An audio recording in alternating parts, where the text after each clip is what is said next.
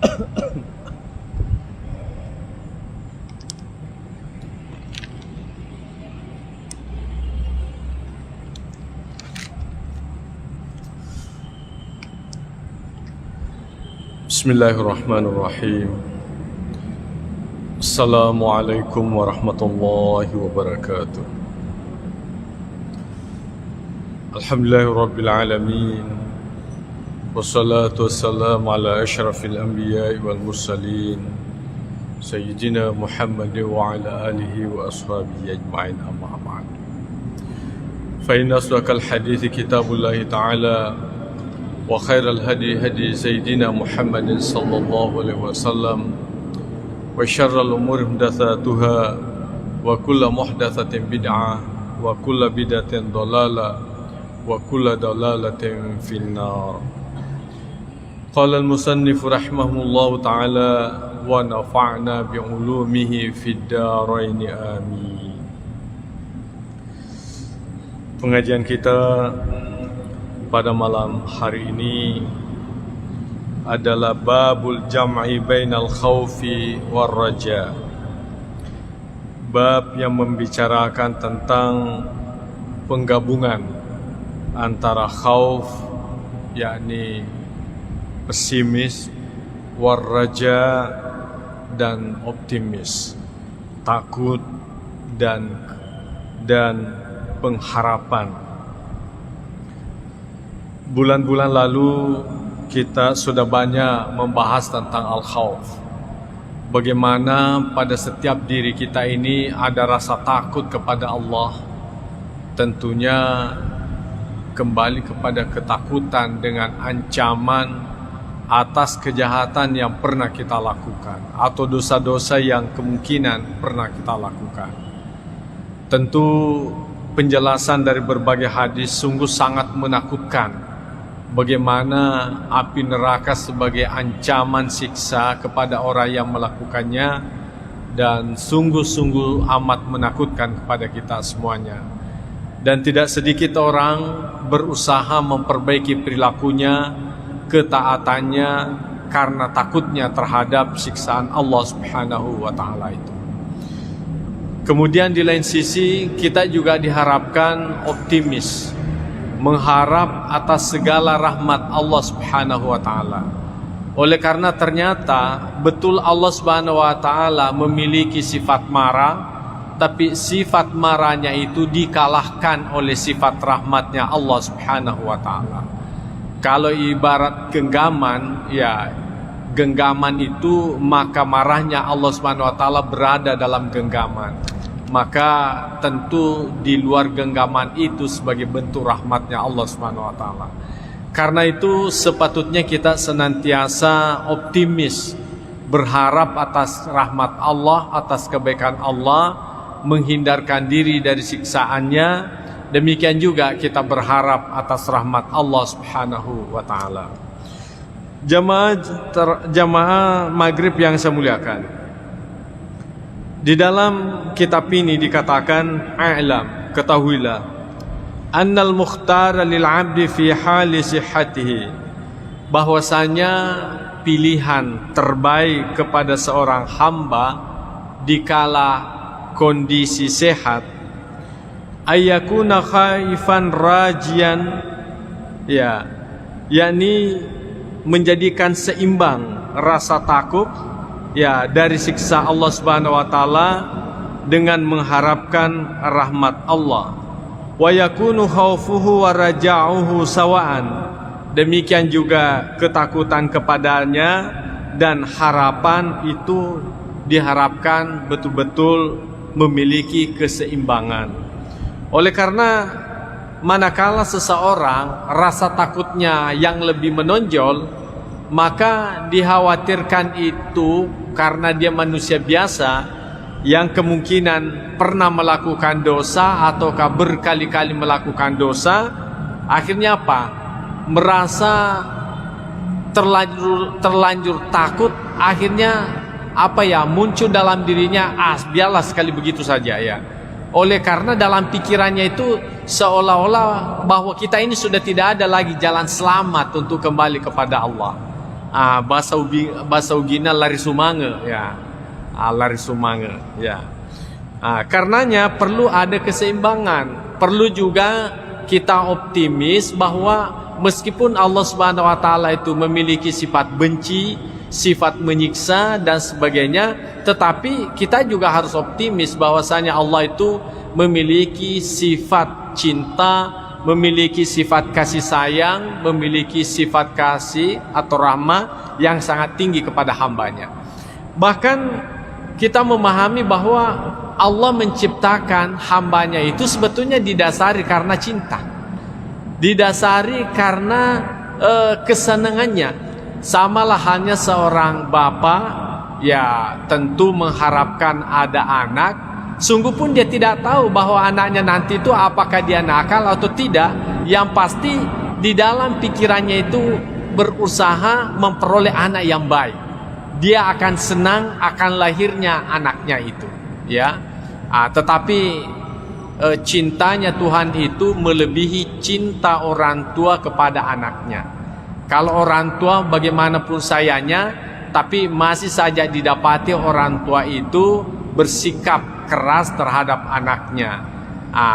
Barangkali biasa kita mendengarkan juga orang tua itu kadangkala tidak mengakui anaknya karena begitu jengkel terhadap anaknya. Tapi Allah Subhanahu wa taala ya bagaimanapun nakalnya hambanya itu tetap dia mengakui hambanya, walaupun hambanya itu tidak mengakui Allah sebagai Tuhannya. Jemaah yang saya muliakan, mungkin juga ada yang mengatakan bagaimana buktinya bahwa Tuhan itu tetap cinta kepada hambanya walaupun nakal. Ya tentu ada hadisnya Nabi SAW. Andaikan Allah Subhanahu wa taala memberi nilai materi itu sebagai bentuk kasih sayang, maka orang kafir itu tidak akan hidup lagi ya. Tetapi karena Allah Subhanahu wa taala tetap memiliki rasa cinta, maka Allah Subhanahu wa taala tetap memberikan penghidupan kepada mereka. Jemaah yang saya muliakan, jadi itulah sikap yang terbaik kepada seorang hamba manakala di dalam kondisi dirinya itu dalam keadaan sehat ya, dalam keadaan sehat, yakni dia mengharapkan, lebih mengedepankan pengharapan Allah Subhanahu wa taala. Nah, wa fi halil marad. Nah, bagaimana kondisi sekiranya seorang hamba itu dalam kondisi sakit ya? Ya tamakhasur raja, maka dia harus melulu bagaimana? Melulu mengharapkan rasa rahmatnya ya. Jadi kalau tadinya kita dalam kondisi sehat, ya perlu kita hati-hati. Ya selalu kita berhati-hati atas kejahatan yang kemungkinan kita lakukan. Tetapi kalau kita sudah dalam kondisi sakit, oleh karena dalam kondisi sakit itu, ya hampir dikata sudah tidak ada lagi peluang untuk melakukan kebaikan karena kondisi sakit, apalagi kesehatannya tidak mampu lagi melakukan banyak kebaikan. Maka yang sebaiknya dimunculkan dalam dirinya ada selalu optimis ya, selalu optimis bahwa insya Allah Allah menyelamatkan saya. Insya Allah saya kan sudah pernah mengucapkan la ilaha illallah Muhammadur Rasulullah. Siapa yang mengucapkan la ilaha illallah Muhammadur Rasulullah kemudian kembali menghadap kepada Allah, maka dia patut mendapatkan surga Allah Subhanahu wa taala. Maka itulah yang harus dimunculkan dalam dirinya. Jangan lagi sikap ketakutan. Karena apa? Bukan lagi waktunya menyesali atas apa yang pernah kita lakukan, tetapi yang terbaik pada saat itu mengedepankan pengharapan kepada Allah. Insya Allah saya akan masuk surga oleh karena saya mengucapkan la ilaha illallah dan meyakininya. Insya Allah saya akan mendapatkan nikmat Allah karena biasa saya melakukan salat 5 waktu, walaupun kadang-kala juga pernah misalnya tidak melakukan salat 5 waktu. Jadi itu yang harus kita kedepankan. Jadi ar-raja itu dikedepankan daripada al-khauf. Kita dalam kondisi sakit, supaya apa? Kita senantiasa bergembira menghadapi kematian itu. Karena kalau kita dalam kondisi senang menghadapi itu, artinya dalam kondisi berharap dengan yang baik, maka itu bisa membuat kita lebih mudah mengucapkan la ilaha illallah Muhammadur Rasulullah, ketimbang kita dalam kondisi ketakutan. Boleh jadi karena ketakutannya berlebih-lebihan sehingga dia tidak mampu lagi mengucapkan la ilaha illallah. Tidak mampu lagi, tidak kuat lagi. Ya mungkin bisa dianalogikan kepada diri kita. Biasakan kalau kita menghafal, ya, kita menghafal sendiri, pokoknya lancar kan? Lancar. Kemudian pada saat kita di depan guru, karena kita terlalu takut sama guru itu, menjadi gugup, akhirnya karuan kita punya hafalan. Nah seperti itulah yang diharapkan. Jadi kalau kita membiasakan dalam artian optimis, berharap bahwa kita mendapatkan rahmat Allah Subhanahu wa taala, itu yang membuat kita gembira, perasaan kita menjadi gembira, akhirnya kita mudah gampang mengucapkan la ilaha illallah Muhammadur Rasulullah dibandingkan kita dalam kondisi ketakutan. Itu tadi semacam logika yang paling dekat kepada kita.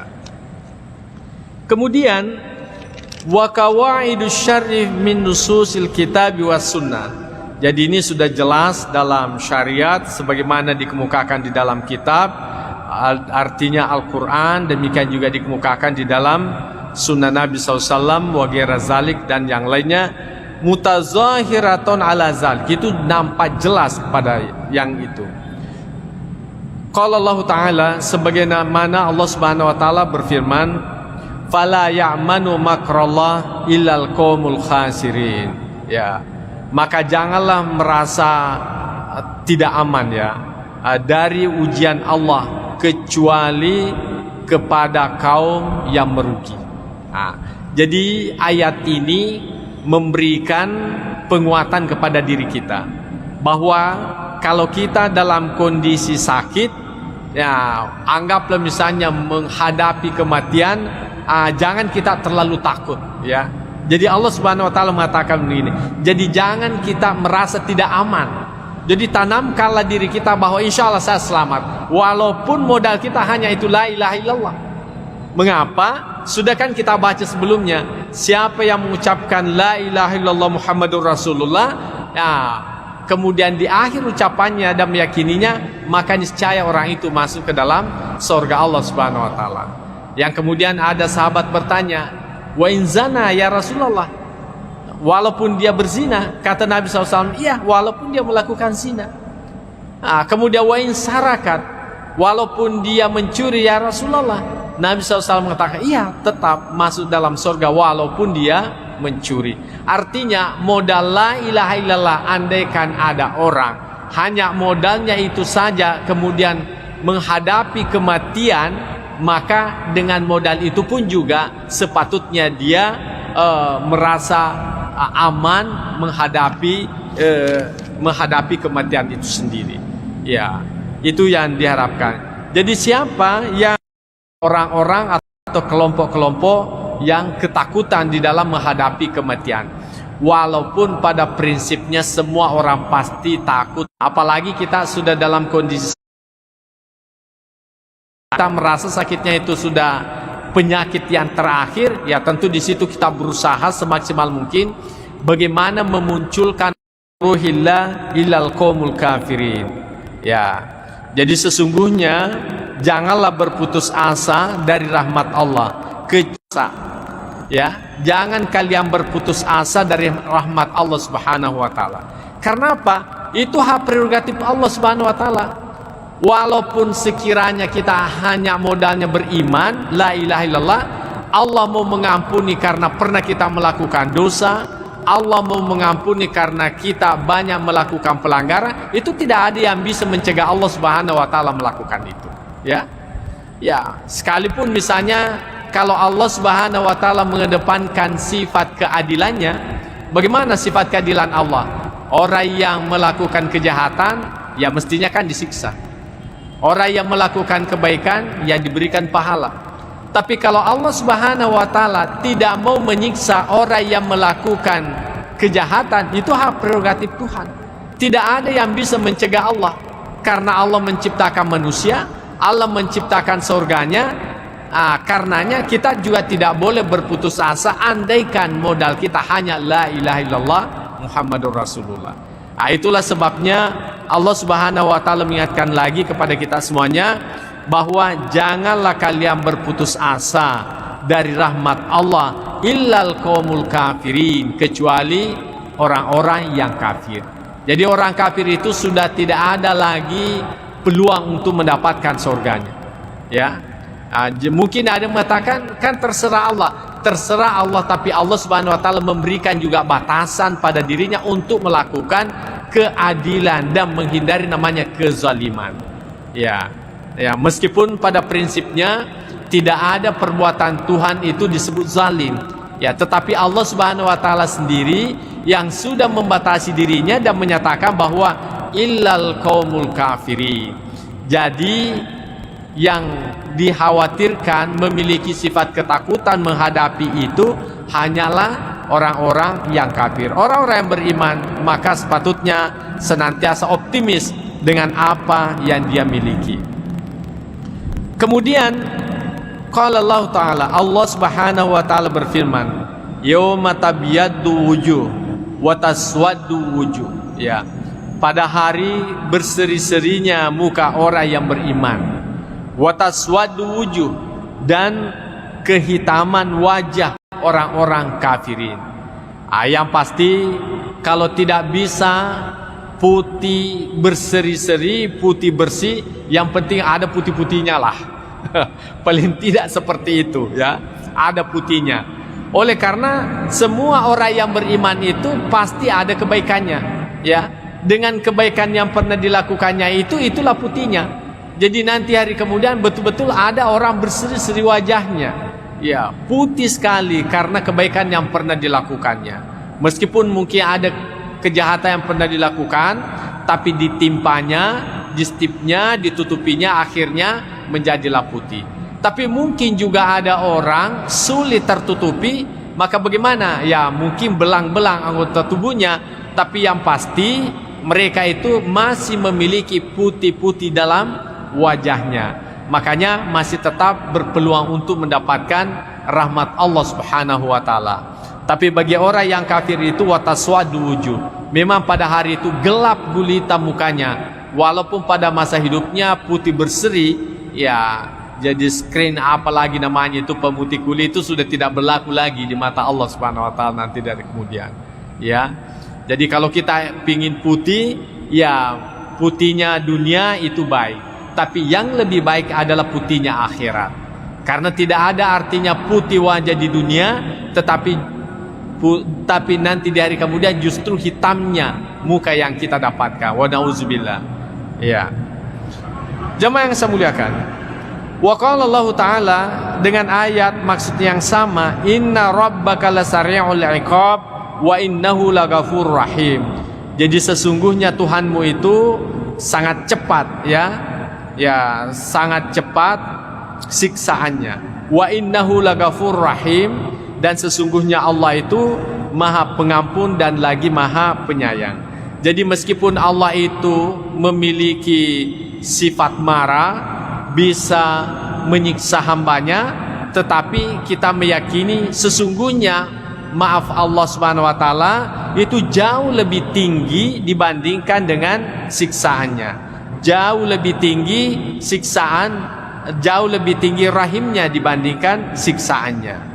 Jadi ini semuanya ayat-ayat disampaikan kepada kita dalam rangka kita optimis. Jadi kalau kita sudah dalam kondisi sakit, jangan lagi ingat yang lain-lain. Pokoknya karena bukan lagi waktunya untuk kita bertaubat itu, apalagi yugargir gitu, ya. Tetapi kalau sakit-sakit kecil, ya masih mending, mungkin masih ada harapan hidup kita. Kondisi seperti ini masih bermanfaatlah yang namanya penyesalan itu. Masih bermanfaatlah, masih berfungsilah yang namanya taubat itu. Tapi kalau sudah tidak ada lagi harapan hidup, ya sudah dipertimbangkanlah itu. Maka bagaimana? Yang sepatutnya kita mengedepankan sifat optimis terhadap apa yang pernah kita lakukan. Allah juga berfirman, innal abrara lafi na'imin wa innal fujjara lafi jahim. Jadi sesungguhnya orang yang taat itu lafi na'im, ya berada pada naim, yakni surga Allah Subhanahu Wa Taala. Wa innal fujjara lafi jahim, dan sesungguhnya orang yang durhaka berada pada neraka jahanam. Ya, tadi sudah kita jelaskan, walaupun modal kecil, kalau Allah Subhanahu wa taala dengan modal kecil itu mengampuni segala dosa kita, itu semuanya bisa berpeluang kita dapatkan. Makanya kita selalu optimis ya. Kemudian Allah juga berfirman, fa amma man thaqulat mawazinuhu fahuwa fi 'ishatir radiyah.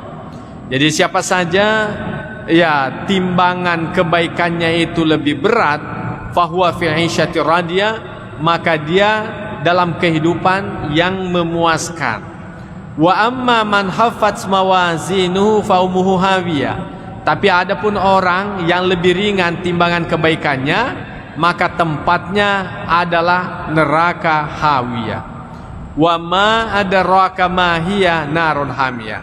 Apakah Anda tahu apa itu neraka mahiyah? Yakni narun hamiyah, yakni neraka yang panas atau neraka yang menyala-nyala apinya. Jadi neraka itu Pak tidak pernah berhenti apinya, ya, menyala terus. Kenapa? Karena waquduhan nas wal hijara. Karena yang menjadi BBM-nya ya, karena yang menjadi kayu bakarnya neraka itu adalah manusia itu sendiri. Jadi neraka itu tidak bakalan berhenti menyala apinya selama masih ada orang-orang yang disiksa di dalamnya. Karena itulah pembakarnya, itulah gantinya kayu kalau di hidup kita ini. Itulah gasnya neraka itu. Jadi semakin banyak orang masuk neraka, semakin panas apinya, semakin membara apinya. Beda kalau di dunia, semakin banyak ikan kita bakar, ya semakin kurang apinya. Apalagi kalau kelebihan lagi ikannya. Tapi kalau nanti dari kemudian tidak seperti itu. Semakin banyak orang masuk di dalamnya, justru semakin membara apinya. Karena manusia itu sendiri sebagai kayu bakarnya daripada neraka itu. Jadi tidak bakalan berhenti itu menyala, ya. Kemudian kita melihat bagaimana hadis Nabi sallallahu alaihi wasallam terkait dengan ini. Pertama dikemukakan wa an Abi Hurairah radhiyallahu anhu, bersumber dari Abu Hurairah radhiyallahu anhu.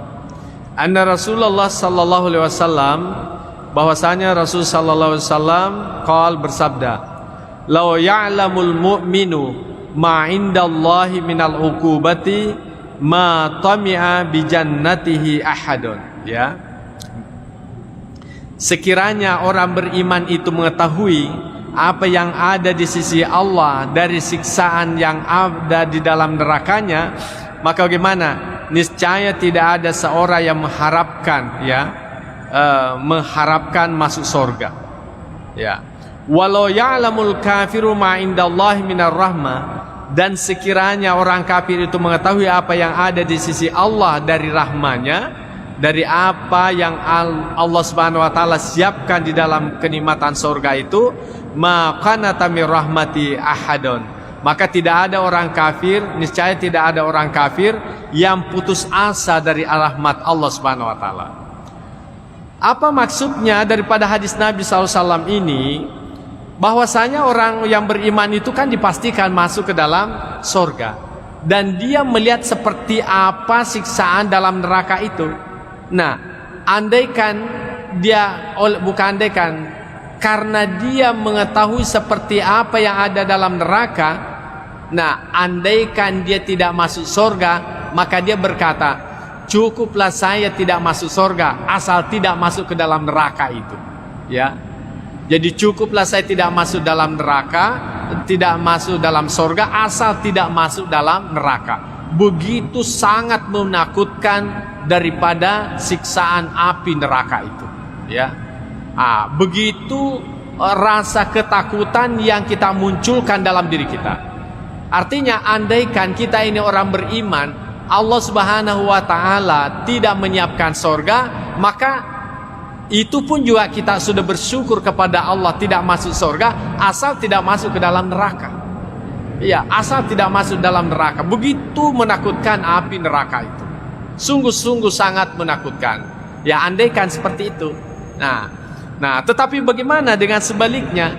Seandainya, ya, walau ya'lamul kafiru ma indallah, sekiranya orang kafir itu tahu seperti apa kenikmatan yang Allah simpan di dalam surga Allah Subhanahu wa taala, maka niscaya tidak ada orang kafir yang putus asa. Ya. Dalam arti pasti ujung-ujungnya mengucapkan la ilaha illallah Muhammadur Rasulullah, walaupun itu saja modalnya. Walaupun itu saja modalnya. Andaikan dia tahu seperti apa kenikmatan Allah Subhanahu wa taala yang disimpan dalam surganya. Begitu nikmat yang luar biasa Allah janjikan kepada orang yang beriman. Ya, tetapi alhamdulillah sebagai orang yang beriman, syukur-syukurlah, ya, syukur-syukurlah tidak masuk dalam neraka. Syukur-syukurlah tidak masuk dalam surga, asal tidak masuk dalam neraka. Ya, itu sudah syukurlah kita. Alhamdulillah. Andaikan itu terjadi, cuma nanti di hari kemudian kan cuma ada dua tempat. Ya, kalau bukan surga, neraka. Karena kita tidak masuk dalam neraka, berarti tempatnya itu adalah surga. Tetapi orang kafir, bagaimanapun karena dia melihat bagaimana nikmatnya dalam surga, andaikan hanya bisa bermodalkan la ilaha illallah, maka itu pun juga tetap dia ucapkan dengan berusaha tidak berputus asa dari harapan kepada Allah Subhanahu wa taala. Jamaah yang saya muliakan. Yang kedua, wa an Abi Sa'idin al-Khudri radhiyallahu anhu. Jadi hadis ini bersumber dari Sa'id al-Khudri radhiyallahu anhu. Anna Rasulullah sallallahu alaihi wasallam qala, bahwasanya Rasulullah SAW bersabda, "Idza wada'atil janazatu wahtamalahar rijalu ala anakihim." Apabila jenazah itu diletakkan dan dibawanya oleh orang-orang atau diusungnya oleh orang-orang ataukah dipanggulnya oleh orang-orang ala anakihim, di atas pundak mereka, fa in kanat salihatun, sekiranya orang yang meninggal dunia ini tergolong sebagai orang yang soleh, qalat, maka dia berkata, qaddimuni, ya, percepatlah, dahulukanlah saya. Wa in kanat ghaira salihah, kalau saja dia sebagai orang yang tidak soleh, maka dia berkata, ya wailaha aina tazhabuna biha, celakalah, kemana kalian aku bawa pergi. Yasma'u sautaha kullu syai'in illal insanu. Jadi kata-kata kalimat yang diucapkan oleh si mayit ini dalam usungan itu didengarkan oleh segala sesuatu, illal insan, kecuali manusia. Ya. Jadi mungkin pernah kita menyaksikan bagaimana seekor sapi, ya, pada saat lewat usungan mayat itu. Bagaimana dengan ayam, bagaimana yang lain-lain, pasti ada sikap yang lain-lain mereka lakukan. Apakah itu dalam kondisi seolah-olah terharu ataukah dia ketakutan? Itu karena suara yang didengarkan oleh orang yang meninggal dunia itu. Nah, walau sami'ahu sa'ika, sekiranya saja manusia itu mendengarkannya saika, maka menjadilah ia pingsan. Ya, syukur-syukur saja kita tidak dengarkan. Andaikan kita mendengarkan orang yang diusung ke kuburan itu, apa yang diucapkannya, yang saya khawatirkan jenazahnya tidak sampai di kuburan. Pingsan mana nih? Kita semua pingsan, yang mengusungnya pun juga ikut pingsan. Ya, karena dia mendengar. Apalagi kalau orang yang diusung itu orang yang jelek, ya tentu dia ketakutan. Ya, dia ketakutan. Wah, mau kemana? Mungkin dia marah. Kalian ini mau bawa kemana saya ini? Ya kan? Marah-marahlah dia, macam-macam dia lakukan. Tetapi dia tidak bisa berbuat apa-apa. Ya, dia tidak bisa lagi berbuat apa-apa. Nah, jadi itulah yang dikemukakan. Nah, sekarang ini mungkin kita bertanya, apa sih kaitannya dengan ar-raja, dengan al-khauf itu tadi? Ya, kalau hadis sepotong yang pertama itu mengharapkan kita untuk memiliki keseimbangan al-khauf dan ar-raja. Artinya lakukanlah kebaikan. Karena kebaikan itu sebagai bukti yang membedakan Anda nanti dengan orang yang baik dengan orang yang jahat. Kemudian juga kalian itu juga harus optimis, memiliki sifat raja. Karena sifat raja itulah yang mendorong Anda untuk melakukan kebaikan. Dan ujung-ujungnya orang yang baik dengan orang yang tidak baik itu jelas. Baru di dunia diantar ke kuburannya itu sudah menunjukkan perbedaan yang nyata. Tapi untungnya tidak disaksikan oleh umat manusia. Tapi makhluk yang lain mendengarkan pernyataan-pernyataan yang diucapkannya di saat diantar masuk ke dalam kuburan. Kemudian hadis yang berikutnya, wa an ibni Mas'ud radhiyallahu anhu. Jadi bersumber dari Abdullah bin Mas'ud, ya, radhiyallahu anhu yang diridai. Dia berkata, qala Rasulullah sallallahu alaihi wasallam, al jannatu, ya, al jannatu aqrabu ila ahadikum. Surga itu lebih dekat, ya, kepada sekalian, min syiraki na'alihi, daripada tali sendalnya atau tali sepatunya. Jadi sebetulnya kalau kita melihat hadis Nabi Sallallahu Alaihi Wasallam ini, surga itu sangat dekat dengan kita, ya. Bahkan dikatakan oleh Nabi lebih dekat daripada tali sepatu kita atau tali sandal kita. Nah, kalau kita pakai sandal, apa ada jaraknya dengan kaki kita? Tidak ada, kan? Itu artinya bahwa surga itu sebetulnya tidak ada jaraknya dengan kita. Sangat-sangat dekat. Nah, tentu yang perlu kita perhatikan adalah bagaimana istilah surga yang dimaksudkan. Kemudian Nabi SAW melanjutkan, wan naru mithlu zalik. Demikian juga neraka. Neraka itu juga sangat dekat dengan kita.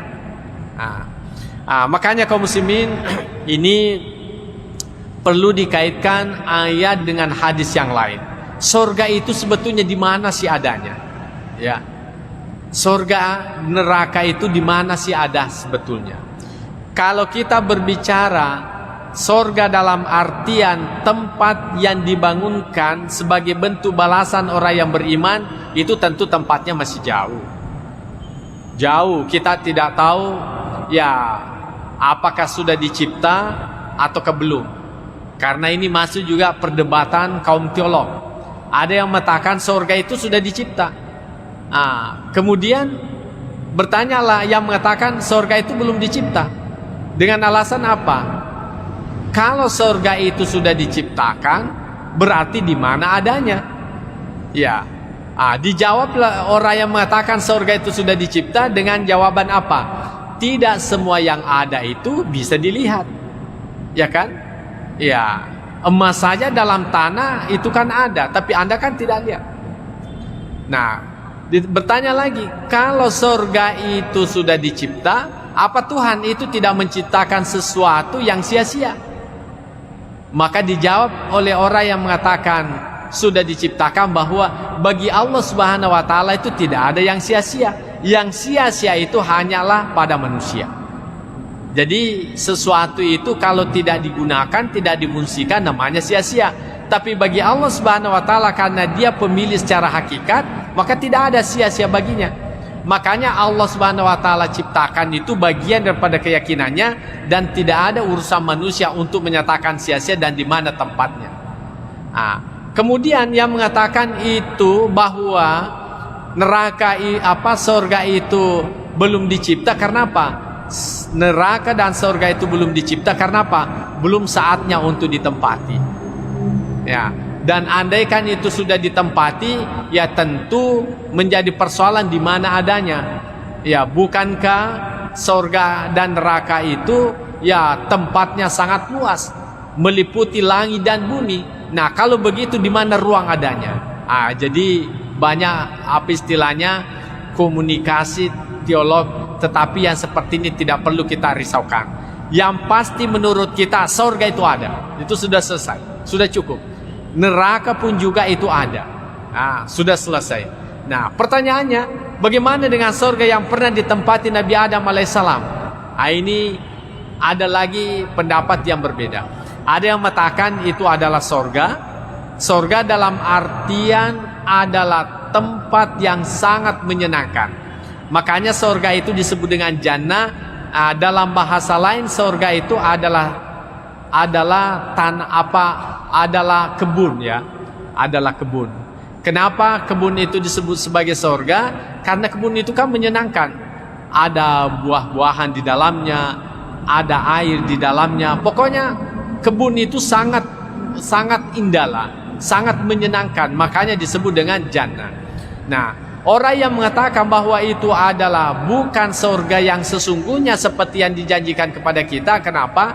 Oleh karena surga yang sesungguhnya itu tidak ada lagi yang namanya larangan. Sementara surga yang ditempati Adam itu kan masih ada larangan memakan buah huldi, ya kan? Masih ada larangan memakan buah huldi. Berarti bukan itu surga yang sesungguhnya. Yang kemudian kalau orang sudah masuk dalam surga tidak keluar lagi. Tapi kenapa Nabi Adam alaihissalam itu masih keluar? Itu artinya belum surga yang dimaksudkan. Makanya dimaknai bahwa Nabiullah Adam alaihissalam dan Hawa itu dikarantinakan di sebuah tempat yang sangat istimewa, yang kemudian disitulah melakukan suatu pelanggaran yang kemudian dikeluarkan di muka bumi ini. Adapun sesungguhnya neraka dan surga itu masih perawan lah sampai sekarang ini. Belum ada yang pernah masuk di dalamnya sampai sekarang ini. Ya. Kemudian belum masuk waktu ya. Ya. Kemudian bagaimana dengan surga dan neraka itu? Ya, secara majazi itu sudah ada. Ya. Biasa tuh tomato makada agak paranaka, ya kan? Itu artinya kalau kita itu marah, sumpek, tidak senang, itu sebetulnya adalah hawa-hawa neraka itu. Akhirnya orang tua kita mengatakan mai mumanaraka, mumaranaka, ya. Artinya kita dalam kondisi tidak senang. Tapi kalau kita tersenyum, bahagia, itu namanya surga. Ya, surga. Jadi secara majazi surga itu dan neraka itu sudah ada dalam kehidupan dunia ini. Makanya ulama kita mengatakan, masuklah kalian ke dalam surga sebelum Anda memasukinya. Dan jauhilah itu neraka sebelum Anda ditakdirkan masuk ke dalam neraka. Artinya apa? Jadikanlah apa yang kamu lakukan itu menyenangkan, sehingga hidupmu itu terasa nikmat. Ya, kalau kita habis salat kan nikmat rasanya. Tapi selama kita belum salat, tapi sudah masuk waktu, itu kan ada rasa tersiksa, ya kan? Ada rasa tersiksa. Begitu kita selesai melakukan salat, itu aman perasaan. Berarti sudah dapat surga, ya kan? Demikian juga orang yang melakukan kejahatan maha kafi sadrika, itu kan rumusnya. Jadi apapun yang kira-kira menjangkal di dalam hatimu, maka itu adalah sesuatu yang tidak baik. Jadi ini ukurannya hati. Kalau saya ambil ini bagaimana? Ini tanda bahwa sesuatu tidak pantas kamu ambil, ya kan? Tetapi kalau ada sesuatu di depan orang siap Anda melakukannya, berarti itu adalah sesuatu yang baik, karena Anda siap untuk dilihat orang. Makanya bersedekah, membantu orang, siap untuk dilihat oleh orang. Bahkan ada orang pamerkan kebaikannya, walaupun tidak seindah dengan kebaikan yang dia lakukan. Oleh karena kebaikan itu memberikan kesenangan surga, ya. Nah, tetapi kalau sebuah kejahatan, walaupun itu sangat kecil, tapi kita berusaha untuk berlindung, tidak mau diketahui oleh orang lain. Karena apa? Itu sebetulnya kita ini mau masuk neraka itu sebetulnya. Ada sesuatu yang menyiksa batin kita. Makanya dikatakan surga itu sangat dekat dengan dirimu. Artinya ketika Anda selesai melakukan kebaikan, maka Anda merasakan nikmatnya kebaikan yang Anda lakukan itu. Saya kira ini kita merasakan secara psikologis. Tapi kalau orang melakukan kejahatan, ya mungkin hanya lewat sirene mobil saja yang mengantar jenazah, dikira lagi polisi yang mengejar-ngejarnya. Kan seperti itu, ada sesuatu yang menakutkan dalam dirinya. Iya. Tetapi bagi orang yang tidak melakukan kejahatan, apapun yang lewat tidak ada persoalan.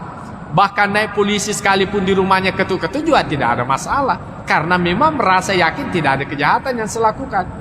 Tapi kalau polisi ada yang lewat di depan orang yang bermasalah, mungkin polisi itu hanya mencari-cari keluarganya, dikiranya dia yang dicari.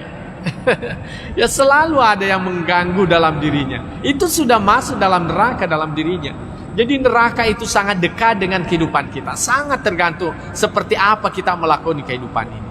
Ya, jamaah yang saya muliakan, saya kira inilah yang sempat saya sampaikan. Mudah-mudahan ada manfaatnya. Bahwasanya al-khauf war raja itu harus diseimbangkan. Dikala kita sehat itu kita harus kedepankan al-khauf dalam arti memberi peluang kita menyadari kesalahan-kesalahan untuk kembali bertaubat kepada Allah Subhanahu wa taala. Sekalipun ar-raja itu tetap juga harus kita munculkan dalam diri kita. Tetapi manakala kita sudah di penghujung kehidupan, maka munculkanlah sifat optimis itu, supaya dengan rasa kegembiraan akan menghadap kepada Allah walaupun modal yang sedikit, maka itu bisa memberikan ketenangan untuk menghadapi yang namanya kematian itu. Saya kira inilah yang sempat saya sampaikan. Mudah-mudahan ada manfaatnya kepada kita semuanya. Bismillahirrahmanirrahim. Allahumma zaidna ilman nafi'a wa zukna fahman wasi'a. Rabbana atina fid dunya hasanah wa fil akhirati hasanah wa qina adzabannar. Wa sallallahu ala sayyidina Muhammad wa ala alihi wasallam ajma'in. Al-Fatihah. Bismillah.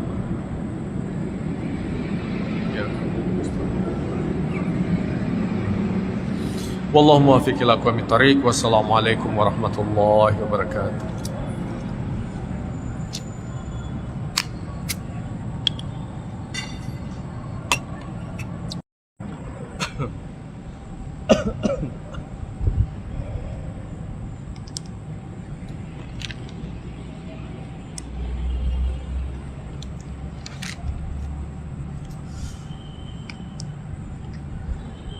Bismillahirrahmanirrahim.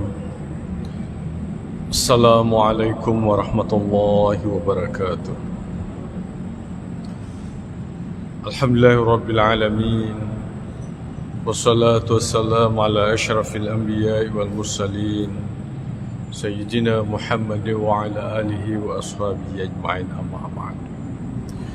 Fa inna asdaqal hadithi kitabullahi ta'ala wa khairal hadi hadi sayyidina Muhammadin sallallahu alaihi wasallam wa syarral umuri muhdatsatuha wa kullu muhdatsatin bid'ah wa kullu bid'atin dhalalah wa kullu dhalalatin finnar. Qala al-musannif rahimahullahu ta'ala wa nafa'na bi ulumihi fid dharain amin. Pengajian kita pada malam hari ini adalah babul jam'i bainal khaufi war raja. Bab yang membicarakan tentang penggabungan antara khauf yakni pesimis, war raja dan optimis, takut dan pengharapan. Bulan-bulan lalu kita sudah banyak membahas tentang al-khauf. Bagaimana pada setiap diri kita ini ada rasa takut kepada Allah. Tentunya kembali kepada ketakutan dengan ancaman atas kejahatan yang pernah kita lakukan atau dosa-dosa yang kemungkinan pernah kita lakukan. Tentu penjelasan dari berbagai hadis sungguh sangat menakutkan. Bagaimana api neraka sebagai ancaman siksa kepada orang yang melakukannya, dan sungguh-sungguh amat menakutkan kepada kita semuanya. Dan tidak sedikit orang berusaha memperbaiki perilakunya, ketaatannya, karena takutnya terhadap siksaan Allah Subhanahu wa ta'ala itu. Kemudian di lain sisi kita juga diharapkan optimis, mengharap atas segala rahmat Allah Subhanahu wa ta'ala. Oleh karena ternyata betul Allah Subhanahu wa ta'ala memiliki sifat marah, tapi sifat marahnya itu dikalahkan oleh sifat rahmatnya Allah Subhanahu wa ta'ala. Kalau ibarat genggaman, ya genggaman itu maka marahnya Allah Subhanahu wa taala berada dalam genggaman. Maka tentu di luar genggaman itu sebagai bentuk rahmatnya Allah Subhanahu wa taala. Karena itu sepatutnya kita senantiasa optimis, berharap atas rahmat Allah, atas kebaikan Allah, menghindarkan diri dari siksaannya. Demikian juga kita berharap atas rahmat Allah Subhanahu wa taala. Jamaah maghrib yang saya muliakan, di dalam kitab ini dikatakan, a'lam, ketahuilah, annal mukhtara lil 'abdi fi hali sihhatihi, bahwasanya pilihan terbaik kepada seorang hamba dikala kondisi sehat, ayyakuna khaifan rajian, ya, yakni menjadikan seimbang rasa takut, ya, dari siksa Allah Subhanahu wa taala dengan mengharapkan rahmat Allah. Wa yakunu khaufuhu wa raja'uhu sawa'an, demikian juga ketakutan kepadanya dan harapan itu diharapkan betul-betul memiliki keseimbangan. Oleh karena manakala seseorang rasa takutnya yang lebih menonjol, maka dikhawatirkan itu karena dia manusia biasa yang kemungkinan pernah melakukan dosa ataukah berkali-kali melakukan dosa. Akhirnya apa?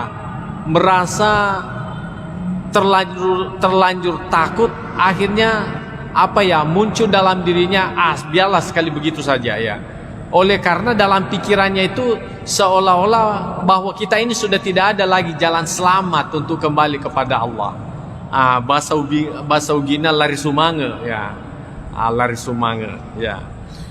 Karenanya perlu ada keseimbangan. Perlu juga kita optimis bahwa meskipun Allah Subhanahu wa taala itu memiliki sifat benci, sifat menyiksa dan sebagainya, tetapi kita juga harus optimis bahwasanya Allah itu memiliki sifat cinta, memiliki sifat kasih sayang, memiliki sifat kasih atau rahmah yang sangat tinggi kepada hambanya. Bahkan kita memahami bahwa Allah menciptakan hambanya itu sebetulnya didasari karena cinta, didasari karena kesenangannya. Samalah halnya seorang bapak, ya tentu mengharapkan ada anak. Sungguh pun dia tidak tahu bahwa anaknya nanti itu apakah dia nakal atau tidak. Yang pasti di dalam pikirannya itu berusaha memperoleh anak yang baik. Dia akan senang akan lahirnya anaknya itu, ya. Tetapi cintanya Tuhan itu melebihi cinta orang tua kepada anaknya. Kalau orang tua bagaimanapun sayangnya, tapi masih saja didapati orang tua itu bersikap keras terhadap anaknya. Barangkali biasa kita mendengarkan juga orang tua itu kadangkala tidak mengakui anaknya karena begitu jengkel terhadap anaknya. Tapi Allah Subhanahu wa taala, ya bagaimanapun nakalnya hambanya itu tetap dia mengakui hambanya, walaupun hambanya itu tidak mengakui Allah sebagai Tuhannya. Jemaah yang saya muliakan, mungkin juga ada yang mengatakan bagaimana buktinya bahwa Tuhan itu tetap cinta kepada hambanya walaupun nakal. Ya tentu ada hadisnya Nabi SAW. Andaikan Allah Subhanahu wa taala memberi nilai materi itu sebagai bentuk kasih sayang, maka orang kafir itu tidak akan hidup lagi, ya. Tetapi karena Allah Subhanahu wa taala tetap memiliki rasa cinta, maka Allah Subhanahu wa taala tetap memberikan penghidupan kepada mereka. Jemaah yang saya muliakan, jadi itulah sikap yang terbaik kepada seorang hamba manakala di dalam kondisi dirinya itu dalam keadaan sehat, ya, dalam keadaan sehat, yakni dia mengharapkan, lebih mengedepankan pengharapan Allah Subhanahu wa taala. Nah, wa fi halil marad. Nah, bagaimana kondisi sekiranya seorang hamba itu dalam kondisi sakit, ya. Yatamakhasur raja, maka dia harus melulu bagaimana? melulu mengharapkan rasa rahmatnya, ya. Jadi kalau tadinya kita dalam kondisi sehat, ya perlu kita hati-hati, ya selalu kita berhati-hati atas kejahatan yang kemungkinan kita lakukan. Tetapi kalau kita sudah dalam kondisi sakit, oleh karena dalam kondisi sakit itu, ya hampir dikata sudah tidak ada lagi peluang untuk melakukan kebaikan karena kondisi sakit, apalagi kesehatannya tidak mampu lagi melakukan banyak kebaikan, maka yang sebaiknya dimunculkan dalam dirinya ada selalu optimis, ya selalu optimis bahwa insya Allah Allah menyelamatkan saya. Insya Allah saya kan sudah pernah mengucapkan la ilaha illallah Muhammadur Rasulullah. Siapa yang mengucapkan la ilaha illallah Muhammadur Rasulullah kemudian kembali menghadap kepada Allah, maka dia patut mendapatkan surga Allah Subhanahu wa taala. Maka itulah yang harus dimunculkan dalam dirinya. Jangan lagi sikap ketakutan. Karena apa? Nah, bukan lagi waktunya menyesali atas apa yang pernah kita lakukan. Tetapi yang terbaik pada saat itu mengedepankan pengharapan kepada Allah. Insya Allah saya akan masuk surga oleh karena saya mengucapkan la ilaha illallah dan meyakininya. Insya Allah saya akan mendapatkan nikmat Allah karena biasa saya melakukan salat 5 waktu. Walaupun kadang-kala juga pernah misalnya tidak melakukan salat 5 waktu. Jadi itu yang harus kita kedepankan. Jadi ar-raja itu dikedepankan daripada al-khauf. Kita dalam kondisi sakit. Supaya apa? Kita senantiasa bergembira menghadapi kematian itu. Karena kalau kita dalam kondisi senang menghadapi itu, artinya dalam kondisi berharap dengan yang baik, maka itu bisa membuat kita lebih mudah mengucapkan la ilaha illallah Muhammadur Rasulullah ketimbang kita dalam kondisi ketakutan. Boleh jadi karena ketakutannya berlebih-lebihan sehingga dia tidak mampu lagi mengucapkan la ilaha illallah. Tidak mampu lagi, tidak kuat lagi. Ya mungkin bisa dianalogikan kepada diri kita. Biasakan kalau kita menghafal, ya kita menghafal sendiri, pokoknya lancar kan? Lancar. Kemudian pada saat kita di depan guru, karena kita terlalu takut sama guru itu, menjadi gugup, akhirnya karuan kita punya hafalan. Nah seperti itulah yang diharapkan. Jadi kalau kita membiasakan dalam artian optimis, berharap bahwa kita mendapatkan rahmat Allah Subhanahu wa taala, itu yang membuat kita gembira, perasaan kita menjadi gembira, akhirnya kita mudah gampang mengucapkan la ilaha illallah Muhammadur Rasulullah dibandingkan kita dalam kondisi ketakutan. Itu tadi semacam logika yang paling dekat kepada kita. Kemudian wa qawaidus syar'i min nususil kitab was sunnah. Jadi ini sudah jelas dalam syariat sebagaimana dikemukakan di dalam kitab, artinya Al-Quran, demikian juga dikemukakan di dalam sunnah Nabi SAW wa ghaira zalik dan yang lainnya, mutazahiratun ala zalik, itu nampak jelas pada yang itu. Qala Allah Ta'ala, sebagaimana Allah Subhanahu wa taala berfirman, fala ya'manu makrallah illal qaumul khasirin. Ya, maka janganlah merasa tidak aman ya dari ujian Allah kecuali kepada kaum yang merugi. Jadi ayat ini memberikan penguatan kepada diri kita bahwa kalau kita dalam kondisi sakit, ya anggaplah misalnya menghadapi kematian, jangan kita terlalu takut ya. Jadi Allah Subhanahu wa taala mengatakan begini. Jadi jangan kita merasa tidak aman. Jadi tanamkanlah diri kita bahwa insya Allah saya selamat. Walaupun modal kita hanya itu la ilaha illallah. Mengapa? Sudah kan kita baca sebelumnya. Siapa yang mengucapkan la ilaha illallah Muhammadur Rasulullah, ya, kemudian di akhir ucapannya dan meyakininya, maka niscaya orang itu masuk ke dalam surga Allah Subhanahu wa taala. Yang kemudian ada sahabat bertanya, wa in zana ya Rasulullah, walaupun dia berzina, kata Nabi SAW, iya walaupun dia melakukan zina. Kemudian wa in sarakat, walaupun dia mencuri ya Rasulullah, Nabi SAW mengatakan iya tetap masuk dalam surga walaupun dia mencuri. Artinya modal la ilaha illallah, andaikan ada orang hanya modalnya itu saja kemudian menghadapi kematian, maka dengan modal itu pun juga sepatutnya dia merasa aman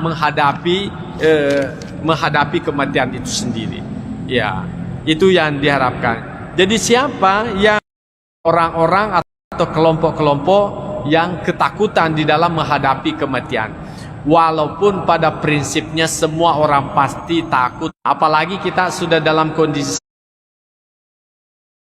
kita merasa sakitnya itu sudah penyakit yang terakhir, ya tentu di situ kita berusaha semaksimal mungkin bagaimana memunculkan ruhillah ilal qaumul kafirin. Ya, jadi sesungguhnya janganlah berputus asa dari rahmat Allah. Ya, jangan kalian berputus asa dari rahmat Allah Subhanahu wa taala. Karena apa? Itu hak prerogatif Allah Subhanahu wa taala. Walaupun sekiranya kita hanya modalnya beriman, la ilaha illallah, Allah mau mengampuni karena pernah kita melakukan dosa, Allah mau mengampuni karena kita banyak melakukan pelanggaran, itu tidak ada yang bisa mencegah Allah Subhanahu wa taala melakukan itu. Ya. Ya, sekalipun misalnya kalau Allah Subhanahu wa taala mengedepankan sifat keadilannya, bagaimana sifat keadilan Allah? Orang yang melakukan kejahatan ya mestinya kan disiksa. Orang yang melakukan kebaikan ya diberikan pahala. Tapi kalau Allah Subhanahu wa taala tidak mau menyiksa orang yang melakukan kejahatan, itu hak prerogatif Tuhan. Tidak ada yang bisa mencegah Allah. Karena Allah menciptakan manusia, Allah menciptakan surganya. Karenanya kita juga tidak boleh berputus asa andaikan modal kita hanya la ilaha illallah Muhammadur Rasulullah. Itulah sebabnya Allah Subhanahu wa taala mengingatkan lagi kepada kita semuanya bahwa janganlah kalian berputus asa dari rahmat Allah illal qaumul kafirin, kecuali orang-orang yang kafir. Jadi orang kafir itu sudah tidak ada lagi peluang untuk mendapatkan surganya. Ya. Mungkin ada yang mengatakan kan terserah Allah, tapi Allah Subhanahu wa taala memberikan juga batasan pada dirinya untuk melakukan keadilan dan menghindari namanya kezaliman. Ya, meskipun pada prinsipnya tidak ada perbuatan Tuhan itu disebut zalim. Ya, tetapi Allah Subhanahu wa taala sendiri yang sudah membatasi dirinya dan menyatakan bahwa illal qaumul kafirin. Jadi yang dikhawatirkan memiliki sifat ketakutan menghadapi itu hanyalah orang-orang yang kafir. Orang-orang yang beriman maka sepatutnya senantiasa optimis dengan apa yang dia miliki.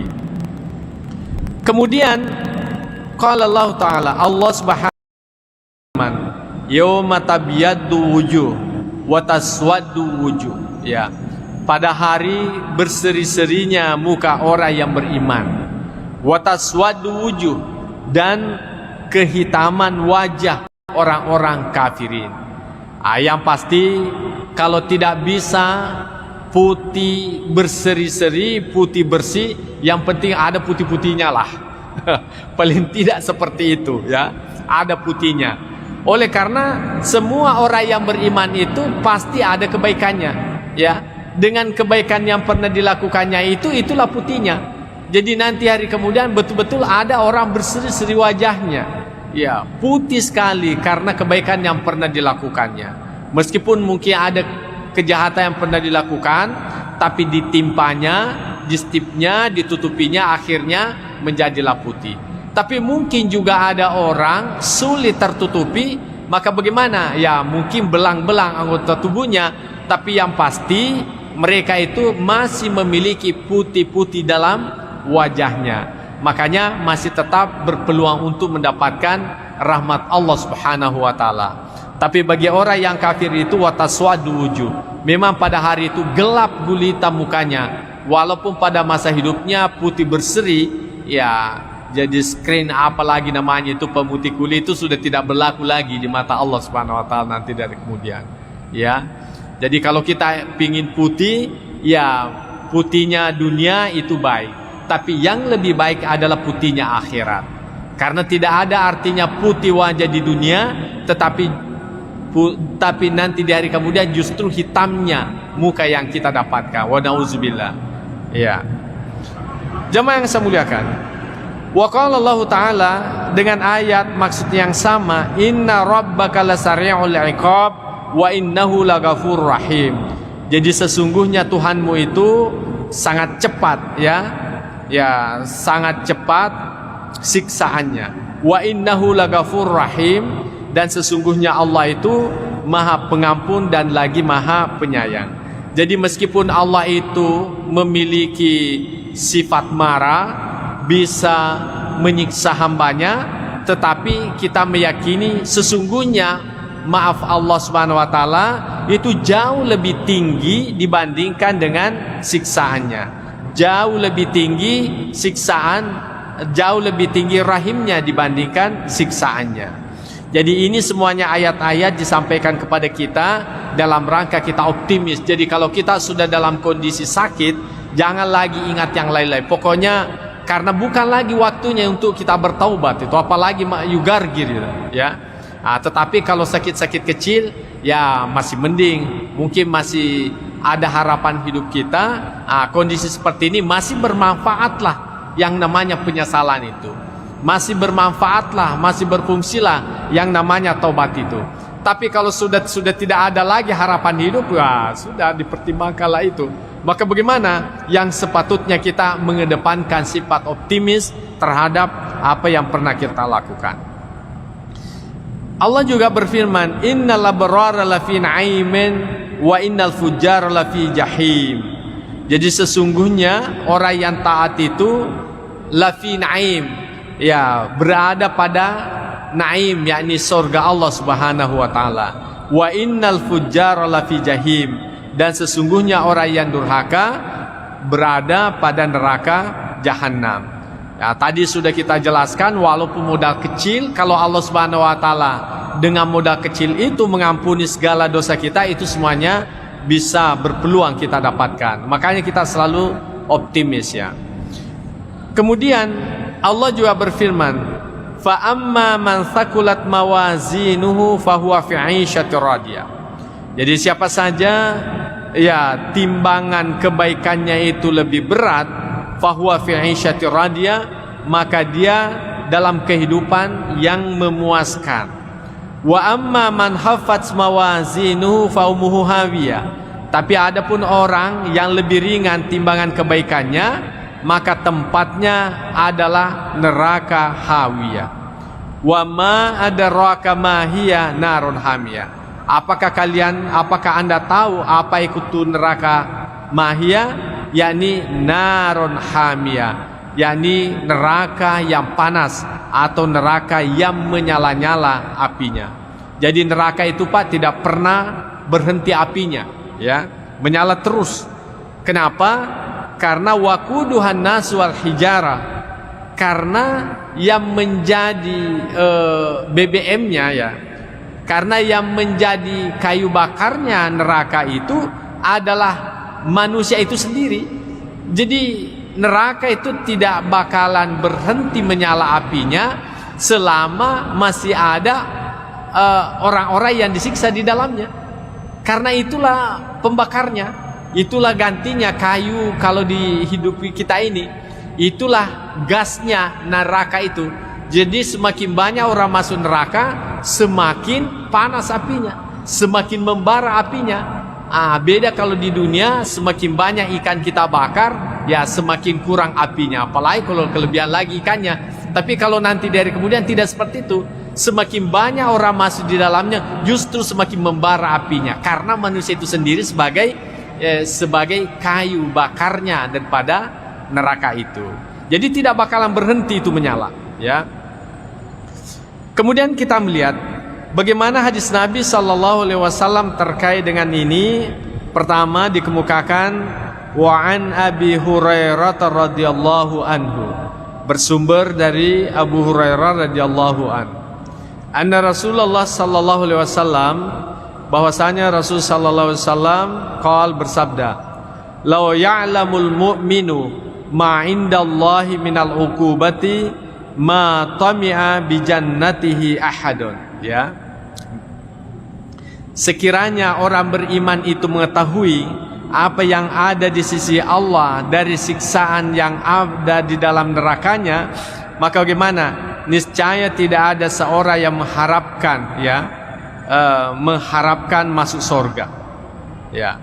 Walau ya'lamul kafiru ma indallahi minar rahmah, dan sekiranya orang kafir itu mengetahui apa yang ada di sisi Allah dari rahmanya, dari apa yang Allah Subhanahu wa taala siapkan di dalam kenikmatan surga itu, maka natamir rahmati ahadun, maka tidak ada orang kafir, niscaya tidak ada orang kafir yang putus asa dari rahmat Allah Subhanahu wa taala. Apa maksudnya daripada hadis Nabi SAW ini? Bahwasanya orang yang beriman itu kan dipastikan masuk ke dalam surga, dan dia melihat seperti apa siksaan dalam neraka itu. Nah, andaikan dia, bukan andaikan, karena dia mengetahui seperti apa yang ada dalam neraka, nah andaikan dia tidak masuk surga, maka dia berkata, cukuplah saya tidak masuk surga asal tidak masuk ke dalam neraka itu. Ya. Jadi cukuplah saya tidak masuk dalam neraka, tidak masuk dalam surga asal tidak masuk dalam neraka. Begitu sangat menakutkan daripada siksaan api neraka itu. Ya, begitu rasa ketakutan yang kita munculkan dalam diri kita. Artinya, andaikan kita ini orang beriman, Allah Subhanahu wa taala tidak menyiapkan surga, maka itu pun juga kita sudah bersyukur kepada Allah tidak masuk surga asal tidak masuk ke dalam neraka. Ya, asal tidak masuk dalam neraka. Begitu menakutkan api neraka itu. Sungguh-sungguh sangat menakutkan. Ya, andaikan seperti itu. Nah, tetapi bagaimana dengan sebaliknya? Seandainya walau ya'lamul kafiru ma indallah, sekiranya orang kafir itu tahu seperti apa kenikmatan yang Allah simpan di dalam surga Allah Subhanahu wa taala, maka niscaya tidak ada orang kafir yang putus asa.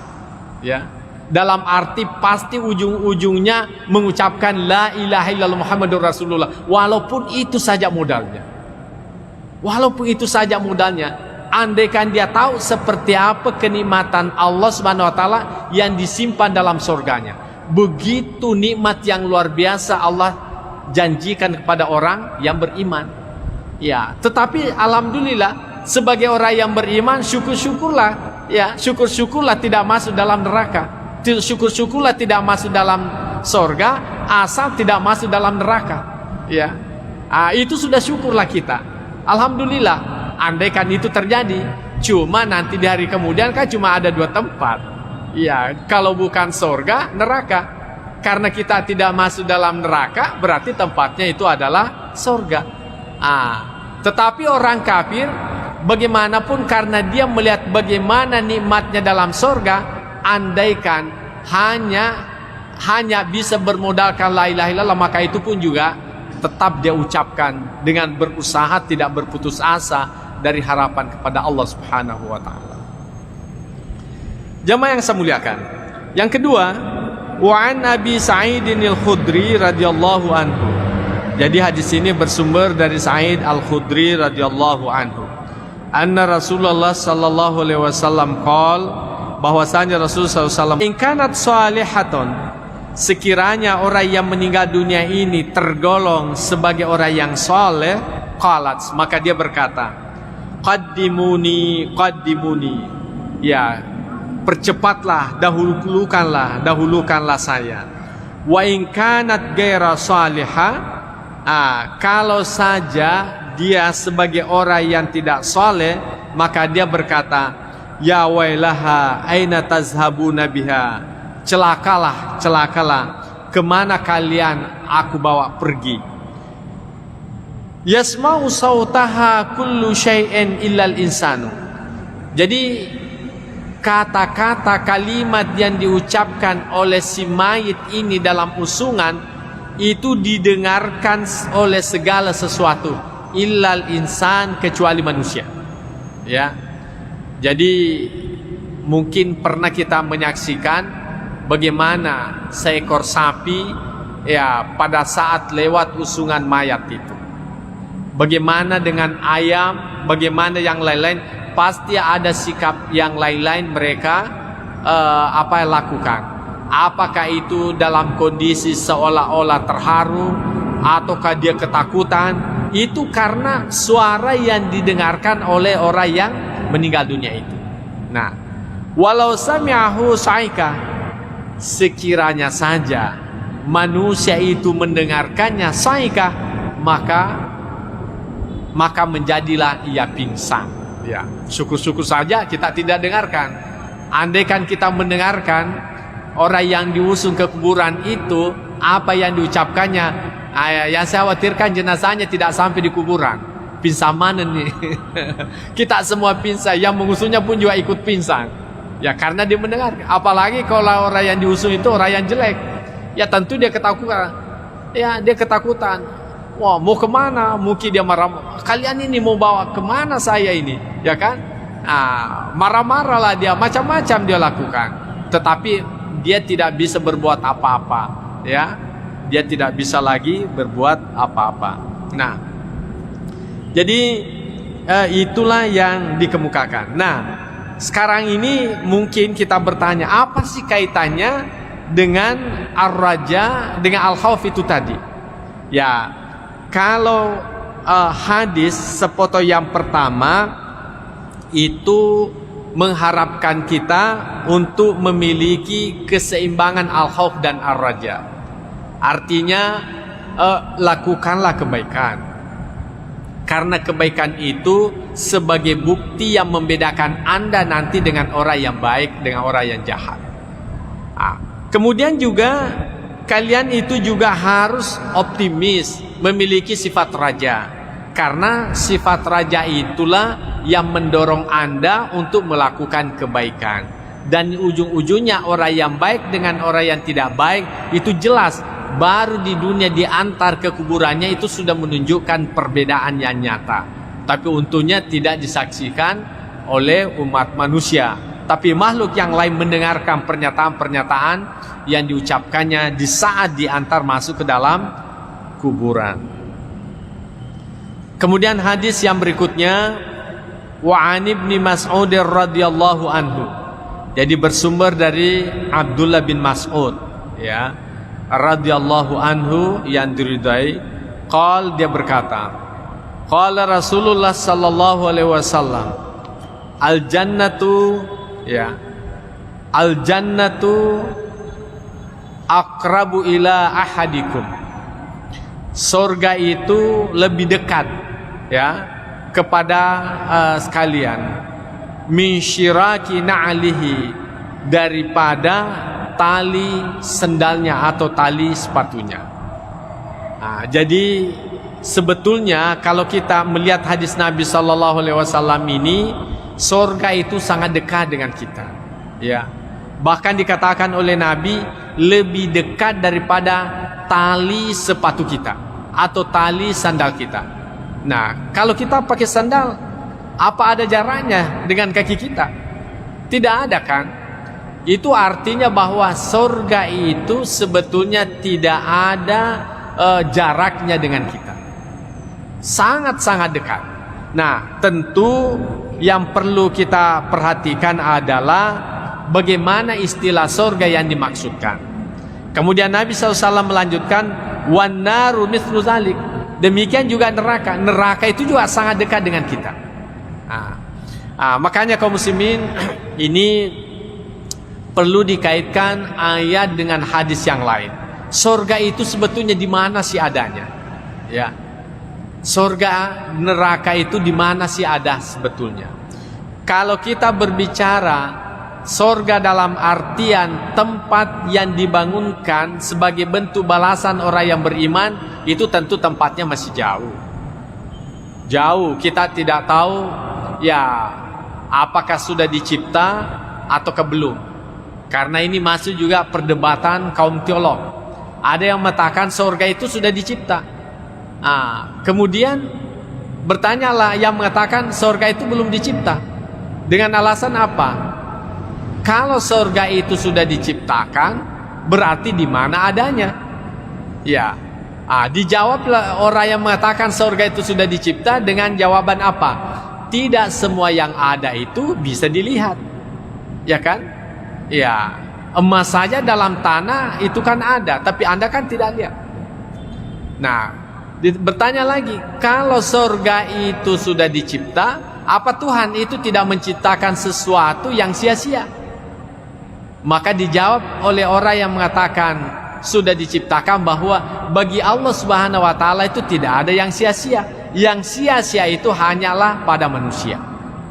Jadi sesuatu itu kalau tidak digunakan, tidak difungsikan, namanya sia-sia. Tapi bagi Allah Subhanahu wa taala, karena Dia pemilik secara hakikat, maka tidak ada sia-sia baginya. Makanya Allah Subhanahu wa taala ciptakan itu bagian daripada keyakinannya, dan tidak ada urusan manusia untuk menyatakan sia-sia dan di mana tempatnya. Kemudian yang mengatakan itu bahwa surga itu belum dicipta karena apa?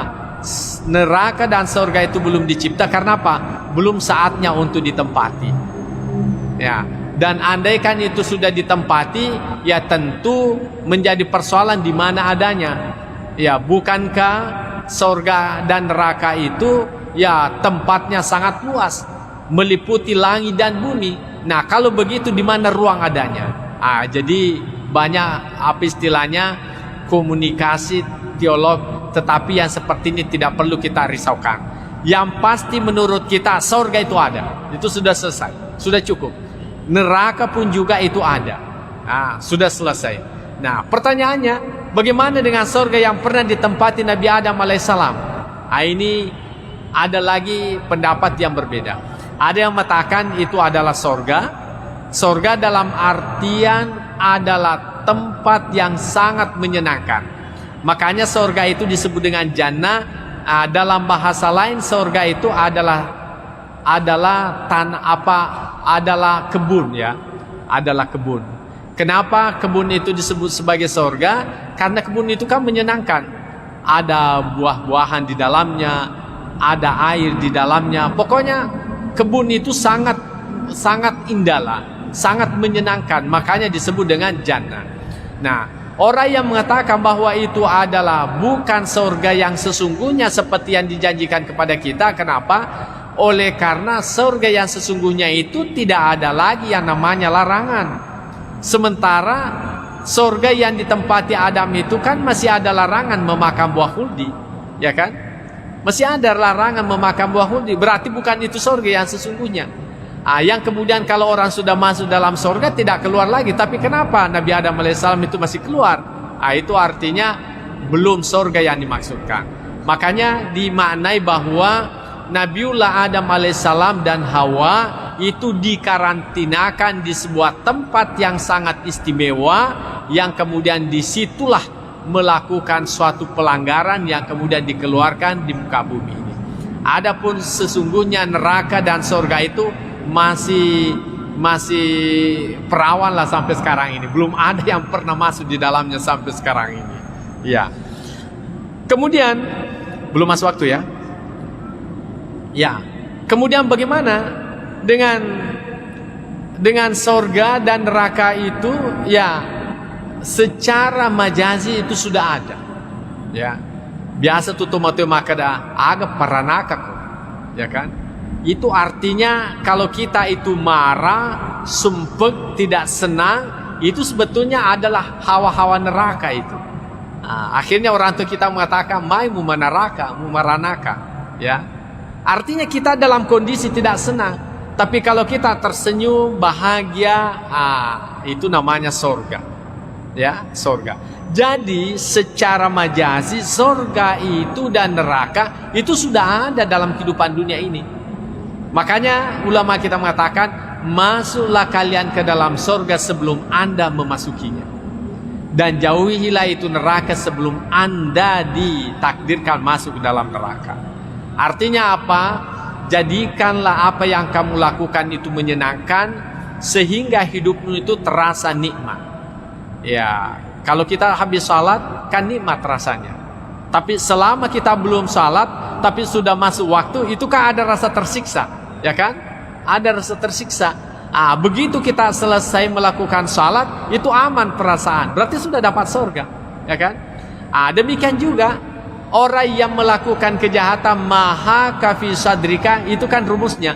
Jadi apapun yang kira-kira menjanggal di dalam hatimu, maka itu adalah sesuatu yang tidak baik. Jadi ini ukurannya hati. Kalau saya ambil ini bagaimana? Ini tanda bahwa sesuatu tidak pantas kamu ambil, ya kan? Tetapi kalau ada sesuatu di depan orang siap Anda melakukannya, berarti itu adalah sesuatu yang baik, karena Anda siap untuk dilihat orang. Makanya bersedekah, membantu orang, siap untuk dilihat oleh orang. Bahkan ada orang pamerkan kebaikannya, walaupun tidak seindah dengan kebaikan yang dia lakukan. Oleh karena kebaikan itu memberikan kesenangan surga, ya. Tetapi kalau sebuah kejahatan, walaupun itu sangat kecil, tapi kita berusaha untuk berlindung, tidak mau diketahui oleh orang lain. Karena apa? Itu sebetulnya kita ini mau masuk neraka. Itu sebetulnya ada sesuatu yang menyiksa batin kita. Makanya dikatakan surga itu sangat dekat dengan dirimu. Artinya ketika Anda selesai melakukan kebaikan, maka Anda merasakan nikmatnya kebaikan yang Anda lakukan itu. Saya kira ini kita merasakan secara psikologis. Tapi kalau orang melakukan kejahatan, ya mungkin hanya lewat sirene mobil saja yang mengantar jenazah, dikira lagi polisi yang mengejar-ngejarnya. Kan seperti itu, ada sesuatu yang menakutkan dalam dirinya. Iya. Tetapi bagi orang yang tidak melakukan kejahatan, apapun yang lewat tidak ada persoalan. Bahkan naik polisi sekalipun di rumahnya ketuk-ketuk juga tidak ada masalah, karena memang merasa yakin tidak ada kejahatan yang saya lakukan. Tapi kalau polisi ada yang lewat di depan orang yang bermasalah, mungkin polisi itu hanya mencari-cari keluarganya, dikiranya dia yang dicari. Ya selalu ada yang mengganggu dalam dirinya. Itu sudah masuk dalam neraka dalam dirinya. Jadi neraka itu sangat dekat dengan kehidupan kita. Sangat tergantung seperti apa kita melakukan kehidupan ini. Ya, jamaah yang saya muliakan, saya kira inilah yang sempat saya sampaikan. Mudah-mudahan ada manfaatnya. Bahwasanya al-khauf war raja itu harus diseimbangkan.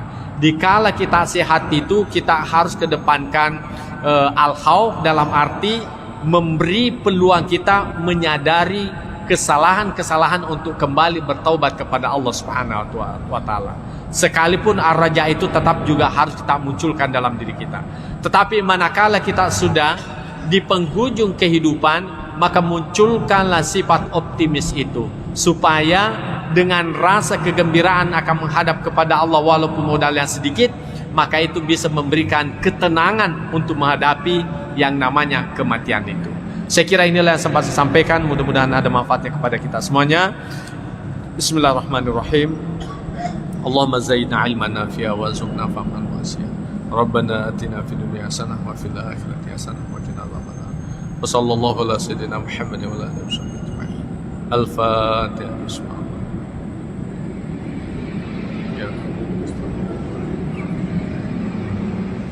Wallahu muwaffiq ila aqwamit thariq. Wassalamualaikum warahmatullahi wabarakatuh.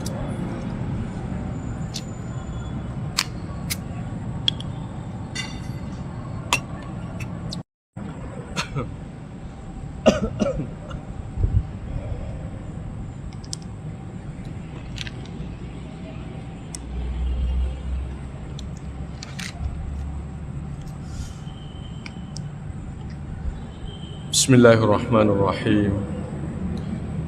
Assalamualaikum warahmatullahi wabarakatuh.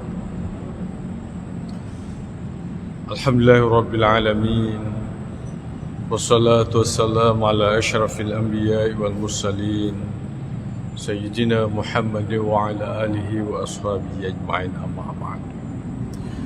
Fa inna asdaqal hadithi kitabullahi ta'ala wa khairal hadi hadi sayyidina Muhammadin sallallahu alaihi wasallam wa syarral umuri muhdatsatuha wa kullu muhdatsatin bid'ah wa kullu bid'atin dhalalah wa kullu dhalalatin finnar. Qala al-musannif rahimahullahu ta'ala wa nafa'na bi ulumihi fid dharain amin. Pengajian kita pada malam hari ini adalah babul jam'i bainal khaufi war raja. bab yang membicarakan tentang penggabungan antara khauf, yakni pesimis, warraja, dan optimis, takut dan pengharapan. Bulan-bulan lalu kita sudah banyak membahas tentang al-khauf. Bagaimana pada setiap diri kita ini ada rasa takut kepada Allah. Tentunya kembali kepada ketakutan dengan ancaman atas kejahatan yang pernah kita lakukan atau dosa-dosa yang kemungkinan pernah kita lakukan. Tentu penjelasan dari berbagai hadis sungguh sangat menakutkan. Bagaimana api neraka sebagai ancaman siksa kepada orang yang melakukannya, dan sungguh-sungguh amat menakutkan kepada kita semuanya. Dan tidak sedikit orang berusaha memperbaiki perilakunya, ketaatannya, karena takutnya terhadap siksaan Allah Subhanahu wa Ta'ala itu. Kemudian di lain sisi kita juga diharapkan optimis, mengharap atas segala rahmat Allah Subhanahu wa Ta'ala. Oleh karena ternyata betul Allah Subhanahu wa Ta'ala memiliki sifat marah, tapi sifat marahnya itu dikalahkan oleh sifat rahmatnya Allah Subhanahu wa Ta'ala. Kalau ibarat genggaman, ya genggaman itu, maka marahnya Allah Subhanahu wa Ta'ala berada dalam genggaman. Maka tentu di luar genggaman itu sebagai bentuk rahmatnya Allah Subhanahu wa Ta'ala. Karena itu sepatutnya kita senantiasa optimis, berharap atas rahmat Allah, atas kebaikan Allah, menghindarkan diri dari siksaannya. Demikian juga kita berharap atas rahmat Allah Subhanahu wa Ta'ala. Jamaah maghrib yang saya muliakan, di dalam kitab ini dikatakan, a'lam, ketahuilah, annal mukhtara lil 'abdi fi hali sihhatihi, bahwasanya pilihan terbaik kepada seorang hamba dikala kondisi sehat, ayyakuna khaifan rajian, ya, yakni menjadikan seimbang rasa takut, ya, dari siksa Allah Subhanahu wa Ta'ala dengan mengharapkan rahmat Allah. Wa yakunu khaufuhu wa raja'uhu sawa'an, demikian juga ketakutan kepadanya dan harapan itu diharapkan betul-betul memiliki keseimbangan.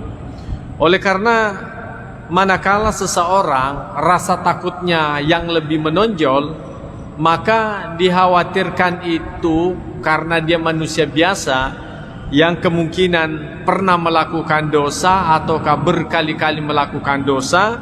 Akhirnya apa? Merasa terlanjur takut. Akhirnya apa ya, muncul dalam dirinya, biarlah sekali begitu saja ya. Oleh karena dalam pikirannya itu seolah-olah bahwa kita ini sudah tidak ada lagi jalan selamat untuk kembali kepada Allah. Bahasa ugina lari sumange, ya. Lari sumange, ya.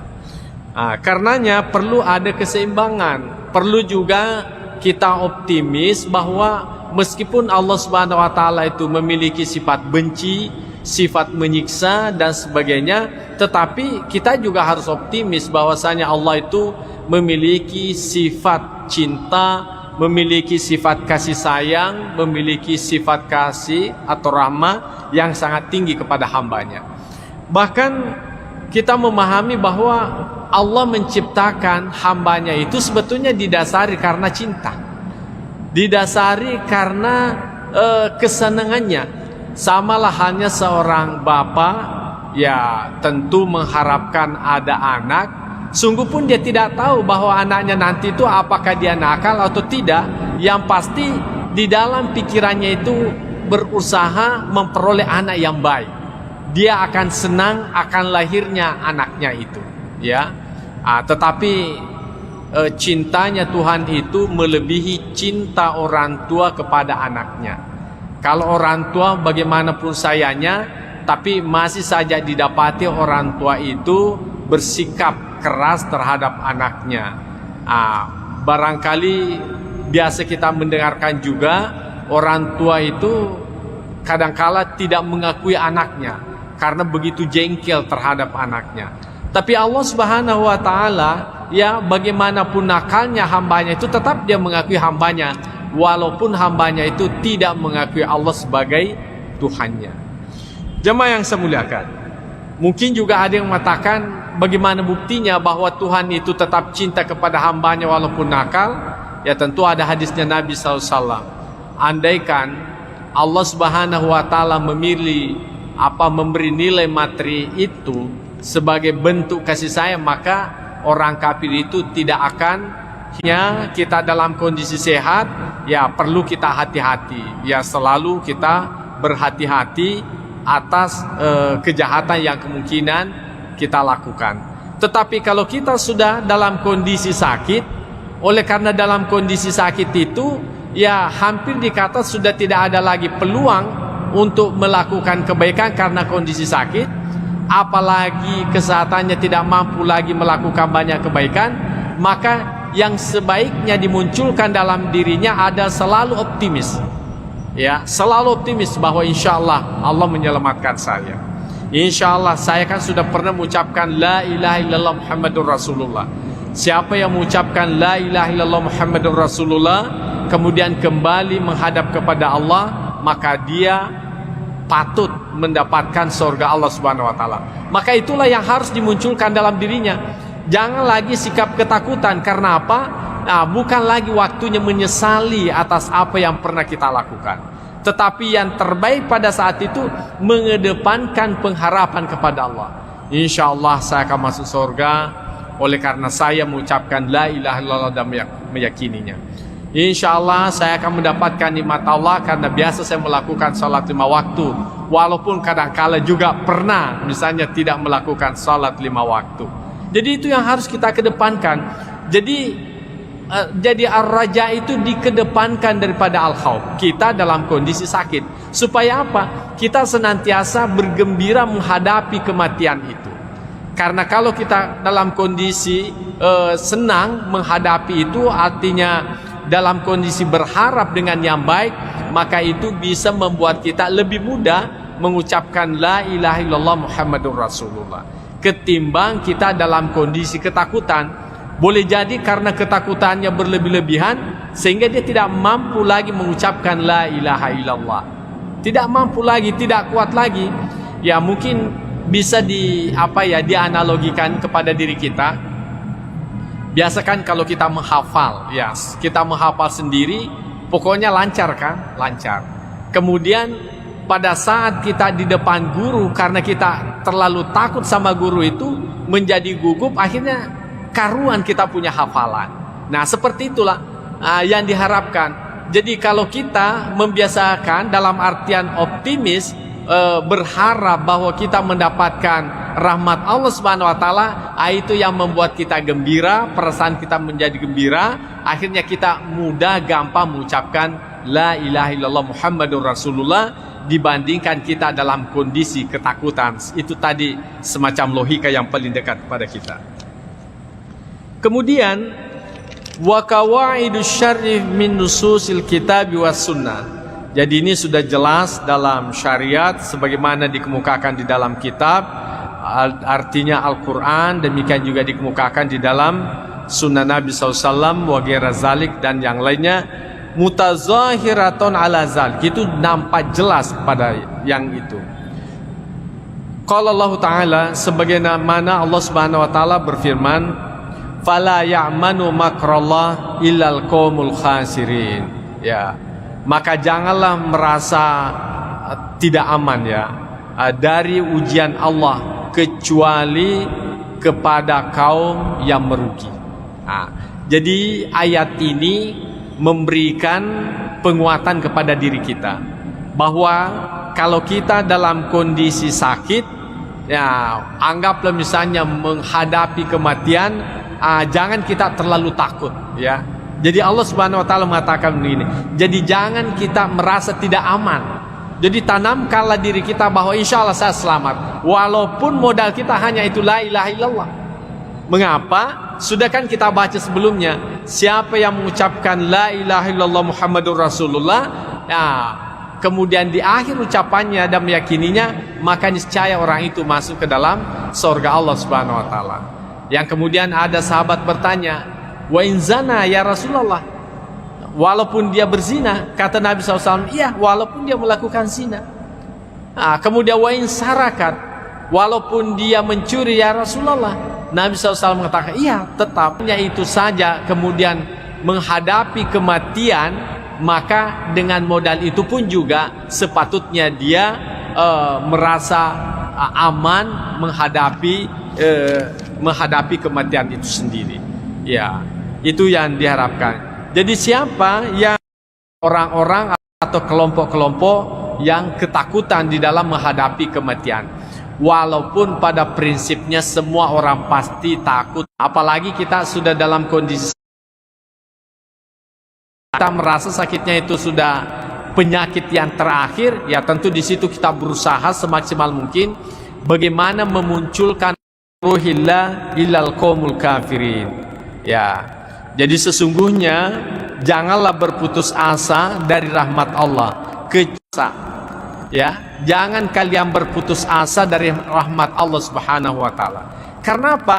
Itu hak prerogatif Allah Subhanahu wa taala.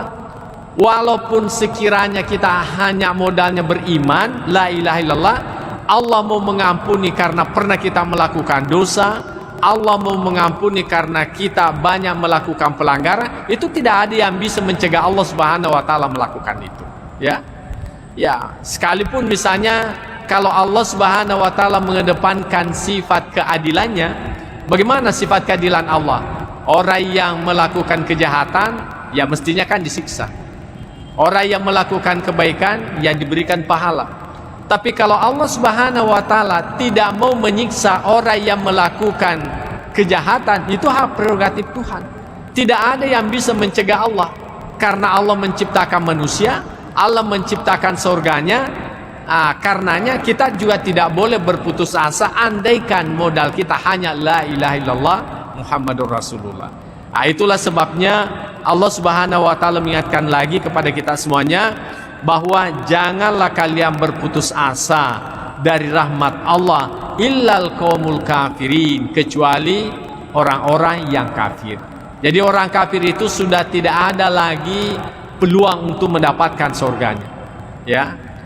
Mungkin ada yang mengatakan kan terserah Allah, tapi Allah Subhanahu wa taala memberikan juga batasan pada dirinya untuk melakukan keadilan dan menghindari namanya kezaliman. Ya, meskipun pada prinsipnya tidak ada perbuatan Tuhan itu disebut zalim. Ya, tetapi Allah Subhanahu wa taala sendiri yang sudah membatasi dirinya dan menyatakan bahwa illal qaumul kafirin. Jadi yang dikhawatirkan memiliki sifat ketakutan menghadapi itu hanyalah orang-orang yang kafir. Orang-orang yang beriman maka sepatutnya senantiasa optimis dengan apa yang dia miliki. Kemudian qala Allah taala, Allah Subhanahu wa taala, yauma tabyaddu wujuh wa taswaddu wujuh. Ya, pada hari berseri-serinya muka orang yang beriman, wataswadu wujuh, dan kehitaman wajah orang-orang kafirin. Yang pasti kalau tidak bisa putih berseri-seri, putih bersih, yang penting ada putih-putihnya lah. Paling tidak seperti itu ya, ada putihnya. Oleh karena semua orang yang beriman itu pasti ada kebaikannya ya. Dengan kebaikan yang pernah dilakukannya itulah putihnya. Jadi nanti hari kemudian betul-betul ada orang berseri-seri wajahnya. Ya, putih sekali karena kebaikan yang pernah dilakukannya. Meskipun mungkin ada kejahatan yang pernah dilakukan, tapi ditimpanya, distipnya, ditutupinya, akhirnya menjadilah putih. Tapi mungkin juga ada orang sulit tertutupi, maka bagaimana? Ya, mungkin belang-belang anggota tubuhnya, tapi yang pasti mereka itu masih memiliki putih-putih dalam wajahnya, makanya masih tetap berpeluang untuk mendapatkan rahmat Allah Subhanahu wa taala. Tapi bagi orang yang kafir itu wataswadu wujuh, memang pada hari itu gelap gulita mukanya, walaupun pada masa hidupnya putih berseri, ya jadi screen apalagi namanya itu pemutih kulit itu sudah tidak berlaku lagi di mata Allah Subhanahu wa taala nanti dari kemudian. Ya. Jadi kalau kita pingin putih, ya putihnya dunia itu baik, tapi yang lebih baik adalah putihnya akhirat. Karena tidak ada artinya putih wajah di dunia, tapi nanti di hari kemudian justru hitamnya muka yang kita dapatkan. Wa nauzubillah. Ya. Jamaah yang saya muliakan. Wa qala Allah Ta'ala dengan ayat maksud yang sama, inna rabbaka lasari'ul iqab wa innahu laghafurur rahim. Jadi sesungguhnya Tuhanmu itu sangat cepat, ya. Ya, sangat cepat siksaannya. Wa innahu laghafurur rahim, dan sesungguhnya Allah itu Maha Pengampun dan lagi Maha Penyayang.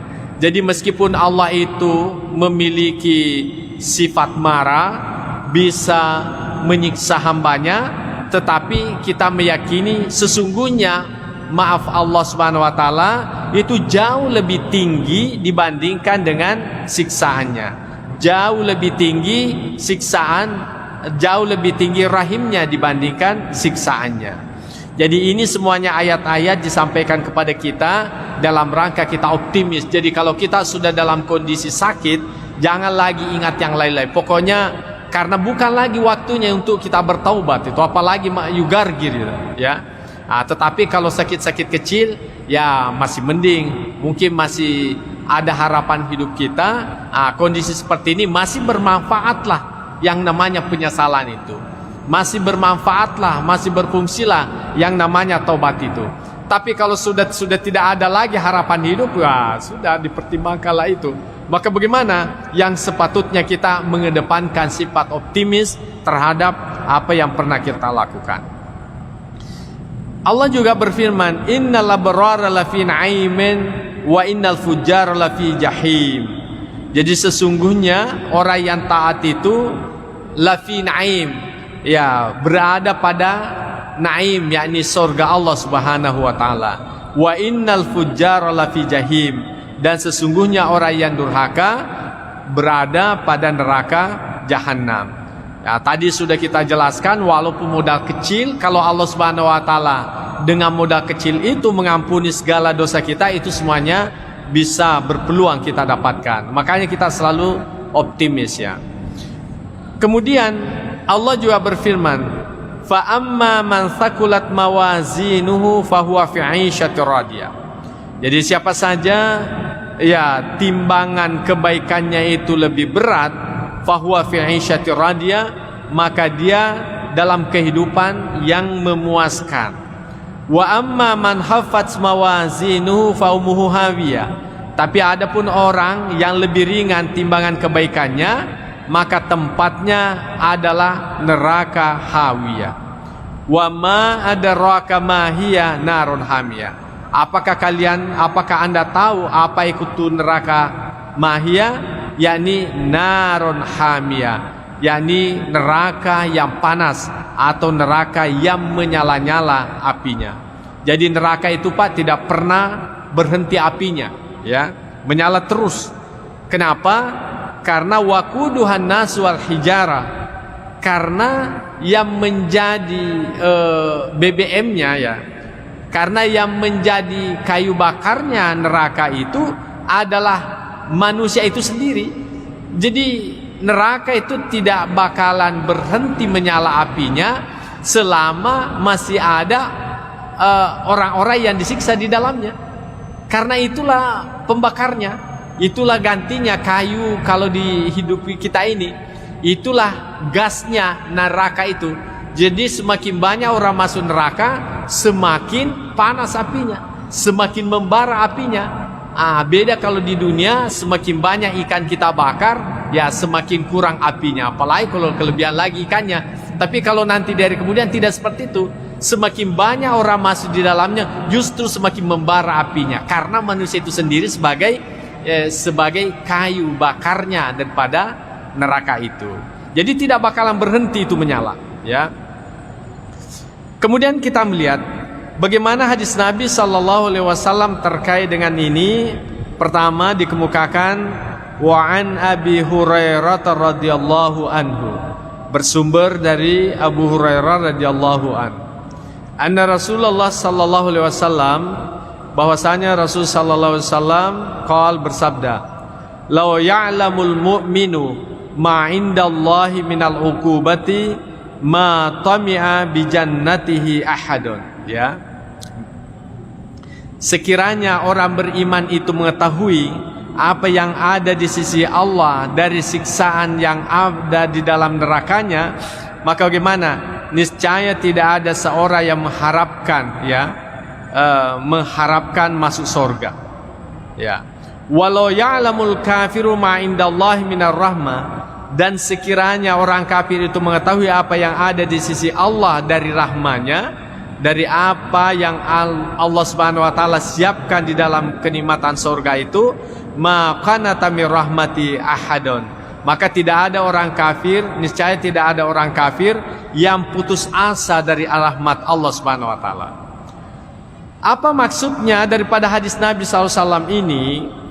Bahwasanya orang yang beriman itu kan dipastikan masuk ke dalam surga, dan dia melihat seperti apa siksaan dalam neraka itu. Nah, andaikan dia, bukan andaikan, karena dia mengetahui seperti apa yang ada dalam neraka, nah, andaikan dia tidak masuk surga, maka dia berkata, cukuplah saya tidak masuk surga asal tidak masuk ke dalam neraka itu. Ya, jadi cukuplah saya tidak masuk dalam neraka, tidak masuk dalam surga asal tidak masuk dalam neraka. Begitu sangat menakutkan daripada siksaan api neraka itu. Ya, begitu rasa ketakutan yang kita munculkan dalam diri kita. Artinya andaikan kita ini orang beriman, Allah Subhanahu wa taala tidak menyiapkan surga, maka itu pun juga kita sudah bersyukur kepada Allah tidak masuk surga asal tidak masuk ke dalam neraka. Ya, asal tidak masuk dalam neraka. Begitu menakutkan api neraka itu. Sungguh-sungguh sangat menakutkan. Ya, andaikan seperti itu. Nah, tetapi bagaimana dengan sebaliknya? Seandainya, ya, walau ya'lamul kafiru ma indallah, sekiranya orang kafir itu tahu seperti apa kenikmatan yang Allah simpan di dalam surga Allah Subhanahu wa taala, maka niscaya tidak ada orang kafir yang putus asa. Ya, dalam arti pasti ujung-ujungnya mengucapkan la ilaha illallah Muhammadur Rasulullah, walaupun itu saja modalnya. Walaupun itu saja modalnya, andaikan dia tahu seperti apa kenikmatan Allah Subhanahu wa taala yang disimpan dalam surganya. Begitu nikmat yang luar biasa Allah janjikan kepada orang yang beriman. Ya, tetapi alhamdulillah sebagai orang yang beriman, syukur-syukurlah, ya, syukur-syukurlah tidak masuk dalam neraka. Syukur-syukurlah tidak masuk dalam surga asal tidak masuk dalam neraka. Ya, itu sudah syukurlah kita. Alhamdulillah. Andaikan itu terjadi, cuma nanti di hari kemudian kan cuma ada dua tempat. Ya, kalau bukan surga, neraka. Karena kita tidak masuk dalam neraka, berarti tempatnya itu adalah surga. Tetapi orang kafir, bagaimanapun karena dia melihat bagaimana nikmatnya dalam surga, andaikan hanya bisa bermodalkan la ilaha illallah, maka itu pun juga tetap dia ucapkan dengan berusaha tidak berputus asa dari harapan kepada Allah Subhanahu wa taala. Jamaah yang saya muliakan. Yang kedua, wa an Abi Sa'id al-Khudri radhiyallahu anhu. Jadi hadis ini bersumber dari Sa'id al-Khudri radhiyallahu anhu. Anna Rasulullah sallallahu alaihi wasallam qala, bahwasanya Rasulullah SAW bersabda, idza wada'atil janazatu wahtamalaha ar-rijalu ala anakihim, apabila jenazah itu diletakkan dan dibawanya oleh orang-orang atau diusungnya oleh orang-orang ataukah dipanggulnya oleh orang-orang ala anakihim, di atas pundak mereka, fa in kanat salihatun, sekiranya orang yang meninggal dunia ini tergolong sebagai orang yang soleh, qalat, maka dia berkata, qaddimuni, qaddimuni, ya, percepatlah, dahulukanlah saya. Wa in kanat ghaira salihah, kalau saja dia sebagai orang yang tidak saleh, maka dia berkata, ya wailaha aina tazhabuna biha, celakalah, kemana kalian aku bawa pergi. Yasma'u sautaha kullu syai'in illal insanu. Jadi kata-kata kalimat yang diucapkan oleh si mayit ini dalam usungan itu didengarkan oleh segala sesuatu, illal insan, kecuali manusia. Ya. Jadi mungkin pernah kita menyaksikan bagaimana seekor sapi ya pada saat lewat usungan mayat itu. Bagaimana dengan ayam, bagaimana yang lain-lain, pasti ada sikap yang lain-lain mereka lakukan. Apakah itu dalam kondisi seolah-olah terharu ataukah dia ketakutan? Itu karena suara yang didengarkan oleh orang yang meninggal dunia itu. Nah, walau sami'ahu sa'ika, sekiranya saja manusia itu mendengarkannya sa'ika, maka menjadilah ia pingsan. Ya, syukur-syukur saja kita tidak dengarkan. Andaikan kita mendengarkan orang yang diusung ke kuburan itu, apa yang diucapkannya, yang saya khawatirkan jenazahnya tidak sampai di kuburan. Pingsan mana nih? Kita semua pingsan, yang mengusungnya pun juga ikut pingsan. Ya karena dia mendengar. Apalagi kalau orang yang diusung itu orang yang jelek, ya tentu dia ketakutan. Ya dia ketakutan. Wah, mau kemana? Mungkin dia marah. Kalian ini mau bawa kemana saya ini? Ya kan? Marah-marahlah dia, macam-macam dia lakukan. Tetapi dia tidak bisa berbuat apa-apa. Ya, dia tidak bisa lagi berbuat apa-apa. Nah, jadi itulah yang dikemukakan. Nah, sekarang ini mungkin kita bertanya, apa sih kaitannya dengan ar-raja, dengan al-khauf itu tadi? Ya, kalau hadis sepotong yang pertama itu mengharapkan kita untuk memiliki keseimbangan al-khauf dan ar-raja. Artinya lakukanlah kebaikan, karena kebaikan itu sebagai bukti yang membedakan Anda nanti dengan orang yang baik dengan orang yang jahat. Kemudian juga kalian itu juga harus optimis, memiliki sifat raja, karena sifat raja itulah yang mendorong Anda untuk melakukan kebaikan. Dan ujung-ujungnya orang yang baik dengan orang yang tidak baik itu jelas, baru di dunia diantar ke kuburannya itu sudah menunjukkan perbedaan yang nyata. Tapi untungnya tidak disaksikan oleh umat manusia, tapi makhluk yang lain mendengarkan pernyataan-pernyataan yang diucapkannya di saat diantar masuk ke dalam kuburan. Kemudian hadis yang berikutnya, wa an ibni Mas'ud radhiyallahu anhu. Jadi bersumber dari Abdullah bin Mas'ud, ya, radhiyallahu anhu yang diridai. Dia berkata, qala Rasulullah sallallahu alaihi wasallam, al jannatu, ya, al jannatu aqrabu ila ahadikum. Surga itu lebih dekat, ya, kepada sekalian, min syiraki na'alihi, daripada tali sendalnya atau tali sepatunya. Jadi sebetulnya kalau kita melihat hadis Nabi sallallahu alaihi wasallam ini, surga itu sangat dekat dengan kita, ya. Bahkan dikatakan oleh Nabi lebih dekat daripada tali sepatu kita atau tali sandal kita. Nah, kalau kita pakai sandal, apa ada jaraknya dengan kaki kita? Tidak ada kan? Itu artinya bahwa surga itu sebetulnya tidak ada jaraknya dengan kita. Sangat-sangat dekat. Nah, tentu yang perlu kita perhatikan adalah bagaimana istilah surga yang dimaksudkan. Kemudian Nabi SAW melanjutkan, wan naru mithlu zalik. Demikian juga neraka. Neraka itu juga sangat dekat dengan kita. Makanya kaum muslimin, ini perlu dikaitkan ayat dengan hadis yang lain.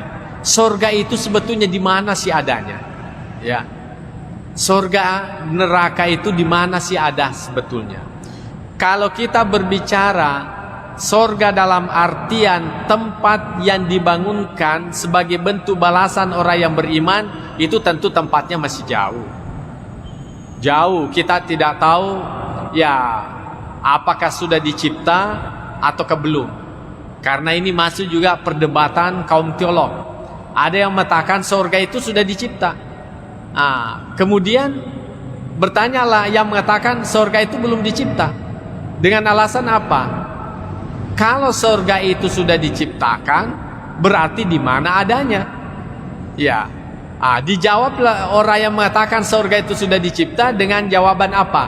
Tidak semua yang ada itu bisa dilihat, ya kan? Ya, emas saja dalam tanah itu kan ada, tapi Anda kan tidak lihat. Nah, bertanya lagi, kalau surga itu sudah dicipta, apa Tuhan itu tidak menciptakan sesuatu yang sia-sia? Maka dijawab oleh orang yang mengatakan sudah diciptakan bahwa bagi Allah Subhanahu wa taala itu tidak ada yang sia-sia. Yang sia-sia itu hanyalah pada manusia. Jadi sesuatu itu kalau tidak digunakan, tidak difungsikan, namanya sia-sia. Tapi bagi Allah Subhanahu wa taala, karena Dia pemilih secara hakikat, maka tidak ada sia-sia baginya. Makanya Allah Subhanahu wa taala ciptakan itu bagian daripada keyakinannya, dan tidak ada urusan manusia untuk menyatakan sia-sia dan di mana tempatnya. Kemudian yang mengatakan itu bahwa neraka surga itu belum dicipta karena apa? Neraka dan surga itu belum dicipta karena apa? Belum saatnya untuk ditempati. Ya, dan andaikan itu sudah ditempati, ya tentu menjadi persoalan di mana adanya. Ya, bukankah surga dan neraka itu ya tempatnya sangat luas, meliputi langit dan bumi. Nah, kalau begitu di mana ruang adanya?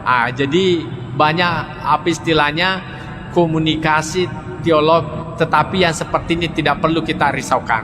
Yang pasti menurut kita surga itu ada, itu sudah selesai, sudah cukup. Neraka pun juga itu ada, sudah selesai. Nah, pertanyaannya, bagaimana dengan surga yang pernah ditempati Nabi Adam alaihissalam? Ini ada lagi pendapat yang berbeda. Ada yang mengatakan itu adalah surga. Surga dalam artian adalah tempat yang sangat menyenangkan. Makanya surga itu disebut dengan jannah. Dalam bahasa lain surga itu adalah tanah adalah kebun, ya. Adalah kebun. Kenapa kebun itu disebut sebagai surga? Karena kebun itu kan menyenangkan. Ada buah-buahan di dalamnya, ada air di dalamnya. Pokoknya kebun itu sangat indah lah, sangat menyenangkan. Makanya disebut dengan jannah. Nah, orang yang mengatakan bahwa itu adalah bukan surga yang sesungguhnya seperti yang dijanjikan kepada kita. Kenapa? Oleh karena surga yang sesungguhnya itu tidak ada lagi yang namanya larangan.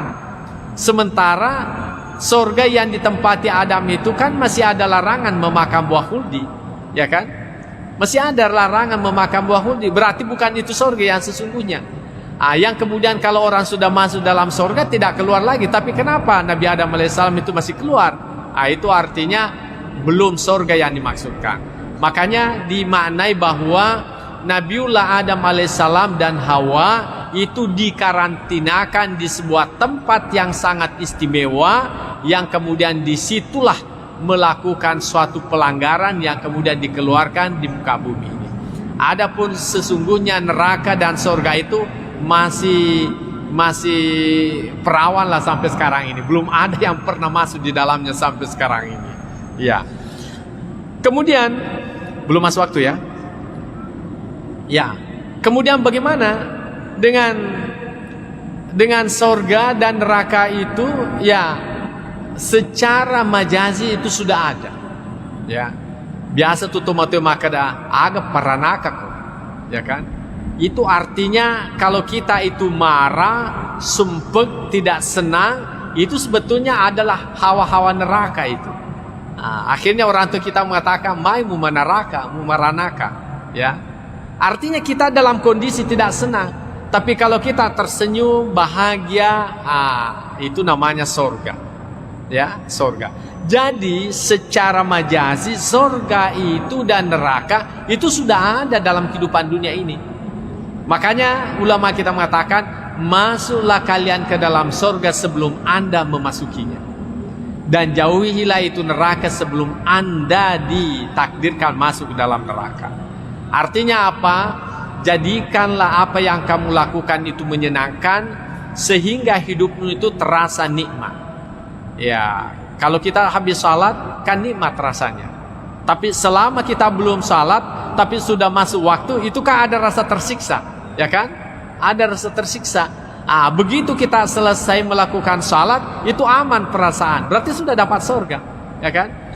Demikian juga orang yang melakukan kejahatan, maha kafi sadrika, itu kan rumusnya. Jadi apapun yang kira-kira menjanggal di dalam hatimu, maka itu adalah sesuatu yang tidak baik. Jadi ini ukurannya hati. Kalau saya ambil ini bagaimana? Ini tanda bahwa sesuatu tidak pantas kamu ambil, ya kan? Tetapi kalau ada sesuatu di depan orang siap Anda melakukannya, berarti itu adalah sesuatu yang baik, karena Anda siap untuk dilihat orang. Makanya bersedekah, membantu orang, siap untuk dilihat oleh orang. Bahkan ada orang pamerkan kebaikannya walaupun tidak seindah dengan kebaikan yang dia lakukan, oleh karena kebaikan itu memberikan kesenangan surga, ya. Tetapi kalau sebuah kejahatan, walaupun itu sangat kecil, tapi kita berusaha untuk berlindung, tidak mau diketahui oleh orang lain. Karena apa? Itu sebetulnya kita ini mau masuk neraka. Itu sebetulnya ada sesuatu yang menyiksa batin kita. Makanya dikatakan surga itu sangat dekat dengan dirimu. Artinya ketika Anda selesai melakukan kebaikan, maka Anda merasakan nikmatnya kebaikan yang Anda lakukan itu. Saya kira ini kita merasakan secara psikologis. Tapi kalau orang melakukan kejahatan, ya mungkin hanya lewat sirene mobil saja yang mengantar jenazah, dikira lagi polisi yang mengejar-ngejarnya. Kan seperti itu, ada sesuatu yang menakutkan dalam dirinya. Iya. Tetapi bagi orang yang tidak melakukan kejahatan, apapun yang lewat tidak ada persoalan. Bahkan naik polisi sekalipun di rumahnya ketuk-ketuk juga tidak ada masalah, karena memang merasa yakin tidak ada kejahatan yang saya lakukan. Tapi kalau polisi ada yang lewat di depan orang yang bermasalah, mungkin polisi itu hanya mencari-cari keluarganya, dikiranya dia yang dicari. Ya selalu ada yang mengganggu dalam dirinya. Itu sudah masuk dalam neraka dalam dirinya. Jadi neraka itu sangat dekat dengan kehidupan kita. Sangat tergantung seperti apa kita melakukan kehidupan ini. Ya, jamaah yang saya muliakan, saya kira inilah yang sempat saya sampaikan. Mudah-mudahan ada manfaatnya. Bahwasanya al-khauf war raja itu harus diseimbangkan.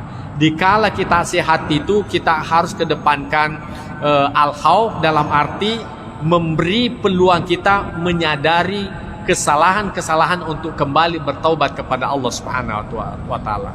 Sekalipun ar-raja itu tetap juga harus kita munculkan dalam diri kita. Tetapi manakala kita sudah di penghujung kehidupan, maka munculkanlah sifat optimis itu, supaya dengan rasa kegembiraan akan menghadap kepada Allah walaupun modal yang sedikit, maka itu bisa memberikan ketenangan untuk menghadapi yang namanya kematian itu. Saya kira inilah yang sempat saya sampaikan. Mudah-mudahan ada manfaatnya kepada kita semuanya. Bismillahirrahmanirrahim. Allahumma zaidna ilman nafi'a wa zuqna fahman wasi'a.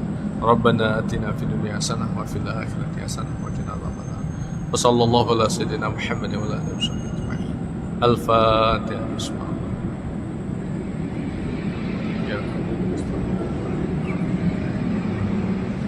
Wallahu muwaffiq ila aqwamit thariq. Wassalamualaikum warahmatullahi wabarakatuh.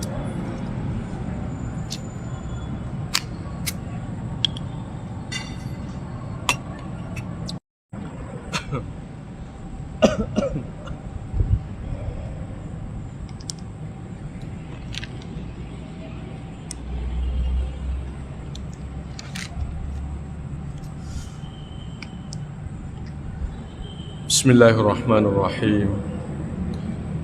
Assalamualaikum warahmatullahi wabarakatuh. Alhamdulillahirabbil alamin.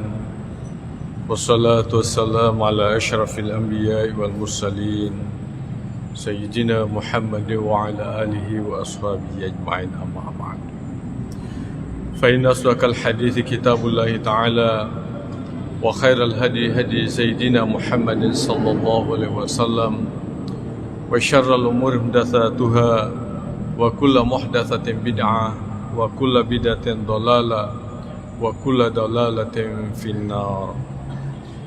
قال المصنف رحمه الله تعالى ونفعنا بعلومه في الدارين آمين. Pengajian kita pada malam hari ini adalah babul jam'i bainal khaufi war raja. Bab yang membicarakan tentang penggabungan antara khauf yakni pesimis, war raja dan optimis, takut dan pengharapan. Bulan-bulan lalu kita sudah banyak membahas tentang al-khauf. Bagaimana pada setiap diri kita ini ada rasa takut kepada Allah. Tentunya kembali kepada ketakutan dengan ancaman atas kejahatan yang pernah kita lakukan atau dosa-dosa yang kemungkinan pernah kita lakukan. Tentu penjelasan dari berbagai hadis sungguh sangat menakutkan. Bagaimana api neraka sebagai ancaman siksa kepada orang yang melakukannya, dan sungguh-sungguh amat menakutkan kepada kita semuanya. Dan tidak sedikit orang berusaha memperbaiki perilakunya, ketaatannya karena takutnya terhadap siksaan Allah Subhanahu wa taala itu. Kemudian di lain sisi kita juga diharapkan optimis, mengharap atas segala rahmat Allah Subhanahu wa taala. Oleh karena ternyata betul Allah Subhanahu wa taala memiliki sifat marah, tapi sifat marahnya itu dikalahkan oleh sifat rahmatnya Allah Subhanahu wa taala. Kalau ibarat genggaman, ya genggaman itu maka marahnya Allah Subhanahu wa taala berada dalam genggaman. Maka tentu di luar genggaman itu sebagai bentuk rahmatnya Allah Subhanahu wa taala. Karena itu sepatutnya kita senantiasa optimis, berharap atas rahmat Allah, atas kebaikan Allah, menghindarkan diri dari siksaannya. Demikian juga kita berharap atas rahmat Allah Subhanahu wa taala. Jamaah maghrib yang saya muliakan, di dalam kitab ini dikatakan, a'lam, ketahuilah, annal mukhtara lil 'abdi fi hali sihhatihi, bahwasanya pilihan terbaik kepada seorang hamba dikala kondisi sehat, ayyakuna khaifan rajian, ya, yakni menjadikan seimbang rasa takut, ya, dari siksa Allah Subhanahu wa taala dengan mengharapkan rahmat Allah. Wa yakunu khaufuhu wa raja'uhu sawa'an, demikian juga ketakutan kepadanya dan harapan itu diharapkan betul-betul memiliki keseimbangan. Oleh karena manakala seseorang rasa takutnya yang lebih menonjol, maka dikhawatirkan itu karena dia manusia biasa yang kemungkinan pernah melakukan dosa ataukah berkali-kali melakukan dosa. Akhirnya apa? Merasa terlanjur takut. Akhirnya apa ya? Muncul dalam dirinya, biarlah sekali begitu saja ya. Oleh karena dalam pikirannya itu seolah-olah bahwa kita ini sudah tidak ada lagi jalan selamat untuk kembali kepada Allah. Bahasa ugina lari sumange ya, lari sumange ya. Karenanya perlu ada keseimbangan, perlu juga kita optimis bahwa meskipun Allah Subhanahu wa taala itu memiliki sifat benci, sifat menyiksa dan sebagainya, tetapi kita juga harus optimis bahwasanya Allah itu memiliki sifat cinta, memiliki sifat kasih sayang, memiliki sifat kasih atau rahmah yang sangat tinggi kepada hambanya. Bahkan kita memahami bahwa Allah menciptakan hambanya itu sebetulnya didasari karena cinta, didasari karena kesenangannya. Samalah halnya seorang bapak, ya tentu mengharapkan ada anak. Sungguh pun dia tidak tahu bahwa anaknya nanti itu apakah dia nakal atau tidak. Yang pasti di dalam pikirannya itu berusaha memperoleh anak yang baik. Dia akan senang akan lahirnya anaknya itu, ya. Tetapi cintanya Tuhan itu melebihi cinta orang tua kepada anaknya. Kalau orang tua bagaimanapun sayangnya, tapi masih saja didapati orang tua itu bersikap keras terhadap anaknya. Barangkali biasa kita mendengarkan juga orang tua itu kadangkala tidak mengakui anaknya karena begitu jengkel terhadap anaknya. Tapi Allah Subhanahu wa taala, ya bagaimanapun nakalnya hambanya itu tetap dia mengakui hambanya, walaupun hambanya itu tidak mengakui Allah sebagai Tuhannya. Jemaah yang saya muliakan, mungkin juga ada yang mengatakan bagaimana buktinya bahwa Tuhan itu tetap cinta kepada hambanya walaupun nakal. Ya tentu ada hadisnya Nabi SAW.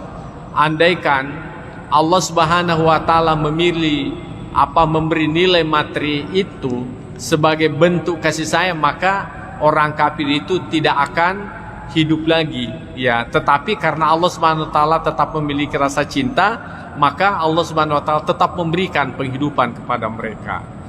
Jemaah yang saya muliakan, jadi itulah sikap yang terbaik kepada seorang hamba manakala di dalam kondisi dirinya itu dalam keadaan sehat, ya, dalam keadaan sehat, yakni dia mengharapkan lebih mengedepankan pengharapan Allah Subhanahu wa taala. Nah, wa fi halil marad. Nah, bagaimana kondisi sekiranya seorang hamba itu dalam kondisi sakit, ya.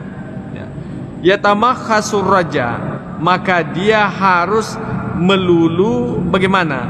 Melulu mengharapkan rasa rahmatnya, ya.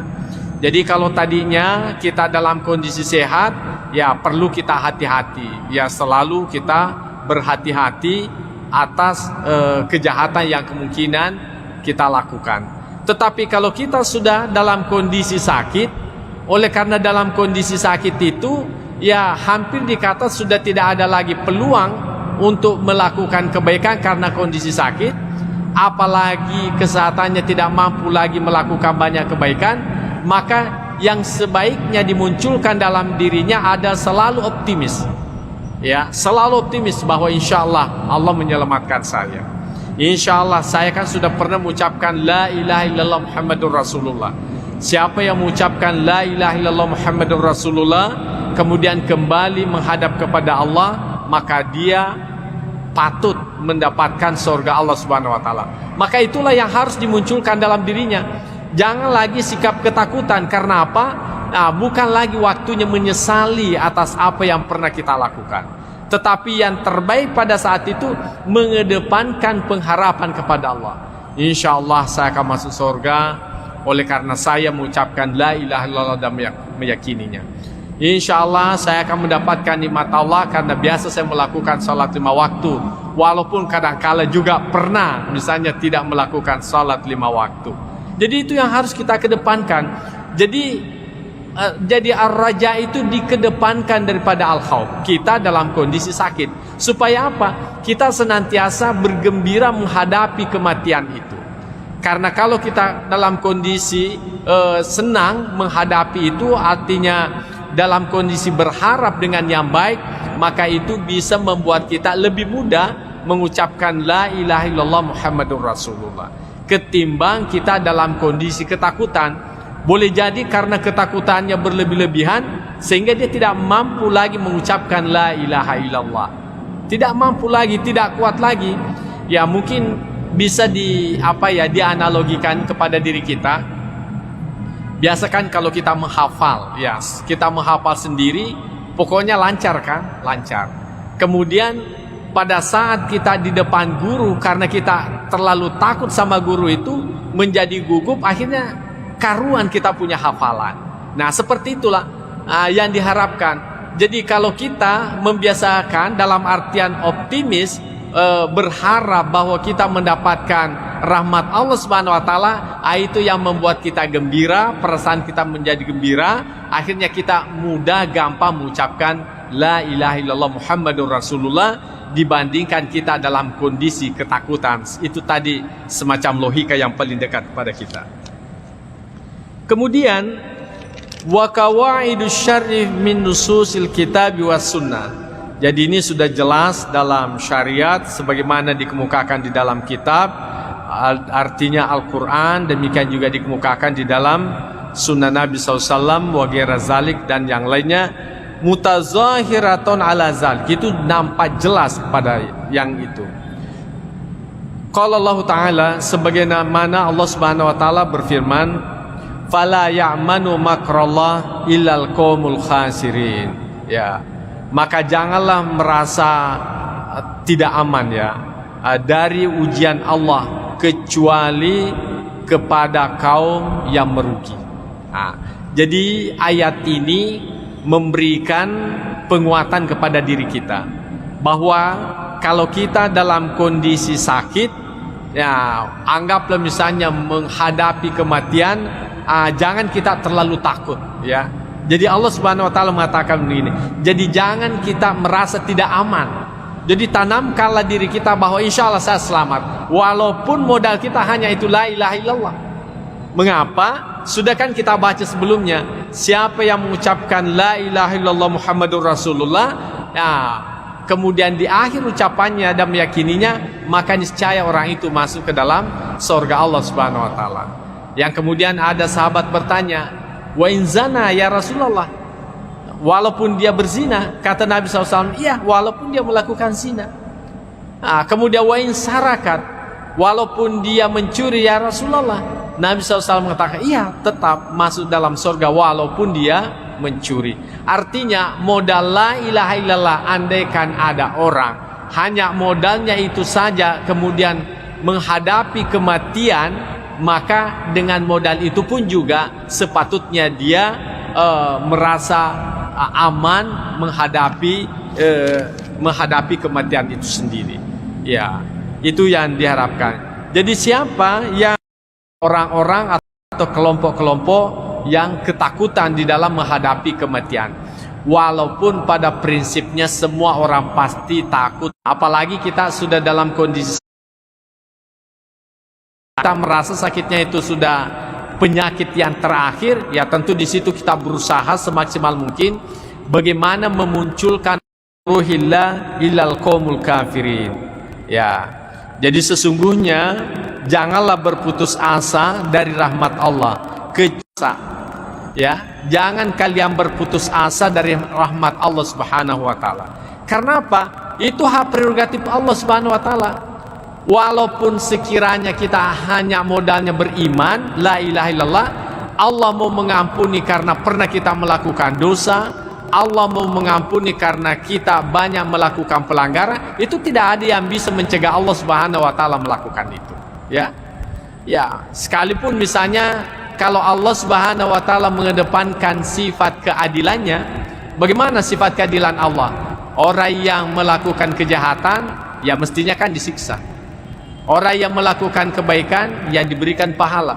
Tapi kalau Allah Subhanahu wa taala tidak mau menyiksa orang yang melakukan kejahatan, itu hak prerogatif Tuhan. Tidak ada yang bisa mencegah Allah. Karena Allah menciptakan manusia, Allah menciptakan surganya. Karenanya kita juga tidak boleh berputus asa andaikan modal kita hanya la ilaha illallah Muhammadur Rasulullah. Itulah sebabnya Allah Subhanahu wa taala mengingatkan lagi kepada kita semuanya bahwa janganlah kalian berputus asa dari rahmat Allah illal qaumul kafirin, kecuali orang-orang yang kafir.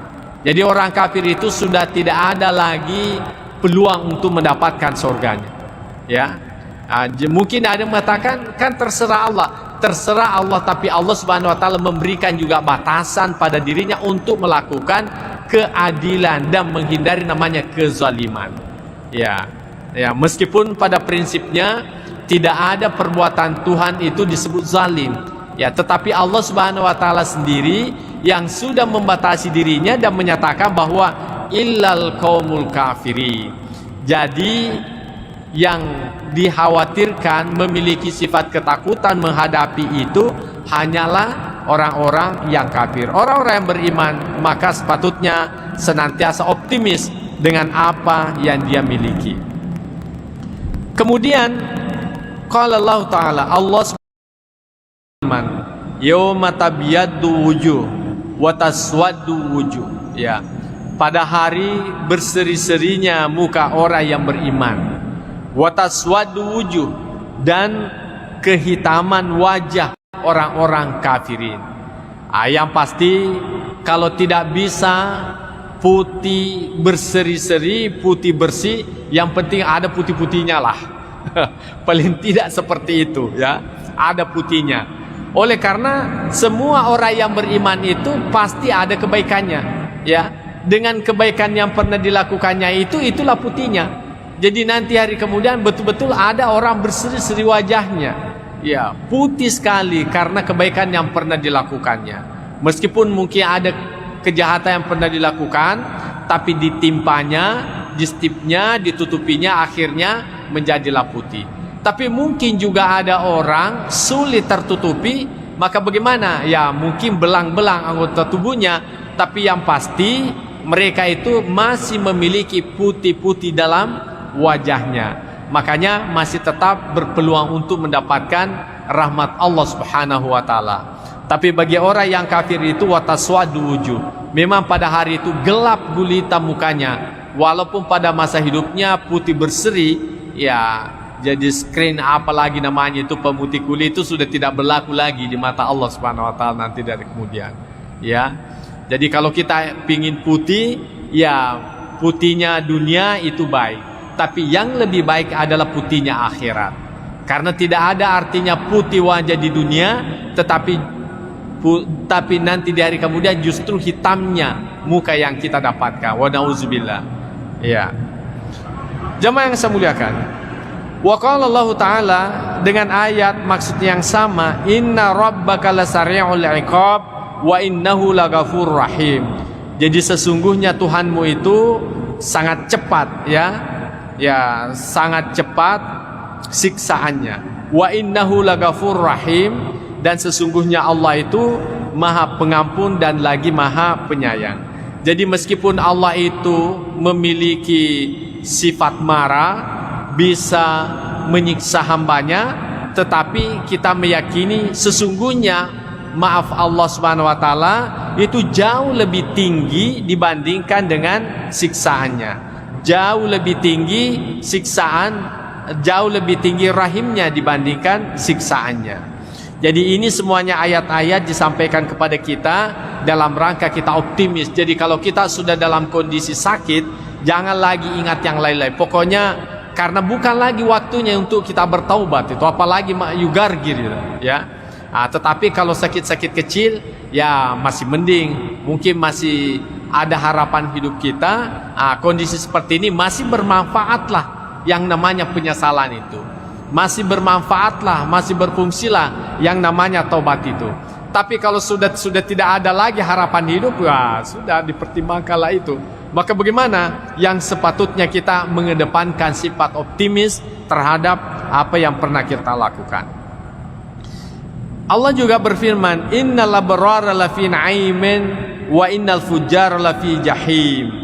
Jadi sesungguhnya orang yang taat itu lafi na'im, ya, berada pada naim, yakni surga Allah Subhanahu wa taala. Wa innal fujjara lafi jahim, dan sesungguhnya orang yang durhaka berada pada neraka jahanam.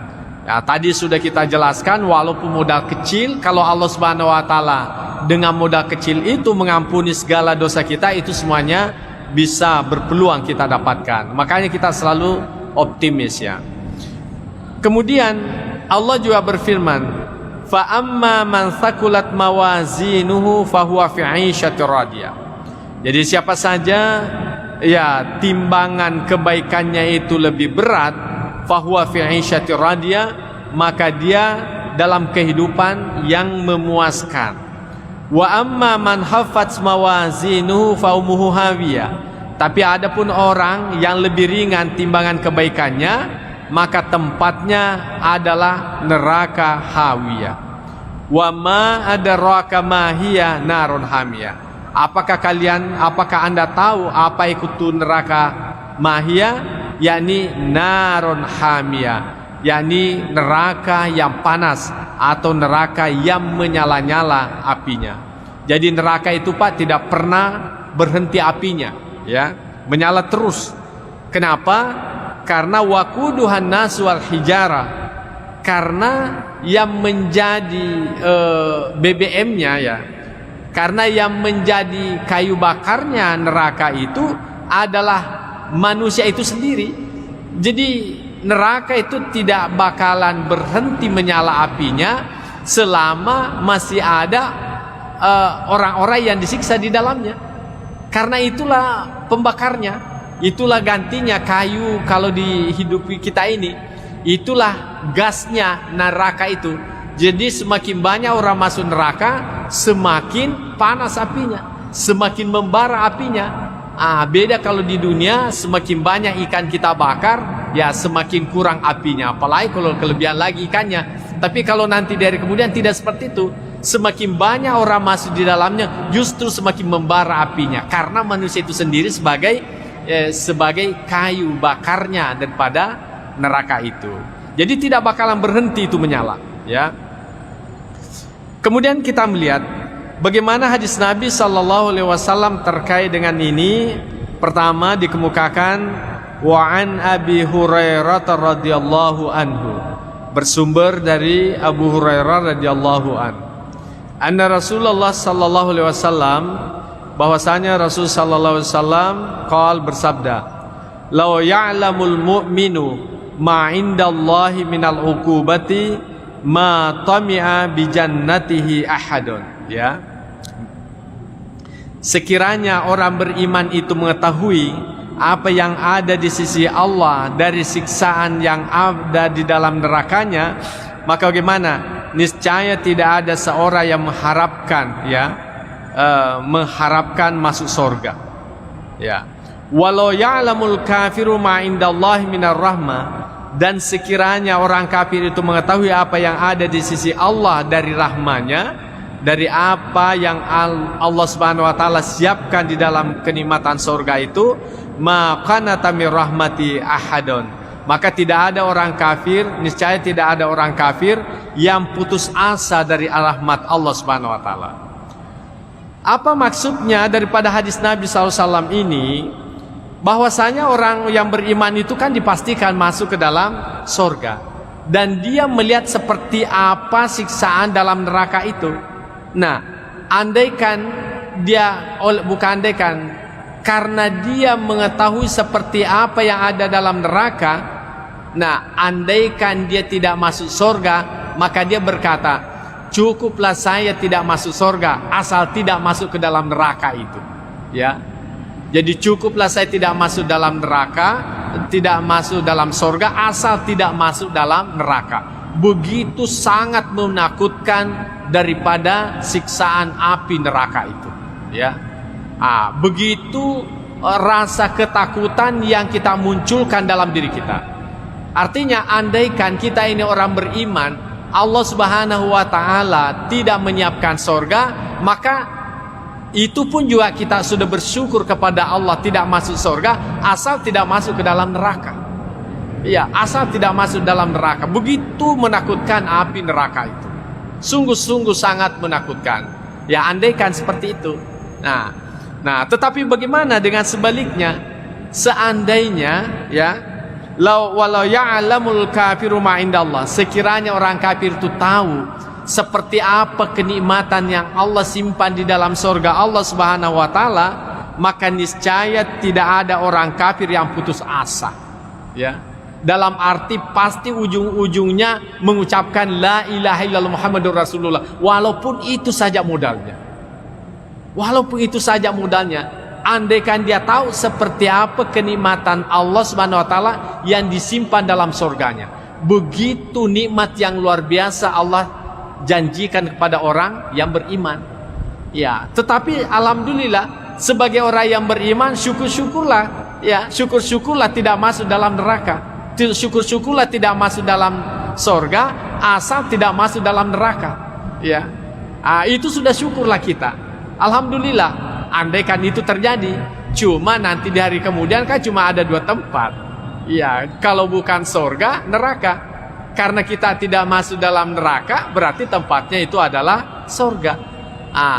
Tetapi orang kafir, bagaimanapun karena dia melihat bagaimana nikmatnya dalam surga, andaikan hanya bisa bermodalkan la ilaha illallah, maka itu pun juga tetap dia ucapkan dengan berusaha tidak berputus asa dari harapan kepada Allah Subhanahu wa taala. Jamaah yang saya muliakan. Yang kedua, wa an Abi Sa'idin al-Khudri radhiyallahu anhu. Jadi hadis ini bersumber dari Sa'id al-Khudri radhiyallahu anhu. Anna Rasulullah sallallahu alaihi wasallam qaal, bahwasanya Rasulullah SAW bersabda, "Idza wada'atil janazatu wahtamalaha ar-rijalu ala anakihim." Apabila jenazah itu diletakkan dan dibawanya oleh orang-orang atau diusungnya oleh orang-orang ataukah dipanggulnya oleh orang-orang ala anakihim, di atas pundak mereka, fa in kanat salihatun, sekiranya orang yang meninggal dunia ini tergolong sebagai orang yang saleh, qalat, maka dia berkata, qaddimuni, ya, percepatlah, dahulukanlah saya. Wa in kanat ghaira salihah, kalau saja dia sebagai orang yang tidak saleh, maka dia berkata, ya wailaha aina tazhabuna biha, celakalah, kemana kalian aku bawa pergi. Yasma'u sautaha kullu syai'in illal insanu. Jadi kata-kata kalimat yang diucapkan oleh si mayit ini dalam usungan itu didengarkan oleh segala sesuatu, illal insan, kecuali manusia. Ya. Jadi mungkin pernah kita menyaksikan bagaimana seekor sapi, ya, pada saat lewat usungan mayat itu. Bagaimana dengan ayam, bagaimana yang lain-lain, pasti ada sikap yang lain-lain mereka lakukan. Apakah itu dalam kondisi seolah-olah terharu ataukah dia ketakutan? Itu karena suara yang didengarkan oleh orang yang meninggal dunia itu. Nah, walau sami'ahu saika, sekiranya saja manusia itu mendengarkannya saika, maka menjadilah ia pingsan. Ya, syukur-syukur saja kita tidak dengarkan. Andaikan kita mendengarkan orang yang diusung ke kuburan itu, apa yang diucapkannya, yang saya khawatirkan jenazahnya tidak sampai di kuburan. Pingsan mana nih? Kita semua pingsan, yang mengusungnya pun juga ikut pingsan. Ya, karena dia mendengar. Apalagi kalau orang yang diusung itu orang yang jelek, ya tentu dia ketakutan. Ya, dia ketakutan. Wah, mau kemana? Mungkin dia marah. Kalian ini mau bawa kemana saya ini? Ya kan? Marah-marahlah dia, macam-macam dia lakukan. Tetapi dia tidak bisa berbuat apa-apa. Ya, dia tidak bisa lagi berbuat apa-apa. Nah, jadi itulah yang dikemukakan. Nah, sekarang ini mungkin kita bertanya, apa sih kaitannya dengan ar-raja, dengan al-khauf itu tadi? Ya, kalau hadis sepotong yang pertama itu mengharapkan kita untuk memiliki keseimbangan al-khauf dan ar-raja. Artinya lakukanlah kebaikan, karena kebaikan itu sebagai bukti yang membedakan Anda nanti dengan orang yang baik dengan orang yang jahat. Kemudian juga kalian itu juga harus optimis, memiliki sifat raja, karena sifat raja itulah yang mendorong Anda untuk melakukan kebaikan. dan ujung-ujungnya orang yang baik dengan orang yang tidak baik itu jelas. Baru di dunia diantar ke kuburannya itu sudah menunjukkan perbedaan yang nyata. Tapi untungnya tidak disaksikan oleh umat manusia, tapi makhluk yang lain mendengarkan pernyataan-pernyataan yang diucapkannya di saat diantar masuk ke dalam kuburan. Kemudian hadis yang berikutnya, wa an ibni Mas'ud radhiyallahu anhu. Jadi bersumber dari Abdullah bin Mas'ud, ya, radhiyallahu anhu, yang diridai. Dia berkata, qala Rasulullah sallallahu alaihi wasallam, al jannatu, ya, al jannatu aqrabu ila ahadikum. Surga itu lebih dekat, ya, kepada sekalian, min syiraki na'lihi, daripada tali sendalnya atau tali sepatunya. Nah, jadi sebetulnya kalau kita melihat hadis Nabi Sallallahu Alaihi Wasallam ini, surga itu sangat dekat dengan kita, ya. Bahkan dikatakan oleh Nabi lebih dekat daripada tali sepatu kita atau tali sandal kita. Nah, kalau kita pakai sandal, apa ada jaraknya dengan kaki kita? Tidak ada, kan? Itu artinya bahwa surga itu sebetulnya tidak ada jaraknya dengan kita. Sangat-sangat dekat. Nah, tentu yang perlu kita perhatikan adalah bagaimana istilah surga yang dimaksudkan. Kemudian Nabi SAW melanjutkan, wan naru mithlu zalik. Demikian juga neraka. Neraka itu juga sangat dekat dengan kita. Makanya kaum muslimin, ini perlu dikaitkan ayat dengan hadis yang lain. Surga itu sebetulnya di mana sih adanya? Ya. Surga, neraka itu di mana sih ada sebetulnya? Kalau kita berbicara surga dalam artian tempat yang dibangunkan sebagai bentuk balasan orang yang beriman, itu tentu tempatnya masih jauh. Jauh, kita tidak tahu ya apakah sudah dicipta ataukah belum. Karena ini masuk juga perdebatan kaum teolog. Ada yang mengatakan surga itu sudah dicipta. Kemudian bertanyalah yang mengatakan surga itu belum dicipta. Dengan alasan apa? Kalau surga itu sudah diciptakan, berarti di mana adanya? Ya, dijawablah orang yang mengatakan surga itu sudah dicipta dengan jawaban apa? Tidak semua yang ada itu bisa dilihat, ya kan? Ya, emas saja dalam tanah itu kan ada, tapi Anda kan tidak lihat. Nah, bertanya lagi, kalau surga itu sudah dicipta, apa Tuhan itu tidak menciptakan sesuatu yang sia-sia? Maka dijawab oleh orang yang mengatakan sudah diciptakan bahwa bagi Allah Subhanahu wa taala itu tidak ada yang sia-sia. Yang sia-sia itu hanyalah pada manusia. Jadi sesuatu itu kalau tidak digunakan, tidak difungsikan, namanya sia-sia. Tapi bagi Allah Subhanahu wa taala, karena Dia pemilik secara hakikat, maka tidak ada sia-sia baginya. Makanya Allah Subhanahu wa taala ciptakan itu bagian daripada keyakinannya, dan tidak ada urusan manusia untuk menyatakan sia-sia dan di mana tempatnya. Kemudian yang mengatakan itu bahwa neraka surga itu belum dicipta karena apa? Neraka dan surga itu belum dicipta karena apa? Belum saatnya untuk ditempati. Ya. Dan andaikan itu sudah ditempati, ya tentu menjadi persoalan di mana adanya. Ya, bukankah surga dan neraka itu ya tempatnya sangat luas, meliputi langit dan bumi. Nah, kalau begitu di mana ruang adanya? Jadi banyak istilahnya komunikasi teolog, tetapi yang seperti ini tidak perlu kita risaukan. Yang pasti menurut kita surga itu ada. Itu sudah selesai, sudah cukup. Neraka pun juga itu ada. Sudah selesai. Nah, pertanyaannya, bagaimana dengan surga yang pernah ditempati Nabi Adam alaihissalam? Ini ada lagi pendapat yang berbeda. Ada yang mengatakan itu adalah surga. Surga dalam artian adalah tempat yang sangat menyenangkan. Makanya surga itu disebut dengan jannah. Dalam bahasa lain surga itu adalah adalah adalah kebun, ya. Adalah kebun. Kenapa kebun itu disebut sebagai sorga? Karena kebun itu kan menyenangkan. Ada buah-buahan di dalamnya, ada air di dalamnya. Pokoknya kebun itu sangat indah lah, sangat menyenangkan. Makanya disebut dengan jannah. Nah, orang yang mengatakan bahwa itu adalah bukan surga yang sesungguhnya seperti yang dijanjikan kepada kita. Kenapa?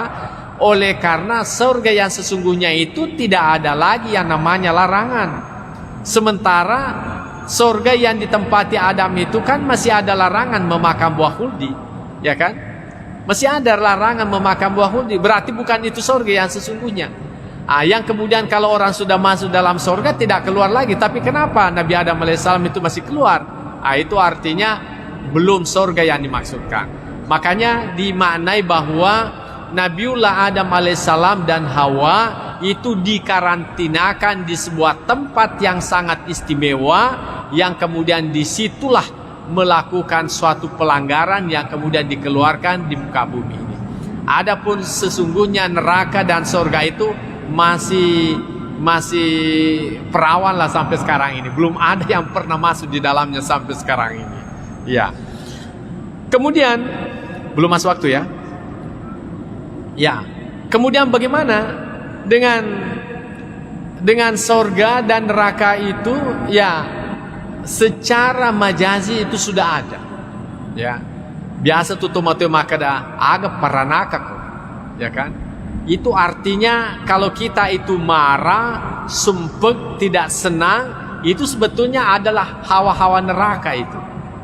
Akhirnya orang tua kita mengatakan mai mumanaraka, mumaranaka, ya.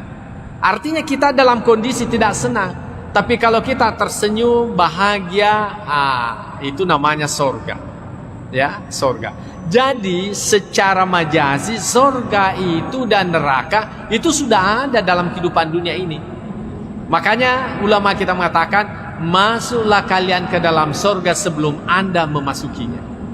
Dan jauhilah itu neraka sebelum Anda ditakdirkan masuk ke dalam neraka.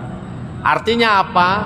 Jadikanlah apa yang kamu lakukan itu menyenangkan, sehingga hidupmu itu terasa nikmat. Ya, kalau kita habis salat kan nikmat rasanya. Tapi selama kita belum salat, tapi sudah masuk waktu, itu kan ada rasa tersiksa, ya kan? Ada rasa tersiksa. Begitu kita selesai melakukan salat, itu aman perasaan. Berarti sudah dapat surga, ya kan? Demikian juga orang yang melakukan kejahatan maha kafi sadrika, itu kan rumusnya. Jadi apapun yang kira-kira menjangkal di dalam hatimu, maka itu adalah sesuatu yang tidak baik. Jadi ini ukurannya hati. Kalau saya ambil ini bagaimana? Ini tanda bahwa sesuatu tidak pantas kamu ambil, ya kan? Tetapi kalau ada sesuatu di depan orang siap Anda melakukannya, berarti itu adalah sesuatu yang baik, karena Anda siap untuk dilihat orang.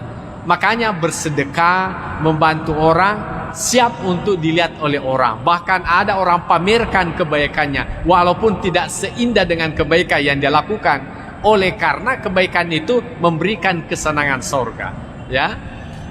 Tetapi kalau sebuah kejahatan, walaupun itu sangat kecil, tapi kita berusaha untuk berlindung, tidak mau diketahui oleh orang lain.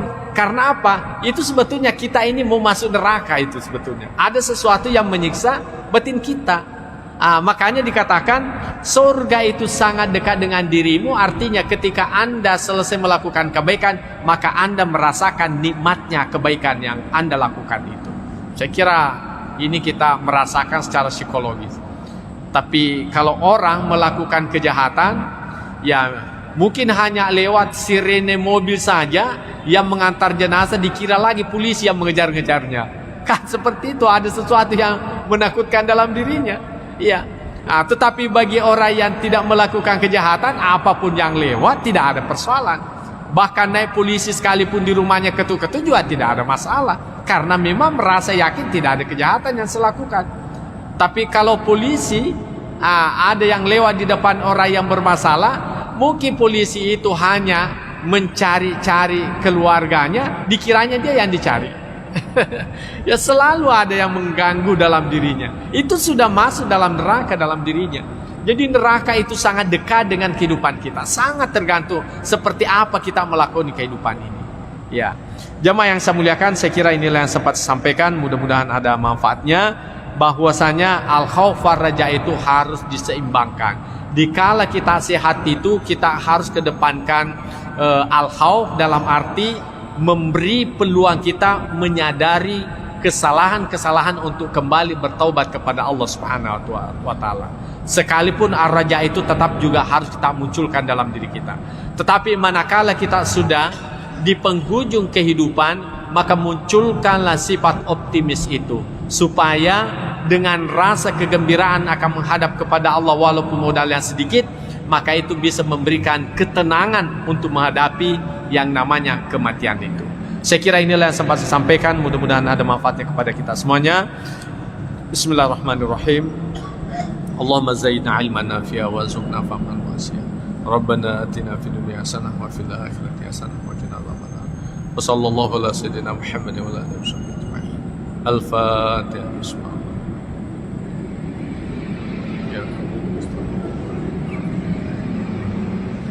Wallahu muwaffiq ila aqwamit thariq. Wassalamualaikum warahmatullahi wabarakatuh.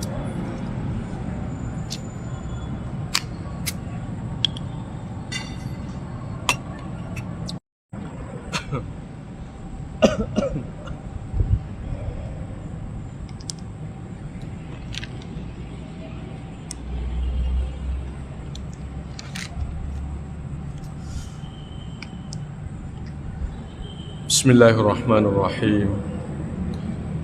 Assalamualaikum warahmatullahi wabarakatuh. Alhamdulillahirabbil alamin. Wassalatu wassalamu ala asyrafil anbiya'i wal mursalin sayyidina Muhammad wa ala alihi wa ashabihi ajma'in, amma ba'd. Fa inna asdaqal hadithi kitabullahi ta'ala wa khairal hadi hadi sayyidina Muhammadin sallallahu alaihi wasallam wa syarral umuri muhdatsatuha wa kullu muhdatsatin bid'ah wa kullu bid'atin dhalalah wa kullu dhalalatin finnar. Qala al-musannif rahimahullahu ta'ala wa nafa'na bi ulumihi fid dharain amin.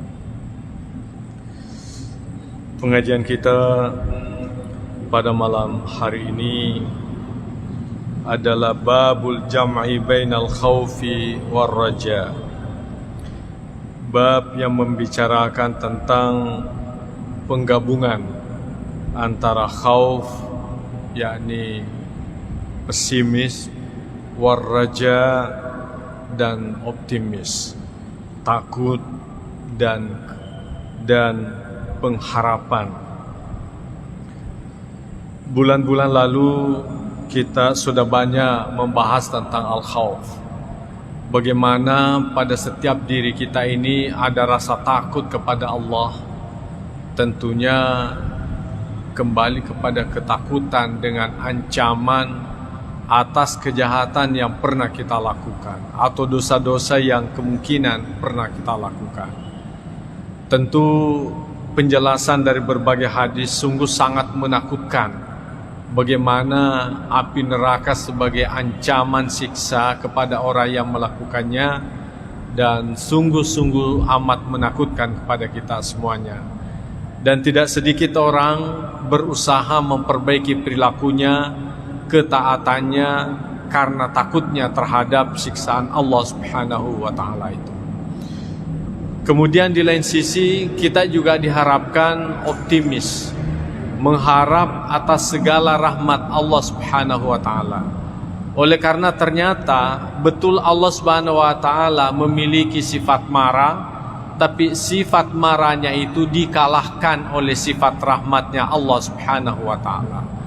Kalau ibarat genggaman, ya genggaman itu, maka marahnya Allah Subhanahu wa ta'ala berada dalam genggaman. Maka tentu di luar genggaman itu sebagai bentuk rahmatnya Allah Subhanahu wa ta'ala. Karena itu sepatutnya kita senantiasa optimis, berharap atas rahmat Allah, atas kebaikan Allah, menghindarkan diri dari siksaannya. Demikian juga kita berharap atas rahmat Allah Subhanahu wa taala. Jamaah maghrib yang saya muliakan, di dalam kitab ini dikatakan, a'lam, ketahuilah, annal mukhtara lil 'abdi fi hali sihhatihi, bahwasanya pilihan terbaik kepada seorang hamba dikala kondisi sehat, ayyakuna khaifan rajian, ya, yakni menjadikan seimbang rasa takut, ya, dari siksa Allah Subhanahu wa taala dengan mengharapkan rahmat Allah. Wa yakunu khaufuhu wa raja'uhu sawa'an, demikian juga ketakutan kepadanya dan harapan itu diharapkan betul-betul memiliki keseimbangan. Oleh karena manakala seseorang rasa takutnya yang lebih menonjol, maka dikhawatirkan itu karena dia manusia biasa yang kemungkinan pernah melakukan dosa ataukah berkali-kali melakukan dosa. Akhirnya apa? Merasa terlanjur takut, akhirnya apa ya, muncul dalam dirinya, biarlah sekali begitu saja ya. Oleh karena dalam pikirannya itu seolah-olah bahwa kita ini sudah tidak ada lagi jalan selamat untuk kembali kepada Allah. Bahasa ugina lari sumange ya. Lari sumange ya. Karenanya perlu ada keseimbangan. Perlu juga kita optimis bahwa meskipun Allah Subhanahu wa taala itu memiliki sifat benci, sifat menyiksa dan sebagainya, tetapi kita juga harus optimis bahwasanya Allah itu memiliki sifat cinta, memiliki sifat kasih sayang, memiliki sifat kasih atau rahmah yang sangat tinggi kepada hambanya. Bahkan kita memahami bahwa Allah menciptakan hambanya itu sebetulnya didasari karena cinta, didasari karena kesenangannya. Samalah halnya seorang bapak, ya tentu mengharapkan ada anak. Sungguh pun dia tidak tahu bahwa anaknya nanti itu apakah dia nakal atau tidak. Yang pasti di dalam pikirannya itu berusaha memperoleh anak yang baik. Dia akan senang akan lahirnya anaknya itu, ya. Tetapi cintanya Tuhan itu melebihi cinta orang tua kepada anaknya. Kalau orang tua bagaimanapun sayangnya, tapi masih saja didapati orang tua itu bersikap keras terhadap anaknya. Barangkali biasa kita mendengarkan juga orang tua itu kadangkala tidak mengakui anaknya karena begitu jengkel terhadap anaknya. Tapi Allah Subhanahu wa taala, ya bagaimanapun nakalnya hambanya itu tetap dia mengakui hambanya, walaupun hambanya itu tidak mengakui Allah sebagai Tuhannya. Jemaah yang saya muliakan, mungkin juga ada yang mengatakan, bagaimana buktinya bahwa Tuhan itu tetap cinta kepada hambanya walaupun nakal? Ya tentu ada hadisnya Nabi SAW. Andaikan Allah Subhanahu wa taala memberi nilai materi itu sebagai bentuk kasih sayang, maka orang kafir itu tidak akan hidup lagi, ya. Tetapi karena Allah Subhanahu wa taala tetap memiliki rasa cinta, maka Allah Subhanahu wa taala tetap memberikan penghidupan kepada mereka. Jemaah yang saya muliakan, jadi itulah sikap yang terbaik kepada seorang hamba manakala di dalam kondisi dirinya itu dalam keadaan sehat, ya, dalam keadaan sehat, yakni dia mengharapkan, lebih mengedepankan pengharapan Allah Subhanahu wa taala. Nah, wa fi halil marad. Nah, bagaimana kondisi sekiranya seorang hamba itu dalam kondisi sakit, ya. Yatamakhasur raja, maka dia harus melulu bagaimana? Melulu mengharapkan rasa rahmatnya, ya. Jadi kalau tadinya kita dalam kondisi sehat, ya perlu kita hati-hati, ya selalu kita berhati-hati atas kejahatan yang kemungkinan kita lakukan.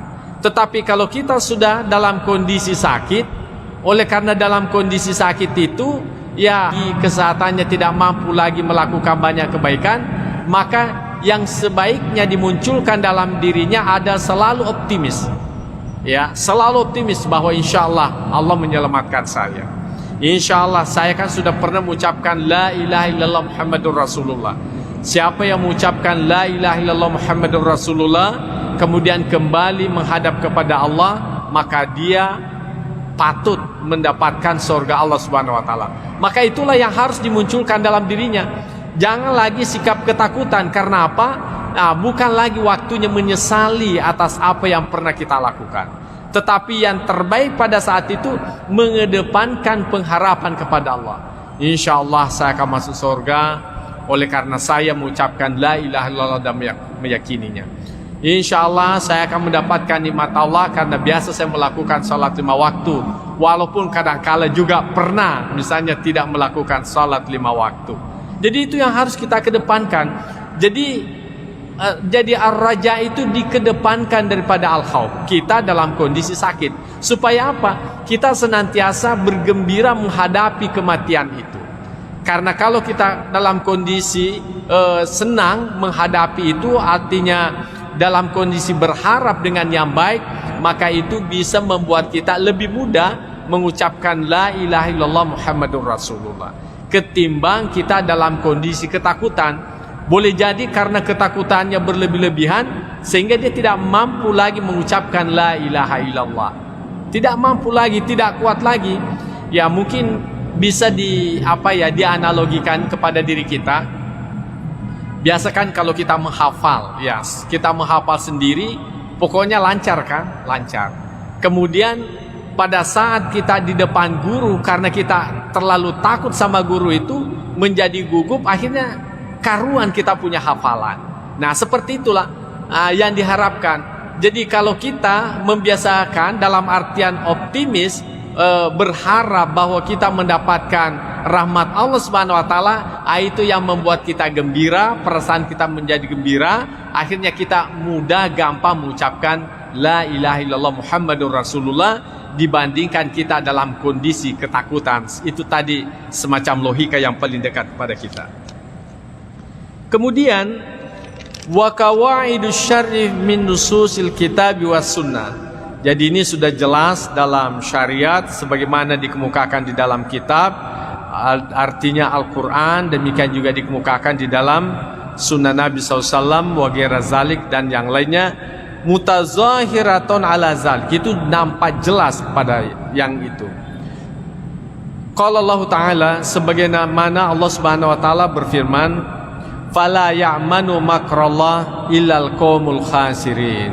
Ya, maka janganlah merasa tidak aman ya dari ujian Allah kecuali kepada kaum yang merugi.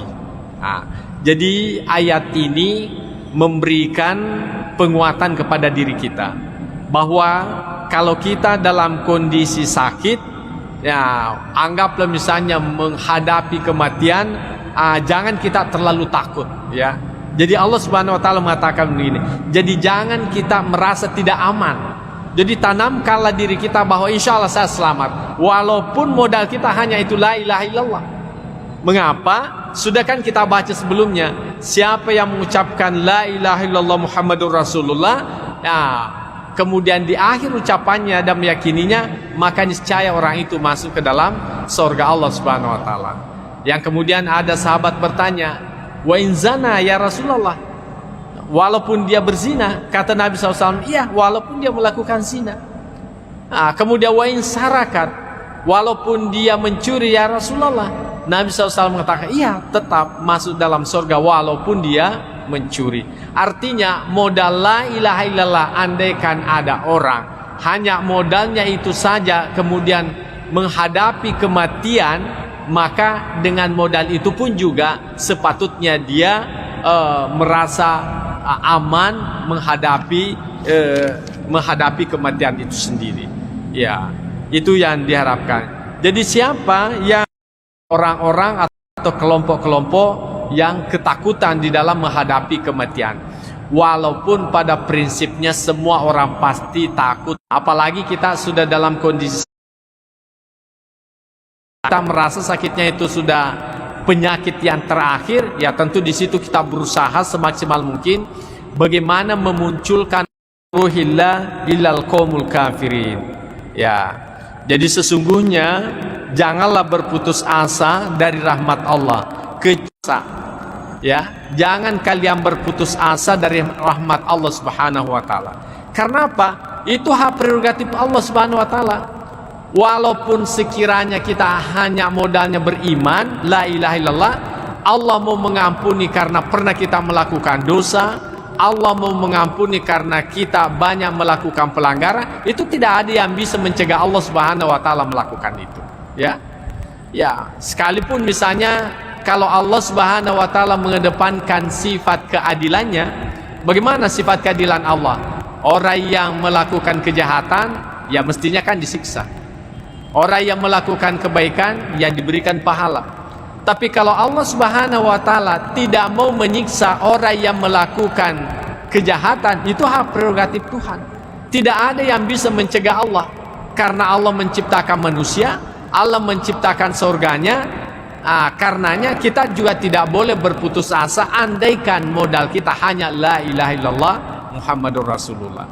Itulah sebabnya Allah Subhanahu wa taala mengingatkan lagi kepada kita semuanya bahwa janganlah kalian berputus asa dari rahmat Allah illal qaumul kafirin, kecuali orang-orang yang kafir. Jadi orang kafir itu sudah tidak ada lagi peluang untuk mendapatkan surganya.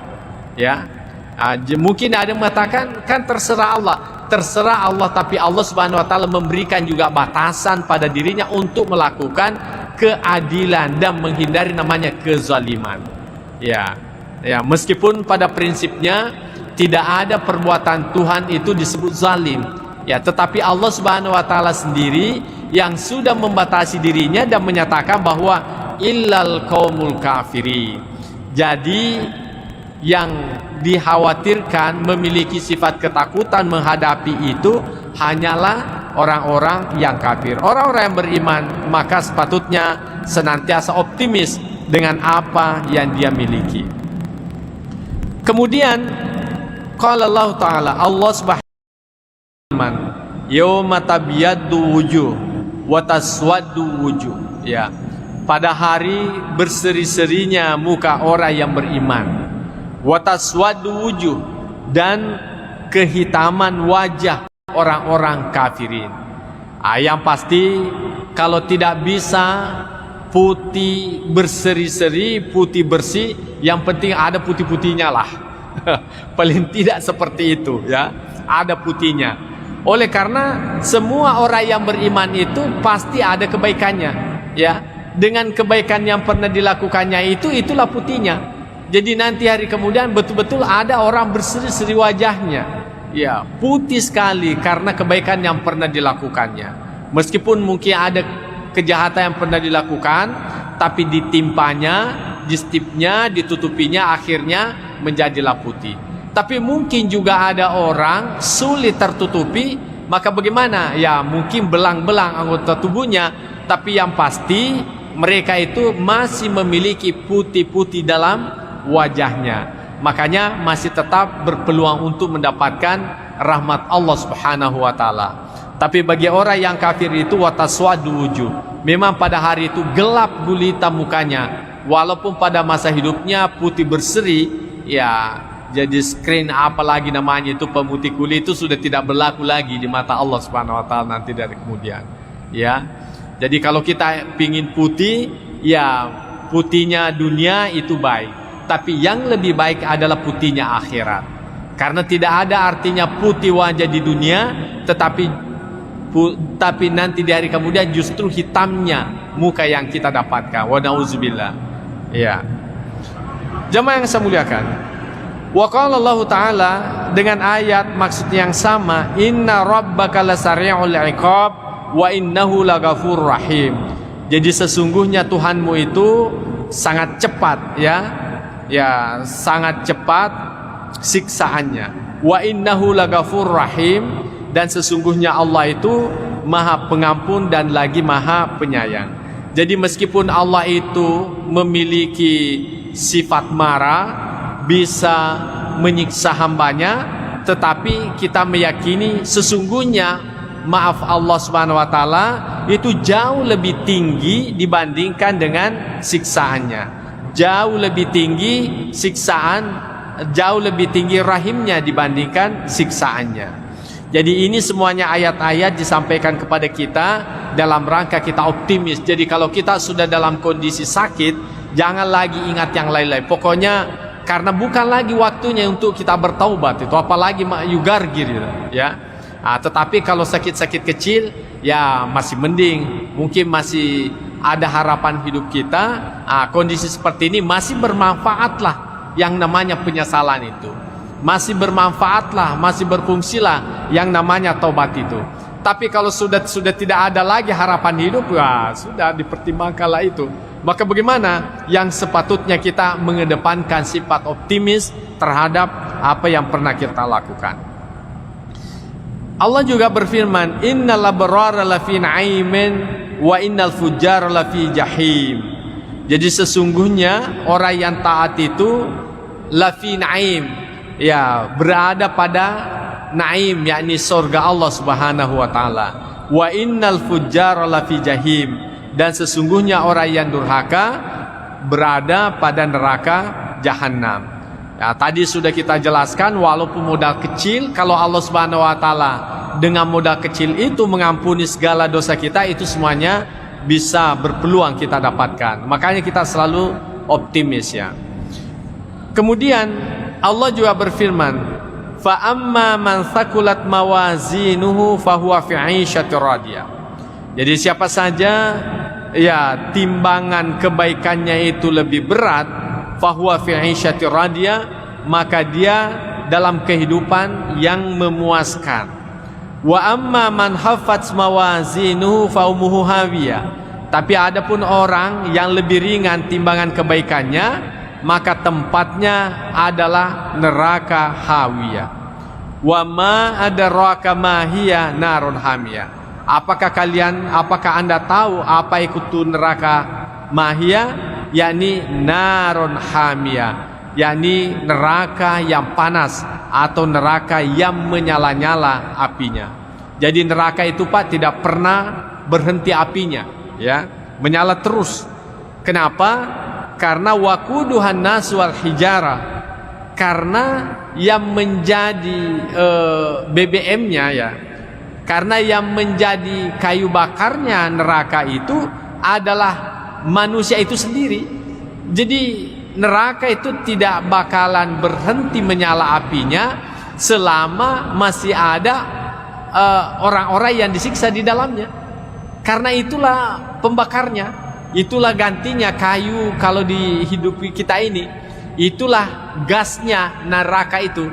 Jadi semakin banyak orang masuk neraka, semakin panas apinya, semakin membara apinya. Beda kalau di dunia, semakin banyak ikan kita bakar, ya semakin kurang apinya. Apalagi kalau kelebihan lagi ikannya. Tapi kalau nanti dari kemudian tidak seperti itu. Semakin banyak orang masuk di dalamnya, justru semakin membara apinya. Karena manusia itu sendiri sebagai kayu bakarnya daripada neraka itu. Jadi tidak bakalan berhenti itu menyala, ya.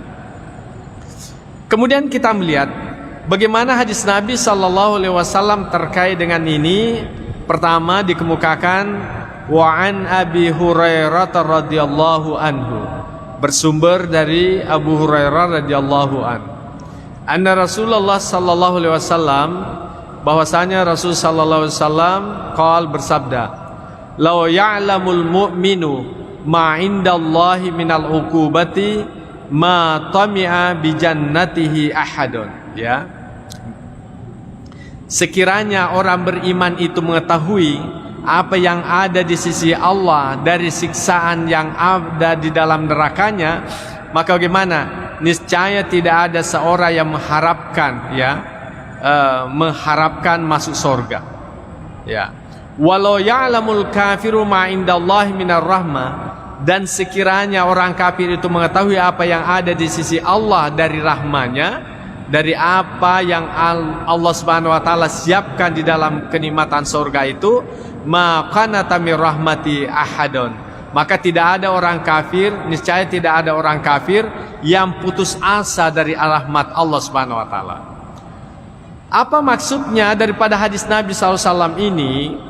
Bahwasanya orang yang beriman itu kan dipastikan masuk ke dalam surga, dan dia melihat seperti apa siksaan dalam neraka itu. Nah, andaikan dia, bukan andaikan, karena dia mengetahui seperti apa yang ada dalam neraka, nah andaikan dia tidak masuk surga, maka dia berkata, cukuplah saya tidak masuk surga asal tidak masuk ke dalam neraka itu, ya. Jadi cukuplah saya tidak masuk dalam neraka, tidak masuk dalam surga asal tidak masuk dalam neraka. Begitu sangat menakutkan daripada siksaan api neraka itu, ya. Begitu rasa ketakutan yang kita munculkan dalam diri kita. Artinya andaikan kita ini orang beriman, Allah Subhanahu wa taala tidak menyiapkan surga, maka itu pun juga kita sudah bersyukur kepada Allah tidak masuk surga asal tidak masuk ke dalam neraka. Ya, asal tidak masuk dalam neraka. Begitu menakutkan api neraka itu. Sungguh-sungguh sangat menakutkan. Ya, andaikan seperti itu. Nah, tetapi bagaimana dengan sebaliknya? Seandainya, ya, walau ya'lamul kafiru ma indallah, sekiranya orang kafir itu tahu seperti apa kenikmatan yang Allah simpan di dalam surga Allah Subhanahu wa taala, maka niscaya tidak ada orang kafir yang putus asa, ya. Dalam arti pasti ujung-ujungnya mengucapkan la ilaha illallah Muhammadur Rasulullah, walaupun itu saja modalnya. Walaupun itu saja modalnya, andaikan dia tahu seperti apa kenikmatan Allah Subhanahu wa taala yang disimpan dalam surganya. Begitu nikmat yang luar biasa Allah janjikan kepada orang yang beriman. Ya, tetapi alhamdulillah sebagai orang yang beriman, syukur-syukurlah, ya, syukur-syukurlah tidak masuk dalam neraka. Syukur-syukurlah tidak masuk dalam surga asal tidak masuk dalam neraka. Ya. Itu sudah syukurlah kita. Alhamdulillah, andaikan itu terjadi. Cuma nanti di hari kemudian kan cuma ada dua tempat. Ya, kalau bukan surga, neraka. Karena kita tidak masuk dalam neraka, berarti tempatnya itu adalah surga. Tetapi orang kafir, bagaimanapun karena dia melihat bagaimana nikmatnya dalam surga, andaikan hanya bisa bermodalkan la ilaha illallah, maka itu pun juga tetap dia ucapkan dengan berusaha tidak berputus asa dari harapan kepada Allah Subhanahu wa taala. Jamaah yang saya muliakan. Yang kedua, wa an Abi Sa'idin al-Khudri radhiyallahu anhu. Jadi hadis ini bersumber dari Sa'id al-Khudri radhiyallahu anhu. Anna Rasulullah sallallahu alaihi wasallam qaal, bahwasanya Rasulullah SAW bersabda, "Idza wada'atil janazatu wahtamalaha ar-rijalu ala anakihim." Apabila jenazah itu diletakkan dan dibawanya oleh orang-orang atau diusungnya oleh orang-orang ataukah dipanggulnya oleh orang-orang ala anakihim, di atas pundak mereka, fa in kanat salihaton, sekiranya orang yang meninggal dunia ini tergolong sebagai orang yang saleh, qalat, maka dia berkata, qaddimuni, ya, percepatlah, dahulukanlah saya. Wa in kanat ghaira salihah, kalau saja dia sebagai orang yang tidak saleh, maka dia berkata, ya wailaha aina tazhabuna biha, celakalah, kemana kalian aku bawa pergi. Yasma'u sautaha kullu syai'in illal insanu. Jadi kata-kata kalimat yang diucapkan oleh si mayit ini dalam usungan itu didengarkan oleh segala sesuatu, illal insan, kecuali manusia. Ya. Jadi mungkin pernah kita menyaksikan bagaimana seekor sapi, ya, pada saat lewat usungan mayat itu. Bagaimana dengan ayam, bagaimana yang lain-lain, pasti ada sikap yang lain-lain mereka lakukan. Apakah itu dalam kondisi seolah-olah terharu, ataukah dia ketakutan, itu karena suara yang didengarkan oleh orang yang meninggal dunia itu.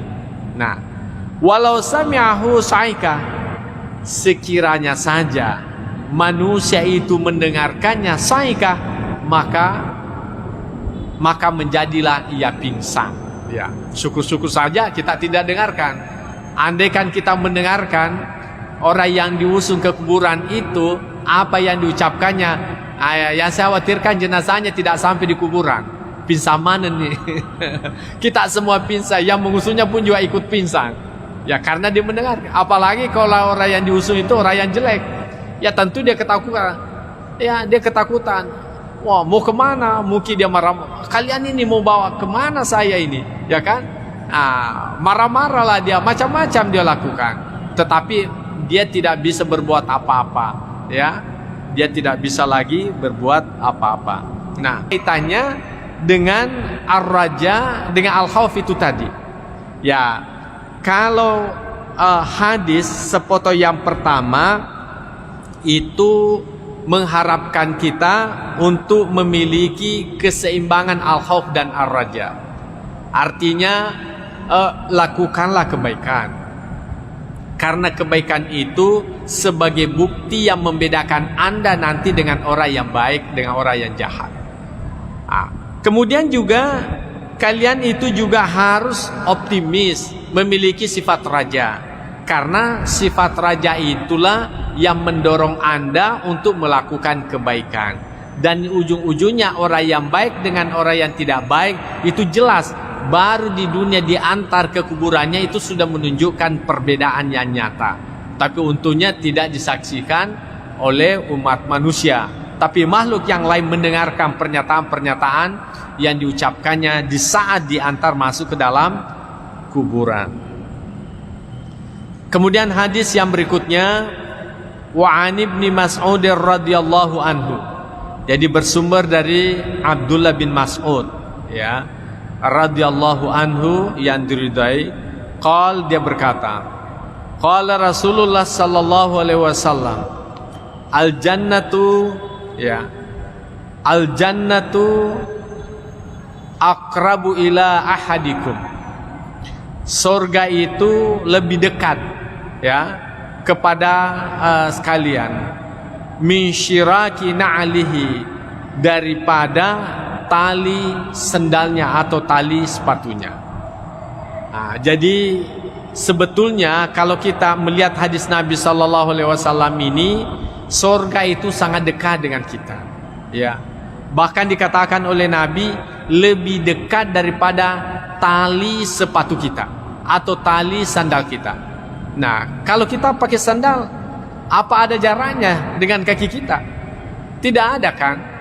Itu artinya bahwa surga itu sebetulnya tidak ada jaraknya dengan kita, sangat-sangat dekat. Nah, tentu yang perlu kita perhatikan adalah bagaimana istilah surga yang dimaksudkan. Kemudian Nabi SAW melanjutkan, wan naru mithlu dzalik. Demikian juga neraka. Neraka itu juga sangat dekat dengan kita. Makanya kaum muslimin, ini perlu dikaitkan ayat dengan hadis yang lain. Surga itu sebetulnya di mana sih adanya? Ya. Surga, neraka itu di mana sih ada sebetulnya? Kalau kita berbicara surga dalam artian tempat yang dibangunkan sebagai bentuk balasan orang yang beriman, itu tentu tempatnya masih jauh. Jauh, kita tidak tahu ya apakah sudah dicipta ataukah belum. Karena ini masuk juga perdebatan kaum teolog. Ada yang mengatakan surga itu sudah dicipta. Kemudian bertanyalah yang mengatakan surga itu belum dicipta. Dengan alasan apa? Kalau surga itu sudah diciptakan, berarti di mana adanya? Ya. Dijawablah orang yang mengatakan surga itu sudah dicipta dengan jawaban apa? Tidak semua yang ada itu bisa dilihat. Ya kan? Ya. Emas saja dalam tanah itu kan ada, tapi Anda kan tidak lihat. Nah, bertanya lagi, kalau surga itu sudah dicipta, apa Tuhan itu tidak menciptakan sesuatu yang sia-sia? Maka dijawab oleh orang yang mengatakan sudah diciptakan bahwa bagi Allah Subhanahu wa taala itu tidak ada yang sia-sia. Yang sia-sia itu hanyalah pada manusia. Jadi sesuatu itu kalau tidak digunakan, tidak difungsikan, namanya sia-sia. Tapi bagi Allah Subhanahu wa taala, karena Dia pemilik secara hakikat, maka tidak ada sia-sia baginya. Makanya Allah Subhanahu wa taala ciptakan itu bagian daripada keyakinannya, dan tidak ada urusan manusia untuk menyatakan sia-sia dan di mana tempatnya. Kemudian yang mengatakan itu bahwa surga itu belum dicipta karena apa? Neraka dan surga itu belum dicipta karena apa? Belum saatnya untuk ditempati. Ya, dan andaikan itu sudah ditempati, ya tentu menjadi persoalan di mana adanya. Ya, bukankah surga dan neraka itu ya tempatnya sangat luas, meliputi langit dan bumi. Nah, kalau begitu di mana ruang adanya? Jadi banyak istilahnya komunikasi teolog, tetapi yang seperti ini tidak perlu kita risaukan. Yang pasti menurut kita surga itu ada, itu sudah selesai, sudah cukup. Neraka pun juga itu ada, sudah selesai. Nah, pertanyaannya, bagaimana dengan surga yang pernah ditempati Nabi Adam alaihissalam? Ini ada lagi pendapat yang berbeda. Ada yang mengatakan itu adalah surga. Surga dalam artian adalah tempat yang sangat menyenangkan. Makanya surga itu disebut dengan jannah. Dalam bahasa lain surga itu adalah adalah kebun, ya, adalah kebun. Kenapa kebun itu disebut sebagai surga? Karena kebun itu kan menyenangkan. Ada buah-buahan di dalamnya, ada air di dalamnya. Pokoknya kebun itu sangat indah lah, sangat menyenangkan. Makanya disebut dengan jannah. Nah, orang yang mengatakan bahwa itu adalah bukan surga yang sesungguhnya seperti yang dijanjikan kepada kita. Kenapa? Oleh karena surga yang sesungguhnya itu tidak ada lagi yang namanya larangan. Sementara surga yang ditempati Adam itu kan masih ada larangan memakan buah khuldi, ya kan? Masih ada larangan memakan buah khuldi. Berarti bukan itu surga yang sesungguhnya. Yang kemudian kalau orang sudah masuk dalam surga tidak keluar lagi. Tapi kenapa Nabi Adam alaihissalam itu masih keluar? Itu artinya belum surga yang dimaksudkan. Makanya dimaknai bahwa Nabiullah Adam alaihissalam dan Hawa itu dikarantinakan di sebuah tempat yang sangat istimewa, yang kemudian disitulah melakukan suatu pelanggaran yang kemudian dikeluarkan di muka bumi ini. Adapun sesungguhnya neraka dan surga itu masih perawan lah sampai sekarang ini. Belum ada yang pernah masuk di dalamnya sampai sekarang ini. Ya. Kemudian belum masuk waktu ya. Ya, kemudian bagaimana dengan surga dan neraka itu? Ya, secara majazi itu sudah ada. Ya, biasa tuh tomato makada agak paranaka kok, ya kan? Itu artinya kalau kita itu marah, sumpek, tidak senang, itu sebetulnya adalah hawa-hawa neraka itu. Akhirnya orang tua kita mengatakan, "Mai mumanaraka, mumaranaka," ya. Artinya kita dalam kondisi tidak senang. Tapi kalau kita tersenyum, bahagia, itu namanya surga. Ya, surga. Jadi secara majazi surga itu dan neraka itu sudah ada dalam kehidupan dunia ini. Makanya ulama kita mengatakan, masuklah kalian ke dalam surga sebelum Anda memasukinya. Dan jauhilah itu neraka sebelum Anda ditakdirkan masuk ke dalam neraka. Artinya apa? Jadikanlah apa yang kamu lakukan itu menyenangkan, sehingga hidupmu itu terasa nikmat. Ya, kalau kita habis salat kan nikmat rasanya. Tapi selama kita belum salat, tapi sudah masuk waktu, itu kan ada rasa tersiksa, ya kan? Ada rasa tersiksa. Begitu kita selesai melakukan salat, itu aman perasaan. Berarti sudah dapat surga, ya kan? Demikian juga orang yang melakukan kejahatan, maha kafi sadrika, itu kan rumusnya. Jadi apapun yang kira-kira menjangkal di dalam hatimu, maka itu adalah sesuatu yang tidak baik. Jadi ini ukurannya hati. Kalau saya ambil ini bagaimana? Ini tanda bahwa sesuatu itu tidak pantas kamu ambil, ya kan? Tetapi kalau ada sesuatu di depan orang siap Anda melakukannya, berarti itu adalah sesuatu yang baik karena Anda siap untuk dilihat orang.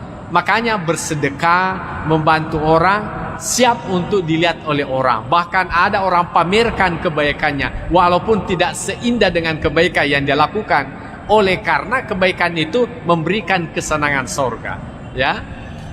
Tetapi kalau sebuah kejahatan, walaupun itu sangat kecil, tapi kita berusaha untuk berlindung, tidak mau diketahui oleh orang lain.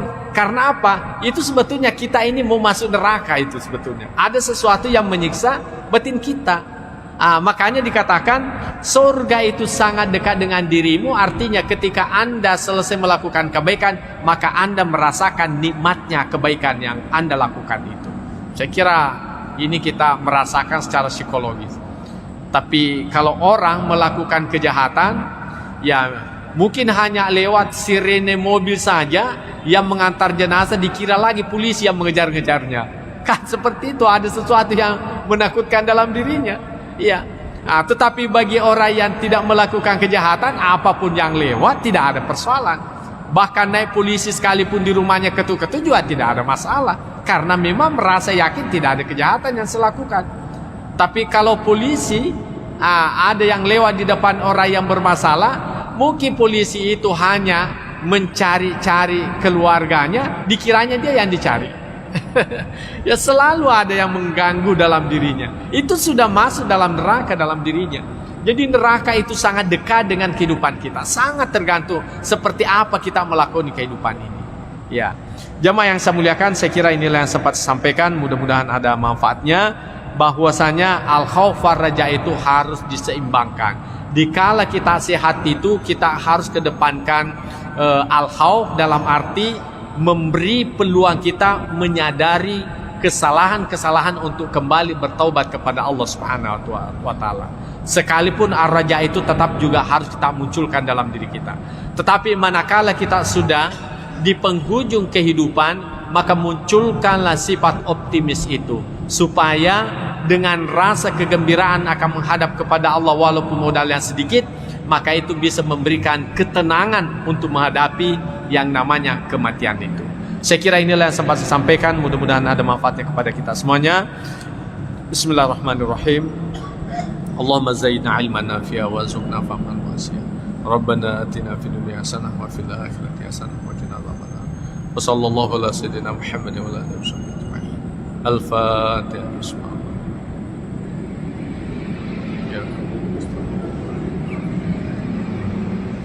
Wallahu muwaffiq ila aqwamit thariq. Wassalamualaikum warahmatullahi wabarakatuh.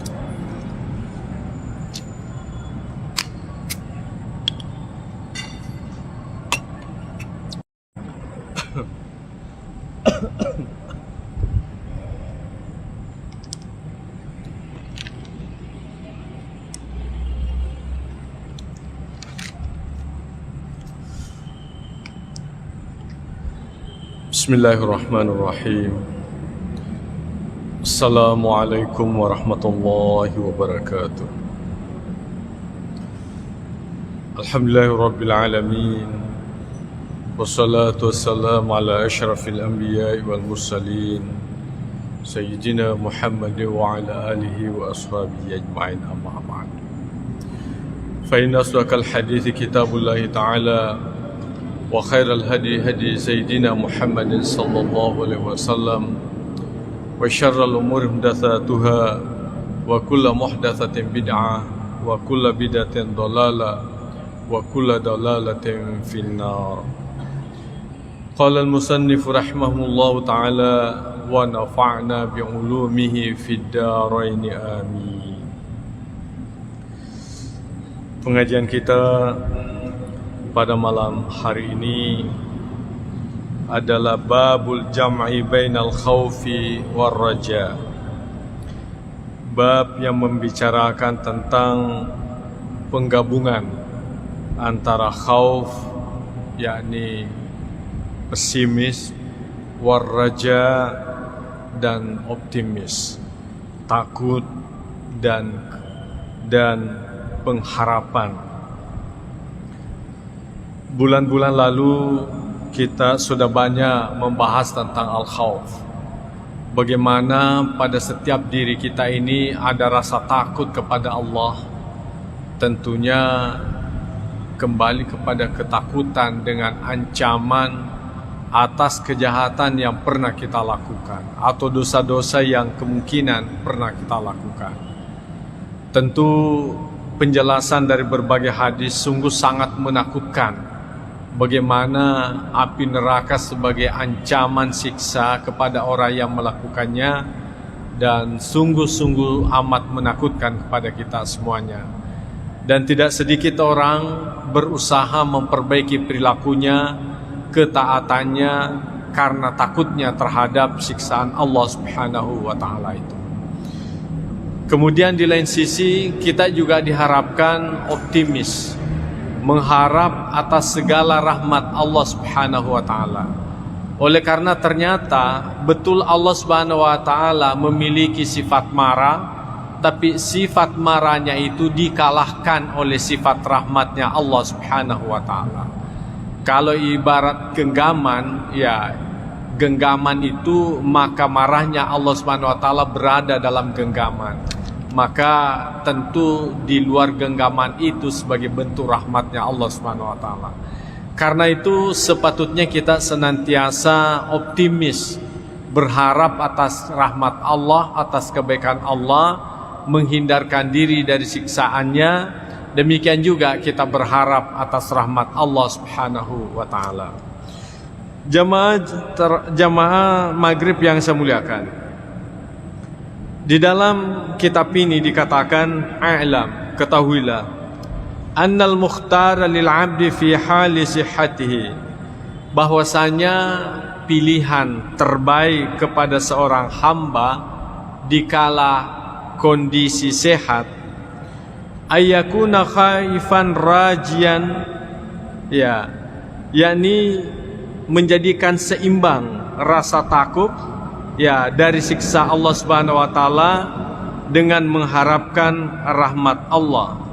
Wa yakunu khaufuhu wa raja'uhu sawa'an, demikian juga ketakutan kepadanya dan harapan itu diharapkan betul-betul memiliki keseimbangan. Oleh karena manakala seseorang rasa takutnya yang lebih menonjol, maka dikhawatirkan itu karena dia manusia biasa yang kemungkinan pernah melakukan dosa ataukah berkali-kali melakukan dosa. Akhirnya apa? Merasa terlanjur takut. Akhirnya apa ya? Muncul dalam dirinya, biarlah sekali begitu saja ya. Oleh karena dalam pikirannya itu seolah-olah bahwa kita ini sudah tidak ada lagi jalan selamat untuk kembali kepada Allah. Bahasa ugina lari sumange ya, lari sumange ya. Karenanya perlu ada keseimbangan. Perlu juga kita optimis bahwa meskipun Allah Subhanahu wa Ta'ala itu memiliki sifat benci, sifat menyiksa dan sebagainya, tetapi kita juga harus optimis bahwasanya Allah itu memiliki sifat cinta, memiliki sifat kasih sayang, memiliki sifat kasih atau rahmah yang sangat tinggi kepada hambanya. Bahkan kita memahami bahwa Allah menciptakan hambanya itu sebetulnya didasari karena cinta, didasari karena kesenangannya. Samalah halnya seorang bapak, ya tentu mengharapkan ada anak. Sungguh pun dia tidak tahu bahwa anaknya nanti itu apakah dia nakal atau tidak. Yang pasti di dalam pikirannya itu berusaha memperoleh anak yang baik. Dia akan senang akan lahirnya anaknya itu, ya. Tetapi cintanya Tuhan itu melebihi cinta orang tua kepada anaknya. Kalau orang tua bagaimanapun sayangnya, tapi masih saja didapati orang tua itu bersikap keras terhadap anaknya. Barangkali biasa kita mendengarkan juga orang tua itu kadangkala tidak mengakui anaknya karena begitu jengkel terhadap anaknya. Tapi Allah Subhanahu wa Ta'ala, ya bagaimanapun nakalnya hambanya itu tetap dia mengakui hambanya. walaupun hambanya itu tidak mengakui Allah sebagai Tuhannya. Jemaah yang saya muliakan, mungkin juga ada yang mengatakan bagaimana buktinya bahwa Tuhan itu tetap cinta kepada hambanya walaupun nakal? Ya tentu ada hadisnya Nabi SAW. Andaikan Allah Subhanahu wa Ta'ala memberi nilai materi itu sebagai bentuk kasih sayang, maka orang kafir itu tidak akan hidup lagi, ya. Tetapi karena Allah Subhanahu wa Ta'ala tetap memiliki rasa cinta, maka Allah Subhanahu wa Ta'ala tetap memberikan penghidupan kepada mereka.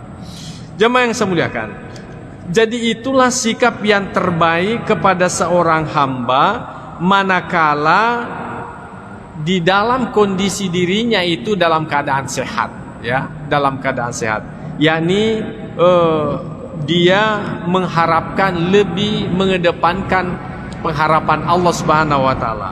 Nah, wa fi halil marad, nah bagaimana kondisi sekiranya seorang hamba itu dalam kondisi sakit, ya, yatamakhasur raja, maka dia harus melulu bagaimana? Melulu mengharapkan rasa rahmatnya, ya.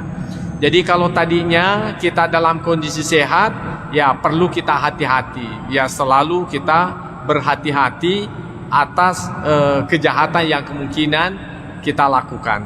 Tetapi kalau kita sudah dalam kondisi sakit, oleh karena dalam kondisi sakit itu, ya hampir dikata sudah tidak ada lagi peluang untuk melakukan kebaikan karena kondisi sakit. Apalagi kesehatannya tidak mampu lagi melakukan banyak kebaikan, maka yang sebaiknya dimunculkan dalam dirinya ada selalu optimis, ya, selalu optimis bahwa insya Allah Allah menyelamatkan saya. Insya Allah saya kan sudah pernah mengucapkan la ilaha illallah Muhammadur Rasulullah. Siapa yang mengucapkan la ilaha illallah Muhammadur Rasulullah kemudian kembali menghadap kepada Allah, maka dia patut mendapatkan surga Allah Subhanahu wa Ta'ala. Maka itulah yang harus dimunculkan dalam dirinya. Jangan lagi sikap ketakutan. Karena apa? Nah, bukan lagi waktunya menyesali atas apa yang pernah kita lakukan, tetapi yang terbaik pada saat itu mengedepankan pengharapan kepada Allah. Insya Allah saya akan masuk surga oleh karena saya mengucapkan la ilaha illallah dan meyakininya. Insya Allah saya akan mendapatkan nikmat Allah karena biasa saya melakukan salat 5 waktu, walaupun kadang-kala juga pernah misalnya tidak melakukan salat 5 waktu. Jadi itu yang harus kita kedepankan.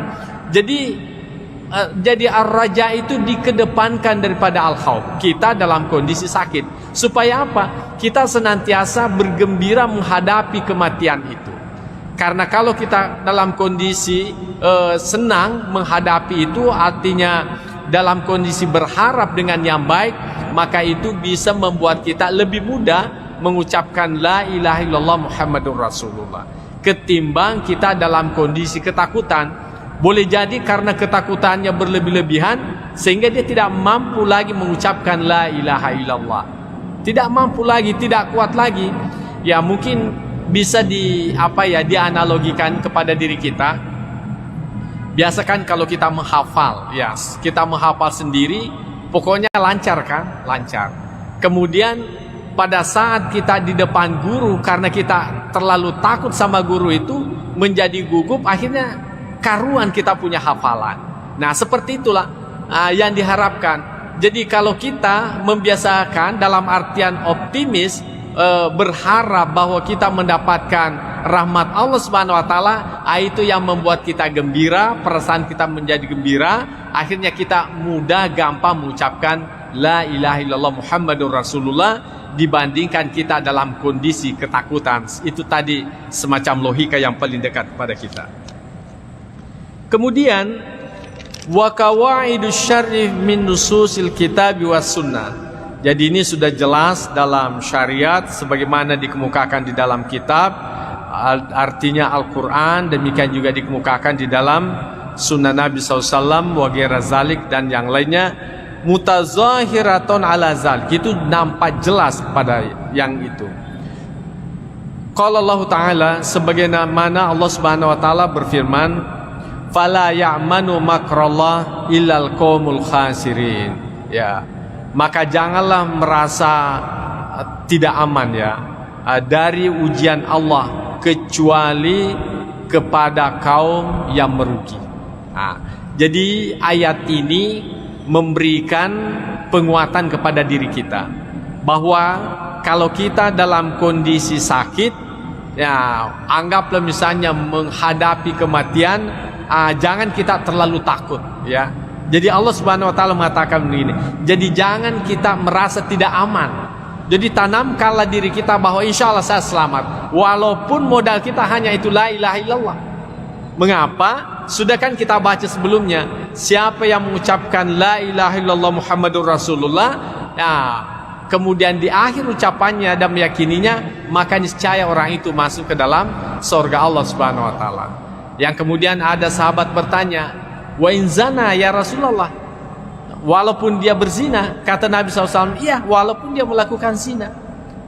Kemudian wa in sarakat, walaupun dia mencuri ya Rasulullah, Nabi SAW mengatakan, iya tetap masuk dalam surga walaupun dia mencuri. Artinya modal la ilaha illallah, andaikan ada orang hanya modalnya itu saja kemudian menghadapi kematian, maka dengan modal itu pun juga sepatutnya dia merasa aman menghadapi kematian itu sendiri. Ya, itu yang diharapkan. Jadi siapa yang orang-orang atau kelompok-kelompok yang ketakutan di dalam menghadapi kematian, walaupun pada prinsipnya semua orang pasti takut, apalagi kita sudah dalam kondisi kita merasa sakitnya itu sudah penyakit yang terakhir, ya tentu di situ kita berusaha semaksimal mungkin bagaimana memunculkan ruhillah ilal qaumul kafirin. Ya, jadi sesungguhnya janganlah berputus asa dari rahmat Allah.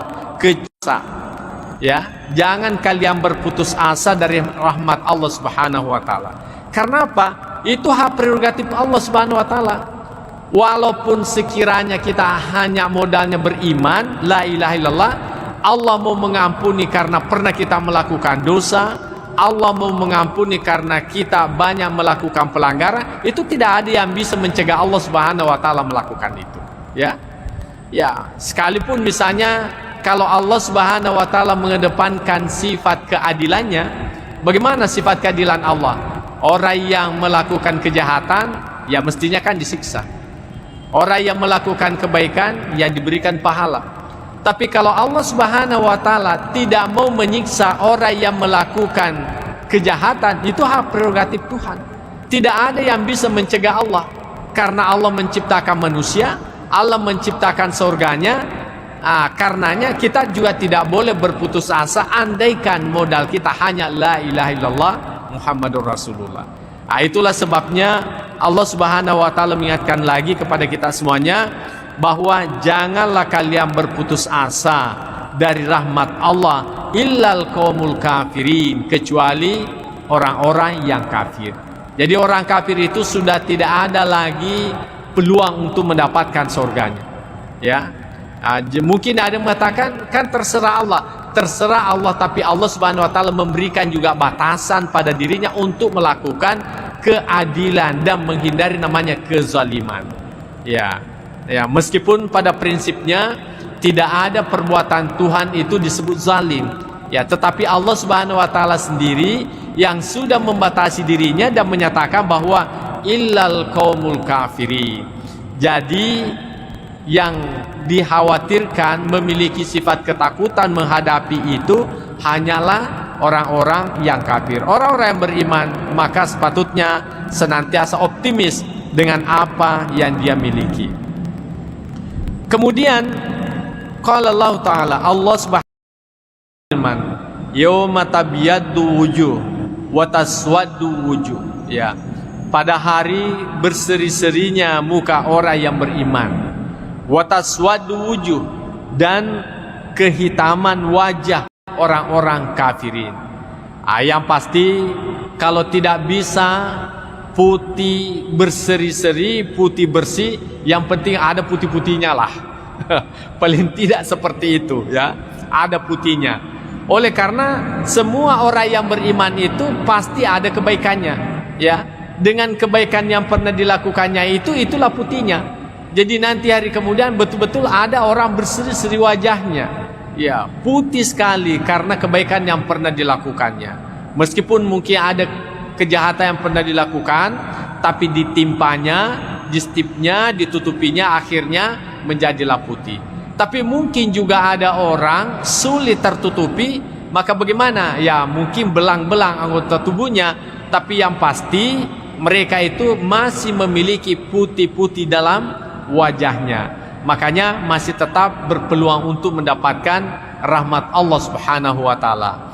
Tapi bagi orang yang kafir itu wataswadu wujuh, memang pada hari itu gelap gulita mukanya. Walaupun pada masa hidupnya putih berseri, ya jadi screen apalagi namanya itu pemutih kulit itu sudah tidak berlaku lagi di mata Allah Subhanahu wa taala nanti dari kemudian.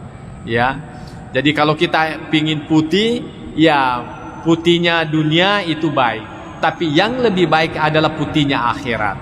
Karena tidak ada artinya putih wajah di dunia, tetapi nanti di hari kemudian justru hitamnya muka yang kita dapatkan. Wa na'udzubillah. Ya. Jemaah yang saya muliakan. Wa qala Allah Ta'ala dengan ayat maksud yang sama, inna rabbaka lasari'ul iqab wa innahu laghafurur rahim. Jadi sesungguhnya Tuhanmu itu sangat cepat, ya sangat cepat siksaannya. Wa innahu laghafurur rahim, dan sesungguhnya Allah itu Maha Pengampun dan lagi Maha Penyayang.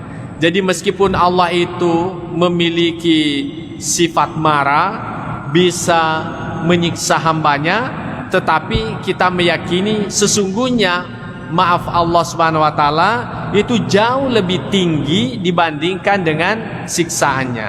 Jauh lebih tinggi siksaan, jauh lebih tinggi rahimnya dibandingkan siksaannya. Jadi ini semuanya ayat-ayat disampaikan kepada kita dalam rangka kita optimis. Jadi kalau kita sudah dalam kondisi sakit, jangan lagi ingat yang lain-lain. Pokoknya karena bukan lagi waktunya untuk kita bertaubat itu, apalagi yugargir gitu, ya. Tetapi kalau sakit-sakit kecil, ya masih mending, mungkin masih ada harapan hidup kita. Kondisi seperti ini masih bermanfaatlah yang namanya penyesalan itu, masih bermanfaatlah, masih berfungsilah yang namanya taubat itu. Tapi kalau sudah tidak ada lagi harapan hidup, ya sudah dipertimbangkanlah itu. Maka bagaimana? Yang sepatutnya kita mengedepankan sifat optimis terhadap apa yang pernah kita lakukan. Allah juga berfirman, innal abrara lafi na'imin wa innal fujjara lafi jahim. Jadi sesungguhnya orang yang taat itu lafi na'im, ya berada pada naim, yakni surga Allah Subhanahu wa taala. Wa innal fujjara lafi jahim, dan sesungguhnya orang yang durhaka berada pada neraka jahanam. Ya, tadi sudah kita jelaskan, walaupun modal kecil, kalau Allah Subhanahu wa taala dengan modal kecil itu mengampuni segala dosa kita, itu semuanya bisa berpeluang kita dapatkan. Makanya kita selalu optimis, ya. Kemudian Allah juga berfirman, fa amma man thaqulat mawazinuhu fahuwa fi 'ishatir radiyah. Jadi siapa saja ya timbangan kebaikannya itu lebih berat, fahuwa fi 'ishatir radiyah, maka dia dalam kehidupan yang memuaskan. Wa amma man haffat mawazinuhu fa ummuhu hawiyah. Tapi adapun orang yang lebih ringan timbangan kebaikannya, maka tempatnya adalah neraka hawiyah. Wa ma adraka ma hiya narun hamiyah.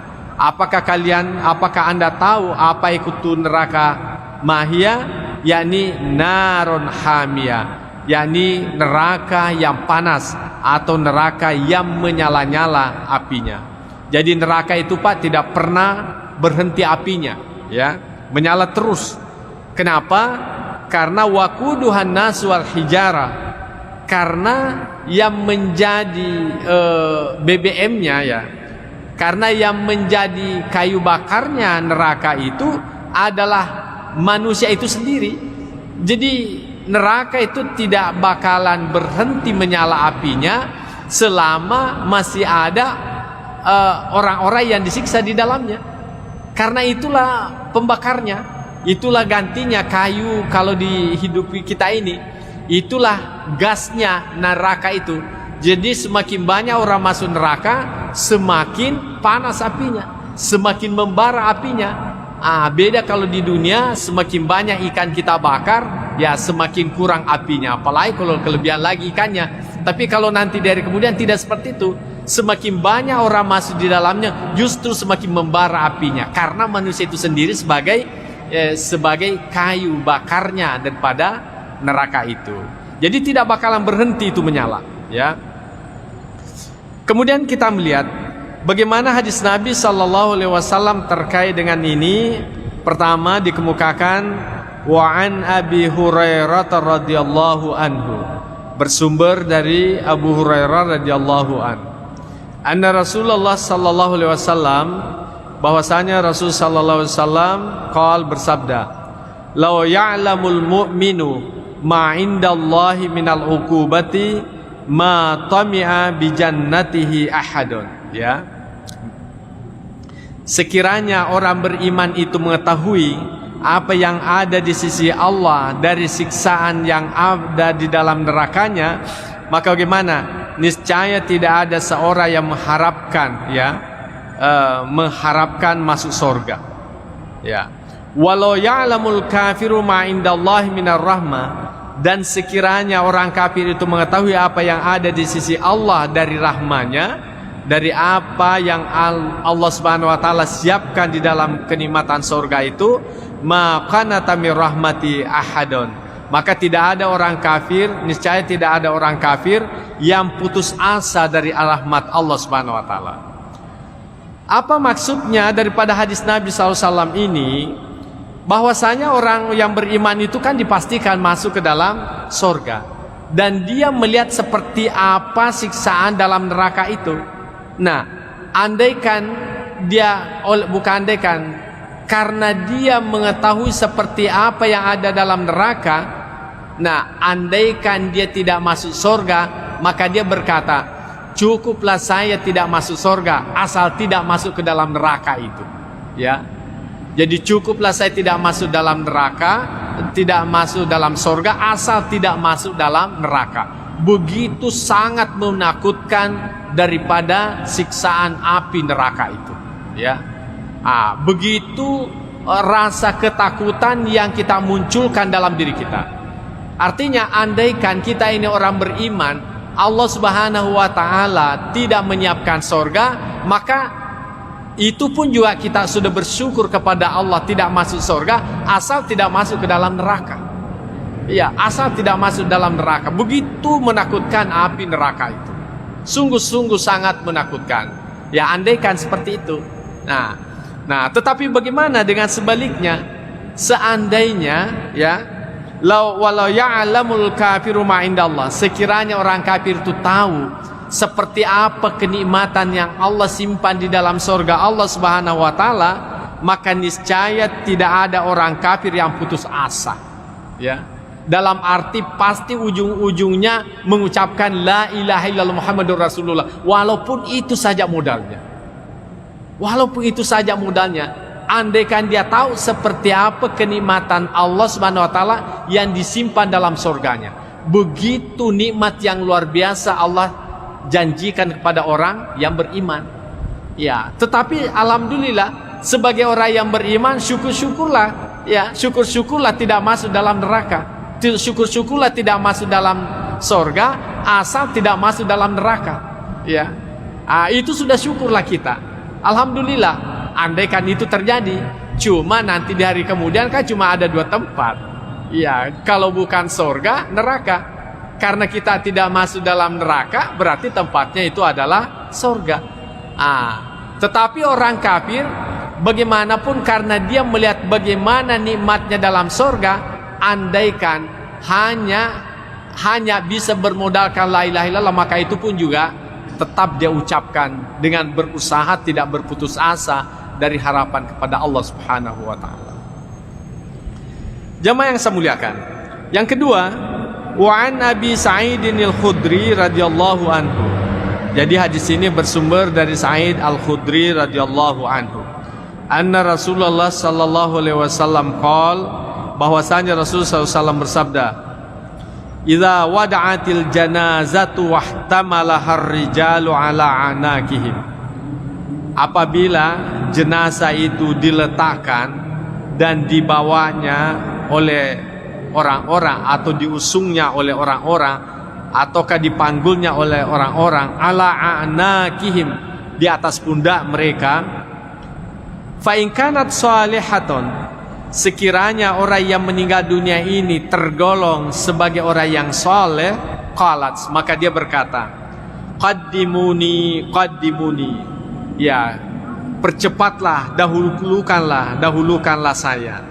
Wa in kanat ghaira salihah, kalau saja dia sebagai orang yang tidak saleh, maka dia berkata, ya wailaha aina tazhabuna biha, celakalah, kemana kalian aku bawa pergi. Yasma'u sautaha kullu syai'in illal insanu. Jadi kata-kata kalimat yang diucapkan oleh si mayit ini dalam usungan itu didengarkan oleh segala sesuatu, illal insan, kecuali manusia. Ya. Jadi mungkin pernah kita menyaksikan bagaimana seekor sapi ya pada saat lewat usungan mayat itu. Bagaimana dengan ayam, bagaimana yang lain-lain, pasti ada sikap yang lain-lain mereka lakukan. Apakah itu dalam kondisi seolah-olah terharu ataukah dia ketakutan? Itu karena suara yang didengarkan oleh orang yang meninggal dunia itu. Nah, walau sami'ahu saika, sekiranya saja manusia itu mendengarkannya saika, maka menjadilah ia pingsan. Ya, syukur-syukur saja kita tidak dengarkan. Andaikan kita mendengarkan orang yang diusung ke kuburan itu, apa yang diucapkannya, yang saya khawatirkan jenazahnya tidak sampai di kuburan. Pingsan mana nih? Kita semua pingsan, yang mengusungnya pun juga ikut pingsan. Ya karena dia mendengar. Apalagi kalau orang yang diusung itu orang yang jelek, ya tentu dia ketakutan. Ya dia ketakutan.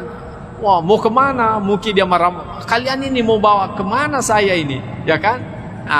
Marah-marahlah dia, macam-macam dia lakukan. Tetapi dia tidak bisa berbuat apa-apa. Ya, dia tidak bisa lagi berbuat apa-apa. Nah, jadi itulah yang dikemukakan. Nah, sekarang ini mungkin kita bertanya, apa sih kaitannya dengan ar-raja, dengan al-khauf itu tadi?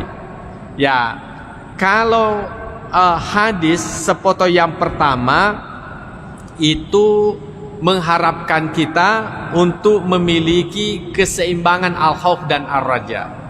Artinya lakukanlah kebaikan. Karena kebaikan itu sebagai bukti yang membedakan Anda nanti dengan orang yang baik dengan orang yang jahat. Kemudian juga kalian itu juga harus optimis, memiliki sifat raja. Karena sifat raja itulah yang mendorong Anda untuk melakukan kebaikan. Dan ujung-ujungnya orang yang baik dengan orang yang tidak baik itu jelas. Baru di dunia diantar ke kuburannya itu sudah menunjukkan perbedaan yang nyata. Tapi untungnya tidak disaksikan oleh umat manusia. Tapi makhluk yang lain mendengarkan pernyataan-pernyataan yang diucapkannya di saat diantar masuk ke dalam kuburan. Kemudian hadis yang berikutnya, wa an ibni Mas'ud radhiyallahu anhu. Jadi bersumber dari Abdullah bin Mas'ud, ya, radhiyallahu anhu yang diridai. Dia berkata, qala Rasulullah sallallahu alaihi wasallam, al jannatu, ya, al jannatu aqrabu ila ahadikum. Surga itu lebih dekat, ya, kepada sekalian, min syiraki na'lihi, daripada tali sendalnya atau tali sepatunya. Jadi sebetulnya kalau kita melihat hadis Nabi Sallallahu Alaihi Wasallam ini, surga itu sangat dekat dengan kita. Ya, bahkan dikatakan oleh Nabi lebih dekat daripada tali sepatu kita. atau tali sandal kita. Nah, kalau kita pakai sandal, apa ada jaraknya dengan kaki kita? Tidak ada kan? Itu artinya bahwa surga itu sebetulnya tidak ada jaraknya dengan kita. Sangat-sangat dekat. Nah, tentu yang perlu kita perhatikan adalah bagaimana istilah surga yang dimaksudkan. Kemudian Nabi SAW melanjutkan, wan naru mithlu zalik. Demikian juga neraka. Neraka itu juga sangat dekat dengan kita. Makanya kaum muslimin, ini perlu dikaitkan ayat dengan hadis yang lain. Surga itu sebetulnya di mana sih adanya? Ya. Surga, neraka itu di mana sih ada sebetulnya? Kalau kita berbicara surga dalam artian tempat yang dibangunkan sebagai bentuk balasan orang yang beriman, itu tentu tempatnya masih jauh. Jauh, kita tidak tahu ya apakah sudah dicipta ataukah belum. Karena ini masuk juga perdebatan kaum teolog. Ada yang mengatakan surga itu sudah dicipta. Kemudian bertanyalah yang mengatakan surga itu belum dicipta. Dengan alasan apa? Kalau surga itu sudah diciptakan, berarti di mana adanya? Ya, dijawablah orang yang mengatakan surga itu sudah dicipta dengan jawaban apa? Tidak semua yang ada itu bisa dilihat, ya kan? Ya, emas saja dalam tanah itu kan ada, tapi Anda kan tidak lihat. Nah, bertanya lagi, kalau surga itu sudah dicipta, apa Tuhan itu tidak menciptakan sesuatu yang sia-sia? Maka dijawab oleh orang yang mengatakan sudah diciptakan bahwa bagi Allah Subhanahu wa taala itu tidak ada yang sia-sia. Yang sia-sia itu hanyalah pada manusia. Jadi sesuatu itu kalau tidak digunakan, tidak difungsikan, namanya sia-sia. Tapi bagi Allah Subhanahu wa taala, karena Dia pemilik secara hakikat, maka tidak ada sia-sia baginya.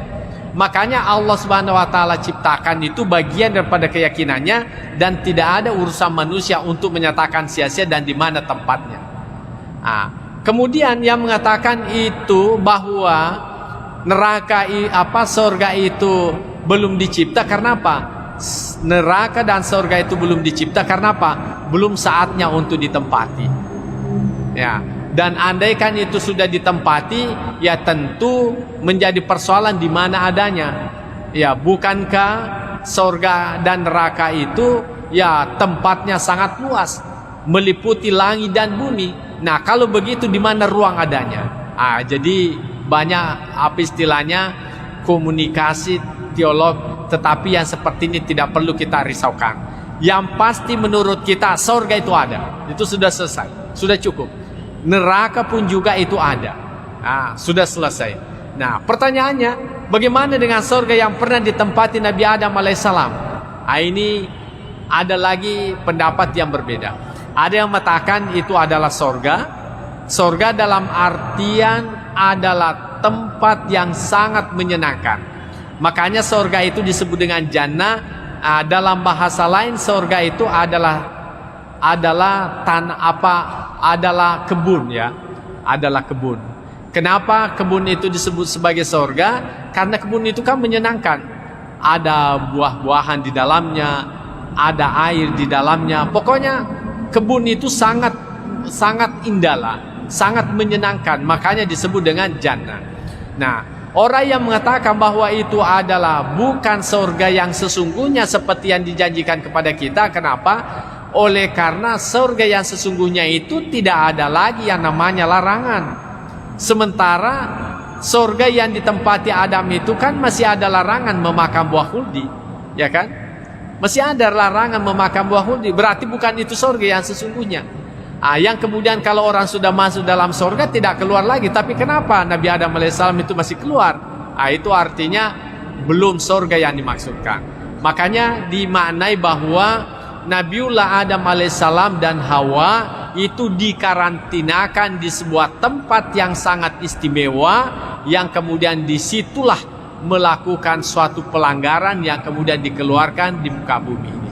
Adapun sesungguhnya neraka dan surga itu masih masih perawan lah sampai sekarang ini. Belum ada yang pernah masuk di dalamnya sampai sekarang ini.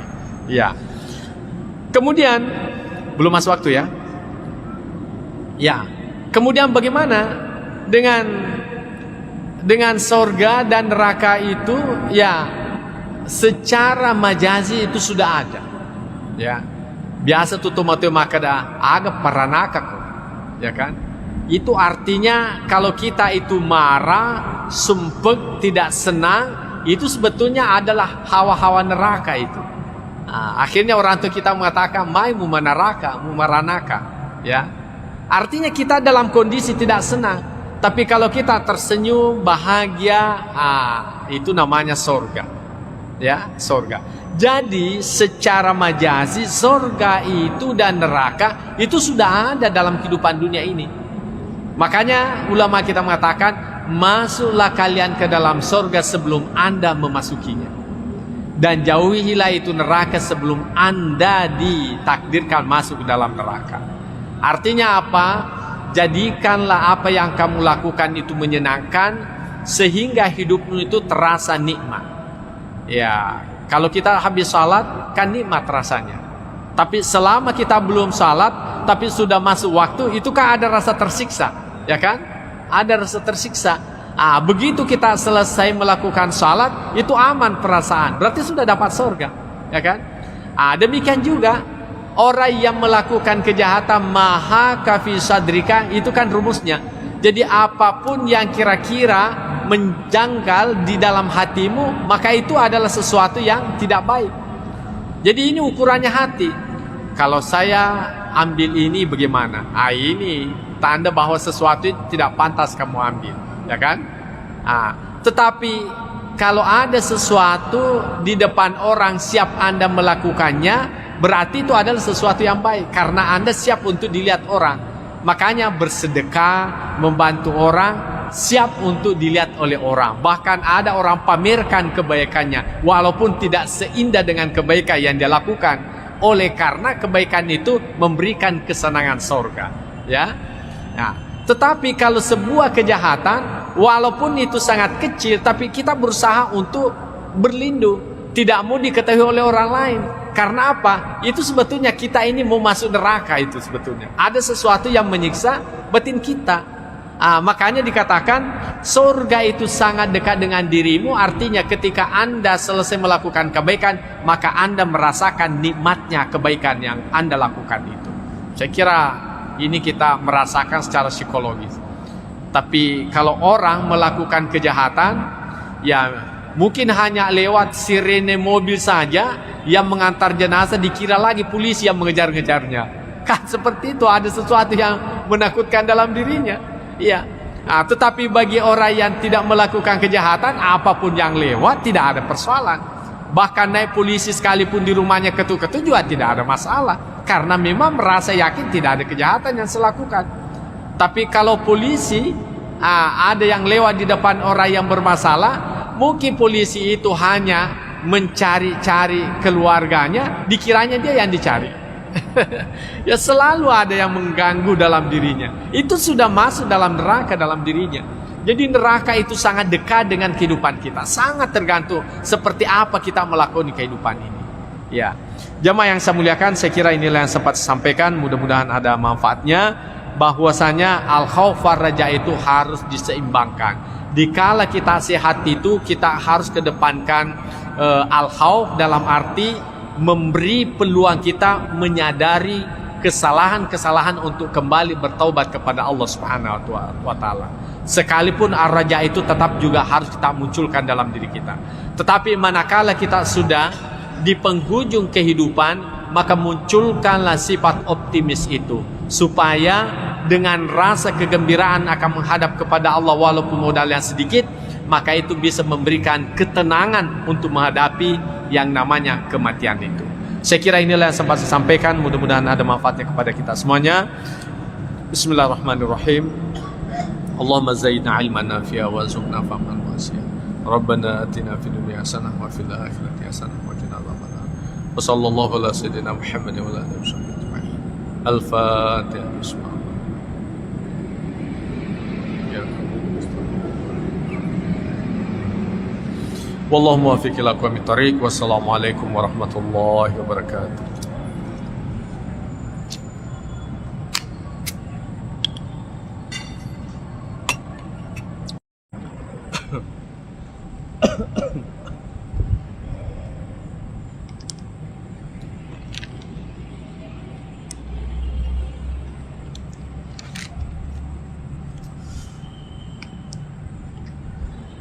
Bismillahirrahmanirrahim. Assalamualaikum warahmatullahi wabarakatuh. Alhamdulillahirabbil alamin. Wassalatu wassalamu ala asyrafil anbiya'i wal mursalin sayyidina Muhammad wa ala alihi wa ashabihi ajma'in, amma ba'd.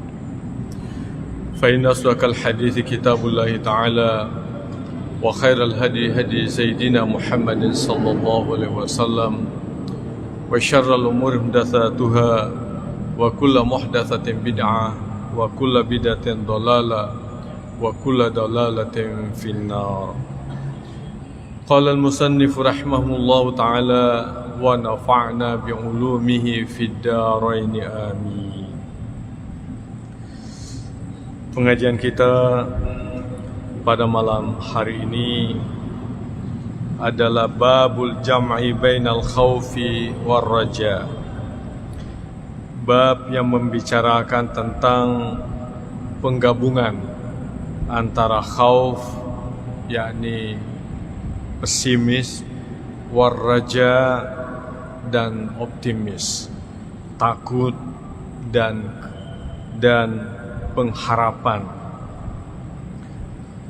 Bulan-bulan lalu kita sudah banyak membahas tentang al-khawf. Bagaimana pada setiap diri kita ini ada rasa takut kepada Allah. Tentunya kembali kepada ketakutan dengan ancaman atas kejahatan yang pernah kita lakukan atau dosa-dosa yang kemungkinan pernah kita lakukan. Tentu penjelasan dari berbagai hadis sungguh sangat menakutkan. Bagaimana api neraka sebagai ancaman siksa kepada orang yang melakukannya, dan sungguh-sungguh amat menakutkan kepada kita semuanya. Dan tidak sedikit orang berusaha memperbaiki perilakunya, ketaatannya, karena takutnya terhadap siksaan Allah Subhanahu wa Ta'ala itu. Kemudian di lain sisi kita juga diharapkan optimis, mengharap atas segala rahmat Allah Subhanahu wa Ta'ala. Oleh karena ternyata betul Allah Subhanahu wa Ta'ala memiliki sifat marah, tapi sifat marahnya itu dikalahkan oleh sifat rahmatnya Allah Subhanahu wa Ta'ala. Kalau ibarat genggaman, ya genggaman itu, maka marahnya Allah Subhanahu wa Ta'ala berada dalam genggaman. Maka tentu di luar genggaman itu sebagai bentuk rahmatnya Allah Subhanahu wa Ta'ala. Karena itu sepatutnya kita senantiasa optimis, berharap atas rahmat Allah, atas kebaikan Allah, menghindarkan diri dari siksaannya. Demikian juga kita berharap atas rahmat Allah Subhanahu wa Ta'ala.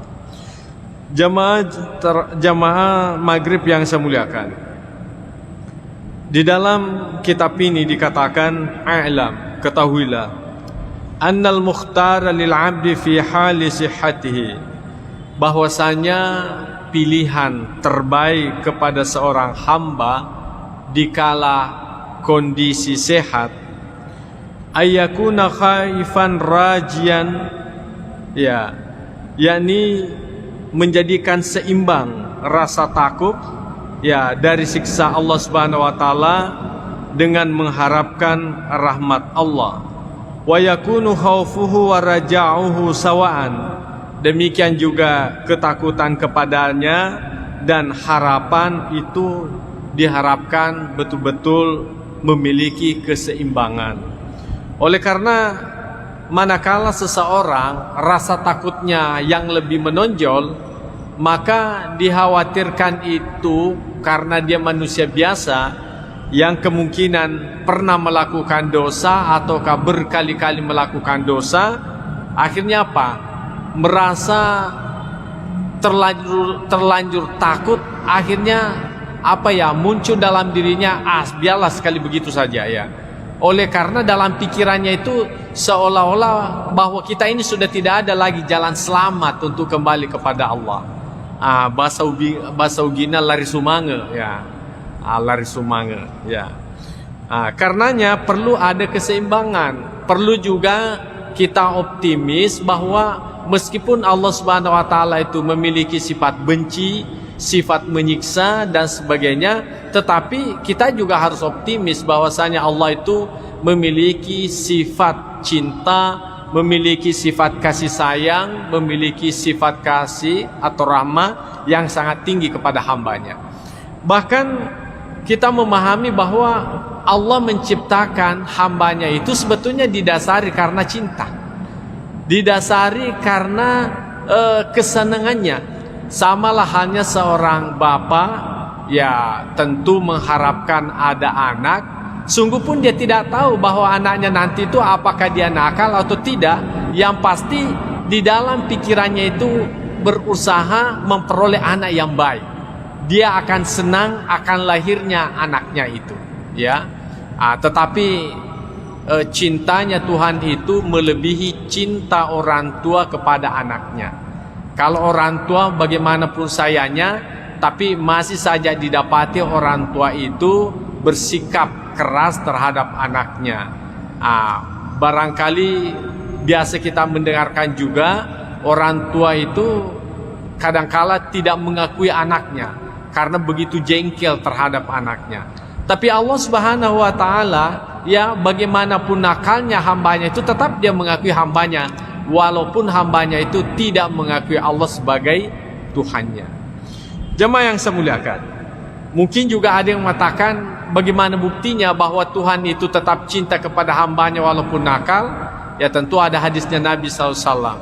Andaikan Allah Subhanahu wa taala memberi nilai materi itu sebagai bentuk kasih sayang, maka orang kafir itu tidak akan hidup lagi ya. Tetapi karena Allah Subhanahu wa taala tetap memiliki rasa cinta, maka Allah Subhanahu wa taala tetap memberikan penghidupan kepada mereka.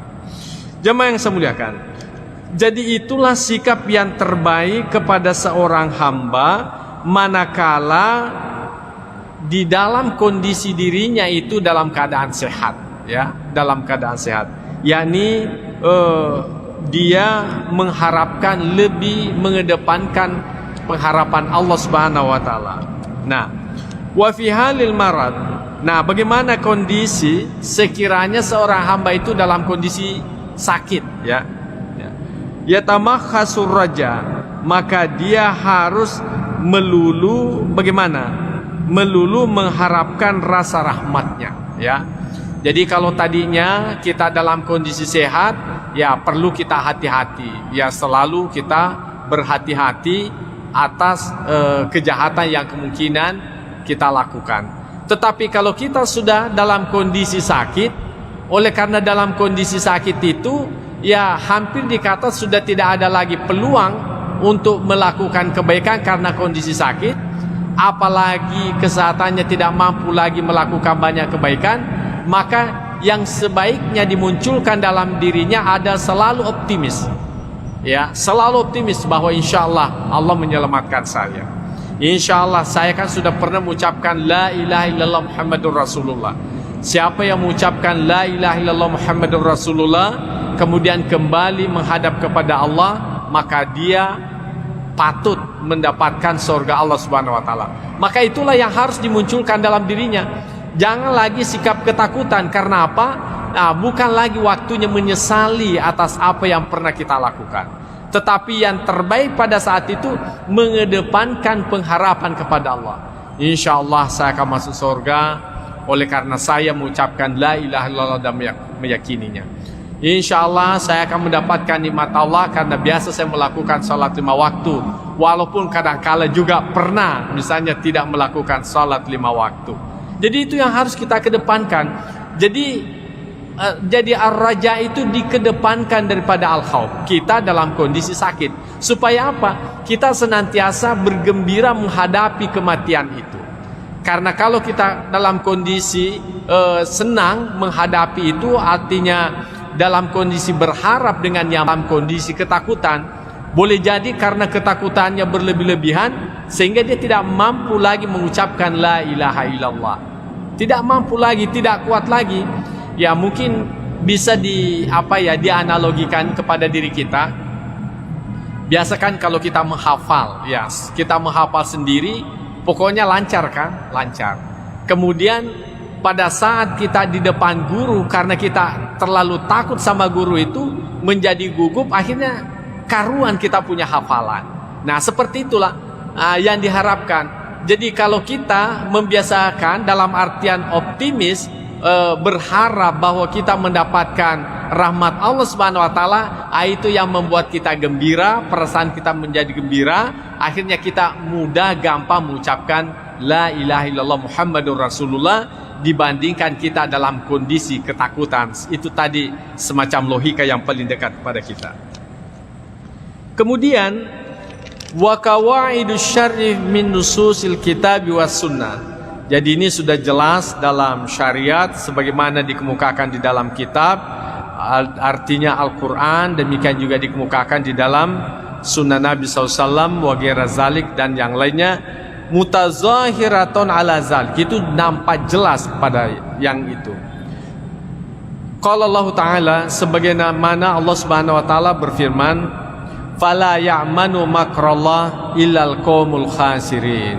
Ya, maka janganlah merasa tidak aman ya dari ujian Allah kecuali kepada kaum yang merugi.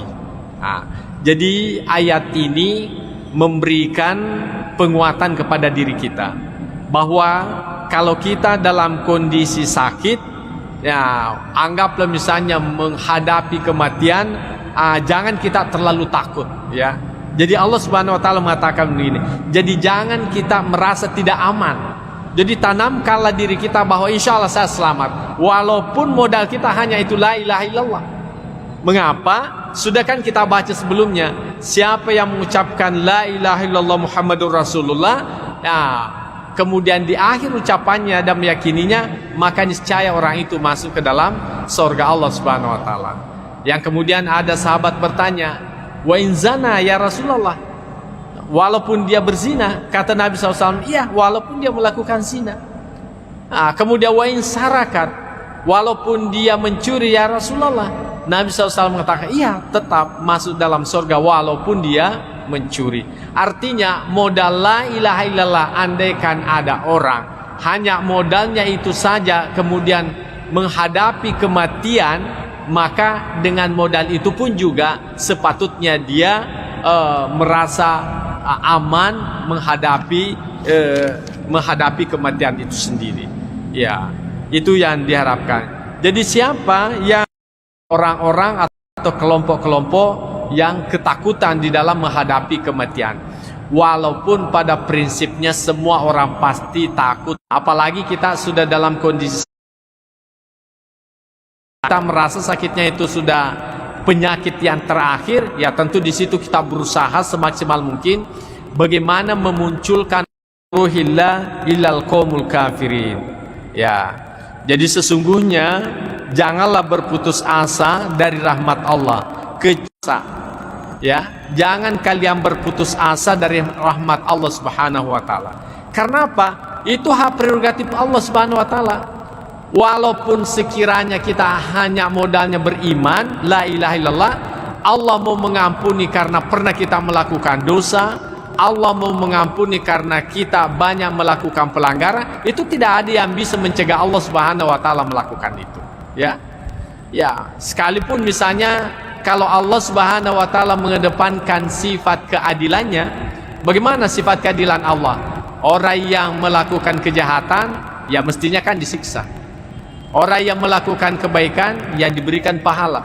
Tapi kalau Allah Subhanahu wa taala tidak mau menyiksa orang yang melakukan kejahatan, itu hak prerogatif Tuhan. Tidak ada yang bisa mencegah Allah. Karena Allah menciptakan manusia, Allah menciptakan surganya. Karenanya kita juga tidak boleh berputus asa andaikan modal kita hanya la ilaha illallah Muhammadur Rasulullah. Itulah sebabnya Allah Subhanahu wa taala mengingatkan lagi kepada kita semuanya bahwa janganlah kalian berputus asa dari rahmat Allah illal qaumul kafirin, kecuali orang-orang yang kafir. Jadi orang kafir itu sudah tidak ada lagi peluang untuk mendapatkan surganya. Ya. Mungkin ada yang mengatakan kan terserah Allah, tapi Allah Subhanahu wa taala memberikan juga batasan pada dirinya untuk melakukan keadilan dan menghindari namanya kezaliman. Ya, meskipun pada prinsipnya tidak ada perbuatan Tuhan itu disebut zalim. Ya, tetapi Allah Subhanahu wa taala sendiri yang sudah membatasi dirinya dan menyatakan bahwa illal qaumul kafirin. Jadi yang dikhawatirkan memiliki sifat ketakutan menghadapi itu hanyalah orang-orang yang kafir. Orang-orang yang beriman maka sepatutnya senantiasa optimis dengan apa yang dia miliki. Kemudian qala Allah Ta'ala, Allah Subhanahu wa ta'ala, yauma tabyaddu wujuh wa taswaddu wujuh. Ya, pada hari berseri-serinya muka orang yang beriman, wataswadu wujuh, dan kehitaman wajah orang-orang kafirin. Yang pasti kalau tidak bisa putih berseri-seri, putih bersih, yang penting ada putih-putihnya lah. Paling tidak seperti itu ya, ada putihnya. Oleh karena semua orang yang beriman itu pasti ada kebaikannya ya. Dengan kebaikan yang pernah dilakukannya itulah putihnya. Jadi nanti hari kemudian betul-betul ada orang berseri-seri wajahnya. Ya, putih sekali karena kebaikan yang pernah dilakukannya. Meskipun mungkin ada kejahatan yang pernah dilakukan, tapi ditimpanya, distipnya, ditutupinya, akhirnya menjadilah putih. Tapi mungkin juga ada orang sulit tertutupi, maka bagaimana? Ya, mungkin belang-belang anggota tubuhnya, tapi yang pasti mereka itu masih memiliki putih-putih dalam wajahnya, makanya masih tetap berpeluang untuk mendapatkan rahmat Allah Subhanahu wa taala. Tapi bagi orang yang kafir itu wataswadu wujuh, memang pada hari itu gelap gulita mukanya, walaupun pada masa hidupnya putih berseri. Ya, jadi screen apalagi namanya itu pemutih kulit itu sudah tidak berlaku lagi di mata Allah Subhanahu wa taala nanti dari kemudian. Ya, jadi kalau kita pingin putih, ya putihnya dunia itu baik, tapi yang lebih baik adalah putihnya akhirat. Karena tidak ada artinya putih wajah di dunia, tapi nanti di hari kemudian justru hitamnya muka yang kita dapatkan. Wa na'udzubillah. Ya. Jemaah yang saya muliakan, wa qala Allah Ta'ala dengan ayat maksud yang sama, inna rabbaka lasari'ul iqab wa innahu laghafurur rahim. Jadi sesungguhnya Tuhanmu itu sangat cepat ya, sangat cepat siksaannya. Wa innahu laghafurur rahim, dan sesungguhnya Allah itu Maha Pengampun dan lagi Maha Penyayang. Jadi meskipun Allah itu memiliki sifat marah, bisa menyiksa hambanya, tetapi kita meyakini sesungguhnya maaf Allah Subhanahu wa taala itu jauh lebih tinggi dibandingkan dengan siksaannya. Jauh lebih tinggi siksaan, jauh lebih tinggi rahimnya dibandingkan siksaannya. Jadi ini semuanya ayat-ayat disampaikan kepada kita dalam rangka kita optimis. Jadi kalau kita sudah dalam kondisi sakit, jangan lagi ingat yang lain-lain. Pokoknya karena bukan lagi waktunya untuk kita bertaubat itu, apalagi yugargir ya. Tetapi kalau sakit-sakit kecil ya masih mending, mungkin masih ada harapan hidup kita. Kondisi seperti ini masih bermanfaatlah yang namanya penyesalan itu, masih bermanfaatlah, masih berfungsilah yang namanya taubat itu. Tapi kalau sudah tidak ada lagi harapan hidup, ya sudah dipertimbangkanlah itu. Maka bagaimana? Yang sepatutnya kita mengedepankan sifat optimis terhadap apa yang pernah kita lakukan. Allah juga berfirman, innal abrara lafi na'imin wa innal fujjara lafi jahim. Jadi sesungguhnya orang yang taat itu lafi na'im, ya berada pada naim, yakni surga Allah Subhanahu wa taala.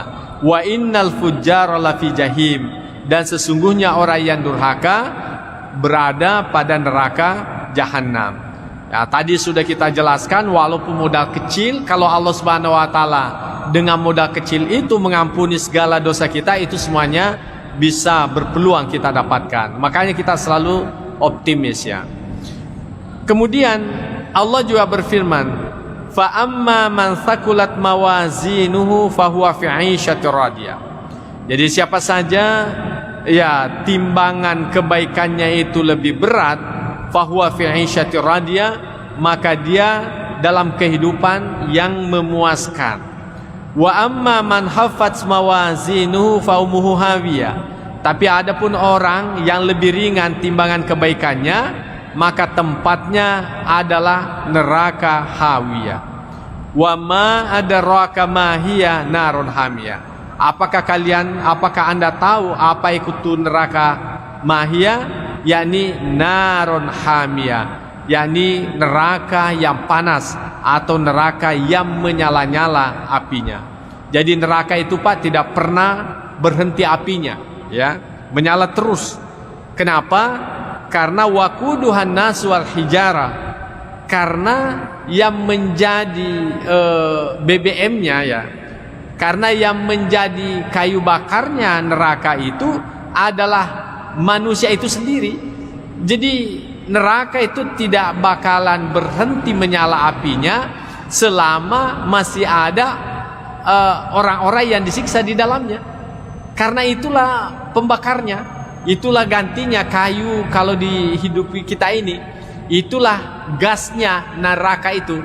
Jadi semakin banyak orang masuk neraka, semakin panas apinya, semakin membara apinya.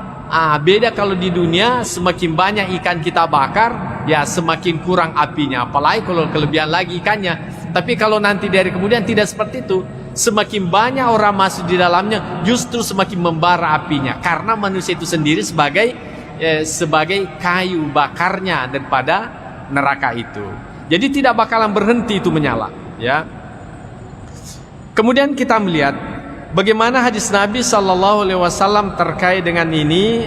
Pertama dikemukakan wa an Abi Hurairah radhiyallahu anhu, bersumber dari Abu Hurairah radhiyallahu anhu, anna Rasulullah Sallallahu Alaihi Wasallam, bahwasanya Rasul Sallallahu Alaihi Wasallam qala, bersabda, law ya'lamul mu'minu ma indallahi minal uqubati ma tami'a bi jannatihi ahadun, ya.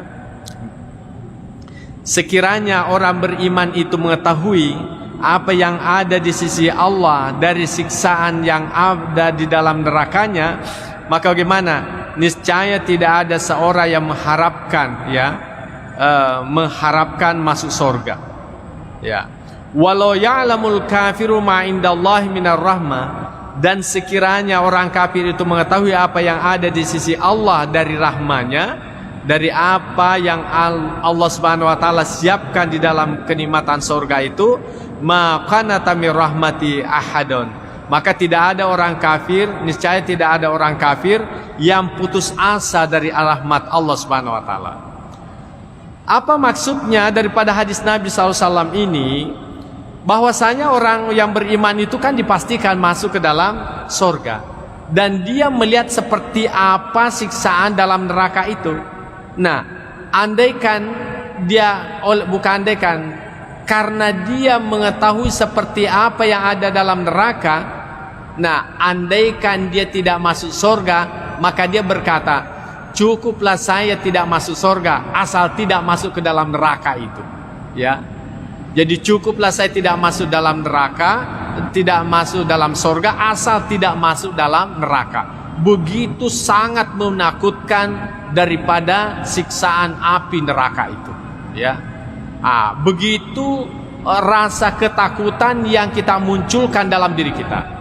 Artinya andaikan kita ini orang beriman, Allah Subhanahu wa taala tidak menyiapkan surga, maka itu pun juga kita sudah bersyukur kepada Allah tidak masuk surga asal tidak masuk ke dalam neraka. Ya, asal tidak masuk dalam neraka. Begitu menakutkan api neraka itu. Sungguh-sungguh sangat menakutkan. Ya, andaikan seperti itu.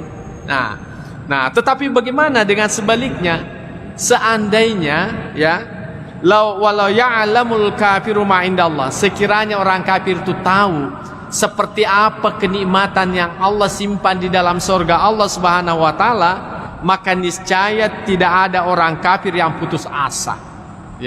Dalam arti pasti ujung-ujungnya mengucapkan la ilaha illallah Muhammadur Rasulullah, walaupun itu saja modalnya. Andaikan dia tahu seperti apa kenikmatan Allah Subhanahu wa taala yang disimpan dalam surganya. Begitu nikmat yang luar biasa Allah janjikan kepada orang yang beriman. Tetapi alhamdulillah sebagai orang yang beriman, syukur-syukurlah tidak masuk dalam neraka. Syukur-syukurlah tidak masuk dalam surga, asal tidak masuk dalam neraka. Itu sudah syukurlah kita. Alhamdulillah. Andaikan itu terjadi, cuma nanti di hari kemudian kan cuma ada 2 tempat. Kalau bukan surga, neraka. Karena kita tidak masuk dalam neraka, berarti tempatnya itu adalah surga. Tetapi orang kafir, bagaimanapun karena dia melihat bagaimana nikmatnya dalam surga, andaikan hanya bisa bermodalkan la ilaha illallah, maka itu pun juga tetap dia ucapkan dengan berusaha tidak berputus asa dari harapan kepada Allah Subhanahu wa taala. Jamaah yang saya muliakan. Yang kedua, wa an Abi Sa'idin al-Khudri radhiyallahu anhu. Jadi hadis ini bersumber dari Sa'id al-Khudri radhiyallahu anhu. Anna Rasulullah sallallahu alaihi wasallam qol, bahwasanya Rasulullah SAW bersabda, "Idza wada'atil janazatu wahtamalaha ar-rijalu ala anakihim." Apabila jenazah itu diletakkan dan dibawanya oleh orang-orang atau diusungnya oleh orang-orang ataukah dipanggulnya oleh orang-orang ala anakihim, di atas pundak mereka, fa in kanat salihaton, sekiranya orang yang meninggal dunia ini tergolong sebagai orang yang saleh, qalat, maka dia berkata, qaddimuni percepatlah, dahulukanlah saya. Wa in kanat ghaira salihah, kalau saja dia sebagai orang yang tidak saleh, maka dia berkata, ya wailaha aina tazhabuna biha, celakalah, kemana kalian aku bawa pergi. Yasma'u sautaha kullu syai'in illal insanu. Jadi kata-kata kalimat yang diucapkan oleh si mayit ini dalam usungan itu didengarkan oleh segala sesuatu, illal insan, kecuali manusia. Jadi mungkin pernah kita menyaksikan bagaimana seekor sapi pada saat lewat usungan mayat itu. Bagaimana dengan ayam, bagaimana yang lain-lain, pasti ada sikap yang lain-lain mereka lakukan. Apakah itu dalam kondisi seolah-olah terharu ataukah dia ketakutan? Itu karena suara yang didengarkan oleh orang yang meninggal dunia itu. Nah, walau sami'ahu saika, sekiranya saja manusia itu mendengarkannya saika, maka menjadilah ia pingsan. Syukur-syukur saja kita tidak dengarkan. Andaikan kita mendengarkan orang yang diusung ke kuburan itu, apa yang diucapkannya, yang saya khawatirkan jenazahnya tidak sampai di kuburan. Pingsan mana nih?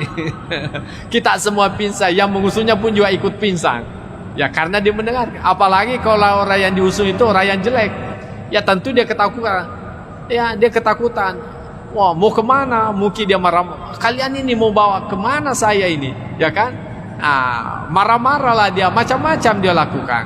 Tetapi dia tidak bisa berbuat apa-apa. Dia tidak bisa lagi berbuat apa-apa. Nah, jadi itulah yang dikemukakan. Nah, sekarang ini mungkin kita bertanya, apa sih kaitannya dengan ar-raja, dengan al-khauf itu tadi? Kalau hadis sepoto yang pertama itu mengharapkan kita untuk memiliki keseimbangan al-khauf dan ar-raja. Artinya lakukanlah kebaikan, karena kebaikan itu sebagai bukti yang membedakan Anda nanti dengan orang yang baik dengan orang yang jahat. Kemudian juga kalian itu juga harus optimis, memiliki sifat raja, karena sifat raja itulah yang mendorong Anda untuk melakukan kebaikan. Dan ujung-ujungnya orang yang baik dengan orang yang tidak baik itu jelas. Baru di dunia diantar ke kuburannya itu sudah menunjukkan perbedaan yang nyata. Tapi untungnya tidak disaksikan oleh umat manusia. Tapi makhluk yang lain mendengarkan pernyataan-pernyataan yang diucapkannya di saat diantar masuk ke dalam kuburan. Kemudian hadis yang berikutnya, wa an ibni Mas'ud radhiyallahu anhu. Jadi bersumber dari Abdullah bin Mas'ud, ya, radhiyallahu anhu yang diridai. Dia berkata, qala Rasulullah sallallahu alaihi wasallam, al jannatu, ya, al jannatu aqrabu ila ahadikum. Surga itu lebih dekat, ya, kepada sekalian, min syiraki na'alihi, daripada tali sendalnya atau tali sepatunya. Jadi sebetulnya kalau kita melihat hadis Nabi Sallallahu Alaihi Wasallam ini, surga itu sangat dekat dengan kita, ya. Bahkan dikatakan oleh Nabi lebih dekat daripada tali sepatu kita atau tali sandal kita. Nah, kalau kita pakai sandal, apa ada jaraknya dengan kaki kita? Tidak ada, kan? Itu artinya bahwa surga itu sebetulnya tidak ada jaraknya dengan kita. Sangat-sangat dekat. Nah, tentu yang perlu kita perhatikan adalah bagaimana istilah surga yang dimaksudkan. Kemudian Nabi SAW melanjutkan, wan naru mithlu zalik. Demikian juga neraka. Neraka itu juga sangat dekat dengan kita. Makanya kaum muslimin, ini perlu dikaitkan ayat dengan hadis yang lain. Surga itu sebetulnya di mana sih adanya? Ya. Surga, neraka itu di mana sih ada sebetulnya? Kalau kita berbicara surga dalam artian tempat yang dibangunkan sebagai bentuk balasan orang yang beriman, itu tentu tempatnya masih jauh. Jauh, kita tidak tahu ya apakah sudah dicipta ataukah belum. Karena ini masuk juga perdebatan kaum teolog. Ada yang mengatakan surga itu sudah dicipta. Kemudian bertanyalah yang mengatakan surga itu belum dicipta. Dengan alasan apa? Kalau surga itu sudah diciptakan, berarti di mana adanya? Ya, dijawablah orang yang mengatakan surga itu sudah dicipta dengan jawaban apa? Tidak semua yang ada itu bisa dilihat, ya kan? Ya, emas saja dalam tanah itu kan ada, tapi Anda kan tidak lihat. Nah, bertanya lagi, kalau surga itu sudah dicipta, apa Tuhan itu tidak menciptakan sesuatu yang sia-sia? Maka dijawab oleh orang yang mengatakan sudah diciptakan bahwa bagi Allah Subhanahu wa taala itu tidak ada yang sia-sia. Yang sia-sia itu hanyalah pada manusia. Jadi sesuatu itu kalau tidak digunakan, tidak difungsikan, namanya sia-sia. Tapi bagi Allah Subhanahu wa taala, karena Dia pemilik secara hakikat, maka tidak ada sia-sia baginya. Makanya Allah Subhanahu wa taala ciptakan itu bagian daripada keyakinannya, dan tidak ada urusan manusia untuk menyatakan sia-sia dan di mana tempatnya. Kemudian yang mengatakan itu bahwa neraka surga itu belum dicipta karena apa? Neraka dan surga itu belum dicipta karena apa? Belum saatnya untuk ditempati. Ya. Dan andaikan itu sudah ditempati, ya tentu menjadi persoalan di mana adanya. Ya, bukankah surga dan neraka itu ya tempatnya sangat luas, meliputi langit dan bumi. Nah, kalau begitu di mana ruang adanya? Jadi banyak istilahnya komunikasi teolog, tetapi yang seperti ini tidak perlu kita risaukan. Yang pasti menurut kita surga itu ada. Itu sudah selesai, sudah cukup. Neraka pun juga itu ada. Sudah selesai. Nah, pertanyaannya, bagaimana dengan surga yang pernah ditempati Nabi Adam alaihissalam? Ini ada lagi pendapat yang berbeda. Ada yang mengatakan itu adalah surga. Surga dalam artian adalah tempat yang sangat menyenangkan. Makanya surga itu disebut dengan jannah. Dalam bahasa lain surga itu adalah adalah kebun, ya. Adalah kebun. Kenapa kebun itu disebut sebagai surga? Karena kebun itu kan menyenangkan. Ada buah-buahan di dalamnya, ada air di dalamnya. Pokoknya kebun itu sangat indah lah, sangat menyenangkan. Makanya disebut dengan jannah. Nah, orang yang mengatakan bahwa itu adalah bukan surga yang sesungguhnya seperti yang dijanjikan kepada kita. Kenapa? Oleh karena surga yang sesungguhnya itu tidak ada lagi yang namanya larangan. Sementara surga yang ditempati Adam itu kan masih ada larangan memakan buah khuldi, ya kan? Masih ada larangan memakan buah khuldi. Berarti bukan itu surga yang sesungguhnya. Yang kemudian kalau orang sudah masuk dalam surga tidak keluar lagi. Tapi kenapa Nabi Adam alaihissalam itu masih keluar? Itu artinya belum surga yang dimaksudkan. Makanya dimaknai bahwa Nabiullah Adam alaihissalam dan Hawa itu dikarantinakan di sebuah tempat yang sangat istimewa, yang kemudian disitulah melakukan suatu pelanggaran yang kemudian dikeluarkan di muka bumi ini. Adapun sesungguhnya neraka dan surga itu masih perawan lah sampai sekarang ini. Belum ada yang pernah masuk di dalamnya sampai sekarang ini.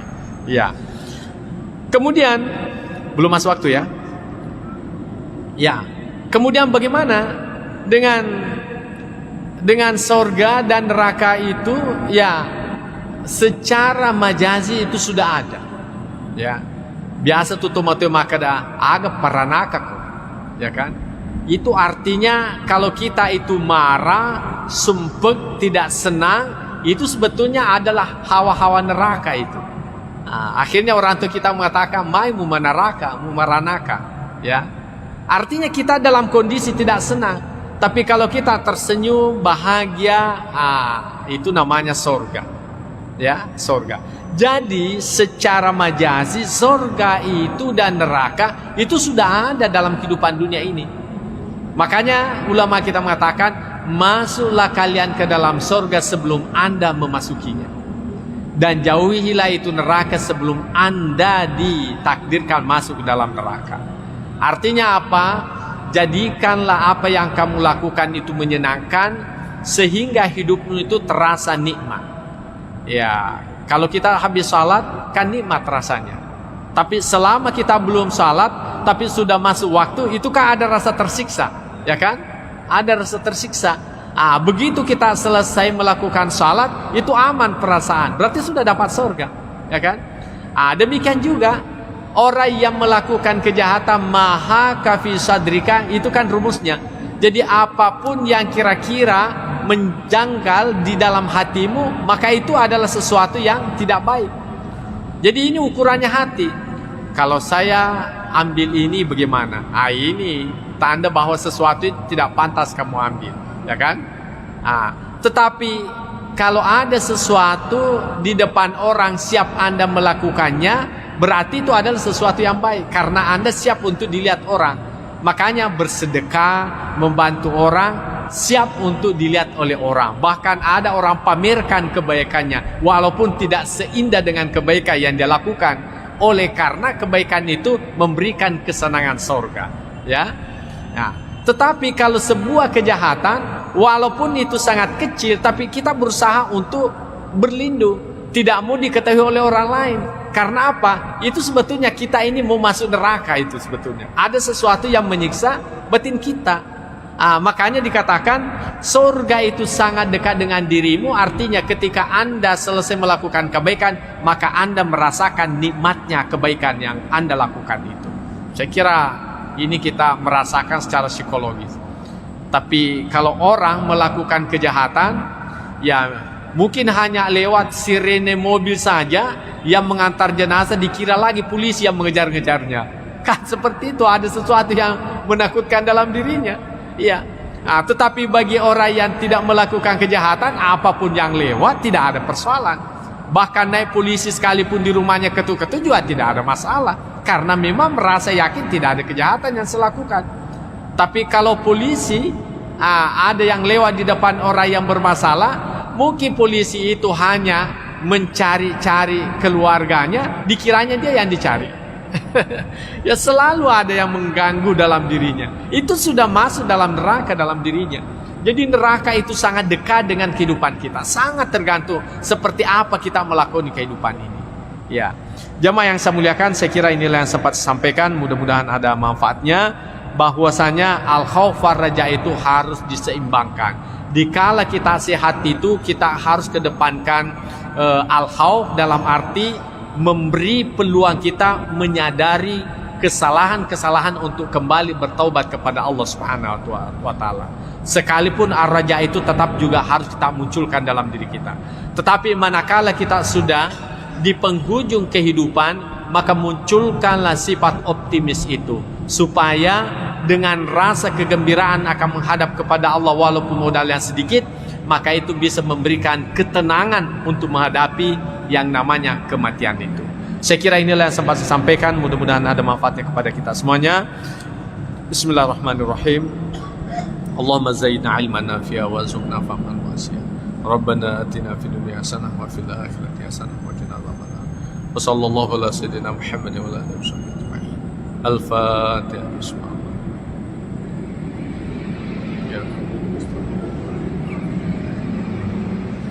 Wallahu muwaffiq ila aqwamit thariq. Wassalamualaikum warahmatullahi wabarakatuh.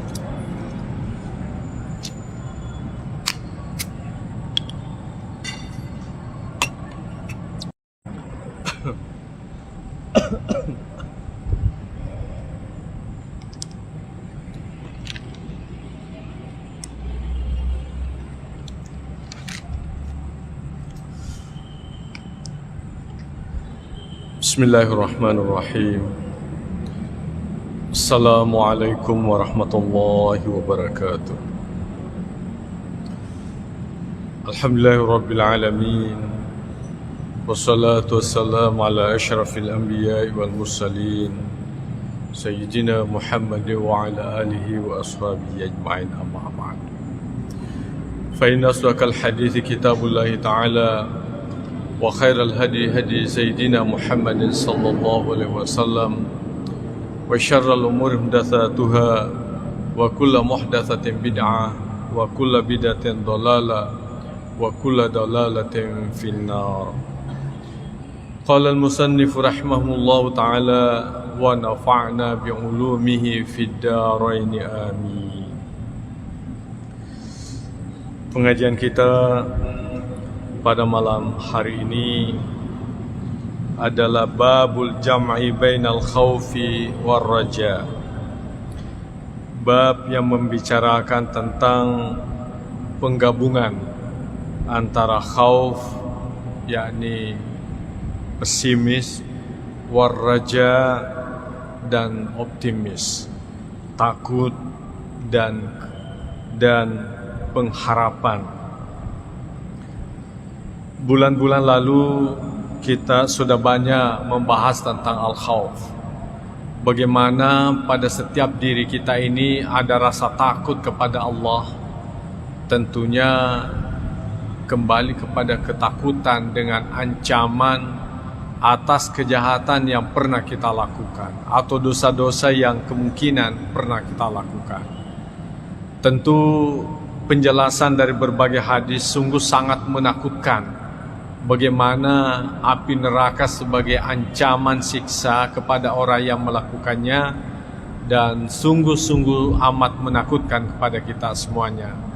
Dan tidak sedikit orang berusaha memperbaiki perilakunya, ketaatannya, karena takutnya terhadap siksaan Allah Subhanahu wa ta'ala itu. Kemudian di lain sisi kita juga diharapkan optimis, mengharap atas segala rahmat Allah Subhanahu wa ta'ala. Oleh karena ternyata betul Allah Subhanahu wa ta'ala memiliki sifat marah, tapi sifat marahnya itu dikalahkan oleh sifat rahmatnya Allah Subhanahu wa taala. Kalau ibarat genggaman, ya genggaman itu maka marahnya Allah Subhanahu wa taala berada dalam genggaman. Maka tentu di luar genggaman itu sebagai bentuk rahmatnya Allah Subhanahu wa taala. Karena itu sepatutnya kita senantiasa optimis, berharap atas rahmat Allah, atas kebaikan Allah, menghindarkan diri dari siksaannya. Demikian juga kita berharap atas rahmat Allah Subhanahu wa taala. Jamaah maghrib yang saya muliakan, di dalam kitab ini dikatakan, a'lam, ketahuilah, annal mukhtar lil 'abdi fi hali sihhatihi, bahwasanya pilihan terbaik kepada seorang hamba dikala kondisi sehat, ayyakuna khaifan rajian, ya, yakni menjadikan seimbang rasa takut, ya, dari siksa Allah Subhanahu wa taala dengan mengharapkan rahmat Allah. Wa yakunu khaufuhu wa raja'uhu sawa'an, demikian juga ketakutan kepadanya dan harapan itu diharapkan betul-betul memiliki keseimbangan.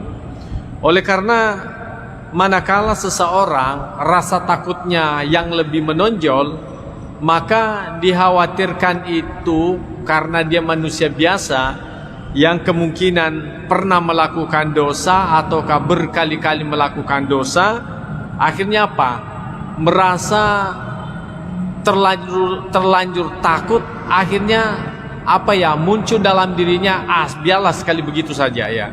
Oleh karena dalam pikirannya itu seolah-olah bahwa kita ini sudah tidak ada lagi jalan selamat untuk kembali kepada Allah. Bahasa ugina lari sumange ya.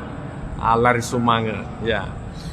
Karenanya perlu ada keseimbangan. Perlu juga kita optimis bahwa meskipun Allah Subhanahu wa taala itu memiliki sifat benci, sifat menyiksa dan sebagainya, tetapi kita juga harus optimis bahwasanya Allah itu memiliki sifat cinta, memiliki sifat kasih sayang, memiliki sifat kasih atau rahmah yang sangat tinggi kepada hambanya. Bahkan kita memahami bahwa Allah menciptakan hambanya itu sebetulnya didasari karena cinta, didasari karena kesenangannya. Samalah halnya seorang bapak, ya tentu mengharapkan ada anak. Sungguh pun dia tidak tahu bahwa anaknya nanti itu apakah dia nakal atau tidak. Yang pasti di dalam pikirannya itu berusaha memperoleh anak yang baik. Dia akan senang akan lahirnya anaknya itu, ya.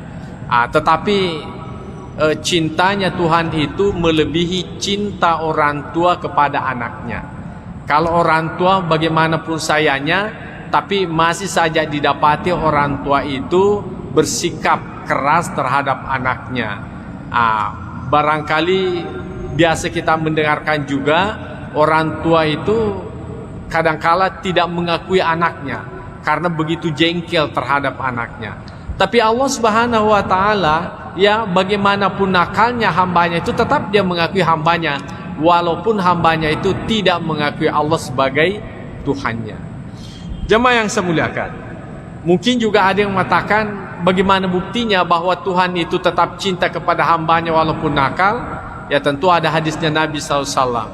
Andaikan Allah Subhanahu wa taala memberi nilai materi itu sebagai bentuk kasih sayang, maka orang kafir itu tidak akan hidup lagi, ya. Tetapi karena Allah Subhanahu wa taala tetap memiliki rasa cinta, maka Allah Subhanahu wa taala tetap memberikan penghidupan kepada mereka. Jemaah yang saya muliakan, jadi itulah sikap yang terbaik kepada seorang hamba manakala di dalam kondisi dirinya itu dalam keadaan sehat, ya, dalam keadaan sehat, yakni dia mengharapkan, lebih mengedepankan pengharapan Allah Subhanahu wa taala. Nah, wa fi halil marad. Nah, bagaimana kondisi sekiranya seorang hamba itu dalam kondisi sakit, ya. yatamakhasur raja, maka dia harus melulu bagaimana? Melulu mengharapkan rasa rahmatnya, ya. Jadi kalau tadinya kita dalam kondisi sehat, ya perlu kita hati-hati, ya selalu kita berhati-hati atas kejahatan yang kemungkinan kita lakukan. Tetapi kalau kita sudah dalam kondisi sakit, oleh karena dalam kondisi sakit itu, ya hampir dikata sudah tidak ada lagi peluang untuk melakukan kebaikan karena kondisi sakit, apalagi kesehatannya tidak mampu lagi melakukan banyak kebaikan, maka yang sebaiknya dimunculkan dalam dirinya ada selalu optimis, ya selalu optimis bahwa insya Allah Allah menyelamatkan saya. Insya Allah saya kan sudah pernah mengucapkan la ilaha illallah Muhammadur Rasulullah. Siapa yang mengucapkan la ilaha illallah Muhammadur Rasulullah kemudian kembali menghadap kepada Allah, maka dia patut mendapatkan surga Allah Subhanahu wa taala. Maka itulah yang harus dimunculkan dalam dirinya. Jangan lagi sikap ketakutan. Karena apa? Nah, bukan lagi waktunya menyesali atas apa yang pernah kita lakukan. Tetapi yang terbaik pada saat itu mengedepankan pengharapan kepada Allah. Insya Allah saya akan masuk surga oleh karena saya mengucapkan la ilaha illallah dan meyakininya. Insya Allah saya akan mendapatkan nikmat Allah karena biasa saya melakukan salat 5 waktu. Walaupun kadang-kala juga pernah misalnya tidak melakukan salat 5 waktu. Jadi itu yang harus kita kedepankan. Jadi ar-raja itu dikedepankan daripada al-khauf. Kita dalam kondisi sakit. Supaya apa? Kita senantiasa bergembira menghadapi kematian itu.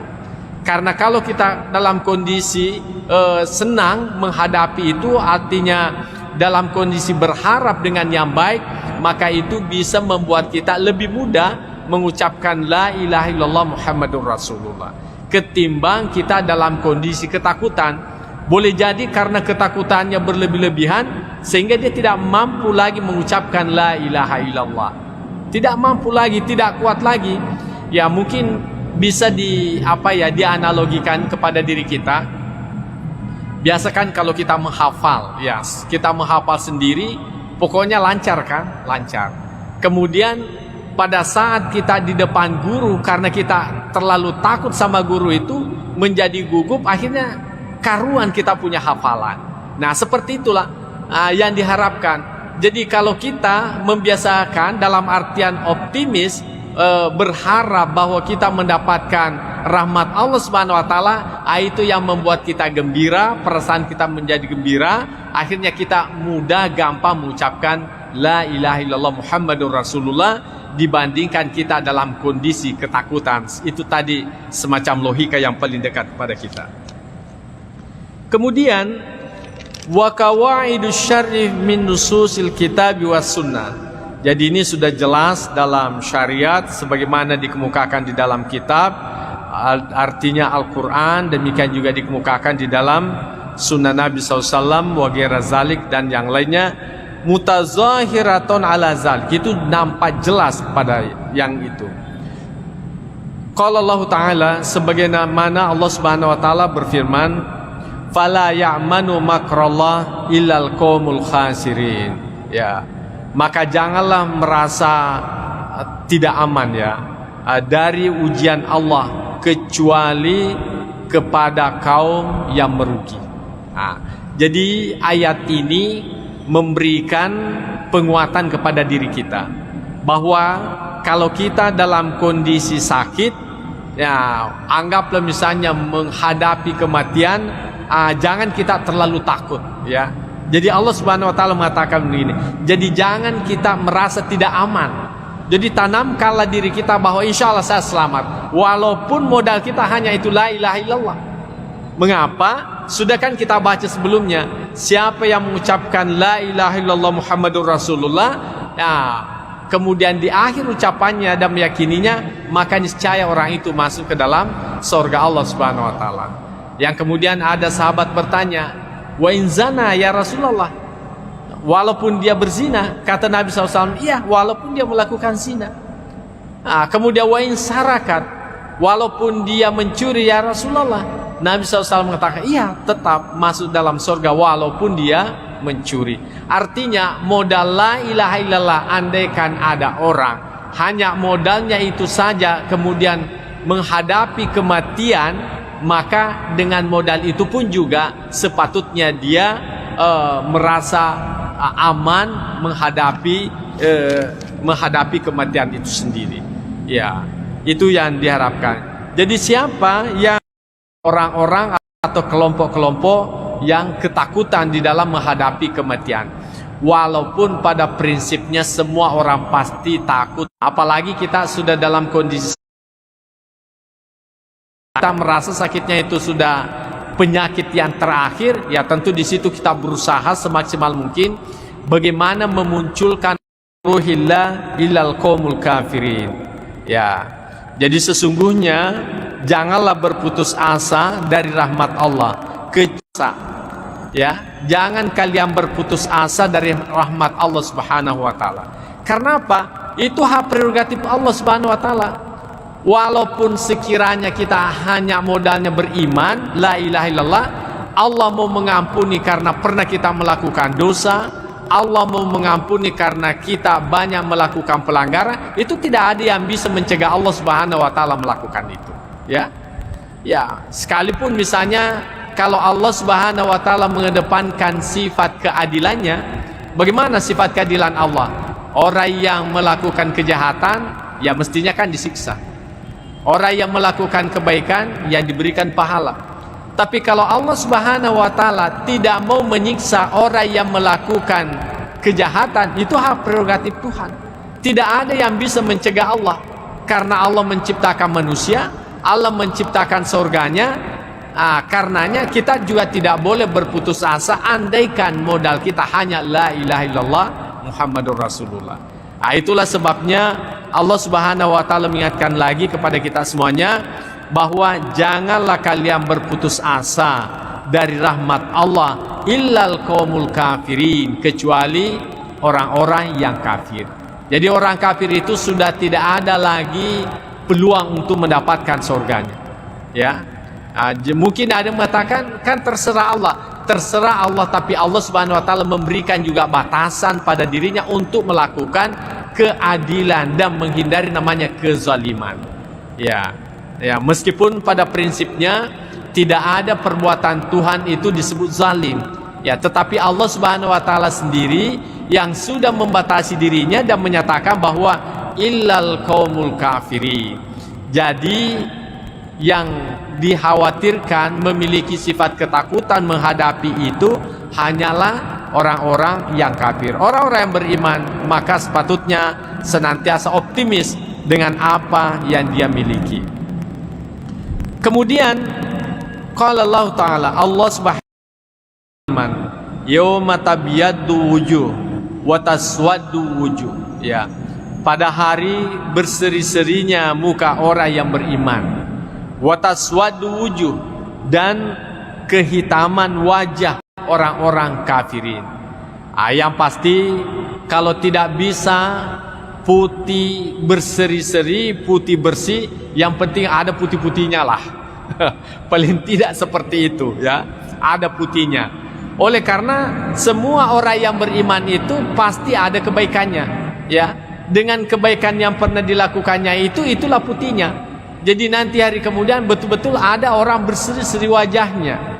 Ya, putih sekali karena kebaikan yang pernah dilakukannya. Meskipun mungkin ada kejahatan yang pernah dilakukan, tapi ditimpanya, distipnya, ditutupinya, akhirnya menjadilah putih. Tapi mungkin juga ada orang sulit tertutupi, maka bagaimana? Ya, mungkin belang-belang anggota tubuhnya, tapi yang pasti mereka itu masih memiliki putih-putih dalam wajahnya, makanya masih tetap berpeluang untuk mendapatkan rahmat Allah Subhanahu wa taala. Tapi bagi orang yang kafir itu wataswadu wujuh, memang pada hari itu gelap gulita mukanya, walaupun pada masa hidupnya putih berseri. Ya, jadi screen apalagi namanya itu pemutih kulit itu sudah tidak berlaku lagi di mata Allah Subhanahu wa taala nanti dari kemudian. Ya, jadi kalau kita pingin putih, ya putihnya dunia itu baik. Tapi yang lebih baik adalah putihnya akhirat. Karena tidak ada artinya putih wajah di dunia, tetapi tapi nanti di hari kemudian justru hitamnya muka yang kita dapatkan. Wa na'udzubillah. Ya. Jamaah yang saya muliakan, wa qala Allah Ta'ala dengan ayat maksud yang sama, inna rabbaka lasari'ul iqab wa innahu laghafurur rahim. Jadi sesungguhnya Tuhanmu itu sangat cepat, ya sangat cepat siksaannya. Wa innahu laghafurur rahim, dan sesungguhnya Allah itu Maha Pengampun dan lagi Maha Penyayang. Jadi meskipun Allah itu memiliki sifat marah, bisa menyiksa hambanya, tetapi kita meyakini sesungguhnya maaf Allah Subhanahu wa taala itu jauh lebih tinggi dibandingkan dengan siksaannya. Jauh lebih tinggi siksaan, jauh lebih tinggi rahimnya dibandingkan siksaannya. Jadi ini semuanya ayat-ayat disampaikan kepada kita dalam rangka kita optimis. Jadi kalau kita sudah dalam kondisi sakit, jangan lagi ingat yang lain-lain. Pokoknya karena bukan lagi waktunya untuk kita bertaubat itu, apalagi yugargir gitu, ya.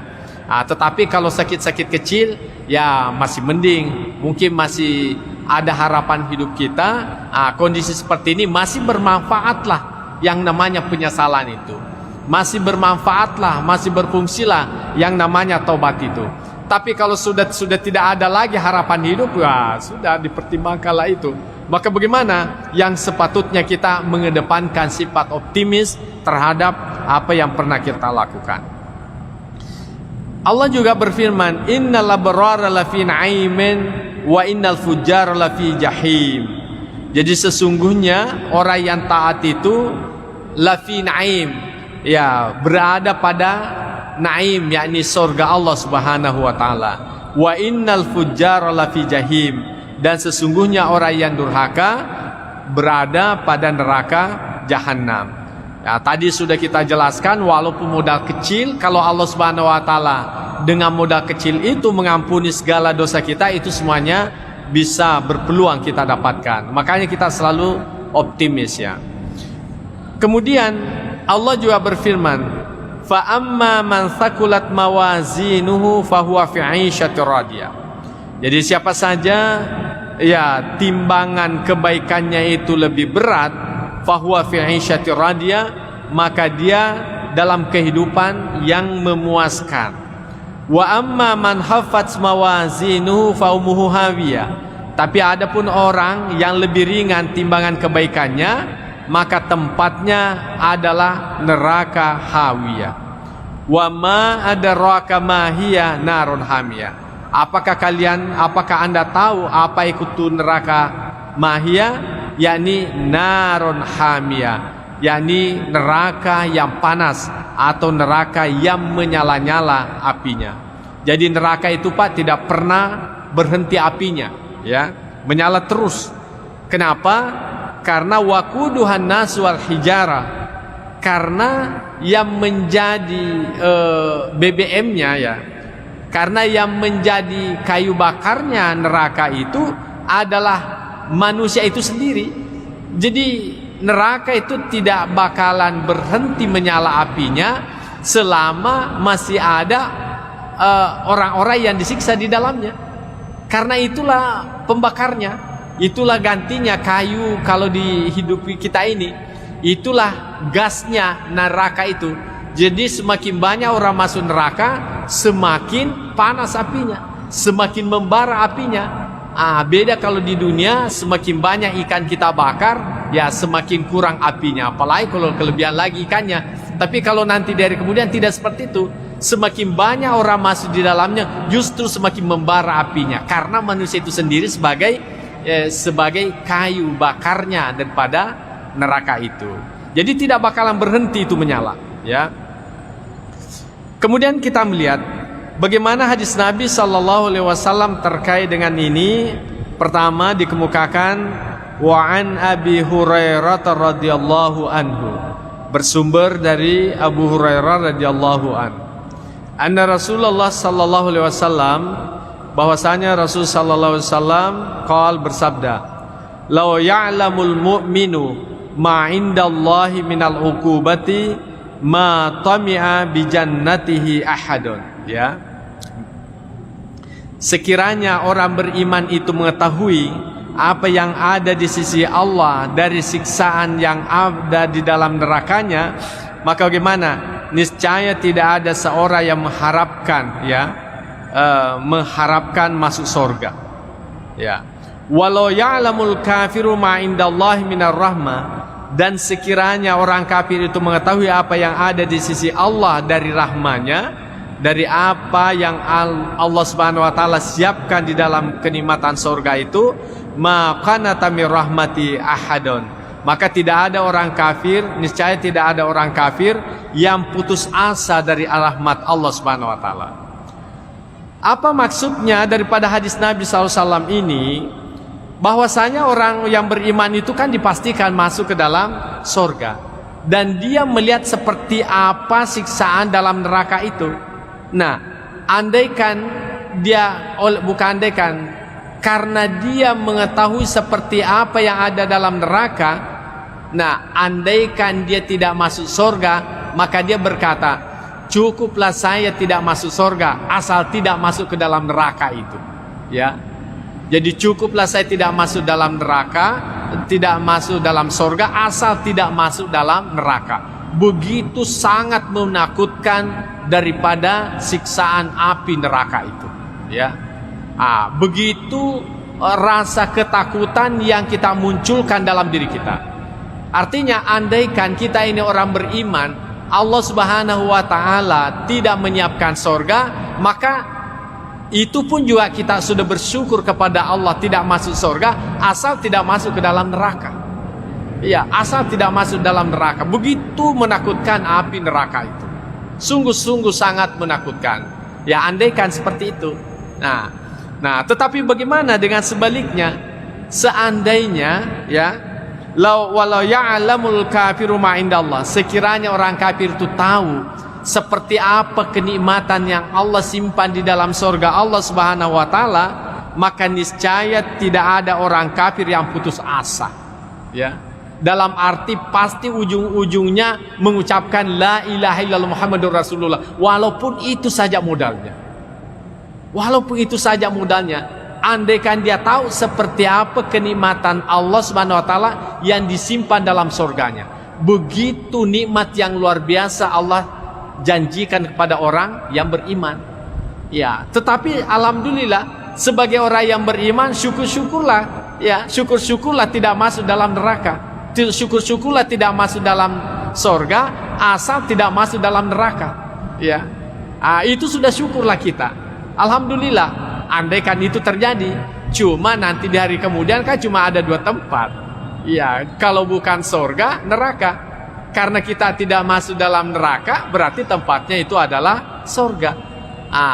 Tetapi orang kafir, bagaimanapun karena dia melihat bagaimana nikmatnya dalam surga, andaikan hanya bisa bermodalkan la ilaha illallah, maka itu pun juga tetap dia ucapkan dengan berusaha tidak berputus asa dari harapan kepada Allah Subhanahu wa taala. Jamaah yang saya muliakan. Yang kedua, wa an Abi Sa'id al-Khudri radhiyallahu anhu. Jadi hadis ini bersumber dari Sa'id al-Khudri radhiyallahu anhu.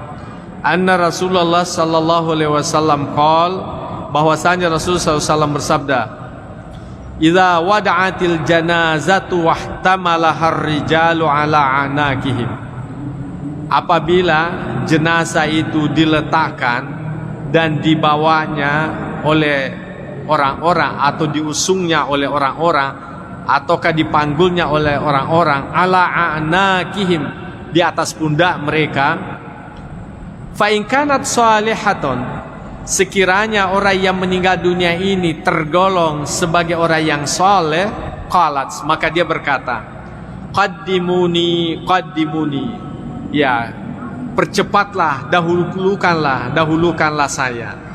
Wa in kanat ghaira salihah, kalau saja dia sebagai orang yang tidak soleh, maka dia berkata, ya wailaha aina tazhabuna biha, celakalah, kemana kalian aku bawa pergi.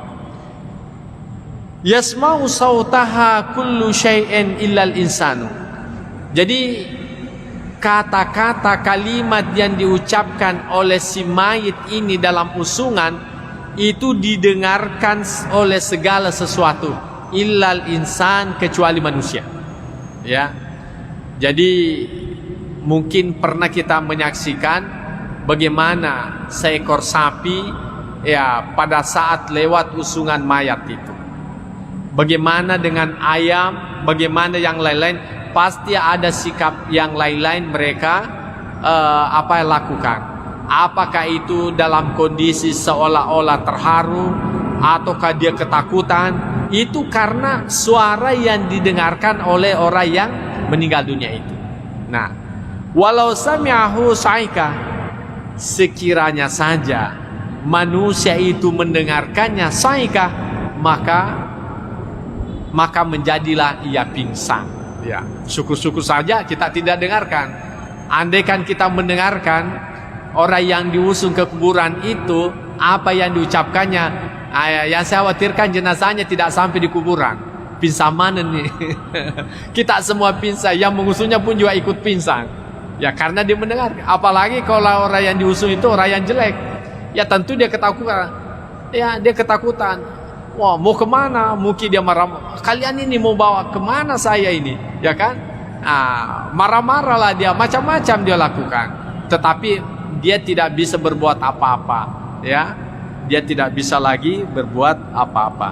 Nah, jadi itulah yang dikemukakan. Nah, sekarang ini mungkin kita bertanya, apa sih kaitannya dengan ar-raja, dengan al-khauf itu tadi? Ya, kalau hadis sepotong yang pertama itu mengharapkan kita untuk memiliki keseimbangan al-khauf dan ar-raja. Artinya lakukanlah kebaikan, karena kebaikan itu sebagai bukti yang membedakan Anda nanti dengan orang yang baik dengan orang yang jahat. Kemudian juga kalian itu juga harus optimis, memiliki sifat raja, karena sifat raja itulah yang mendorong Anda untuk melakukan kebaikan. Dan ujung-ujungnya orang yang baik dengan orang yang tidak baik itu jelas, baru di dunia diantar ke kuburannya itu sudah menunjukkan perbedaan yang nyata. Tapi untungnya tidak disaksikan oleh umat manusia, tapi makhluk yang lain mendengarkan pernyataan-pernyataan yang diucapkannya di saat diantar masuk ke dalam kuburan. Kemudian hadis yang berikutnya, wa an ibni Mas'ud radhiyallahu anhu. Jadi bersumber dari Abdullah bin Mas'ud, ya, radhiyallahu anhu yang diridai. Dia berkata, qala Rasulullah sallallahu alaihi wasallam, al jannatu, ya, al jannatu aqrabu ila ahadikum. Surga itu lebih dekat, ya, kepada sekalian, min syiraki na'alihi, daripada tali sendalnya atau tali sepatunya.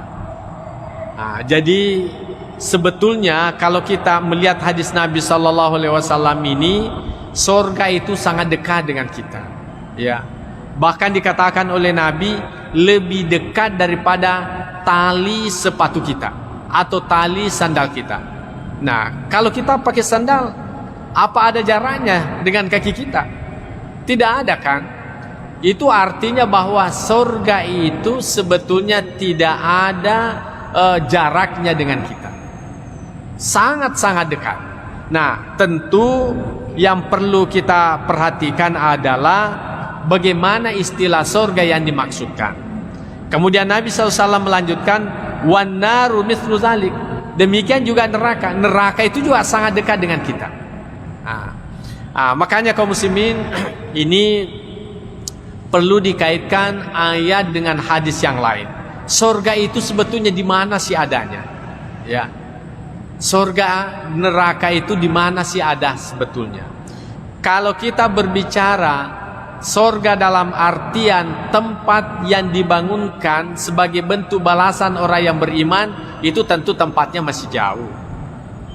Jauh, kita tidak tahu ya apakah sudah dicipta ataukah belum? Karena ini masuk juga perdebatan kaum teolog. Ada yang mengatakan surga itu sudah dicipta.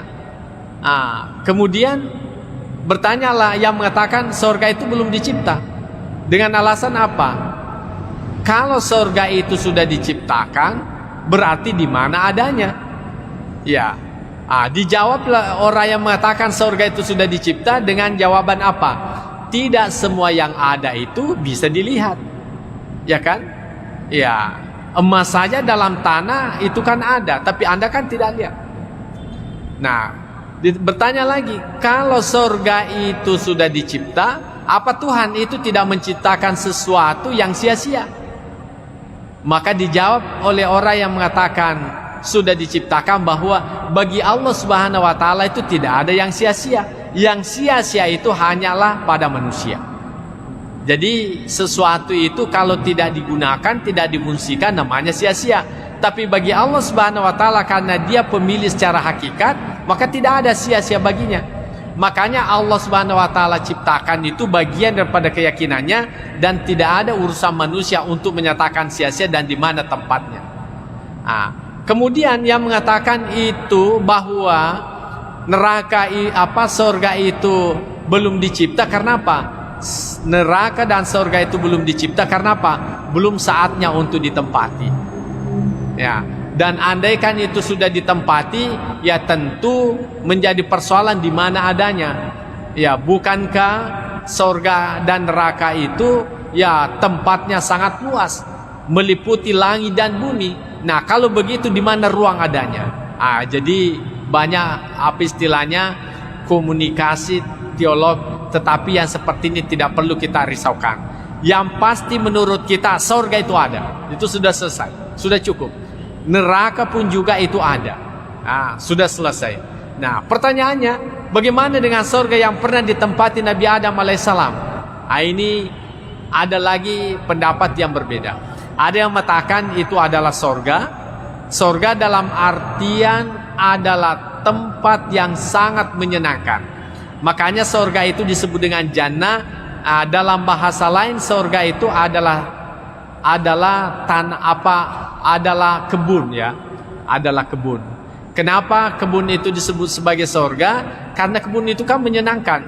Ada buah-buahan di dalamnya, ada air di dalamnya. Pokoknya kebun itu sangat indah lah, sangat menyenangkan. Makanya disebut dengan jannah. Nah, orang yang mengatakan bahwa itu adalah bukan surga yang sesungguhnya seperti yang dijanjikan kepada kita. Kenapa? Oleh karena surga yang sesungguhnya itu tidak ada lagi yang namanya larangan. Sementara surga yang ditempati Adam itu kan masih ada larangan memakan buah khuldi, ya kan? Masih ada larangan memakan buah khuldi. Berarti bukan itu surga yang sesungguhnya. Yang kemudian kalau orang sudah masuk dalam surga tidak keluar lagi. Tapi kenapa Nabi Adam alaihissalam itu masih keluar? Itu artinya belum surga yang dimaksudkan. Makanya dimaknai bahwa Nabiullah Adam alaihissalam dan Hawa itu dikarantinakan di sebuah tempat yang sangat istimewa, yang kemudian disitulah melakukan suatu pelanggaran yang kemudian dikeluarkan di muka bumi ini. Adapun sesungguhnya neraka dan surga itu masih perawan lah sampai sekarang ini. Belum ada yang pernah masuk di dalamnya sampai sekarang ini. Ya. Kemudian belum masuk waktu ya. Ya. Kemudian bagaimana dengan surga dan neraka itu? Ya, secara majazi itu sudah ada. Ya. Biasa tutup mati makada agak paranaka kok. Ya kan? Itu artinya kalau kita itu marah, sumpek, tidak senang, itu sebetulnya adalah hawa-hawa neraka itu. Akhirnya orang tua kita mengatakan mai mumanaraka, mumaranaka, ya. Artinya kita dalam kondisi tidak senang. Tapi kalau kita tersenyum, bahagia, itu namanya surga. Ya, surga.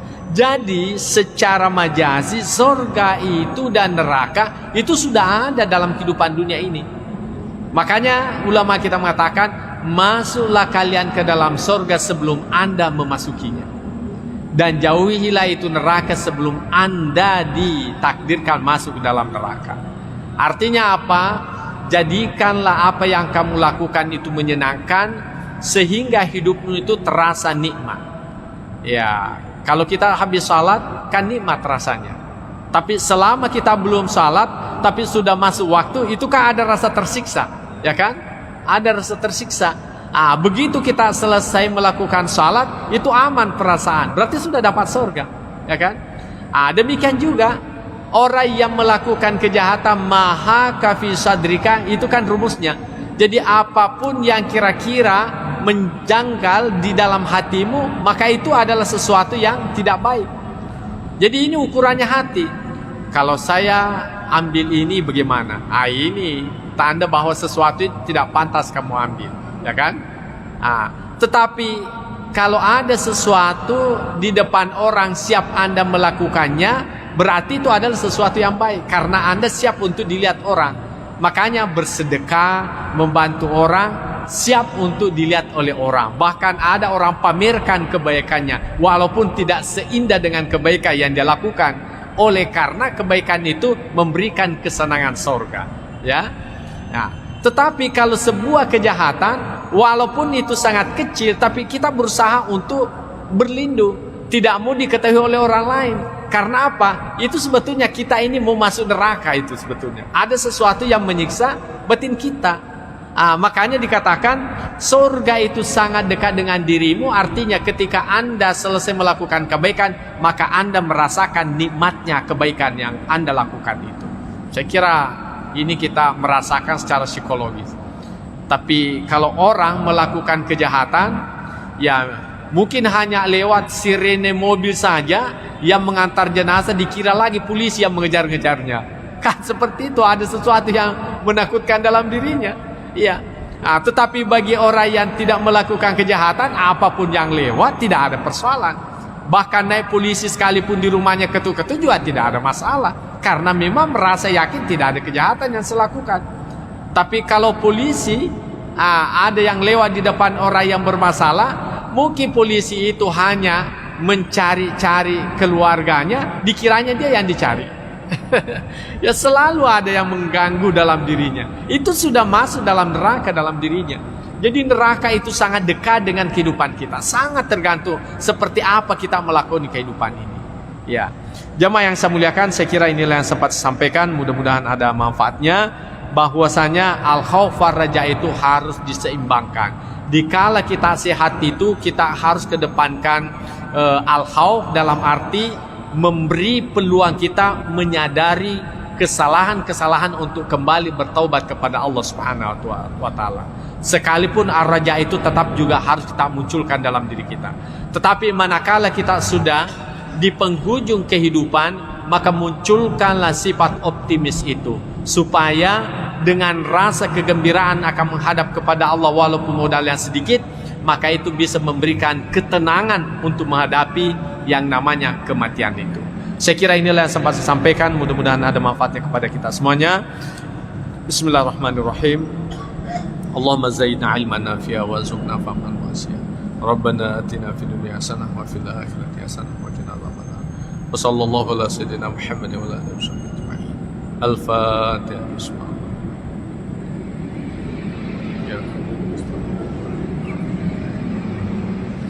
Wallahu muwaffiq ila aqwamit thariq. Wassalamualaikum warahmatullahi wabarakatuh.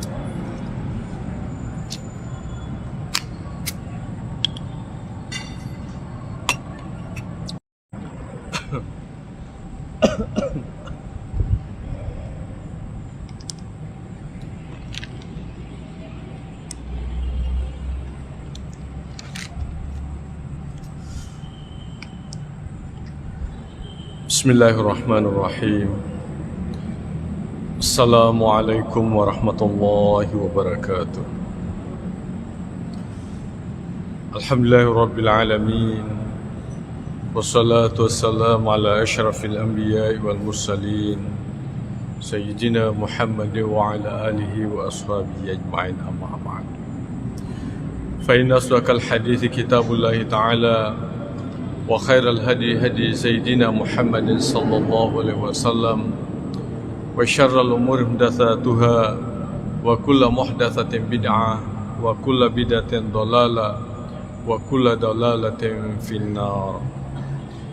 قال المصنف رحمه الله تعالى ونفعنا بعلومه في الدارين آمين.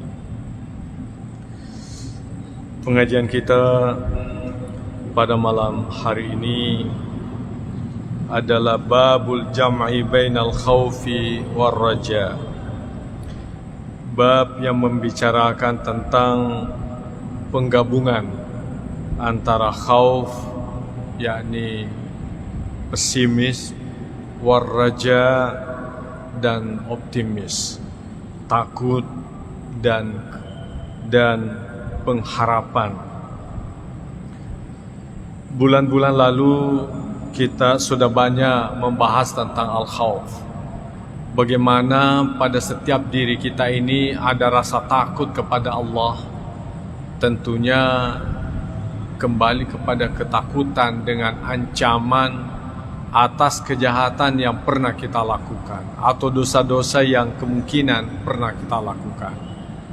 Tentu penjelasan dari berbagai hadis sungguh sangat menakutkan.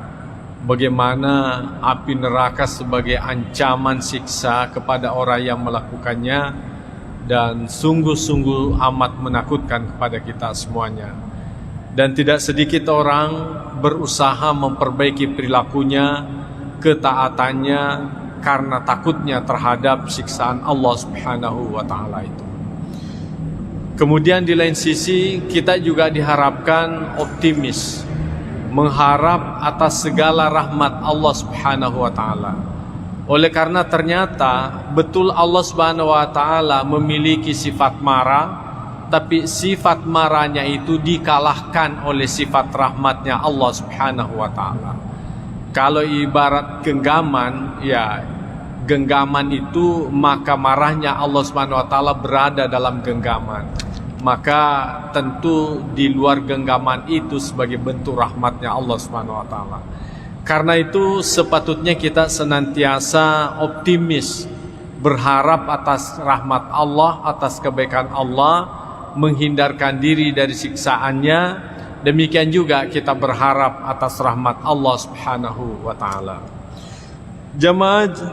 Jamaah maghrib yang saya muliakan, di dalam kitab ini dikatakan, a'lam, ketahuilah, annal mukhtar lil 'abdi fi hali sihhatihi, bahwasanya pilihan terbaik kepada seorang hamba dikala kondisi sehat, ayyakuna khaifan rajian, ya, yakni menjadikan seimbang rasa takut, ya, dari siksa Allah Subhanahu wa taala dengan mengharapkan rahmat Allah.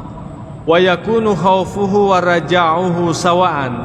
Demikian juga ketakutan kepadanya dan harapan itu diharapkan betul-betul memiliki keseimbangan. Oleh karena manakala seseorang rasa takutnya yang lebih menonjol, maka dikhawatirkan itu karena dia manusia biasa yang kemungkinan pernah melakukan dosa ataukah berkali-kali melakukan dosa. Akhirnya apa? Merasa terlanjur takut. Akhirnya apa ya? Muncul dalam dirinya, biarlah sekali begitu saja ya. Oleh karena dalam pikirannya itu seolah-olah bahwa kita ini sudah tidak ada lagi jalan selamat untuk kembali kepada Allah. Bahasa ugina lari sumange ya, lari sumange ya. Karenanya perlu ada keseimbangan, perlu juga kita optimis bahwa meskipun Allah Subhanahu wa taala itu memiliki sifat benci, sifat menyiksa dan sebagainya, tetapi kita juga harus optimis bahwasanya Allah itu memiliki sifat cinta, memiliki sifat kasih sayang, memiliki sifat kasih atau rahmah yang sangat tinggi kepada hambanya. Bahkan kita memahami bahwa Allah menciptakan hambanya itu sebetulnya didasari karena cinta, didasari karena kesenangannya. Samalah halnya seorang bapak, ya tentu mengharapkan ada anak sungguh pun dia tidak tahu bahwa anaknya nanti itu apakah dia nakal atau tidak. Yang pasti di dalam pikirannya itu berusaha memperoleh anak yang baik. Dia akan senang akan lahirnya anaknya itu, ya. Tetapi cintanya Tuhan itu melebihi cinta orang tua kepada anaknya. Kalau orang tua bagaimanapun sayangnya, tapi masih saja didapati orang tua itu bersikap keras terhadap anaknya. Barangkali biasa kita mendengarkan juga orang tua itu kadangkala tidak mengakui anaknya karena begitu jengkel terhadap anaknya.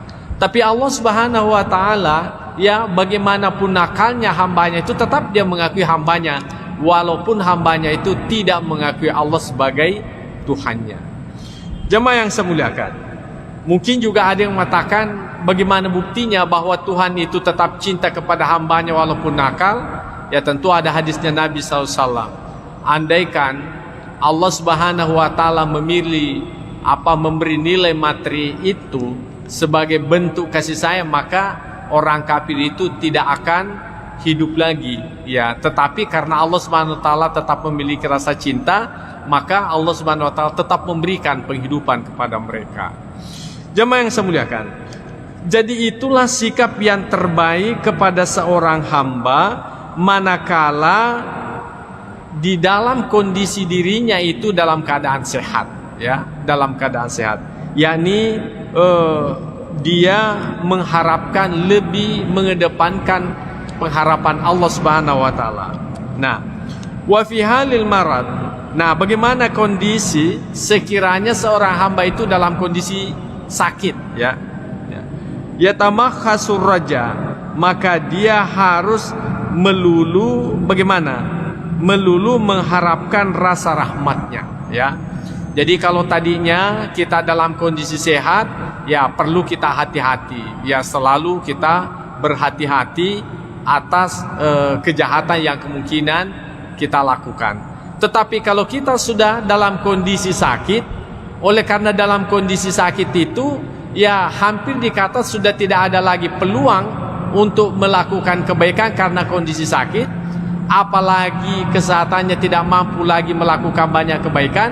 Maka yang sebaiknya dimunculkan dalam dirinya ada selalu optimis, ya, selalu optimis bahwa insya Allah Allah menyelamatkan saya. Insya Allah saya kan sudah pernah mengucapkan la ilaha illallah Muhammadur Rasulullah.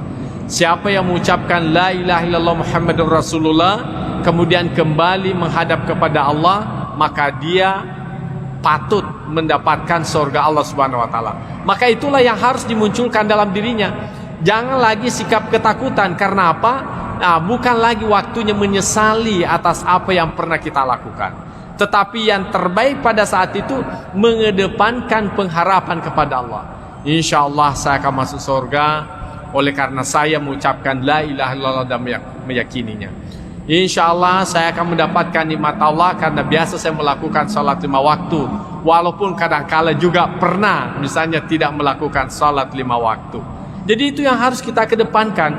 Jadi ar-raja itu dikedepankan daripada al-khauf. Kita dalam kondisi sakit. Supaya apa? Kita senantiasa bergembira menghadapi kematian itu.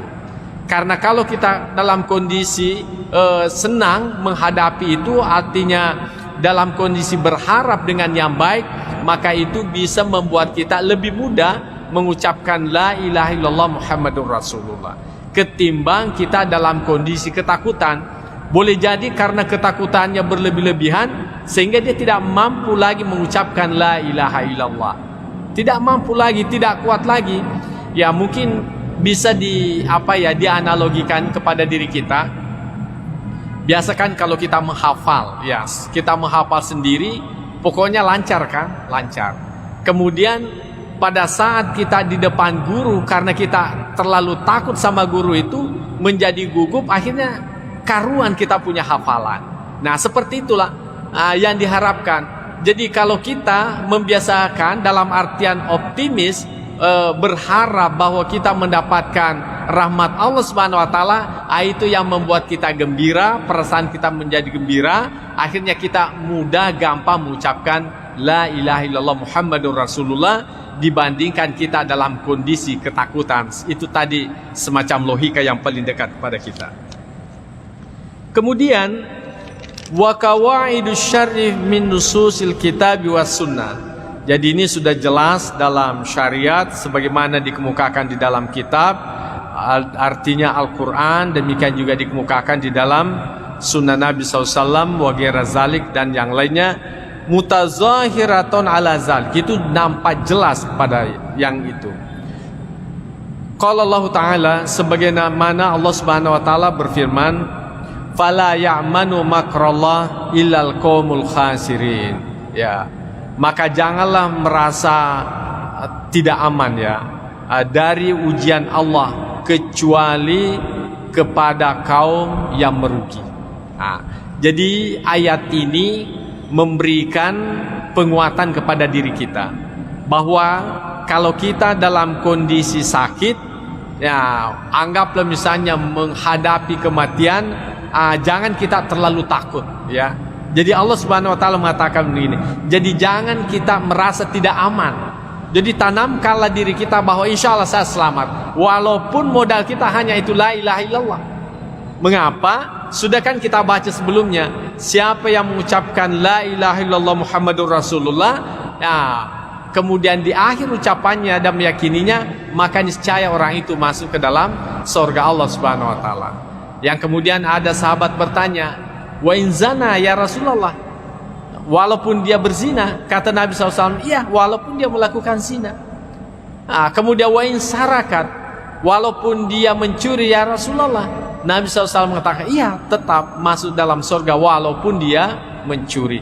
Artinya modal la ilaha illallah, andaikan ada orang hanya modalnya itu saja kemudian menghadapi kematian, maka dengan modal itu pun juga sepatutnya dia merasa aman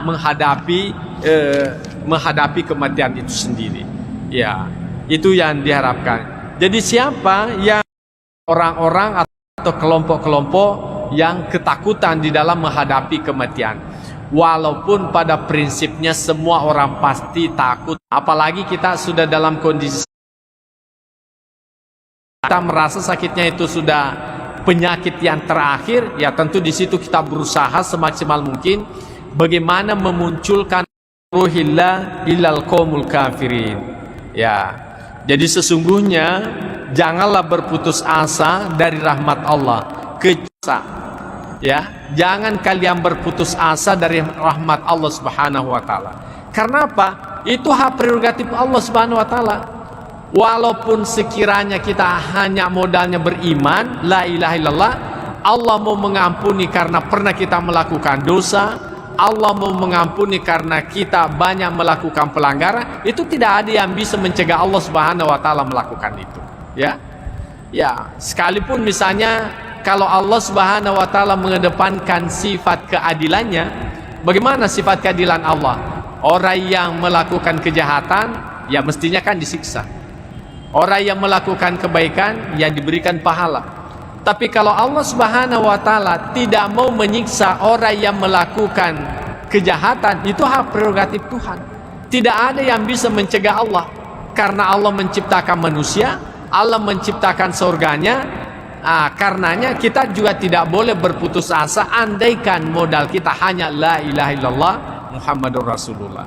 Itulah sebabnya Allah Subhanahu Wa Ta'ala mengingatkan lagi kepada kita semuanya bahwa janganlah kalian berputus asa dari rahmat Allah illal qaumul kafirin, kecuali orang-orang yang kafir. Jadi orang kafir itu sudah tidak ada lagi peluang untuk mendapatkan surganya.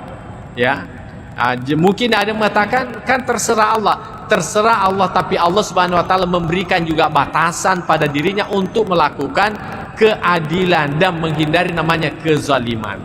Ya, meskipun pada prinsipnya tidak ada perbuatan Tuhan itu disebut zalim, ya, tetapi Allah Subhanahu Wa Ta'ala sendiri yang sudah membatasi dirinya dan menyatakan bahwa illal qaumul kafirin. Jadi yang dikhawatirkan memiliki sifat ketakutan menghadapi itu hanyalah orang-orang yang kafir. Orang-orang yang beriman maka sepatutnya senantiasa optimis dengan apa yang dia miliki. Kemudian qala Allah Ta'ala, Allah firman, yauma tabyaddu wujuh wa taswaddu wujuh. Ya, pada hari berseri-serinya muka orang yang beriman, wa taswaddu wujuh, dan kehitaman wajah orang-orang kafirin. Yang pasti kalau tidak bisa putih berseri-seri, putih bersih, yang penting ada putih-putihnya lah. Paling tidak seperti itu ya, ada putihnya. Oleh karena semua orang yang beriman itu pasti ada kebaikannya ya. Dengan kebaikan yang pernah dilakukannya itulah putihnya. Jadi nanti hari kemudian betul-betul ada orang berseri-seri wajahnya. Ya, putih sekali karena kebaikan yang pernah dilakukannya. Meskipun mungkin ada kejahatan yang pernah dilakukan, tapi ditimpanya, distipnya, ditutupinya, akhirnya menjadilah putih. Tapi mungkin juga ada orang sulit tertutupi, maka bagaimana? Ya mungkin belang-belang anggota tubuhnya, tapi yang pasti mereka itu masih memiliki putih-putih dalam wajahnya. Makanya masih tetap berpeluang untuk mendapatkan rahmat Allah Subhanahu wa taala. Tapi bagi orang yang kafir itu wataswadu wujuh, memang pada hari itu gelap gulita mukanya. Walaupun pada masa hidupnya putih berseri, ya jadi screen apalagi namanya itu pemutih kulit itu sudah tidak berlaku lagi di mata Allah Subhanahu wa taala nanti dari kemudian. Ya. Jadi kalau kita pingin putih, ya putihnya dunia itu baik. Tapi yang lebih baik adalah putihnya akhirat. Karena tidak ada artinya putih wajah di dunia, tapi nanti di hari kemudian justru hitamnya muka yang kita dapatkan. Wa na'udzubillah. Ya. Jamaah yang saya muliakan. Wa qala Allah Ta'ala dengan ayat maksud yang sama, inna rabbaka lasari'ul iqab wa innahu laghafurur rahim. Jadi sesungguhnya Tuhanmu itu sangat cepat ya sangat cepat siksaannya. Wa innahu laghafurur rahim, dan sesungguhnya Allah itu Maha Pengampun dan lagi Maha Penyayang. Jadi meskipun Allah itu memiliki sifat marah, bisa menyiksa hambanya, tetapi kita meyakini sesungguhnya maaf Allah Subhanahu wa taala itu jauh lebih tinggi dibandingkan dengan siksaannya. Jauh lebih tinggi siksaan, jauh lebih tinggi rahimnya dibandingkan siksaannya. Jadi ini semuanya ayat-ayat disampaikan kepada kita dalam rangka kita optimis. Jadi kalau kita sudah dalam kondisi sakit, jangan lagi ingat yang lain-lain. Pokoknya karena bukan lagi waktunya untuk kita bertaubat itu, apalagi yugargir gitu, ya. Tetapi kalau sakit-sakit kecil, ya masih mending, mungkin masih ada harapan hidup kita. Kondisi seperti ini masih bermanfaatlah yang namanya penyesalan itu, masih bermanfaatlah, masih berfungsilah yang namanya taubat itu. Tapi kalau sudah tidak ada lagi harapan hidup, ya sudah dipertimbangkanlah itu. Maka bagaimana? Yang sepatutnya kita mengedepankan sifat optimis terhadap apa yang pernah kita lakukan. Allah juga berfirman, innal abrara lafi na'imin wa innal fujjara lafi jahim. Jadi sesungguhnya orang yang taat itu lafi na'im, ya berada pada naim, yakni surga Allah Subhanahu wa taala. Wa innal fujjara lafi jahim, dan sesungguhnya orang yang durhaka berada pada neraka jahanam. Ya, tadi sudah kita jelaskan, walaupun modal kecil, kalau Allah Subhanahu wa taala dengan modal kecil itu mengampuni segala dosa kita, itu semuanya bisa berpeluang kita dapatkan. Makanya kita selalu optimis ya. Kemudian Allah juga berfirman, fa amma man thaqulat mawazinuhu fahuwa fi 'ishatir radiyah. Jadi siapa saja ya timbangan kebaikannya itu lebih berat, fahuwa fi 'ishatir radiyah, maka dia dalam kehidupan yang memuaskan. Wa amma man haffat mawazinuhu fa ummuhu hawiyah. Tapi adapun orang yang lebih ringan timbangan kebaikannya, maka tempatnya adalah neraka hawiyah. Wa ma adraka ma hiya narun hamiyah. Apakah Anda tahu apa itu neraka mahia? Yakni narun hamia, yakni neraka yang panas atau neraka yang menyala-nyala apinya. Jadi neraka itu Pak tidak pernah berhenti apinya, ya, menyala terus. Kenapa? Karena waquduhan nas wal hijara, karena yang menjadi BBM-nya, ya, karena yang menjadi kayu bakarnya neraka itu adalah manusia itu sendiri. Jadi neraka itu tidak bakalan berhenti menyala apinya selama masih ada orang-orang yang disiksa di dalamnya. Karena itulah pembakarnya, itulah gantinya kayu kalau di hidup kita ini. Itulah gasnya neraka itu. Jadi semakin banyak orang masuk neraka, semakin panas apinya, semakin membara apinya. Beda kalau di dunia, semakin banyak ikan kita bakar, ya semakin kurang apinya. Apalagi kalau kelebihan lagi ikannya. Tapi kalau nanti dari kemudian tidak seperti itu, semakin banyak orang masuk di dalamnya, justru semakin membara apinya. Karena manusia itu sendiri sebagai kayu bakarnya daripada neraka itu. Jadi tidak bakalan berhenti itu menyala, ya. Kemudian kita melihat bagaimana hadis Nabi Sallallahu Alaihi Wasallam terkait dengan ini. Pertama dikemukakan wa an Abi Hurairah radhiyallahu anhu, bersumber dari Abu Hurairah radhiyallahu an. Anna Rasulullah Sallallahu Alaihi Wasallam, bahwasanya Rasul Sallallahu Alaihi Wasallam bersabda, "Lau ya'lamul mu'minu ma indallahi minal uqubati ma tami'a bi jannatihi ahadun." Ya. Sekiranya orang beriman itu mengetahui apa yang ada di sisi Allah dari siksaan yang ada di dalam nerakanya, maka bagaimana? Niscaya tidak ada seorang yang mengharapkan, ya, mengharapkan masuk surga. Ya.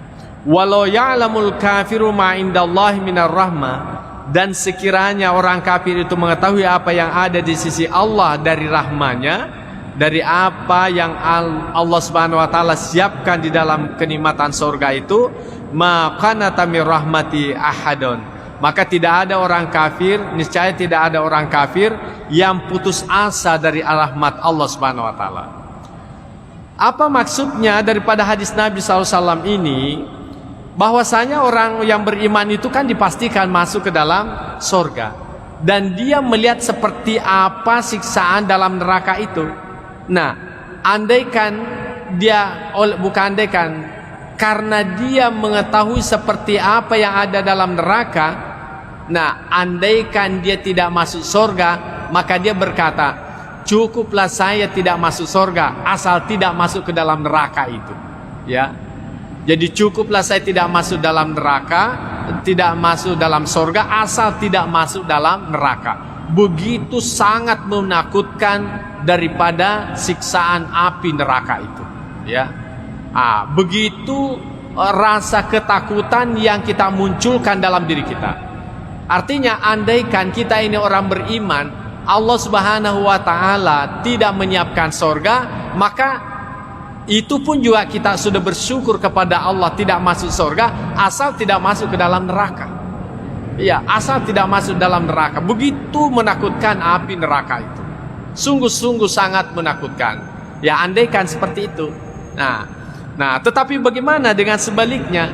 Seandainya, ya, walau ya'lamul kafiru ma indallah, sekiranya orang kafir itu tahu seperti apa kenikmatan yang Allah simpan di dalam surga Allah Subhanahu wa taala, maka niscaya tidak ada orang kafir yang putus asa, ya. Dalam arti pasti ujung-ujungnya mengucapkan la ilaha illallah Muhammadur Rasulullah, walaupun itu saja modalnya. Walaupun itu saja modalnya, andaikan dia tahu seperti apa kenikmatan Allah Subhanahu wa taala yang disimpan dalam surganya. Begitu nikmat yang luar biasa Allah janjikan kepada orang yang beriman. Ya, tetapi alhamdulillah sebagai orang yang beriman, syukur-syukurlah, ya, syukur-syukurlah tidak masuk dalam neraka. Syukur-syukurlah tidak masuk dalam surga asal tidak masuk dalam neraka, ya. Itu sudah syukurlah kita.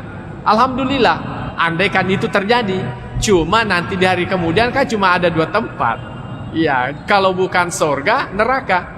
Karena kita tidak masuk dalam neraka, berarti tempatnya itu adalah surga. Tetapi orang kafir, bagaimanapun karena dia melihat bagaimana nikmatnya dalam surga, andaikan hanya bisa bermodalkan la ilaha illallah, maka itu pun juga tetap dia ucapkan dengan berusaha tidak berputus asa dari harapan kepada Allah Subhanahu wa taala. Jamaah yang saya muliakan. Yang kedua, wa an Abi Sa'idin al-Khudri radhiyallahu anhu. Jadi hadis ini bersumber dari Sa'id al-Khudri radhiyallahu anhu. Anna Rasulullah sallallahu alaihi wasallam qaal, bahwasanya Rasulullah SAW bersabda, "Idza wada'atil janazatu wahtamalaha ar-rijalu ala anakihim."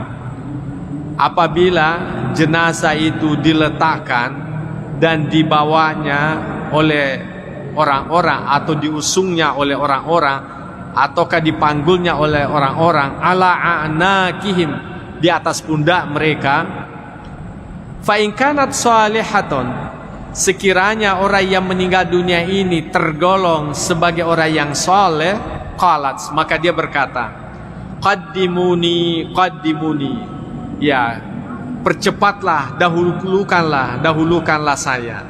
Wa in kanat ghaira salihah, kalau saja dia sebagai orang yang tidak saleh, maka dia berkata, ya wailaha aina tazhabuna biha, celakalah, kemana kalian aku bawa pergi. Yasma'u sautaha kullu syai'in illal insanu.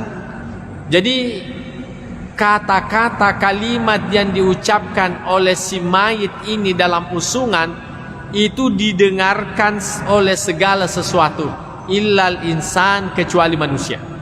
Ya.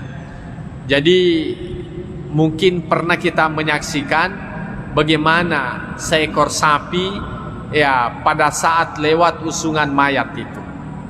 Bagaimana dengan ayam, bagaimana yang lain-lain, pasti ada sikap yang lain-lain mereka lakukan. Apakah itu dalam kondisi seolah-olah terharu ataukah dia ketakutan? Itu karena suara yang didengarkan oleh orang yang meninggal dunia itu. Nah, walau sami'ahu sa'ika, sekiranya saja manusia itu mendengarkannya sa'ika, maka menjadilah ia pingsan. Ya, syukur-syukur saja kita tidak dengarkan.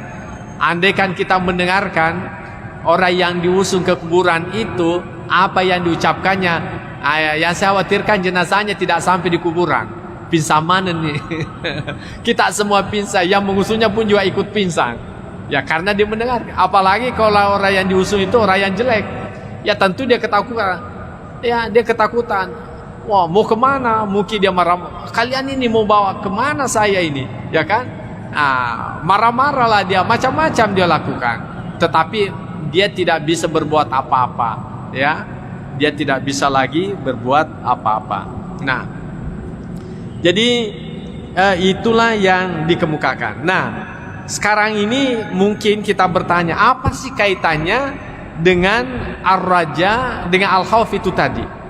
Ya, kalau hadis sepoto yang pertama itu mengharapkan kita untuk memiliki keseimbangan al-khauf dan ar-raja. Artinya lakukanlah kebaikan, karena kebaikan itu sebagai bukti yang membedakan Anda nanti dengan orang yang baik dengan orang yang jahat. Kemudian juga kalian itu juga harus optimis, memiliki sifat raja, karena sifat raja itulah yang mendorong Anda untuk melakukan kebaikan.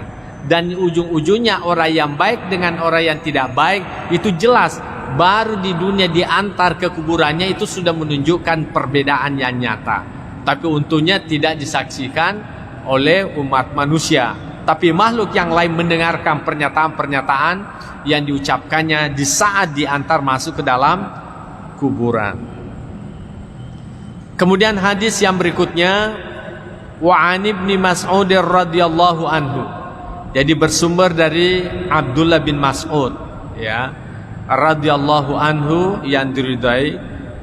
Dia berkata, qala Rasulullah sallallahu alaihi wasallam, al jannatu, ya, al jannatu aqrabu ila ahadikum. Surga itu lebih dekat, ya, kepada sekalian, min syiraki na'alihi, daripada tali sendalnya atau tali sepatunya. Nah, jadi sebetulnya kalau kita melihat hadis Nabi Sallallahu Alaihi Wasallam ini, surga itu sangat dekat dengan kita, ya. Bahkan dikatakan oleh Nabi lebih dekat daripada tali sepatu kita atau tali sandal kita. Nah, kalau kita pakai sandal, apa ada jaraknya dengan kaki kita? Tidak ada, kan? Itu artinya bahwa surga itu sebetulnya tidak ada jaraknya dengan kita. Sangat-sangat dekat. Nah, tentu yang perlu kita perhatikan adalah bagaimana istilah surga yang dimaksudkan. Kemudian Nabi SAW melanjutkan, wan naru mithlu zalik. Demikian juga neraka. Neraka itu juga sangat dekat dengan kita. Makanya kaum muslimin, ini perlu dikaitkan ayat dengan hadis yang lain. Surga itu sebetulnya di mana sih adanya? Ya. Surga, neraka itu di mana sih ada sebetulnya? Kalau kita berbicara surga dalam artian tempat yang dibangunkan sebagai bentuk balasan orang yang beriman, itu tentu tempatnya masih jauh. Jauh, kita tidak tahu ya apakah sudah dicipta ataukah belum. Karena ini masuk juga perdebatan kaum teolog. Ada yang mengatakan surga itu sudah dicipta.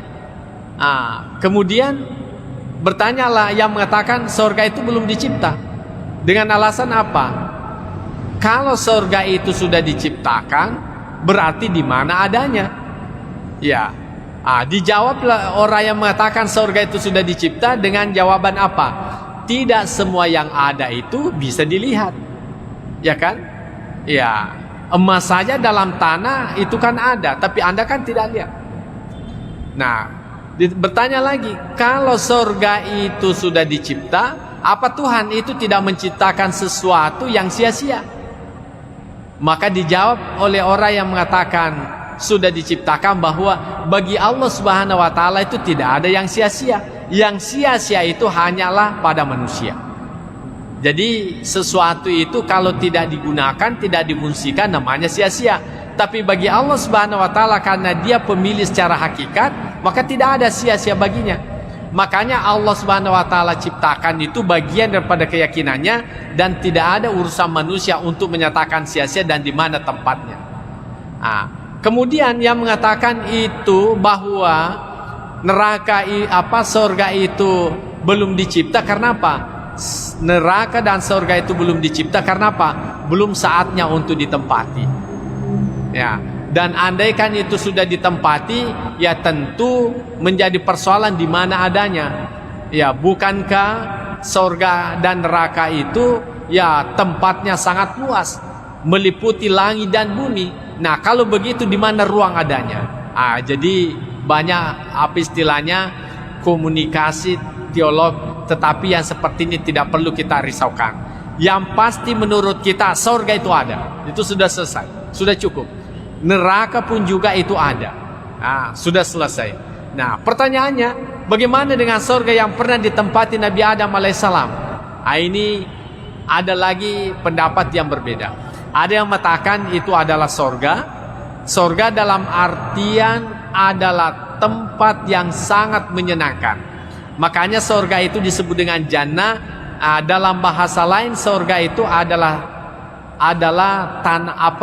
adalah kebun, ya, adalah kebun. Kenapa kebun itu disebut sebagai surga? Karena kebun itu kan menyenangkan. Ada buah-buahan di dalamnya, ada air di dalamnya. Pokoknya kebun itu sangat indah lah, sangat menyenangkan. Makanya disebut dengan jannah. Nah, orang yang mengatakan bahwa itu adalah bukan surga yang sesungguhnya seperti yang dijanjikan kepada kita. Kenapa? Oleh karena surga yang sesungguhnya itu tidak ada lagi yang namanya larangan. Sementara surga yang ditempati Adam itu kan masih ada larangan memakan buah khuldi, ya kan? Masih ada larangan memakan buah khuldi. Berarti bukan itu surga yang sesungguhnya. Yang kemudian kalau orang sudah masuk dalam surga tidak keluar lagi. Tapi kenapa Nabi Adam alaihissalam itu masih keluar? Itu artinya belum surga yang dimaksudkan. Makanya dimaknai bahwa Nabiullah Adam alaihissalam dan Hawa itu dikarantinakan di sebuah tempat yang sangat istimewa, yang kemudian disitulah melakukan suatu pelanggaran yang kemudian dikeluarkan di muka bumi ini. Adapun sesungguhnya neraka dan surga itu masih perawan lah sampai sekarang ini. Belum ada yang pernah masuk di dalamnya sampai sekarang ini. Ya. Kemudian belum masuk waktu ya. Ya, kemudian bagaimana dengan surga dan neraka itu? Ya, secara majazi itu sudah ada. Ya, biasa tuh tomato makada agak paranaka kok, ya kan? Itu artinya kalau kita itu marah, sumpek, tidak senang, itu sebetulnya adalah hawa-hawa neraka itu. Akhirnya orang tua kita mengatakan, "Mai mu manaraka, mu maranaka." Ya. Artinya kita dalam kondisi tidak senang. Tapi kalau kita tersenyum, bahagia, itu namanya surga. Ya, surga. Jadi secara majazi surga itu dan neraka itu sudah ada dalam kehidupan dunia ini. Makanya ulama kita mengatakan, masuklah kalian ke dalam surga sebelum Anda memasukinya. Dan jauhilah itu neraka sebelum Anda ditakdirkan masuk ke dalam neraka. Artinya apa? Jadikanlah apa yang kamu lakukan itu menyenangkan, sehingga hidupmu itu terasa nikmat. Ya, kalau kita habis salat kan nikmat rasanya. Tapi selama kita belum salat, tapi sudah masuk waktu, itu kan ada rasa tersiksa, ya kan? Ada rasa tersiksa. Begitu kita selesai melakukan salat, itu aman perasaan. Berarti sudah dapat surga, ya kan? Demikian juga orang yang melakukan kejahatan, maha kafi sadrika, itu kan rumusnya. Jadi apapun yang kira-kira menjangkal di dalam hatimu, maka itu adalah sesuatu yang tidak baik. Jadi ini ukurannya hati. Kalau saya ambil ini bagaimana? Ini tanda bahwa sesuatu tidak pantas kamu ambil, ya kan? Tetapi kalau ada sesuatu di depan orang siap Anda melakukannya, berarti itu adalah sesuatu yang baik, karena Anda siap untuk dilihat orang. Makanya bersedekah, membantu orang, siap untuk dilihat oleh orang. Bahkan ada orang pamerkan kebaikannya, walaupun tidak seindah dengan kebaikan yang dia lakukan. Oleh karena kebaikan itu memberikan kesenangan surga. Ya. Nah, tetapi kalau sebuah kejahatan, walaupun itu sangat kecil, tapi kita berusaha untuk berlindung, tidak mau diketahui oleh orang lain. Karena apa? Itu sebetulnya kita ini mau masuk neraka itu sebetulnya. Ada sesuatu yang menyiksa batin kita. Makanya dikatakan surga itu sangat dekat dengan dirimu. Artinya ketika Anda selesai melakukan kebaikan, maka Anda merasakan nikmatnya kebaikan yang Anda lakukan itu. Saya kira ini kita merasakan secara psikologis. Tapi kalau orang melakukan kejahatan, ya mungkin hanya lewat sirene mobil saja yang mengantar jenazah, dikira lagi polisi yang mengejar-ngejarnya. Kan seperti itu, ada sesuatu yang menakutkan dalam dirinya. Iya. Tetapi bagi orang yang tidak melakukan kejahatan, apapun yang lewat tidak ada persoalan. Bahkan naik polisi sekalipun di rumahnya ketuk-ketuk juga tidak ada masalah, karena memang merasa yakin tidak ada kejahatan yang saya lakukan. Tapi kalau polisi ada yang lewat di depan orang yang bermasalah, mungkin polisi itu hanya mencari-cari keluarganya, dikiranya dia yang dicari. Ya selalu ada yang mengganggu dalam dirinya. Itu sudah masuk dalam neraka dalam dirinya. Jadi neraka itu sangat dekat dengan kehidupan kita. Sangat tergantung seperti apa kita melakukan kehidupan ini. Ya, jamaah yang saya muliakan, saya kira inilah yang sempat saya sampaikan. Mudah-mudahan ada manfaatnya. Bahwasanya al-khauf war raja itu harus diseimbangkan. Dikala kita sehat itu, kita harus kedepankan al-khauf dalam arti memberi peluang kita menyadari kesalahan-kesalahan untuk kembali bertaubat kepada Allah Subhanahu wa taala. Sekalipun ar-raja itu tetap juga harus kita munculkan dalam diri kita.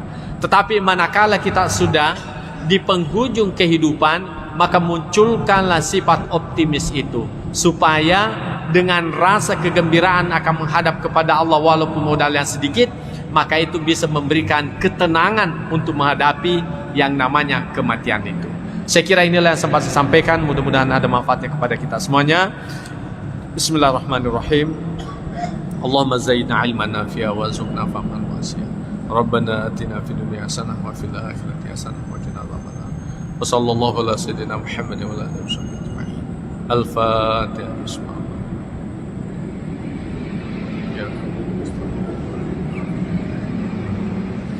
Wallahu muwaffiq ila aqwamit thariq. Wassalamualaikum warahmatullahi wabarakatuh.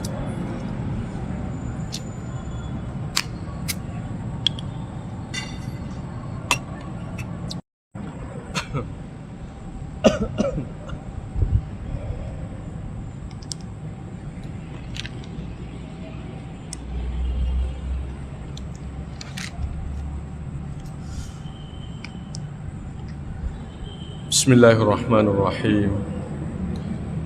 Assalamualaikum warahmatullahi wabarakatuh. Alhamdulillahirabbil alamin. Wassalatu wassalamu ala asyrafil anbiya'i wal mursalin sayyidina Muhammad wa ala alihi wa ashabihi ajma'in, amma ba'd. Fa inna asdaqal hadithi kitabullahi ta'ala wa khairal hadi hadi sayyidina Muhammadin sallallahu alaihi wasallam wa syarral umuri muhdatsatuha wa kullu muhdatsatin bid'ah wa kullu bid'atin dhalalah wa kullu dhalalatin finnar. Qala al-musannif rahimahullahu ta'ala wa nafa'na bi ulumihi fid dharain amin. Pengajian kita pada malam hari ini adalah babul jam'i bainal khaufi war raja. Bab yang membicarakan tentang penggabungan antara khauf, yakni pesimis, war raja dan optimis, takut dan pengharapan. Bulan-bulan lalu kita sudah banyak membahas tentang al-khawf. Bagaimana pada setiap diri kita ini ada rasa takut kepada Allah.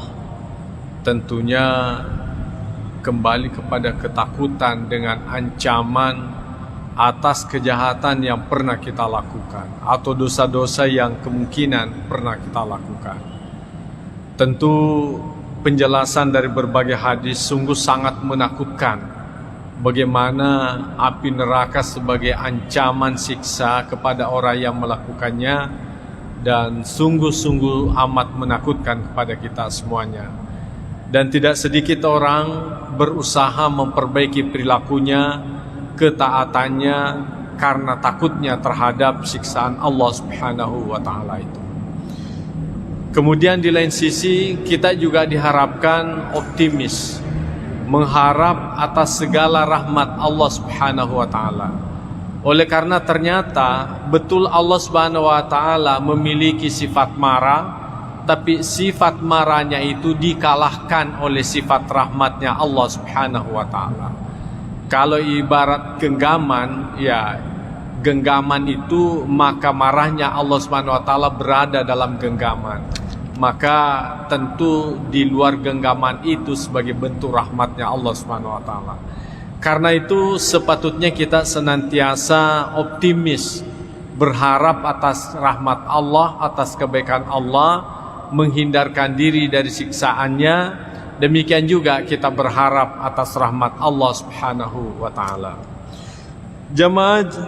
Jamaah maghrib yang saya muliakan, di dalam kitab ini dikatakan, a'lam, ketahuilah, annal mukhtara lil 'abdi fi hali sihhatihi, bahwasanya pilihan terbaik kepada seorang hamba dikala kondisi sehat, ayyakuna khaifan rajian, ya, yakni menjadikan seimbang rasa takut, ya, dari siksa Allah Subhanahu wa taala dengan mengharapkan rahmat Allah. Wa yakunu khaufuhu wa raja'uhu sawa'an, demikian juga ketakutan kepadanya dan harapan itu diharapkan betul-betul memiliki keseimbangan. Oleh karena manakala seseorang rasa takutnya yang lebih menonjol, maka dikhawatirkan itu karena dia manusia biasa yang kemungkinan pernah melakukan dosa ataukah berkali-kali melakukan dosa. Akhirnya apa? Merasa terlanjur takut, akhirnya apa ya, muncul dalam dirinya, biarlah sekali begitu saja, ya. Oleh karena dalam pikirannya itu seolah-olah bahwa kita ini sudah tidak ada lagi jalan selamat untuk kembali kepada Allah. Bahasa ugina lari sumange, ya. Lari sumange, ya. Karenanya perlu ada keseimbangan. Perlu juga kita optimis bahwa meskipun Allah Subhanahu wa taala itu memiliki sifat benci, sifat menyiksa dan sebagainya, tetapi kita juga harus optimis bahwasanya Allah itu memiliki sifat cinta, memiliki sifat kasih sayang, memiliki sifat kasih atau rahmah yang sangat tinggi kepada hambanya. Bahkan kita memahami bahwa Allah menciptakan hambanya itu sebetulnya didasari karena cinta, didasari karena kesenangannya. Samalah halnya seorang bapak, ya tentu mengharapkan ada anak. Sungguh pun dia tidak tahu bahwa anaknya nanti itu apakah dia nakal atau tidak. Yang pasti di dalam pikirannya itu berusaha memperoleh anak yang baik. Dia akan senang akan lahirnya anaknya itu, ya. Tetapi cintanya Tuhan itu melebihi cinta orang tua kepada anaknya. Kalau orang tua bagaimanapun sayangnya, tapi masih saja didapati orang tua itu bersikap keras terhadap anaknya.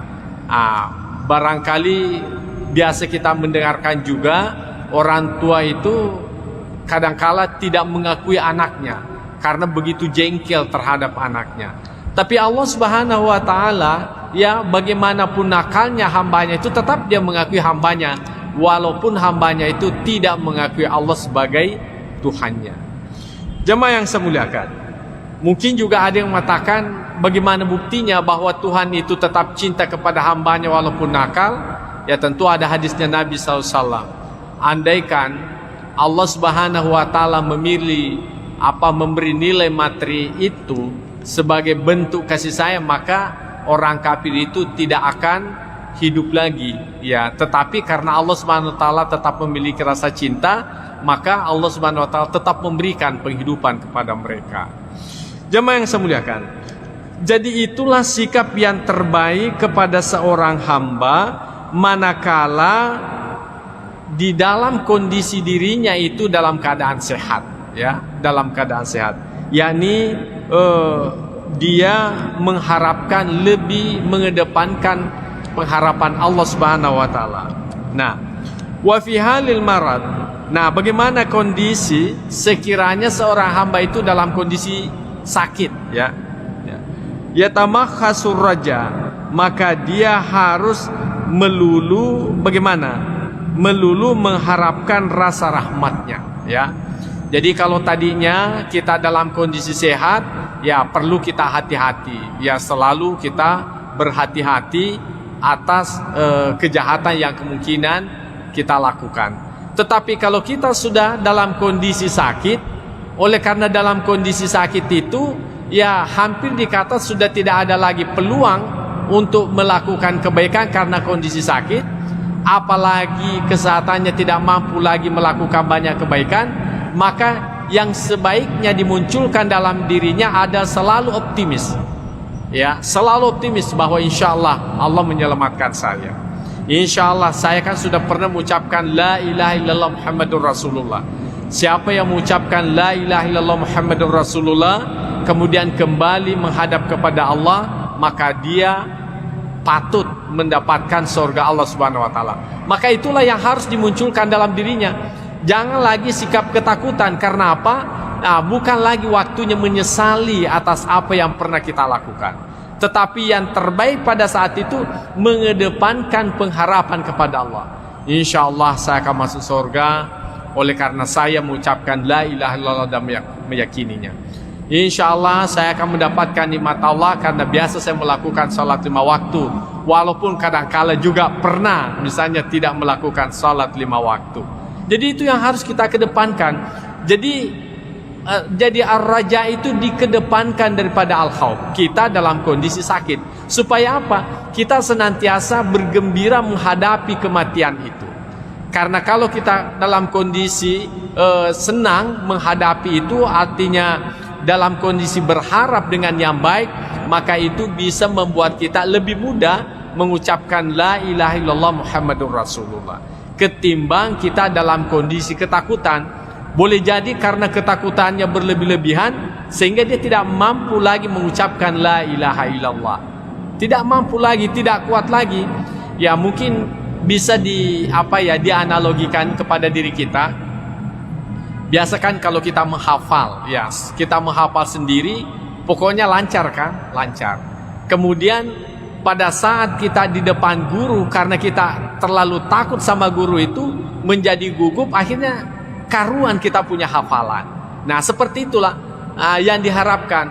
Jadi kalau kita membiasakan dalam artian optimis, berharap bahwa kita mendapatkan rahmat Allah Subhanahu wa taala, itu yang membuat kita gembira, perasaan kita menjadi gembira, akhirnya kita mudah gampang mengucapkan la ilaha illallah Muhammadur Rasulullah dibandingkan kita dalam kondisi ketakutan. Itu tadi semacam logika yang paling dekat kepada kita. Kemudian wa qawaidus syar'i min nususil kitab was sunnah. Jadi ini sudah jelas dalam syariat sebagaimana dikemukakan di dalam kitab, artinya Al-Quran, demikian juga dikemukakan di dalam sunnah Nabi SAW wa ghaira zalik dan yang lainnya, mutazahiratun ala zalik, itu nampak jelas pada yang itu. Qala Allah Ta'ala, sebagaimana Allah Subhanahu wa taala berfirman, fala ya'manu makrallah illal qaumul khasirin. Ya, maka janganlah merasa tidak aman ya dari ujian Allah kecuali kepada kaum yang merugi. Jadi ayat ini memberikan penguatan kepada diri kita bahwa kalau kita dalam kondisi sakit, ya anggaplah misalnya menghadapi kematian, jangan kita terlalu takut ya. Jadi Allah Subhanahu wa taala mengatakan begini, jadi jangan kita merasa tidak aman. Jadi tanamkanlah diri kita bahwa insya Allah saya selamat, walaupun modal kita hanya itu la ilaha illallah. Mengapa? Sudah kan kita baca sebelumnya, siapa yang mengucapkan la ilaha illallah Muhammadur Rasulullah, ya, kemudian di akhir ucapannya dan meyakininya, maka niscaya orang itu masuk ke dalam surga Allah Subhanahu wa taala. Yang kemudian ada sahabat bertanya, wa in zana ya Rasulullah, walaupun dia berzina, kata Nabi SAW, iya walaupun dia melakukan zina. Kemudian wa in sarakat, walaupun dia mencuri ya Rasulullah, Nabi SAW mengatakan iya tetap masuk dalam surga walaupun dia mencuri. Artinya modal la ilaha illallah, andaikan ada orang hanya modalnya itu saja kemudian menghadapi kematian, maka dengan modal itu pun juga sepatutnya dia merasa aman menghadapi kematian itu sendiri. Ya, itu yang diharapkan. Jadi siapa yang orang-orang atau kelompok-kelompok yang ketakutan di dalam menghadapi kematian, walaupun pada prinsipnya semua orang pasti takut, apalagi kita sudah dalam kondisi kita merasa sakitnya itu sudah penyakit yang terakhir, ya tentu di situ kita berusaha semaksimal mungkin bagaimana memunculkan ruhillah ilal qaumul kafirin. Ya, jadi sesungguhnya janganlah berputus asa dari rahmat Allah.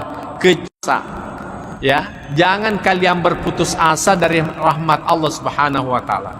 Karena apa? Itu hak prerogatif Allah Subhanahu wa taala. Walaupun sekiranya kita hanya modalnya beriman, la ilaha illallah, Allah mau mengampuni karena pernah kita melakukan dosa, Allah mau mengampuni karena kita banyak melakukan pelanggaran, itu tidak ada yang bisa mencegah Allah Subhanahu wa taala melakukan itu. Ya. Ya, sekalipun misalnya kalau Allah Subhanahu wa taala mengedepankan sifat keadilannya, bagaimana sifat keadilan Allah? Orang yang melakukan kejahatan ya mestinya kan disiksa. Orang yang melakukan kebaikan yang diberikan pahala. Tapi kalau Allah Subhanahu wa taala tidak mau menyiksa orang yang melakukan kejahatan, itu hak prerogatif Tuhan. Tidak ada yang bisa mencegah Allah. Karena Allah menciptakan manusia, Allah menciptakan surganya. Karenanya kita juga tidak boleh berputus asa andaikan modal kita hanya la ilaha illallah Muhammadur Rasulullah. Itulah sebabnya Allah Subhanahu wa taala mengingatkan lagi kepada kita semuanya bahwa janganlah kalian berputus asa dari rahmat Allah illal qaumul kafirin, kecuali orang-orang yang kafir. Jadi orang kafir itu sudah tidak ada lagi peluang untuk mendapatkan surganya. Ya. Mungkin ada yang mengatakan kan terserah Allah, tapi Allah Subhanahu wa taala memberikan juga batasan pada dirinya untuk melakukan keadilan dan menghindari namanya kezaliman. Ya, meskipun pada prinsipnya tidak ada perbuatan Tuhan itu disebut zalim. Ya, tetapi Allah Subhanahu wa taala sendiri yang sudah membatasi dirinya dan menyatakan bahwa illal qaumul kafirin. Jadi yang dikhawatirkan memiliki sifat ketakutan menghadapi itu hanyalah orang-orang yang kafir. Orang-orang yang beriman maka sepatutnya senantiasa optimis dengan apa yang dia miliki. Kemudian qala Allah taala, Allah Subhanahu wa taala, yauma tabyaddu wujuh wa taswaddu wujuh. Ya, pada hari berseri-serinya muka orang yang beriman, wataswadu wujuh, dan kehitaman wajah orang-orang kafirin. Yang pasti kalau tidak bisa putih berseri-seri, putih bersih, yang penting ada putih-putihnya lah. Paling tidak seperti itu ya, ada putihnya. Oleh karena semua orang yang beriman itu pasti ada kebaikannya ya. Dengan kebaikan yang pernah dilakukannya itulah putihnya. Jadi nanti hari kemudian betul-betul ada orang berseri-seri wajahnya. Ya, putih sekali karena kebaikan yang pernah dilakukannya. Meskipun mungkin ada kejahatan yang pernah dilakukan, tapi ditimpanya, distipnya, ditutupinya, akhirnya menjadilah putih.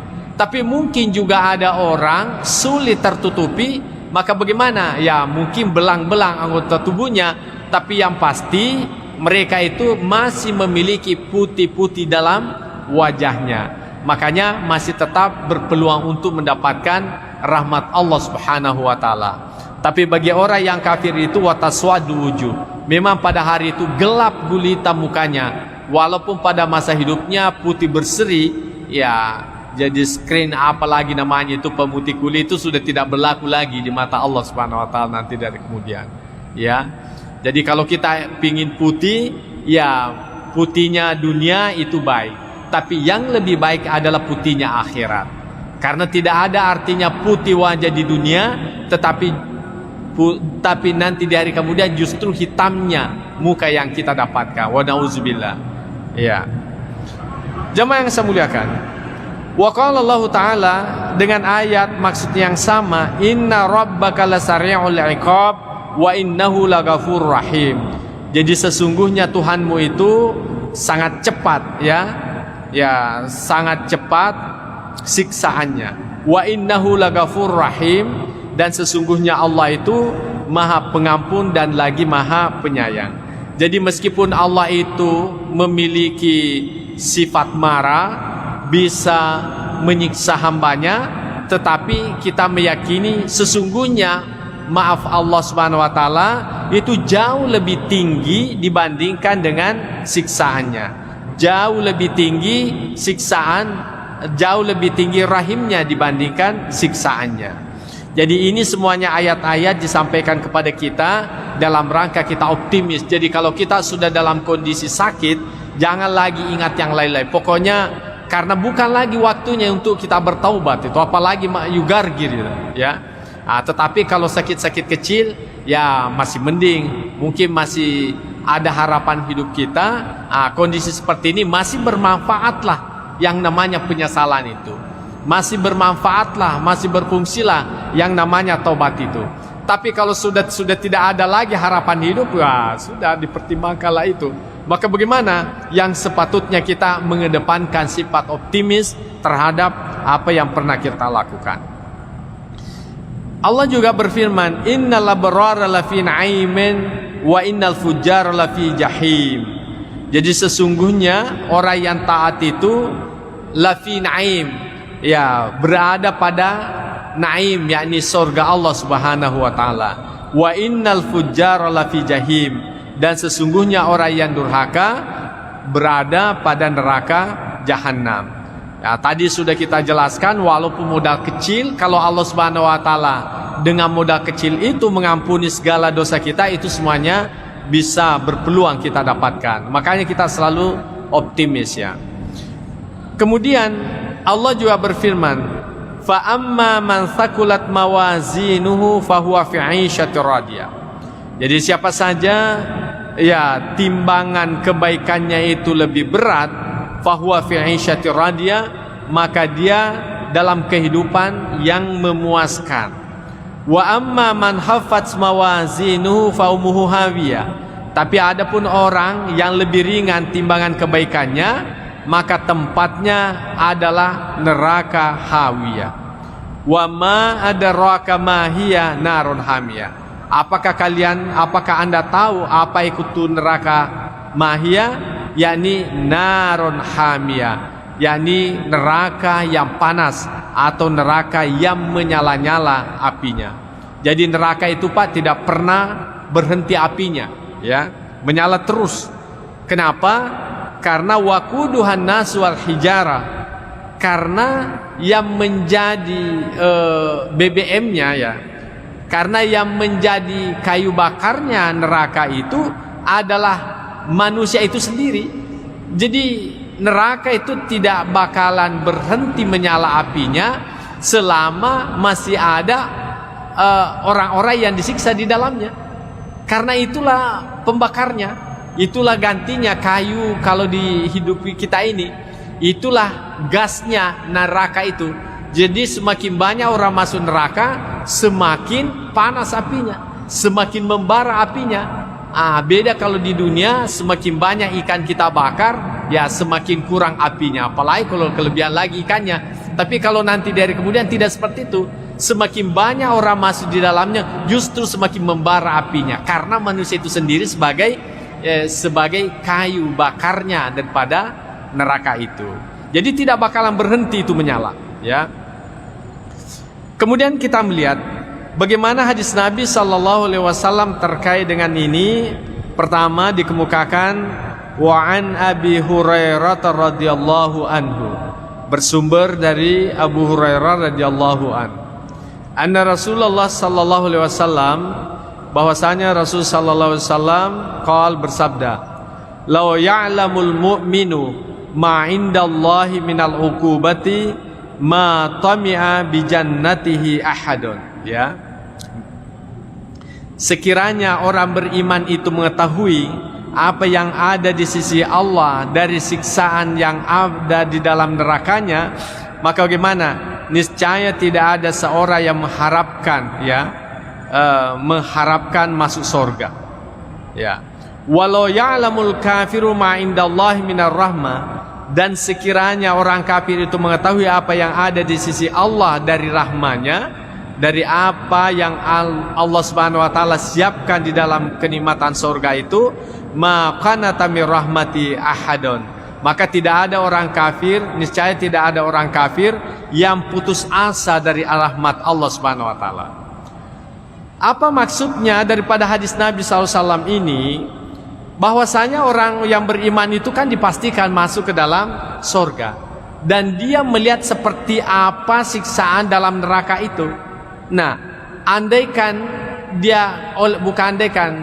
karena dia mengetahui seperti apa yang ada dalam neraka. Nah, andaikan dia tidak masuk surga, maka dia berkata, cukuplah saya tidak masuk surga asal tidak masuk ke dalam neraka itu. Ya, jadi cukuplah saya tidak masuk dalam neraka, tidak masuk dalam surga asal tidak masuk dalam neraka. Begitu sangat menakutkan daripada siksaan api neraka itu.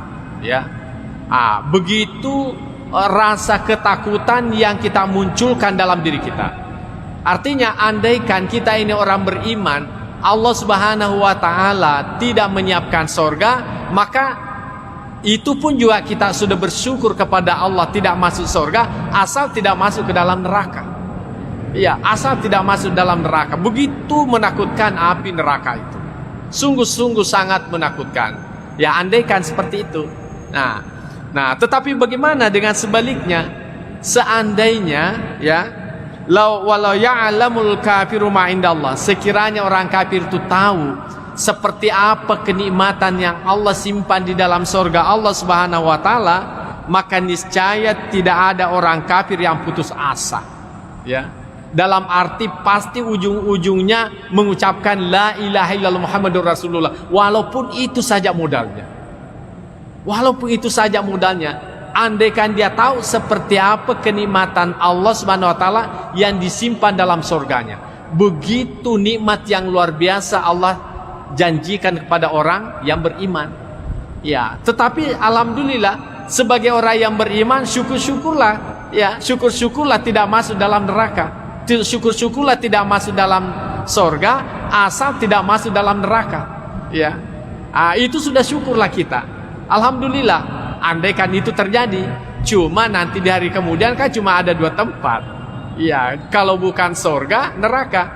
Karena kita tidak masuk dalam neraka, berarti tempatnya itu adalah surga. Tetapi orang kafir, bagaimanapun karena dia melihat bagaimana nikmatnya dalam surga, andaikan hanya bisa bermodalkan la ilaha illallah, maka itu pun juga tetap dia ucapkan dengan berusaha tidak berputus asa dari harapan kepada Allah Subhanahu wa Ta'ala. Jamaah yang saya muliakan, yang kedua, wa an Abi Sa'idin al-Khudri radhiyallahu anhu. Jadi hadis ini bersumber dari Sa'id al-Khudri radhiyallahu anhu. Anna Rasulullah sallallahu alaihi wasallam qol, bahwasanya Rasulullah SAW bersabda, idza wada'atil janazatu wahtamalahar rijalu ala anakihim. Apabila jenazah itu diletakkan dan dibawanya oleh orang-orang atau diusungnya oleh orang-orang ataukah dipanggulnya oleh orang-orang ala anakihim, di atas pundak mereka, fa in kanat salihatun, sekiranya orang yang meninggal dunia ini tergolong sebagai orang yang saleh, qalat, maka dia berkata, qaddimuni, ya, percepatlah, dahulukanlah saya. Wa in kanat ghaira salihah, kalau saja dia sebagai orang yang tidak saleh, maka dia berkata, ya wailaha aina tazhabuna biha, celakalah, kemana kalian aku bawa pergi. Yasma'u sautaha kullu syai'in illal insanu.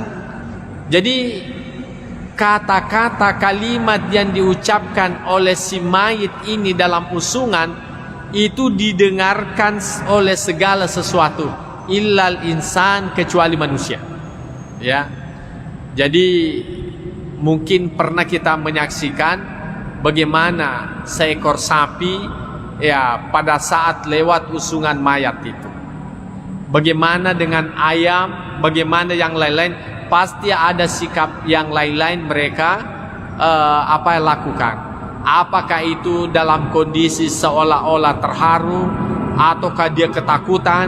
Itu karena suara yang didengarkan oleh orang yang meninggal dunia itu.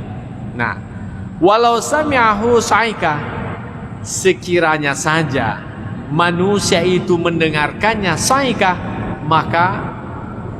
maka menjadilah ia pingsan. Ya, syukur-syukur saja kita tidak dengarkan. Andaikan kita mendengarkan orang yang diusung ke kuburan itu, apa yang diucapkannya, yang saya khawatirkan jenazahnya tidak sampai di kuburan. Pingsan mana nih? Kita semua pingsan, yang mengusungnya pun juga ikut pingsan. Ya karena dia mendengar. Apalagi kalau orang yang diusung itu orang yang jelek, ya tentu dia ketakutan. Ya dia ketakutan. Wah, mau kemana? Mungkin dia marah. Kalian ini mau bawa kemana saya ini? Ya kan? Marah-marahlah dia, macam-macam dia lakukan. Tetapi dia tidak bisa berbuat apa-apa. Ya, dia tidak bisa lagi berbuat apa-apa. Nah, jadi itulah yang dikemukakan. Nah, sekarang ini mungkin kita bertanya, apa sih kaitannya dengan ar-raja, dengan al-khauf itu tadi? Ya, kalau hadis sepoto yang pertama itu mengharapkan kita untuk memiliki keseimbangan al-khauf dan ar-raja. Artinya lakukanlah kebaikan, karena kebaikan itu sebagai bukti yang membedakan Anda nanti dengan orang yang baik dengan orang yang jahat. Kemudian juga kalian itu juga harus optimis, memiliki sifat raja, karena sifat raja itulah yang mendorong Anda untuk melakukan kebaikan. Dan ujung-ujungnya orang yang baik dengan orang yang tidak baik itu jelas, baru di dunia diantar ke kuburannya itu sudah menunjukkan perbedaan yang nyata. Tapi untungnya tidak disaksikan oleh umat manusia, tapi makhluk yang lain mendengarkan pernyataan-pernyataan yang diucapkannya di saat diantar masuk ke dalam kuburan. Kemudian hadis yang berikutnya, wa an ibni Mas'ud radhiyallahu anhu. Jadi bersumber dari Abdullah bin Mas'ud, ya, radhiyallahu anhu, yang diridai. Dia berkata, qala Rasulullah sallallahu alaihi wasallam, al jannatu, ya, al jannatu aqrabu ila ahadikum.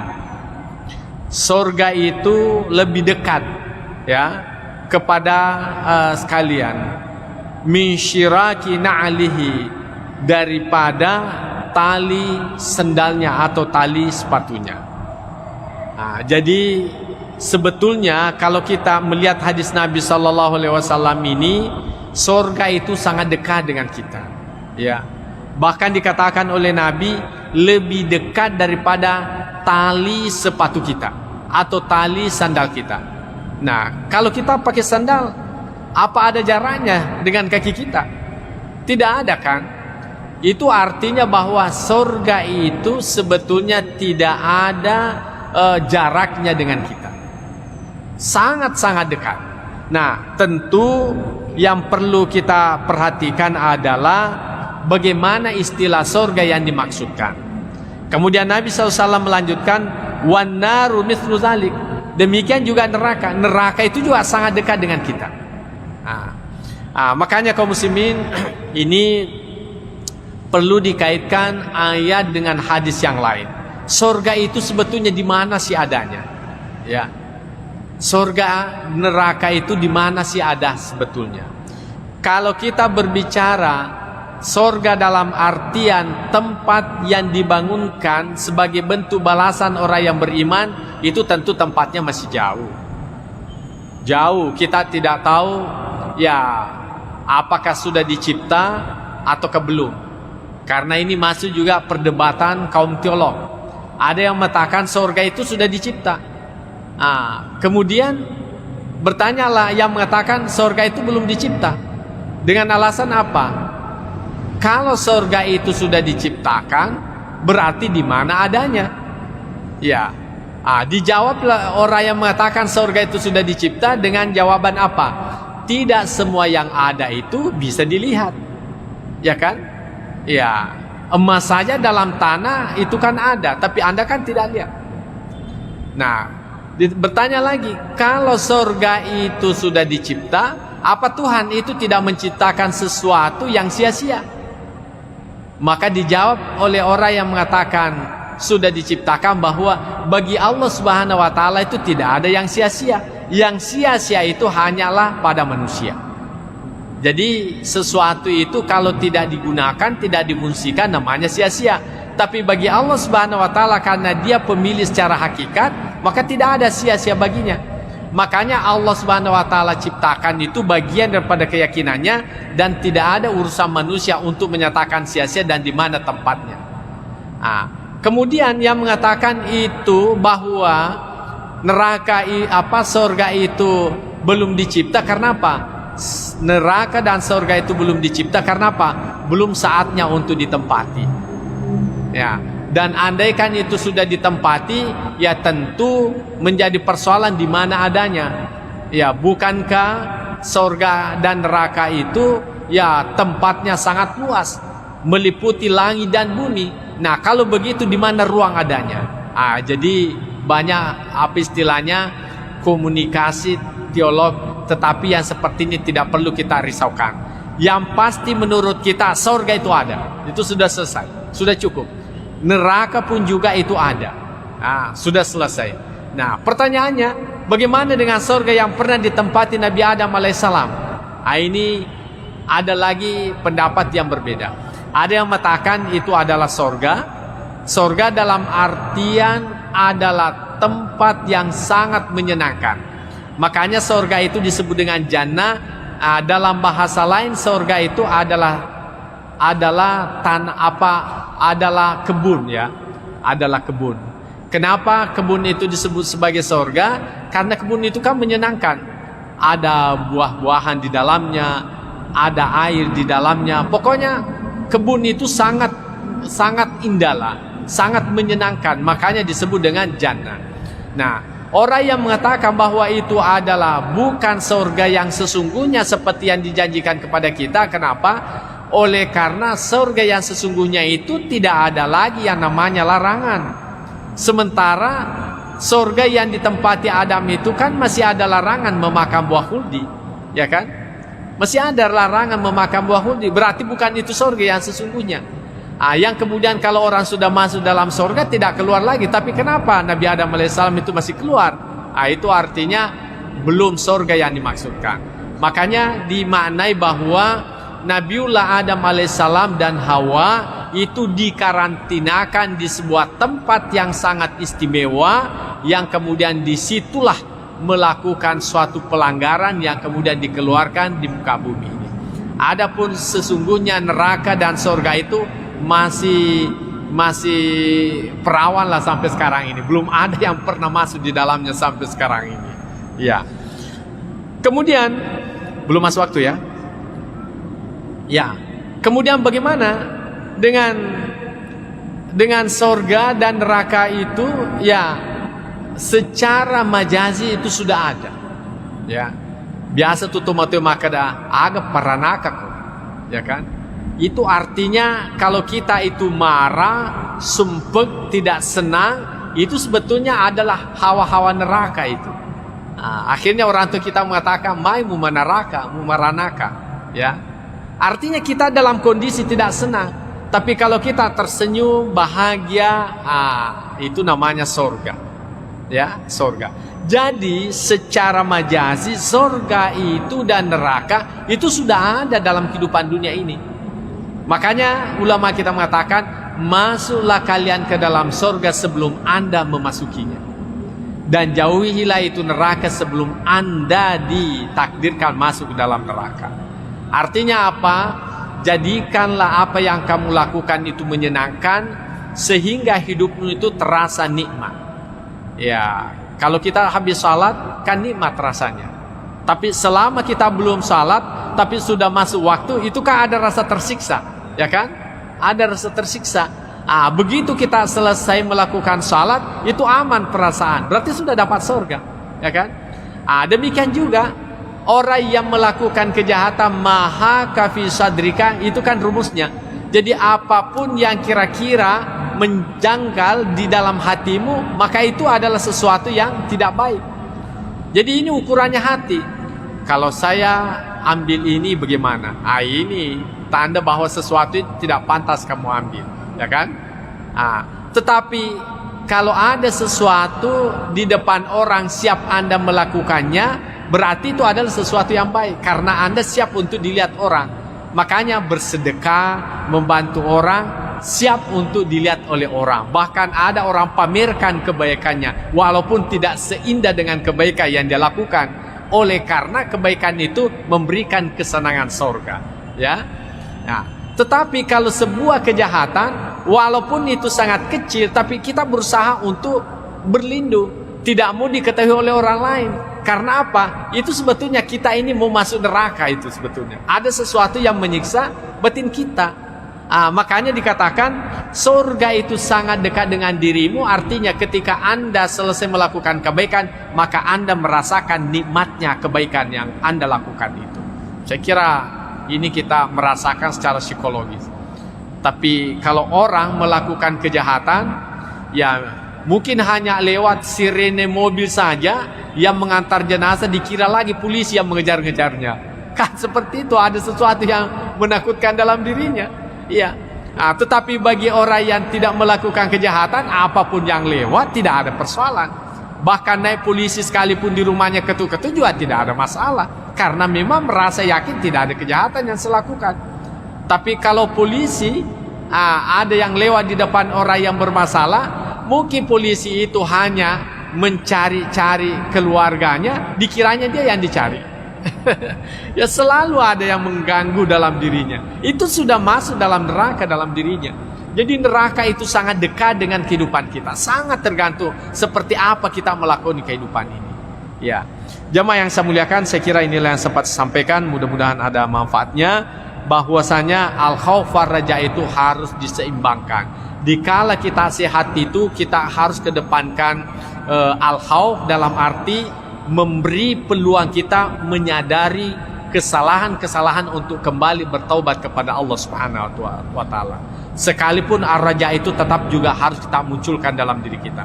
Tetapi manakala kita sudah di penghujung kehidupan, maka munculkanlah sifat optimis itu, supaya dengan rasa kegembiraan akan menghadap kepada Allah walaupun modal yang sedikit, maka itu bisa memberikan ketenangan untuk menghadapi yang namanya kematian itu. Saya kira inilah yang sempat saya sampaikan. Mudah-mudahan ada manfaatnya kepada kita semuanya. Bismillahirrahmanirrahim. Allahumma zaidna ilman nafi'a wa zuqna fahman wasi'a. Rabbana atina fid dunya hasanah wa fil akhirati hasanah wa qina adzabannar. Wa sallallahu ala sayyidina Muhammadin wa ala alihi wasallam ajma'in. Al-Fatihah. Bismillah.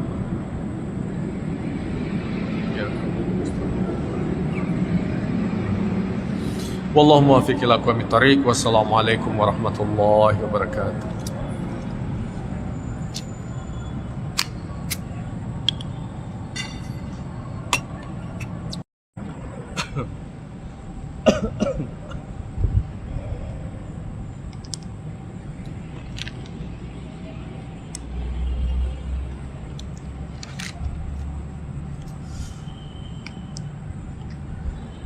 Bismillahirrahmanirrahim.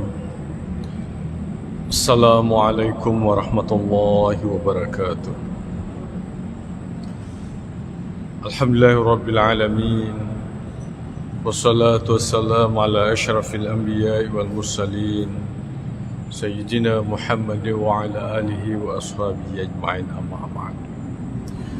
Fa inna asdaqal hadithi kitabullahi ta'ala wa khairal hadi hadi sayyidina Muhammadin sallallahu alaihi wasallam wa syarral umuri muhdatsatuha wa kullu muhdatsatin bid'ah wa kullu bid'atin dhalalah wa kullu dhalalatin finnar. Qala al-musannif rahimahullahu ta'ala wa nafa'na bi ulumihi fid dharain amin. Pengajian kita pada malam hari ini adalah babul jam'i bainal khaufi war raja. Bab yang membicarakan tentang penggabungan antara khauf, yakni pesimis, war raja dan optimis, takut dan pengharapan. Bulan-bulan lalu kita sudah banyak membahas tentang al-khauf. bagaimana pada setiap diri kita ini ada rasa takut kepada Allah. Tentunya kembali kepada ketakutan dengan ancaman atas kejahatan yang pernah kita lakukan atau dosa-dosa yang kemungkinan pernah kita lakukan. Tentu penjelasan dari berbagai hadis sungguh sangat menakutkan, bagaimana api neraka sebagai ancaman siksa kepada orang yang melakukannya, dan sungguh-sungguh amat menakutkan kepada kita semuanya. Dan tidak sedikit orang berusaha memperbaiki perilakunya, ketaatannya, karena takutnya terhadap siksaan Allah Subhanahu wa Ta'ala itu. Kemudian di lain sisi kita juga diharapkan optimis, mengharap atas segala rahmat Allah Subhanahu wa Ta'ala. Oleh karena ternyata betul Allah Subhanahu wa Ta'ala memiliki sifat marah, tapi sifat marahnya itu dikalahkan oleh sifat rahmatnya Allah Subhanahu wa Ta'ala. Kalau ibarat genggaman, ya genggaman itu, maka marahnya Allah Subhanahu wa Ta'ala berada dalam genggaman. Maka tentu di luar genggaman itu sebagai bentuk rahmatnya Allah Subhanahu wa Ta'ala. Karena itu sepatutnya kita senantiasa optimis, berharap atas rahmat Allah, atas kebaikan Allah, menghindarkan diri dari siksaannya. Demikian juga kita berharap atas rahmat Allah Subhanahu wa Ta'ala. Jamaah maghrib yang saya muliakan, di dalam kitab ini dikatakan, a'lam, ketahuilah, annal mukhtara lil abdi fi hali sihhatihi, bahwasanya pilihan terbaik kepada seorang hamba dikala kondisi sehat, ayyakuna khaifan rajian, ya, yakni menjadikan seimbang rasa takut, ya, dari siksa Allah Subhanahu wa Ta'ala dengan mengharapkan rahmat Allah. Wa yakunu khaufuhu wa raja'uhu sawa'an, demikian juga ketakutan kepadanya dan harapan itu diharapkan betul-betul memiliki keseimbangan. Oleh karena manakala seseorang rasa takutnya yang lebih menonjol, maka dikhawatirkan itu karena dia manusia biasa yang kemungkinan pernah melakukan dosa ataukah berkali-kali melakukan dosa. Akhirnya apa? Merasa terlanjur takut, akhirnya apa ya, muncul dalam dirinya, biarlah sekali begitu saja, ya. Oleh karena dalam pikirannya itu seolah-olah bahwa kita ini sudah tidak ada lagi jalan selamat untuk kembali kepada Allah. Bahasa ugina lari sumange, ya. Lari sumange, ya. Karenanya perlu ada keseimbangan. Perlu juga kita optimis bahwa meskipun Allah Subhanahu wa Ta'ala itu memiliki sifat benci, sifat menyiksa dan sebagainya, tetapi kita juga harus optimis bahwasanya Allah itu memiliki sifat cinta, memiliki sifat kasih sayang, memiliki sifat kasih atau rahmah yang sangat tinggi kepada hambanya. Bahkan kita memahami bahwa Allah menciptakan hambanya itu sebetulnya didasari karena cinta, didasari karena kesenangannya. Samalah halnya seorang bapak, ya tentu mengharapkan ada anak. Sungguh pun dia tidak tahu bahwa anaknya nanti itu apakah dia nakal atau tidak. Yang pasti di dalam pikirannya itu berusaha memperoleh anak yang baik. Dia akan senang akan lahirnya anaknya itu, ya. Tetapi cintanya Tuhan itu melebihi cinta orang tua kepada anaknya. Kalau orang tua bagaimanapun sayangnya, tapi masih saja didapati orang tua itu bersikap keras terhadap anaknya. Barangkali biasa kita mendengarkan juga orang tua itu kadangkala tidak mengakui anaknya karena begitu jengkel terhadap anaknya. Tapi Allah Subhanahu wa Ta'ala, ya bagaimanapun nakalnya hambanya itu tetap dia mengakui hambanya, walaupun hambanya itu tidak mengakui Allah sebagai Tuhannya. Jemaah yang saya muliakan, Mungkin juga ada yang mengatakan bagaimana buktinya bahwa Tuhan itu tetap cinta kepada hambanya walaupun nakal. Ya tentu ada hadisnya Nabi SAW. Andaikan Allah Subhanahu wa Ta'ala memberi nilai materi itu sebagai bentuk kasih sayang, maka orang kafir itu tidak akan hidup lagi. Ya, tetapi karena Allah Subhanahu wa Ta'ala tetap memiliki rasa cinta, maka Allah Subhanahu wa Ta'ala tetap memberikan penghidupan kepada mereka. Jemaah yang saya muliakan, jadi itulah sikap yang terbaik kepada seorang hamba manakala di dalam kondisi dirinya itu dalam keadaan sehat, ya, dalam keadaan sehat, yakni dia mengharapkan, lebih mengedepankan pengharapan Allah Subhanahu wa Ta'ala. Nah, wa fi halil marad, nah bagaimana kondisi sekiranya seorang hamba itu dalam kondisi sakit, ya, yatamakhasur raja, maka dia harus melulu bagaimana? Melulu mengharapkan rasa rahmatnya, ya. Jadi kalau tadinya kita dalam kondisi sehat, ya perlu kita hati-hati, ya selalu kita berhati-hati atas kejahatan yang kemungkinan kita lakukan. Tetapi kalau kita sudah dalam kondisi sakit, oleh karena dalam kondisi sakit itu, ya hampir dikata sudah tidak ada lagi peluang untuk melakukan kebaikan karena kondisi sakit, apalagi kesehatannya tidak mampu lagi melakukan banyak kebaikan, maka yang sebaiknya dimunculkan dalam dirinya ada selalu optimis, ya, selalu optimis bahwa insya Allah Allah menyelamatkan saya. Insya Allah saya kan sudah pernah mengucapkan la ilaha illallah Muhammadur Rasulullah. Siapa yang mengucapkan la ilaha illallah Muhammadur Rasulullah kemudian kembali menghadap kepada Allah, maka dia patut mendapatkan surga Allah Subhanahu wa Ta'ala. Maka itulah yang harus dimunculkan dalam dirinya. Jangan lagi sikap ketakutan. Karena apa? Nah, bukan lagi waktunya menyesali atas apa yang pernah kita lakukan, tetapi yang terbaik pada saat itu mengedepankan pengharapan kepada Allah.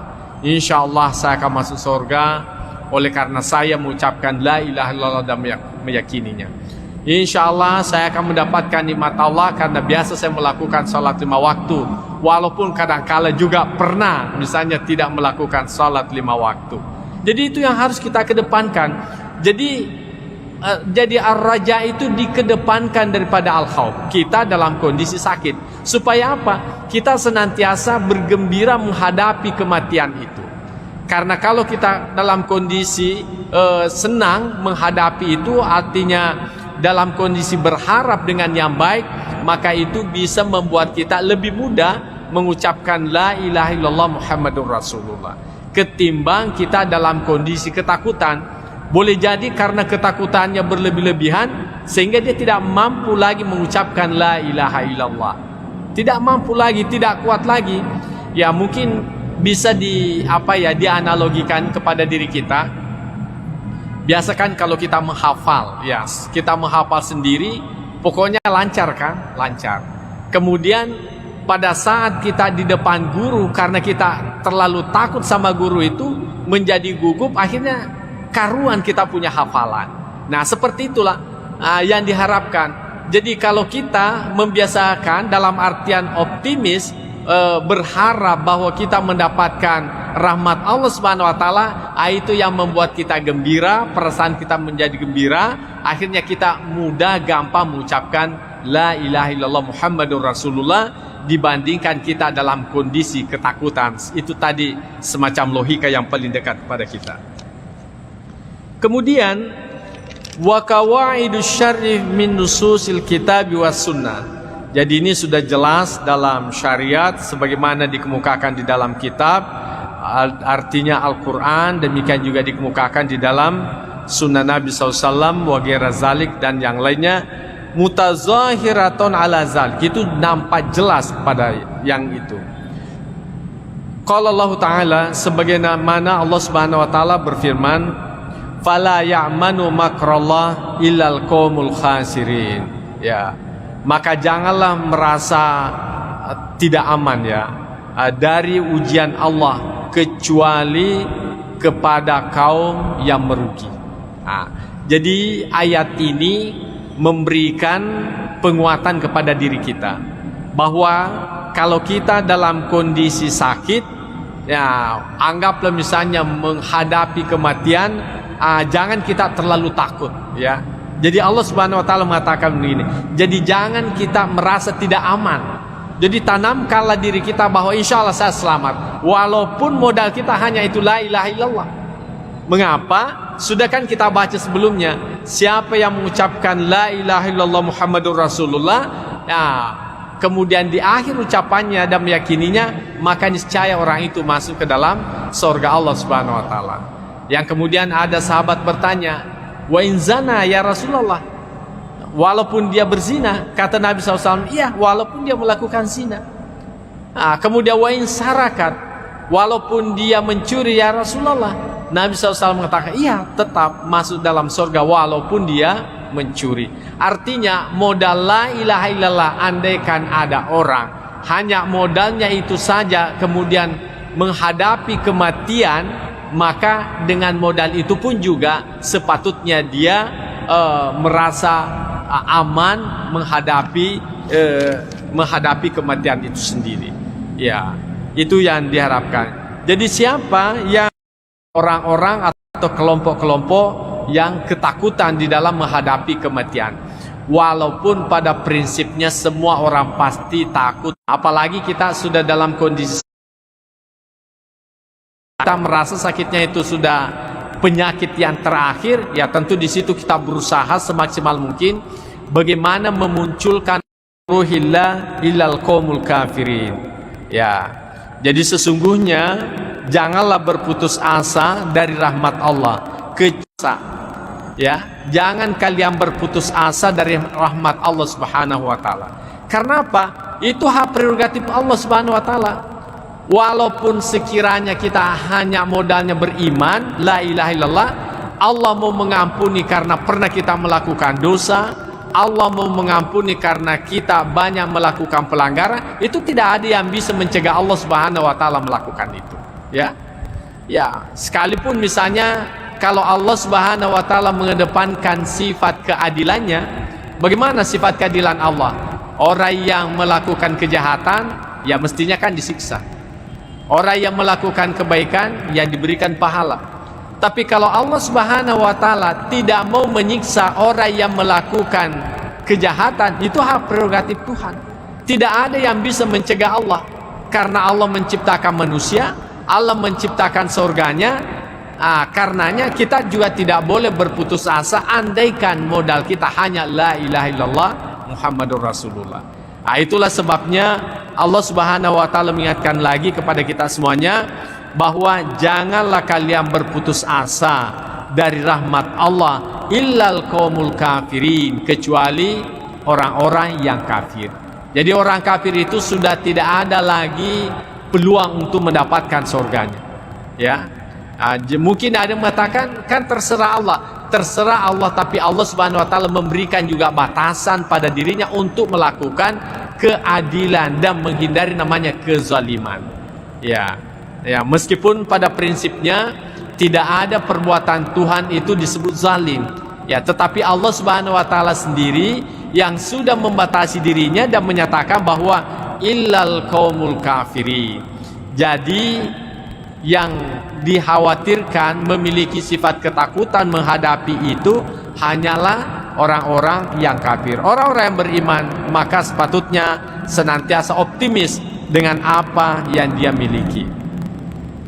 Kemudian qala Allah taala, Allah Subhanahu wa taala, yauma tabyaddu wujuh wa taswaddu wujuh. Ya, pada hari berseri-serinya muka orang yang beriman, wataswadu wujuh, dan kehitaman wajah orang-orang kafirin. Yang pasti kalau tidak bisa putih berseri-seri, putih bersih, yang penting ada putih-putihnya lah. Paling tidak seperti itu ya, ada putihnya. Oleh karena semua orang yang beriman itu pasti ada kebaikannya ya. Dengan kebaikan yang pernah dilakukannya itulah putihnya. Jadi nanti hari kemudian betul-betul ada orang berseri-seri wajahnya, ya putih sekali karena kebaikan yang pernah dilakukannya. Meskipun mungkin ada kejahatan yang pernah dilakukan, tapi ditimpanya, distipnya, ditutupinya, akhirnya menjadilah putih. Tapi mungkin juga ada orang sulit tertutupi, maka bagaimana? Ya mungkin belang-belang anggota tubuhnya, tapi yang pasti mereka itu masih memiliki putih-putih dalam wajahnya. Makanya masih tetap berpeluang untuk mendapatkan rahmat Allah Subhanahu wa taala. Tapi bagi orang yang kafir itu wataswadu wujuh, memang pada hari itu gelap gulita mukanya. Walaupun pada masa hidupnya putih berseri, ya jadi screen apalagi namanya itu pemutih kulit itu sudah tidak berlaku lagi di mata Allah Subhanahu wa taala nanti dari kemudian. Ya. Jadi kalau kita pingin putih, ya putihnya dunia itu baik. Tapi yang lebih baik adalah putihnya akhirat. Karena tidak ada artinya putih wajah di dunia, tapi nanti di hari kemudian justru hitamnya muka yang kita dapatkan. Wa na'udzubillah. Ya. Jemaah yang saya muliakan. Wa qala Allah Ta'ala dengan ayat maksud yang sama, inna rabbaka lasari'ul iqab wa innahu laghafurur rahim. Jadi sesungguhnya Tuhanmu itu sangat cepat, ya sangat cepat siksaannya. Wa innahu laghafurur rahim, dan sesungguhnya Allah itu Maha Pengampun dan lagi Maha Penyayang. Jadi meskipun Allah itu memiliki sifat marah, bisa menyiksa hambanya, tetapi kita meyakini sesungguhnya maaf Allah Subhanahu wa taala itu jauh lebih tinggi dibandingkan dengan siksaannya. Jauh lebih tinggi siksaan, jauh lebih tinggi rahimnya dibandingkan siksaannya. Jadi ini semuanya ayat-ayat disampaikan kepada kita dalam rangka kita optimis. Jadi kalau kita sudah dalam kondisi sakit, jangan lagi ingat yang lain-lain. Pokoknya karena bukan lagi waktunya untuk kita bertaubat itu, apalagi yugargir gitu, ya. Tetapi kalau sakit-sakit kecil, ya masih mending, mungkin masih ada harapan hidup kita. Kondisi seperti ini masih bermanfaatlah yang namanya penyesalan itu. Masih bermanfaatlah, masih berfungsilah yang namanya taubat itu. Tapi kalau sudah tidak ada lagi harapan hidup, ya sudah dipertimbangkanlah itu. Maka bagaimana? Yang sepatutnya kita mengedepankan sifat optimis terhadap apa yang pernah kita lakukan. Allah juga berfirman, innal abrara lafi na'imin wa innal fujjara lafi jahim.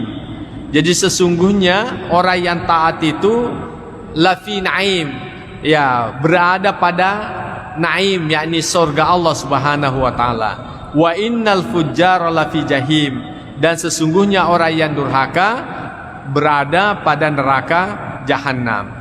Ya, tadi sudah kita jelaskan, walaupun modal kecil, kalau Allah Subhanahu wa taala dengan modal kecil itu mengampuni segala dosa kita, itu semuanya bisa berpeluang kita dapatkan. Makanya kita selalu optimis, ya. Kemudian Allah juga berfirman, fa amma man thaqulat mawazinuhu fahuwa fi 'ishatir radiyah.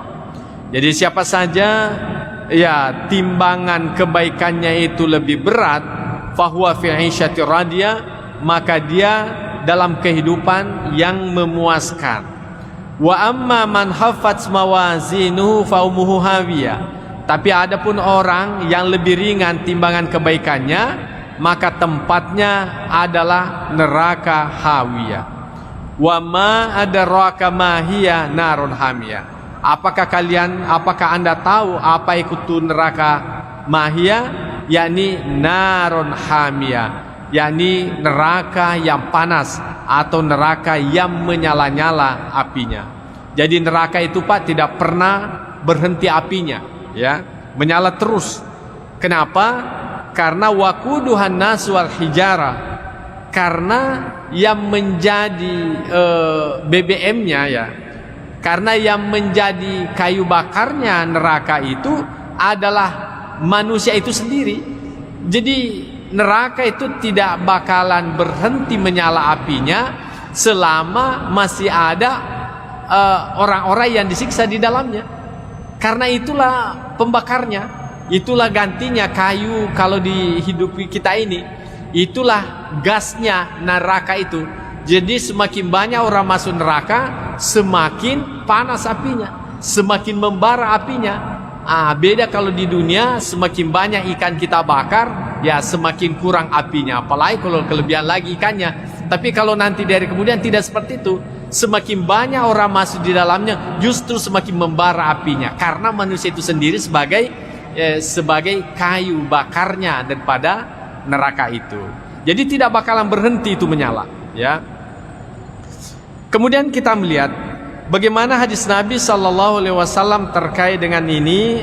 Pertama dikemukakan wa an Abi Hurairah radhiyallahu anhu, bersumber dari Abu Hurairah radhiyallahu anhu, anna Rasulullah SAW, bahwasanya Rasul sallallahu alaihi wasallam qala, bersabda, law ya'lamul mu'minu ma indallahi minal uqubati ma tami'a bi jannatihi ahadun. Ya, sekiranya orang beriman itu mengetahui apa yang ada di sisi Allah dari siksaan yang ada di dalam nerakanya, maka bagaimana? Niscaya tidak ada seorang yang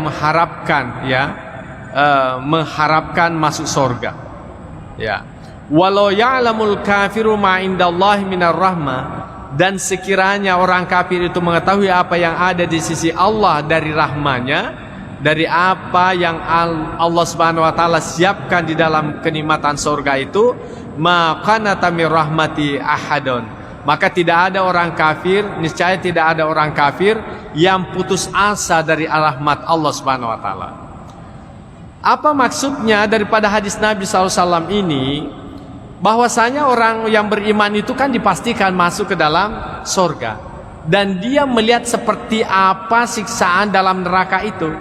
Nah, andaikan dia, bukan andaikan, karena dia mengetahui seperti apa yang ada dalam neraka, nah andaikan dia tidak masuk surga, maka dia berkata, cukuplah saya tidak masuk surga asal tidak masuk ke dalam neraka itu. Ya, jadi cukuplah saya tidak masuk dalam neraka, tidak masuk dalam surga asal tidak masuk dalam neraka. Begitu sangat menakutkan daripada siksaan api neraka itu. Ya, begitu rasa ketakutan yang kita munculkan dalam diri kita. Artinya andaikan kita ini orang beriman, Allah Subhanahu wa taala tidak menyiapkan surga, maka itu pun juga kita sudah bersyukur kepada Allah tidak masuk surga asal tidak masuk ke dalam neraka. Ya, asal tidak masuk dalam neraka. Begitu menakutkan api neraka itu. Sungguh-sungguh sangat menakutkan. Ya, andaikan seperti itu. Nah, tetapi bagaimana dengan sebaliknya? Seandainya, ya, walau ya'lamul kafiru ma indallah, sekiranya orang kafir itu tahu seperti apa kenikmatan yang Allah simpan di dalam surga Allah Subhanahu wa taala, maka niscaya tidak ada orang kafir yang putus asa.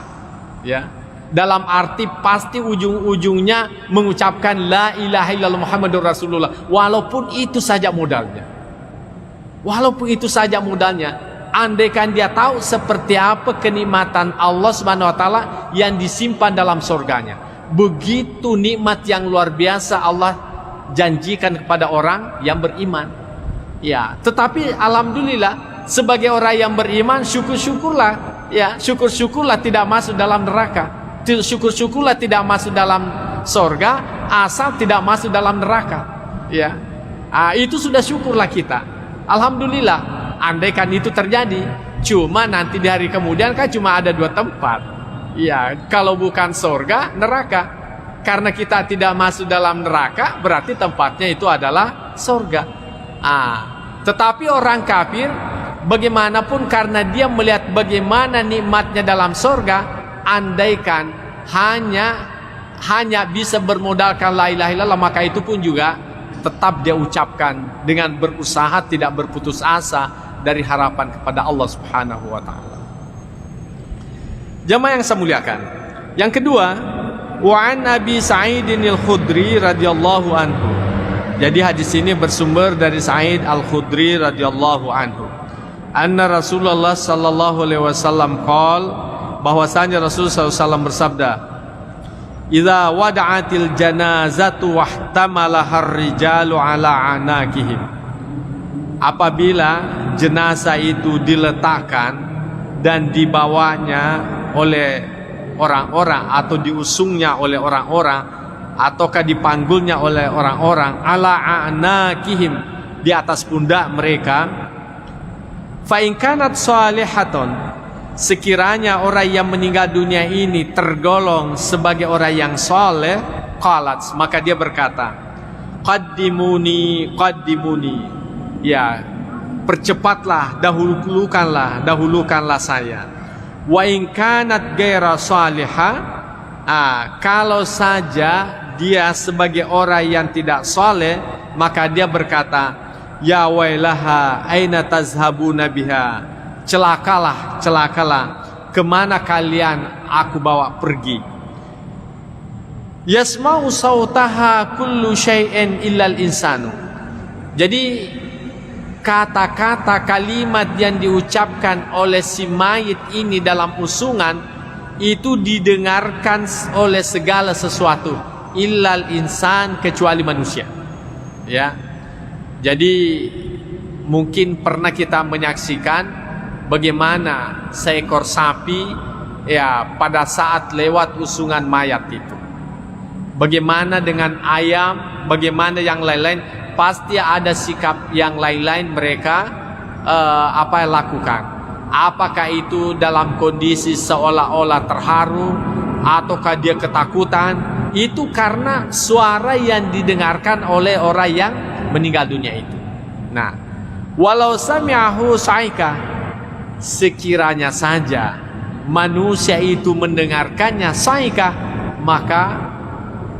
maka menjadilah ia pingsan. Ya, syukur-syukur saja kita tidak dengarkan. Andaikan kita mendengarkan orang yang diusung ke kuburan itu, apa yang diucapkannya, yang saya khawatirkan jenazahnya tidak sampai di kuburan. Pingsan mana nih? Kita semua pingsan, yang mengusungnya pun juga ikut pingsan. Ya, karena dia mendengar. Apalagi kalau orang yang diusung itu orang yang jelek, ya tentu dia ketakutan. Ya, dia ketakutan. Wah, mau kemana? Mungkin dia marah. Kalian ini mau bawa kemana saya ini? Ya kan? Marah-marahlah dia, macam-macam dia lakukan. Tetapi dia tidak bisa berbuat apa-apa. Ya, dia tidak bisa lagi berbuat apa-apa. Nah, jadi itulah yang dikemukakan. Nah, sekarang ini mungkin kita bertanya, apa sih kaitannya dengan ar-raja, dengan al-khauf itu tadi?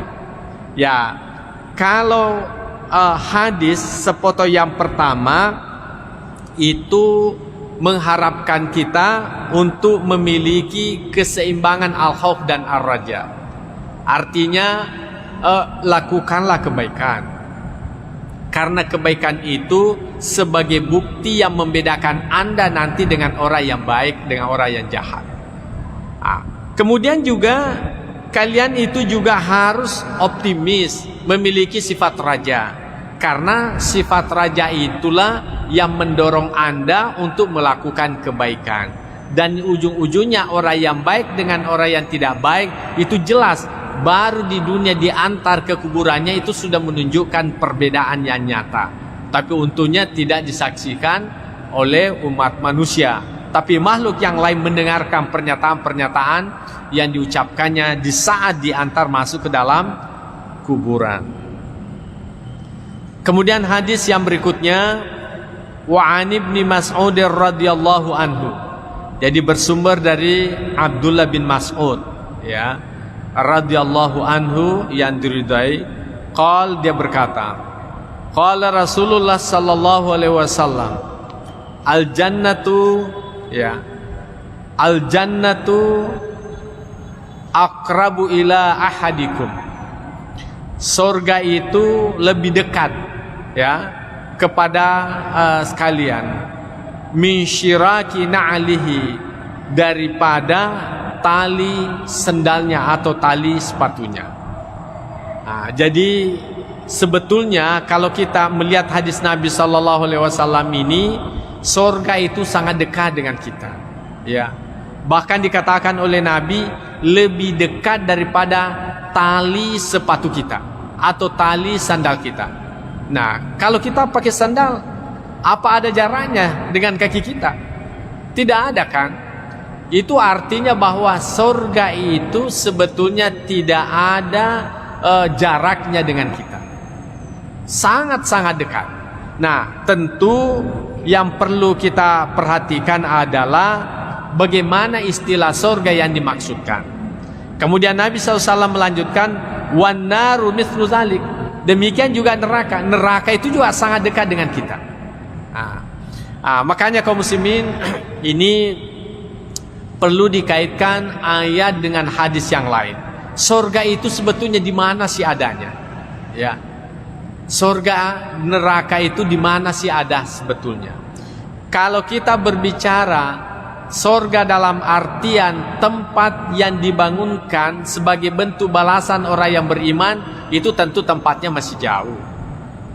Jauh, kita tidak tahu ya apakah sudah dicipta atau belum. Karena ini masuk juga perdebatan kaum teolog. Ada yang mengatakan surga itu sudah dicipta. Kemudian bertanyalah yang mengatakan surga itu belum dicipta. Dengan alasan apa? Kalau surga itu sudah diciptakan, berarti di mana adanya? Ya. Dijawablah orang yang mengatakan surga itu sudah dicipta dengan jawaban apa? Tidak semua yang ada itu bisa dilihat. Ya kan? Ya, emas saja dalam tanah itu kan ada, tapi Anda kan tidak lihat. Nah, bertanya lagi, kalau surga itu sudah dicipta, apa Tuhan itu tidak menciptakan sesuatu yang sia-sia? Maka dijawab oleh orang yang mengatakan sudah diciptakan bahwa bagi Allah Subhanahu wa taala itu tidak ada yang sia-sia. Yang sia-sia itu hanyalah pada manusia. Jadi sesuatu itu kalau tidak digunakan, tidak difungsikan, namanya sia-sia. Tapi bagi Allah Subhanahu wa taala, karena Dia pemilik secara hakikat, maka tidak ada sia-sia baginya. Makanya Allah Subhanahu wa taala ciptakan itu bagian daripada keyakinannya, dan tidak ada urusan manusia untuk menyatakan sia-sia dan di mana tempatnya. Kemudian yang mengatakan itu bahwa neraka surga itu belum dicipta karena apa? Neraka dan surga itu belum dicipta karena apa? Belum saatnya untuk ditempati. Ya, dan andaikan itu sudah ditempati, ya tentu menjadi persoalan di mana adanya. Ya, bukankah surga dan neraka itu ya tempatnya sangat luas, meliputi langit dan bumi. Nah, kalau begitu di mana ruang adanya? Jadi banyak istilahnya komunikasi teolog. Tetapi yang seperti ini tidak perlu kita risaukan. Yang pasti menurut kita surga itu ada. Itu sudah selesai, sudah cukup. Neraka pun juga itu ada. Sudah selesai. Nah, pertanyaannya, bagaimana dengan surga yang pernah ditempati Nabi Adam alaihissalam? Ini ada lagi pendapat yang berbeda. Ada yang mengatakan itu adalah surga. Surga dalam artian adalah tempat yang sangat menyenangkan. Makanya surga itu disebut dengan jannah.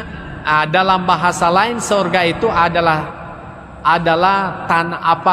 adalah kebun, ya. Adalah kebun. Kenapa kebun itu disebut sebagai surga? Karena kebun itu kan menyenangkan. Ada buah-buahan di dalamnya, ada air di dalamnya. Pokoknya kebun itu sangat indah lah, sangat menyenangkan. Makanya disebut dengan jannah. Nah, orang yang mengatakan bahwa itu adalah bukan surga yang sesungguhnya seperti yang dijanjikan kepada kita. Kenapa? Oleh karena surga yang sesungguhnya itu tidak ada lagi yang namanya larangan. Sementara surga yang ditempati Adam itu kan masih ada larangan memakan buah khuldi, ya kan? Masih ada larangan memakan buah khuldi. Berarti bukan itu surga yang sesungguhnya. Yang kemudian kalau orang sudah masuk dalam surga tidak keluar lagi. Tapi kenapa Nabi Adam alaihissalam itu masih keluar? Itu artinya belum surga yang dimaksudkan.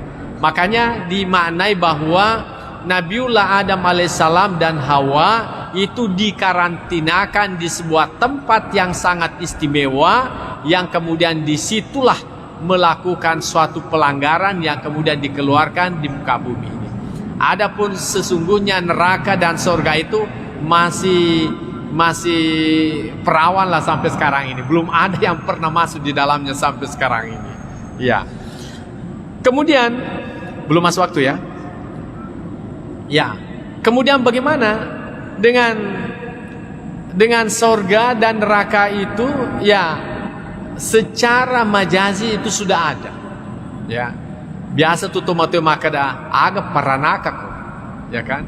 Itu artinya kalau kita itu marah, sumpek, tidak senang, itu sebetulnya adalah hawa-hawa neraka itu. Nah, akhirnya orang tua kita mengatakan mai mumanaraka, mumaranaka, ya. Artinya kita dalam kondisi tidak senang. Tapi kalau kita tersenyum, bahagia, itu namanya sorga. Ya, sorga. Jadi secara majazi sorga itu dan neraka itu sudah ada dalam kehidupan dunia ini. Makanya ulama kita mengatakan, masuklah kalian ke dalam sorga sebelum Anda memasukinya. Dan jauhilah itu neraka sebelum Anda ditakdirkan masuk ke dalam neraka. Artinya apa? Jadikanlah apa yang kamu lakukan itu menyenangkan, sehingga hidupmu itu terasa nikmat. Ya, kalau kita habis salat kan nikmat rasanya. Tapi selama kita belum salat, tapi sudah masuk waktu, itu kan ada rasa tersiksa, ya kan? Ada rasa tersiksa. Begitu kita selesai melakukan salat, itu aman perasaan, berarti sudah dapat surga, ya kan? Demikian juga orang yang melakukan kejahatan, maha kafi sadrika, itu kan rumusnya. Jadi apapun yang kira-kira menjangkal di dalam hatimu, maka itu adalah sesuatu yang tidak baik. Jadi ini ukurannya hati. Kalau saya ambil ini bagaimana? Ini tanda bahwa sesuatu tidak pantas kamu ambil, ya kan? Tetapi kalau ada sesuatu di depan orang siap Anda melakukannya, berarti itu adalah sesuatu yang baik, karena Anda siap untuk dilihat orang. Makanya bersedekah, membantu orang, siap untuk dilihat oleh orang. Bahkan ada orang pamerkan kebaikannya, walaupun tidak seindah dengan kebaikan yang dia lakukan, oleh karena kebaikan itu memberikan kesenangan surga, ya. Nah, tetapi kalau sebuah kejahatan, walaupun itu sangat kecil, tapi kita berusaha untuk berlindung, tidak mau diketahui oleh orang lain. Karena apa? Itu sebetulnya kita ini mau masuk neraka. Itu sebetulnya ada sesuatu yang menyiksa batin kita. Makanya dikatakan surga itu sangat dekat dengan dirimu. Artinya ketika Anda selesai melakukan kebaikan, maka Anda merasakan nikmatnya kebaikan yang Anda lakukan itu. Saya kira ini kita merasakan secara psikologis. Tapi kalau orang melakukan kejahatan, ya mungkin hanya lewat sirene mobil saja yang mengantar jenazah, dikira lagi polisi yang mengejar-ngejarnya. Kan seperti itu, ada sesuatu yang menakutkan dalam dirinya. Iya. Tetapi bagi orang yang tidak melakukan kejahatan, apapun yang lewat tidak ada persoalan. Bahkan naik polisi sekalipun di rumahnya ketuk-ketuk juga tidak ada masalah, karena memang merasa yakin tidak ada kejahatan yang saya lakukan. Tapi kalau polisi ada yang lewat di depan orang yang bermasalah, mungkin polisi itu hanya mencari-cari keluarganya, dikiranya dia yang dicari. Ya selalu ada yang mengganggu dalam dirinya. Itu sudah masuk dalam neraka dalam dirinya. Jadi neraka itu sangat dekat dengan kehidupan kita. Sangat tergantung seperti apa kita melakukan di kehidupan ini. Ya, jamaah yang saya muliakan, saya kira inilah yang sempat saya sampaikan. Mudah-mudahan ada manfaatnya. Bahwasanya al-khauf war raja itu harus diseimbangkan. Dikala kita sehat itu, kita harus kedepankan al-khauf dalam arti memberi peluang kita menyadari kesalahan-kesalahan untuk kembali bertaubat kepada Allah Subhanahu wa taala. Sekalipun ar-raja itu tetap juga harus kita munculkan dalam diri kita. Tetapi manakala kita sudah di penghujung kehidupan, maka munculkanlah sifat optimis itu, supaya dengan rasa kegembiraan akan menghadap kepada Allah walaupun modalnya sedikit, maka itu bisa memberikan ketenangan untuk menghadapi yang namanya kematian itu. Saya kira inilah yang sempat saya sampaikan. Mudah-mudahan ada manfaatnya kepada kita semuanya. Bismillahirrahmanirrahim. Allahumma zaidna ilman nafi'a wa zukna fahman wasi'a. Rabbana atina fid dunya hasanah wa fil akhirati hasanah wa qina adzabannar. Wa sallallahu ala sayyidina Muhammad wa ala alihi wasallam. Al-Fatihah. Bismillah.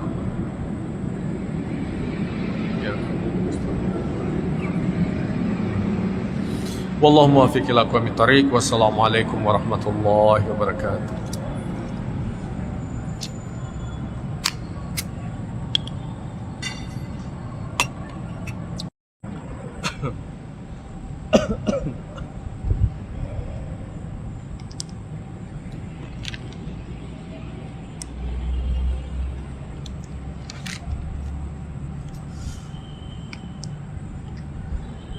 Bismillahirrahmanirrahim. Assalamualaikum warahmatullahi wabarakatuh. Alhamdulillahirabbil alamin. Wassalatu wassalamu ala asyrafil anbiya'i wal mursalin Sayyidina Muhammad wa ala alihi wa ashabihi ajma'in, amma ba'd. Fa inna asdaqal hadithi kitabullahi ta'ala wa khairal hadi hadi Sayyidina Muhammad sallallahu alaihi wasallam wa syarral umuri muhdatsatuha wa kullu muhdatsatin bid'ah wa kullu bid'atin dhalalah wa kullu dhalalatin finnar. Qala al-musannif rahimahullahu ta'ala wa nafa'na bi'ulumihi fid dharain amin. Pengajian kita pada malam hari ini adalah babul jam'i bainal khaufi war raja. Bab yang membicarakan tentang penggabungan antara khauf yakni pesimis, war raja dan optimis, takut dan pengharapan. Bulan-bulan lalu kita sudah banyak membahas tentang al-khauf. Bagaimana pada setiap diri kita ini ada rasa takut kepada Allah. Tentunya kembali kepada ketakutan dengan ancaman atas kejahatan yang pernah kita lakukan atau dosa-dosa yang kemungkinan pernah kita lakukan. Tentu penjelasan dari berbagai hadis sungguh sangat menakutkan. Bagaimana api neraka sebagai ancaman siksa kepada orang yang melakukannya, dan sungguh-sungguh amat menakutkan kepada kita semuanya. Dan tidak sedikit orang berusaha memperbaiki perilakunya, ketaatannya, karena takutnya terhadap siksaan Allah Subhanahu wa ta'ala itu.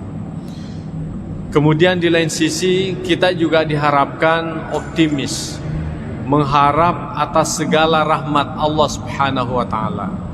Oleh karena ternyata betul Allah Subhanahu wa ta'ala memiliki sifat marah, tapi sifat marahnya itu dikalahkan oleh sifat rahmatnya Allah Subhanahu wa ta'ala. Kalau ibarat genggaman, ya genggaman itu maka marahnya Allah Subhanahu wa ta'ala berada dalam genggaman. Maka tentu di luar genggaman itu sebagai bentuk rahmatnya Allah Subhanahu wa ta'ala. Karena itu sepatutnya kita senantiasa optimis, berharap atas rahmat Allah, atas kebaikan Allah, menghindarkan diri dari siksaannya. Demikian juga kita berharap atas rahmat Allah Subhanahu wa ta'ala. Jamaah maghrib yang saya muliakan, di dalam kitab ini dikatakan, a'lam, ketahuilah, annal mukhtara lil 'abdi fi hali sihhatihi, bahwasanya pilihan terbaik kepada seorang hamba dikala kondisi sehat, ayyakuna khaifan rajian, ya, yakni menjadikan seimbang rasa takut, ya, dari siksa Allah Subhanahu wa ta'ala dengan mengharapkan rahmat Allah. Wa yakunu khaufuhu wa raja'uhu sawa'an, demikian juga ketakutan kepadanya dan harapan itu diharapkan betul-betul memiliki keseimbangan. Oleh karena manakala seseorang rasa takutnya yang lebih menonjol, maka dikhawatirkan itu karena dia manusia biasa yang kemungkinan pernah melakukan dosa ataukah berkali-kali melakukan dosa. Akhirnya apa? Merasa terlanjur takut. Akhirnya apa ya? Muncul dalam dirinya, biarlah sekali begitu saja ya. Oleh karena dalam pikirannya itu seolah-olah bahwa kita ini sudah tidak ada lagi jalan selamat untuk kembali kepada Allah. Bahasa ugina lari sumange ya, lari sumange ya. Karenanya perlu ada keseimbangan, perlu juga kita optimis bahwa meskipun Allah Subhanahu wa taala itu memiliki sifat benci, sifat menyiksa dan sebagainya, tetapi kita juga harus optimis bahwasanya Allah itu memiliki sifat cinta, memiliki sifat kasih sayang, memiliki sifat kasih atau rahmah yang sangat tinggi kepada hambanya. Bahkan kita memahami bahwa Allah menciptakan hambanya itu sebetulnya didasari karena cinta, didasari karena kesenangannya. Samalah halnya seorang bapak, ya tentu mengharapkan ada anak, sungguh pun dia tidak tahu bahwa anaknya nanti itu apakah dia nakal atau tidak. Yang pasti di dalam pikirannya itu berusaha memperoleh anak yang baik. Dia akan senang akan lahirnya anaknya itu, ya. Tetapi cintanya Tuhan itu melebihi cinta orang tua kepada anaknya. Kalau orang tua bagaimanapun sayangnya, tapi masih saja didapati orang tua itu bersikap keras terhadap anaknya. Barangkali biasa kita mendengarkan juga orang tua itu kadangkala tidak mengakui anaknya karena begitu jengkel terhadap anaknya. Tapi Allah Subhanahu wa taala, ya bagaimanapun nakalnya hambanya itu tetap dia mengakui hambanya, walaupun hambanya itu tidak mengakui Allah sebagai Tuhannya. Jemaah yang saya muliakan, mungkin juga ada yang mengatakan bagaimana buktinya bahwa Tuhan itu tetap cinta kepada hambanya walaupun nakal. Ya tentu ada hadisnya Nabi SAW. Andaikan Allah Subhanahu wa taala memberi nilai materi itu sebagai bentuk kasih sayang, maka orang kafir itu tidak akan hidup lagi, ya. Tetapi karena Allah Subhanahu wa taala tetap memiliki rasa cinta, maka Allah Subhanahu wa taala tetap memberikan penghidupan kepada mereka. Jemaah yang saya muliakan, jadi itulah sikap yang terbaik kepada seorang hamba manakala di dalam kondisi dirinya itu dalam keadaan sehat, ya, dalam keadaan sehat, yakni dia mengharapkan, lebih mengedepankan pengharapan Allah Subhanahu wa taala. Nah, wa fi halil marad. Nah, bagaimana kondisi sekiranya seorang hamba itu dalam kondisi sakit, ya. Yatamakhasur raja, maka dia harus melulu bagaimana? Melulu mengharapkan rasa rahmatnya, ya. Jadi kalau tadinya kita dalam kondisi sehat, ya perlu kita hati-hati, ya selalu kita berhati-hati atas kejahatan yang kemungkinan kita lakukan. Tetapi kalau kita sudah dalam kondisi sakit, oleh karena dalam kondisi sakit itu, ya hampir dikata sudah tidak ada lagi peluang untuk melakukan kebaikan karena kondisi sakit, apalagi kesehatannya tidak mampu lagi melakukan banyak kebaikan, maka yang sebaiknya dimunculkan dalam dirinya ada selalu optimis. Ya, selalu optimis bahwa insya Allah Allah menyelamatkan saya. Insya Allah saya kan sudah pernah mengucapkan la ilaha illallah Muhammadur Rasulullah. Siapa yang mengucapkan la ilaha illallah Muhammadur Rasulullah kemudian kembali menghadap kepada Allah, maka dia patut mendapatkan surga Allah Subhanahu wa taala. Maka itulah yang harus dimunculkan dalam dirinya. Jangan lagi sikap ketakutan. Karena apa? Bukan lagi waktunya menyesali atas apa yang pernah kita lakukan, tetapi yang terbaik pada saat itu mengedepankan pengharapan kepada Allah. Insya Allah saya akan masuk surga oleh karena saya mengucapkan la ilaha illallah dan meyakininya. Insya Allah saya akan mendapatkan nikmat Allah karena biasa saya melakukan salat 5 waktu, walaupun kadang-kala juga pernah misalnya tidak melakukan salat 5 waktu. Jadi itu yang harus kita kedepankan. Jadi ar-raja itu dikedepankan daripada al-khauf. Kita dalam kondisi sakit, supaya apa? Kita senantiasa bergembira menghadapi kematian itu. Karena kalau kita dalam kondisi senang menghadapi itu, artinya dalam kondisi berharap dengan yang baik, maka itu bisa membuat kita lebih mudah mengucapkan la ilaha illallah Muhammadur Rasulullah ketimbang kita dalam kondisi ketakutan. Boleh jadi karena ketakutannya berlebih-lebihan sehingga dia tidak mampu lagi mengucapkan la ilaha illallah. Tidak mampu lagi, tidak kuat lagi. Ya mungkin bisa dianalogikan kepada diri kita. Biasakan kalau kita menghafal, ya, kita menghafal sendiri, pokoknya lancar kan? Lancar.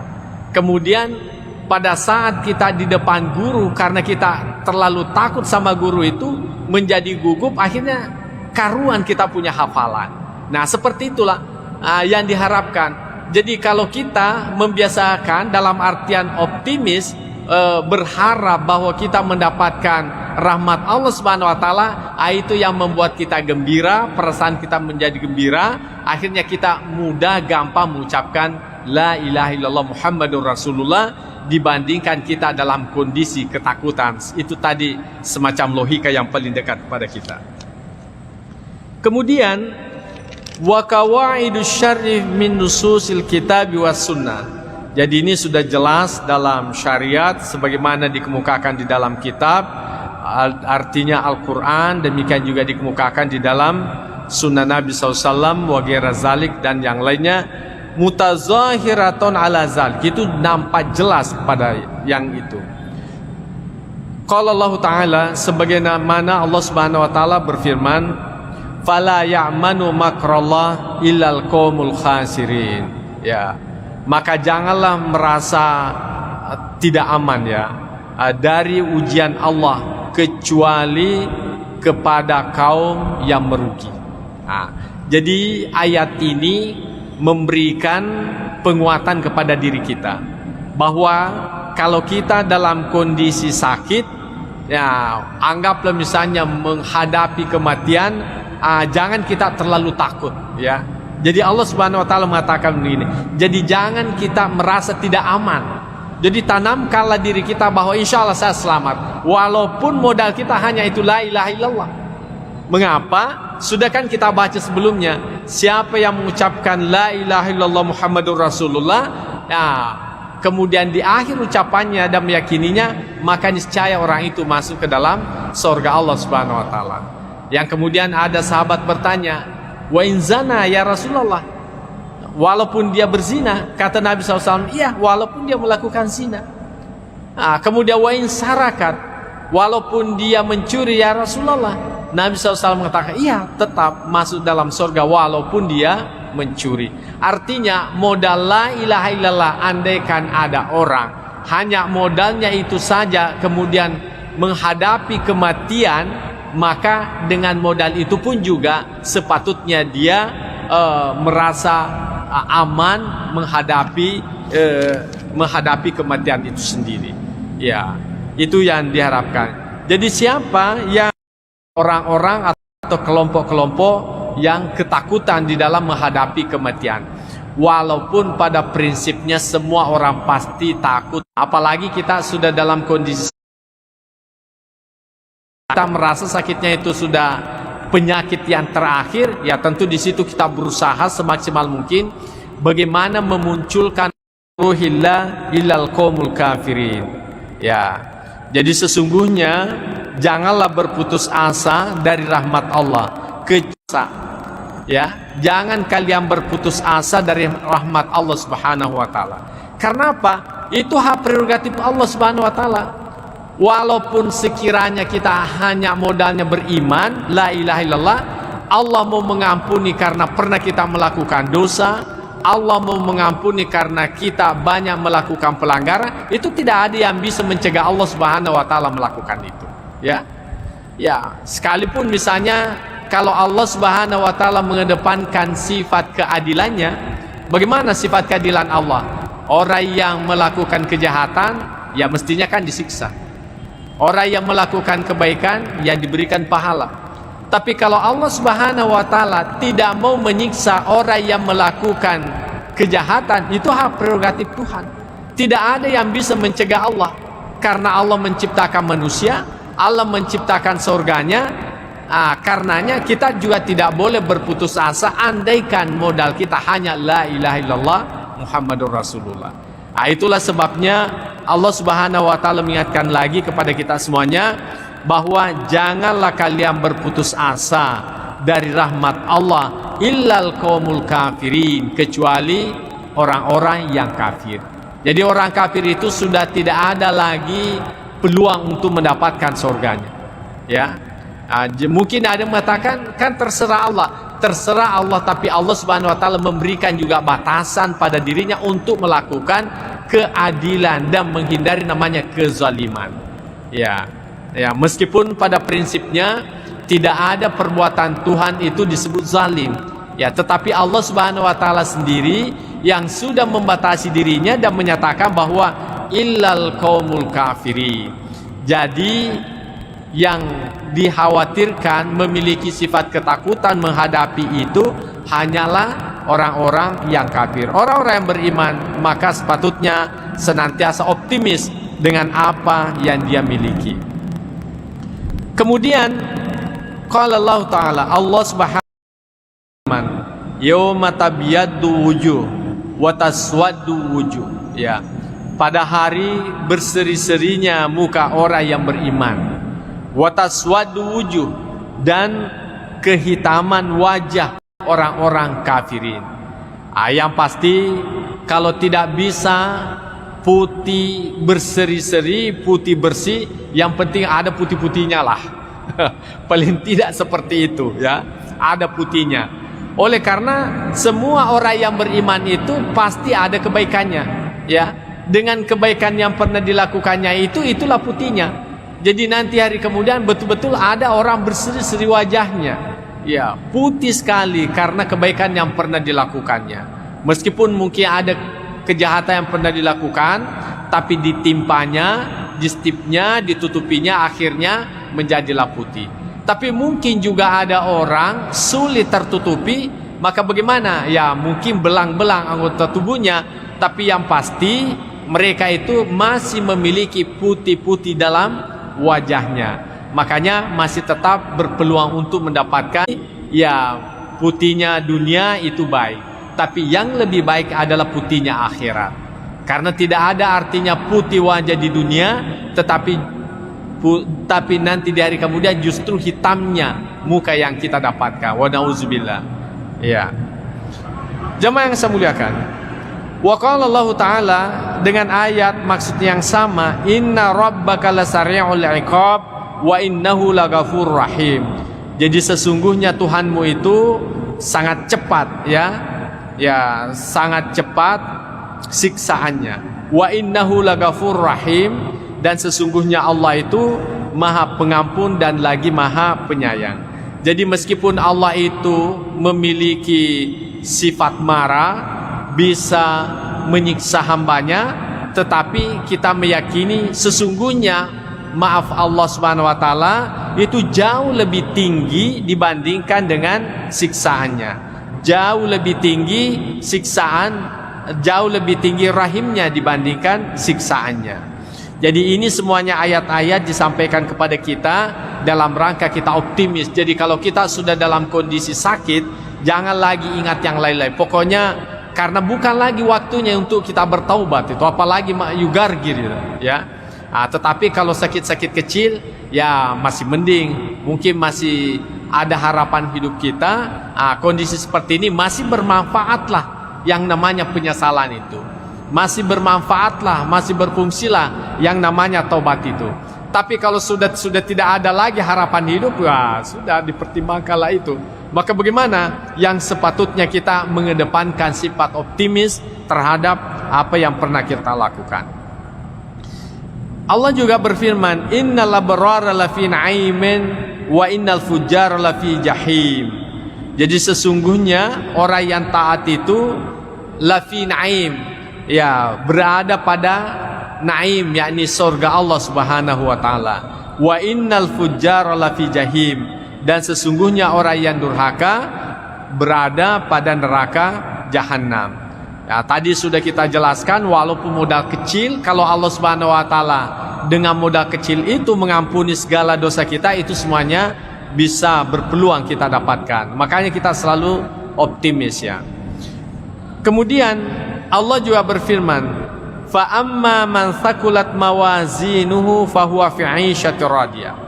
Jadi siapa saja, ya, timbangan kebaikannya itu lebih berat, fahuwa fi 'ishatir radiyah, maka dia dalam kehidupan yang memuaskan. Wa amma man haffat mawazinuhu fa ummuhu hawiyah. Tapi adapun orang yang lebih ringan timbangan kebaikannya, maka tempatnya adalah neraka hawiyah. Wa ma adraka ma hiya narun hamiyah. Apakah Anda tahu apa itu neraka mahiyah? Yakni narun hamiyah, yakni neraka yang panas atau neraka yang menyala-nyala apinya. Jadi neraka itu Pak tidak pernah berhenti apinya, ya, menyala terus. Kenapa? Karena waquduhan nas wal hijara. Karena yang menjadi BBM-nya, ya, karena yang menjadi kayu bakarnya neraka itu adalah manusia itu sendiri. Jadi neraka itu tidak bakalan berhenti menyala apinya selama masih ada orang-orang yang disiksa di dalamnya. Karena itulah pembakarnya, itulah gantinya kayu kalau di hidup kita ini. Itulah gasnya neraka itu. Jadi semakin banyak orang masuk neraka, semakin panas apinya, semakin membara apinya. Beda kalau di dunia, semakin banyak ikan kita bakar, ya semakin kurang apinya. Apalagi kalau kelebihan lagi ikannya. Tapi kalau nanti dari kemudian tidak seperti itu. Semakin banyak orang masuk di dalamnya, justru semakin membara apinya. Karena manusia itu sendiri sebagai kayu bakarnya daripada neraka itu. Jadi tidak bakalan berhenti itu menyala, ya. Kemudian kita melihat bagaimana hadis Nabi SAW terkait dengan ini. Pertama dikemukakan wa an Abi Hurairah radhiyallahu anhu, bersumber dari Abu Hurairah radhiyallahu anhu, anna Rasulullah SAW, bahwasanya Rasul sallallahu alaihi wasallam qol bersabda, law ya'lamul mu'minu ma indallahi minal uqubati ma tami'a bi jannatihi ahadun, ya. Sekiranya orang beriman itu mengetahui apa yang ada di sisi Allah dari siksaan yang ada di dalam nerakanya, maka bagaimana? Niscaya tidak ada seorang yang mengharapkan, ya, mengharapkan masuk surga, ya. Walau ya'lamul kafiru ma indallahi minar rahmah, dan sekiranya orang kafir itu mengetahui apa yang ada di sisi Allah dari rahmanya, dari apa yang Allah Subhanahu wa taala siapkan di dalam kenikmatan surga itu, maka natamir rahmati ahadun, maka tidak ada orang kafir, niscaya tidak ada orang kafir yang putus asa dari rahmat Allah Subhanahu wa taala. Apa maksudnya daripada hadis Nabi SAW ini? Bahwasanya orang yang beriman itu kan dipastikan masuk ke dalam surga, dan dia melihat seperti apa siksaan dalam neraka itu. Nah, andaikan dia, bukan andaikan, karena dia mengetahui seperti apa yang ada dalam neraka, nah, andaikan dia tidak masuk surga, maka dia berkata, cukuplah saya tidak masuk surga asal tidak masuk ke dalam neraka itu, ya. Jadi cukuplah saya tidak masuk dalam neraka, tidak masuk dalam surga asal tidak masuk dalam neraka. Begitu sangat menakutkan daripada siksaan api neraka itu, ya. Begitu rasa ketakutan yang kita munculkan dalam diri kita. Artinya andaikan kita ini orang beriman, Allah Subhanahu wa taala tidak menyiapkan surga, maka itu pun juga kita sudah bersyukur kepada Allah tidak masuk surga asal tidak masuk ke dalam neraka. Ya, asal tidak masuk dalam neraka. Begitu menakutkan api neraka itu. Sungguh-sungguh sangat menakutkan. Ya, andaikan seperti itu. Nah, tetapi bagaimana dengan sebaliknya? Seandainya, ya, walau ya'lamul kafiru ma indallah, sekiranya orang kafir itu tahu seperti apa kenikmatan yang Allah simpan di dalam surga Allah Subhanahu wa taala, maka niscaya tidak ada orang kafir yang putus asa, ya. Dalam arti pasti ujung-ujungnya mengucapkan la ilaha illallah Muhammadur Rasulullah, walaupun itu saja modalnya. Walaupun itu saja modalnya. Andaikan dia tahu seperti apa kenikmatan Allah Subhanahu wa taala yang disimpan dalam surganya. Begitu nikmat yang luar biasa Allah janjikan kepada orang yang beriman. Ya, tetapi alhamdulillah sebagai orang yang beriman, syukur-syukurlah. Ya, syukur-syukurlah tidak masuk dalam neraka. Syukur-syukurlah tidak masuk dalam sorga, asal tidak masuk dalam neraka. Ya, itu sudah syukurlah kita. Alhamdulillah. Andaikan itu terjadi, cuma nanti di hari kemudian kan cuma ada 2 tempat. Ya, kalau bukan sorga, neraka. Karena kita tidak masuk dalam neraka, berarti tempatnya itu adalah sorga. Tetapi orang kafir, bagaimanapun karena dia melihat bagaimana nikmatnya dalam sorga, andaikan hanya bisa bermodalkan la ilaha illallah, maka itu pun juga tetap dia ucapkan dengan berusaha, tidak berputus asa dari harapan kepada Allah Subhanahu wa taala. Jamaah yang saya muliakan. Yang kedua, wa an Abi Sa'idin al-Khudri radhiyallahu anhu. Jadi hadis ini bersumber dari Sa'id al-Khudri radhiyallahu anhu. Anna Rasulullah sallallahu alaihi wasallam qaal, bahwasanya Rasulullah sallallahu alaihi wasallam bersabda, "Idza wada'atil janazatu wahtamalaha ar-rijalu ala anakihim." Apabila jenazah itu diletakkan dan dibawanya oleh orang-orang atau diusungnya oleh orang-orang ataukah dipanggulnya oleh orang-orang ala anakihim, di atas pundak mereka, fa in kanat salihaton, sekiranya orang yang meninggal dunia ini tergolong sebagai orang yang saleh, qalat, maka dia berkata, qaddimuni qaddimuni, ya percepatlah, dahulukanlah saya. Wa in kanat ghaira salihah, kalau saja dia sebagai orang yang tidak saleh, maka dia berkata, ya wailaha aina tazhabuna biha, celakalah, kemana kalian aku bawa pergi. Yasma'u sautaha kullu syai'in illal insanu.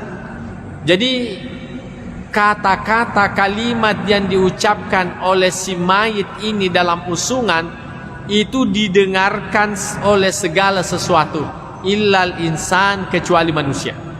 Ya. Jadi mungkin pernah kita menyaksikan bagaimana seekor sapi ya pada saat lewat usungan mayat itu. Bagaimana dengan ayam, bagaimana yang lain-lain, pasti ada sikap yang lain-lain mereka lakukan. Apakah itu dalam kondisi seolah-olah terharu ataukah dia ketakutan? Itu karena suara yang didengarkan oleh orang yang meninggal dunia itu. Nah, walau sami'ahu saika, sekiranya saja manusia itu mendengarkannya saika, maka menjadilah ia pingsan. Ya, syukur-syukur saja kita tidak dengarkan. Andaikan kita mendengarkan orang yang diusung ke kuburan itu, apa yang diucapkannya, yang saya khawatirkan jenazahnya tidak sampai di kuburan. Pingsan mana nih? Kita semua pingsan, yang mengusungnya pun juga ikut pingsan. Ya karena dia mendengar. Apalagi kalau orang yang diusung itu orang yang jelek, ya tentu dia ketakutan. Ya dia ketakutan. Wah, mau kemana? Mungkin dia marah. Kalian ini mau bawa kemana saya ini? Ya kan? Marah-marahlah dia, macam-macam dia lakukan. Tetapi dia tidak bisa berbuat apa-apa. Ya, dia tidak bisa lagi berbuat apa-apa. Nah, jadi itulah yang dikemukakan. Nah, sekarang ini mungkin kita bertanya, apa sih kaitannya dengan ar-raja, dengan al-khauf itu tadi? Ya, kalau hadis sepoto yang pertama itu mengharapkan kita untuk memiliki keseimbangan al-khauf dan ar-raja. Artinya lakukanlah kebaikan, karena kebaikan itu sebagai bukti yang membedakan Anda nanti dengan orang yang baik dengan orang yang jahat. Kemudian juga kalian itu juga harus optimis, memiliki sifat raja, karena sifat raja itulah yang mendorong Anda untuk melakukan kebaikan, dan ujung-ujungnya itu sudah menunjukkan perbedaan yang nyata, tapi untungnya tidak disaksikan oleh umat manusia, tapi makhluk yang lain mendengarkan pernyataan-pernyataan yang diucapkannya di saat diantar masuk ke dalam kuburan. Kemudian hadis yang berikutnya, wa an ibni Mas'ud radhiyallahu anhu. Jadi bersumber dari Abdullah bin Mas'ud, ya, radhiyallahu anhu, yang diridai.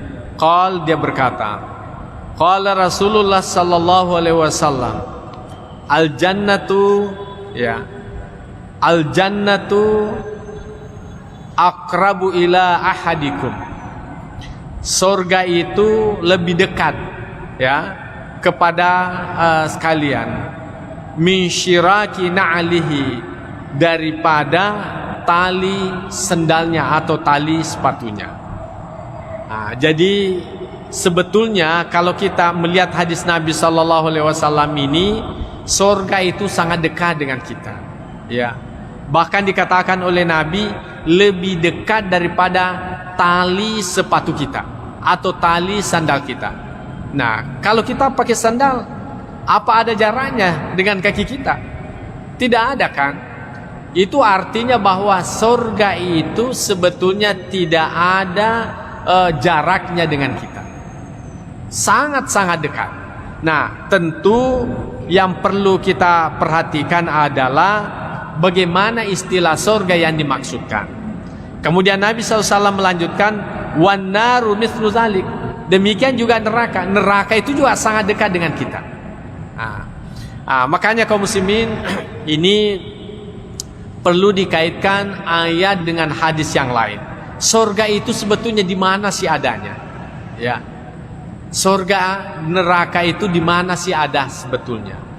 Kalau kita berbicara surga dalam artian tempat yang dibangunkan sebagai bentuk balasan orang yang beriman, itu tentu tempatnya masih jauh. Jauh, kita tidak tahu ya apakah sudah dicipta ataukah belum. Karena ini masuk juga perdebatan kaum teolog. Ada yang mengatakan surga itu sudah dicipta. Kemudian bertanyalah yang mengatakan surga itu belum dicipta.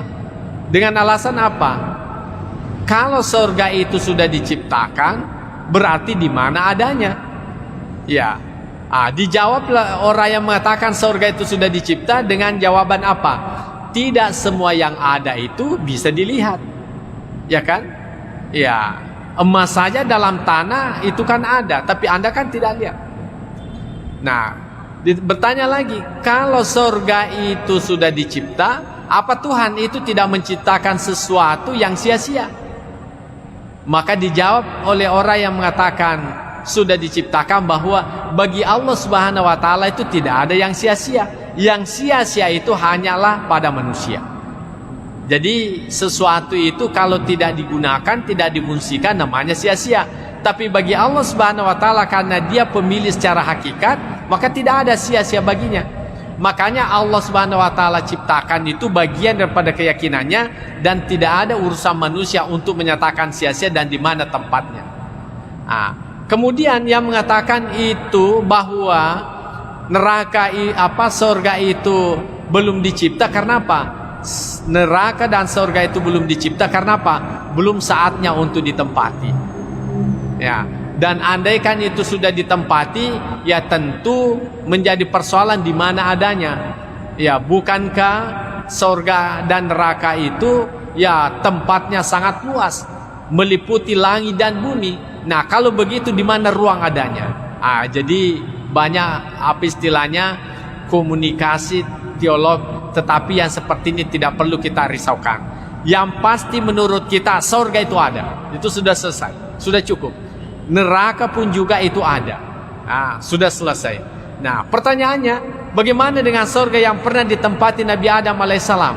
Ini ada lagi pendapat yang berbeda. Ada yang mengatakan itu adalah surga. Surga dalam artian adalah tempat yang sangat menyenangkan. Makanya surga itu disebut dengan jannah. Dalam bahasa lain surga itu adalah tanah adalah kebun, ya. Adalah kebun. Kenapa kebun itu disebut sebagai surga? Karena kebun itu kan menyenangkan. Ada buah-buahan di dalamnya, ada air di dalamnya. Pokoknya kebun itu sangat indah lah, sangat menyenangkan, makanya disebut dengan jannah.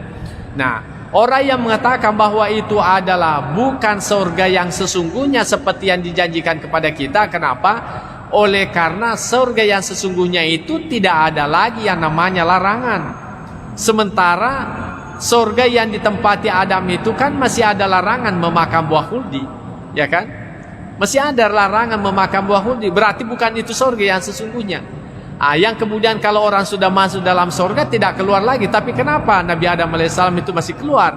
Itu artinya belum surga yang dimaksudkan. Makanya dimaknai bahwa Nabiullah Adam alaihissalam dan Hawa itu dikarantinakan di sebuah tempat yang sangat istimewa, yang kemudian disitulah melakukan suatu pelanggaran yang kemudian dikeluarkan di muka bumi ini. Adapun sesungguhnya neraka dan surga itu masih perawan lah sampai sekarang ini. Belum ada yang pernah masuk di dalamnya sampai sekarang ini. Ya. Kemudian belum masuk waktu ya. Ya. Kemudian bagaimana dengan surga dan neraka itu? Ya, secara majazi itu sudah ada. Ya. Biasa tuh tomato makada agak paranaka kok. Ya kan? Itu artinya kalau kita itu marah, sumpek, tidak senang, itu sebetulnya adalah hawa-hawa neraka itu.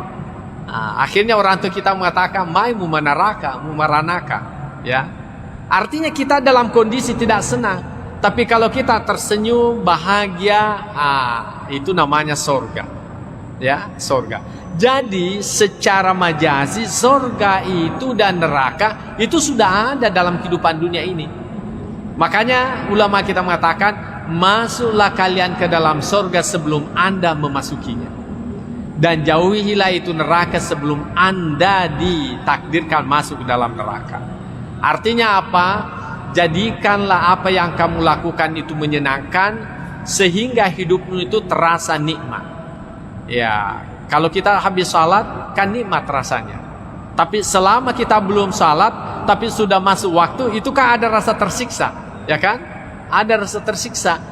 Begitu kita selesai melakukan salat, itu aman perasaan. Berarti sudah dapat surga, ya kan? Demikian juga orang yang melakukan kejahatan maha kafi sadrika, itu kan rumusnya.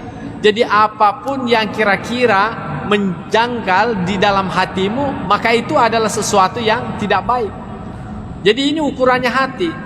Kalau saya ambil ini bagaimana? Ini tanda bahwa sesuatu tidak pantas kamu ambil, ya kan? Tetapi kalau ada sesuatu di depan orang siap Anda melakukannya, berarti itu adalah sesuatu yang baik, karena Anda siap untuk dilihat orang. Makanya bersedekah, membantu orang, siap untuk dilihat oleh orang. Bahkan ada orang pamerkan kebaikannya, walaupun tidak seindah dengan kebaikan yang dia lakukan. Oleh karena kebaikan itu memberikan kesenangan surga, ya. Tetapi kalau sebuah kejahatan, walaupun itu sangat kecil, tapi kita berusaha untuk berlindung, tidak mau diketahui oleh orang lain. Karena apa? Itu sebetulnya kita ini mau masuk neraka itu sebetulnya. Ada sesuatu yang menyiksa batin kita. Makanya dikatakan surga itu sangat dekat dengan dirimu. Artinya ketika Anda selesai melakukan kebaikan, maka Anda merasakan nikmatnya kebaikan yang Anda lakukan itu. Saya kira ini kita merasakan secara psikologis. Tapi kalau orang melakukan kejahatan, ya mungkin hanya lewat sirene mobil saja yang mengantar jenazah, dikira lagi polisi yang mengejar-ngejarnya. Kan seperti itu, ada sesuatu yang menakutkan dalam dirinya. Iya. Tetapi bagi orang yang tidak melakukan kejahatan, apapun yang lewat tidak ada persoalan. Bahkan naik polisi sekalipun di rumahnya ketuk-ketuk juga tidak ada masalah, karena memang merasa yakin tidak ada kejahatan yang saya lakukan. Tapi kalau polisi ada yang lewat di depan orang yang bermasalah, mungkin polisi itu hanya mencari-cari keluarganya, dikiranya dia yang dicari. Ya selalu ada yang mengganggu dalam dirinya. Itu sudah masuk dalam neraka dalam dirinya. Jadi neraka itu sangat dekat dengan kehidupan kita. Sangat tergantung seperti apa kita melakukan kehidupan ini. Ya, jamaah yang saya muliakan, saya kira inilah yang sempat saya sampaikan. Mudah-mudahan ada manfaatnya. Bahwasanya al-khauf war raja itu harus diseimbangkan. Dikala kita sehat itu, kita harus kedepankan al-khauf dalam arti memberi peluang kita menyadari kesalahan-kesalahan untuk kembali bertaubat kepada Allah Subhanahu wa taala. Sekalipun ar-raja itu tetap juga harus kita munculkan dalam diri kita. Tetapi manakala kita sudah di penghujung kehidupan, maka munculkanlah sifat optimis itu, supaya dengan rasa kegembiraan akan menghadap kepada Allah walaupun modal yang sedikit, maka itu bisa memberikan ketenangan untuk menghadapi yang namanya kematian itu. Saya kira inilah yang sempat saya sampaikan. Mudah-mudahan ada manfaatnya kepada kita semuanya. Bismillahirrahmanirrahim. Allahumma zaidna ilman nafi'a wa zukna fahman wasi'a. Rabbana atina fid dunya hasanah wa fil akhirati hasanah wa qina adzabannar.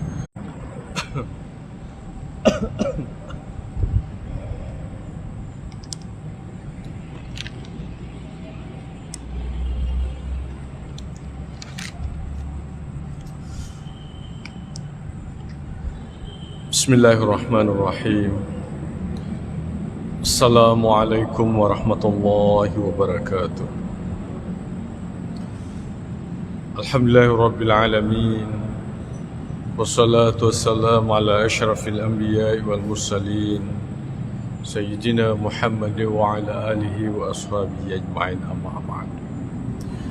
Fa inna asdaqal hadithi kitabullahi ta'ala wa khairal hadi hadi sayyidina Muhammadin sallallahu alaihi wasallam wa syarral umuri muhdatsatuha wa kullu muhdatsatin bid'ah wa kullu bid'atin dhalalah wa kullu dhalalatin finnar.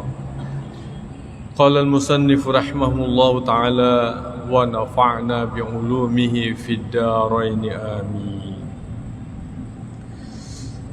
Pengajian kita pada malam hari ini adalah babul jam'i bainal khaufi war raja.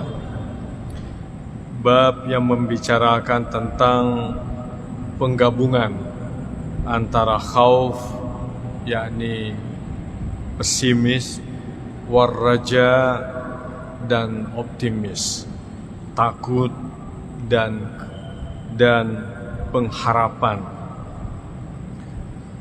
Bulan-bulan lalu kita sudah banyak membahas tentang al-khauf. Bagaimana pada setiap diri kita ini ada rasa takut kepada Allah. Tentunya kembali kepada ketakutan dengan ancaman atas kejahatan yang pernah kita lakukan atau dosa-dosa yang kemungkinan pernah kita lakukan. Tentu penjelasan dari berbagai hadis sungguh sangat menakutkan. Bagaimana api neraka sebagai ancaman siksa kepada orang yang melakukannya, dan sungguh-sungguh amat menakutkan kepada kita semuanya. Dan tidak sedikit orang berusaha memperbaiki perilakunya, ketaatannya, karena takutnya terhadap siksaan Allah Subhanahu wa ta'ala itu. Kemudian di lain sisi kita juga diharapkan optimis, mengharap atas segala rahmat Allah Subhanahu wa ta'ala. Oleh karena ternyata betul Allah Subhanahu wa ta'ala memiliki sifat marah, tapi sifat marahnya itu dikalahkan oleh sifat rahmatnya Allah Subhanahu wa ta'ala. Kalau ibarat genggaman, ya genggaman itu, maka marahnya Allah Subhanahu wa ta'ala berada dalam genggaman.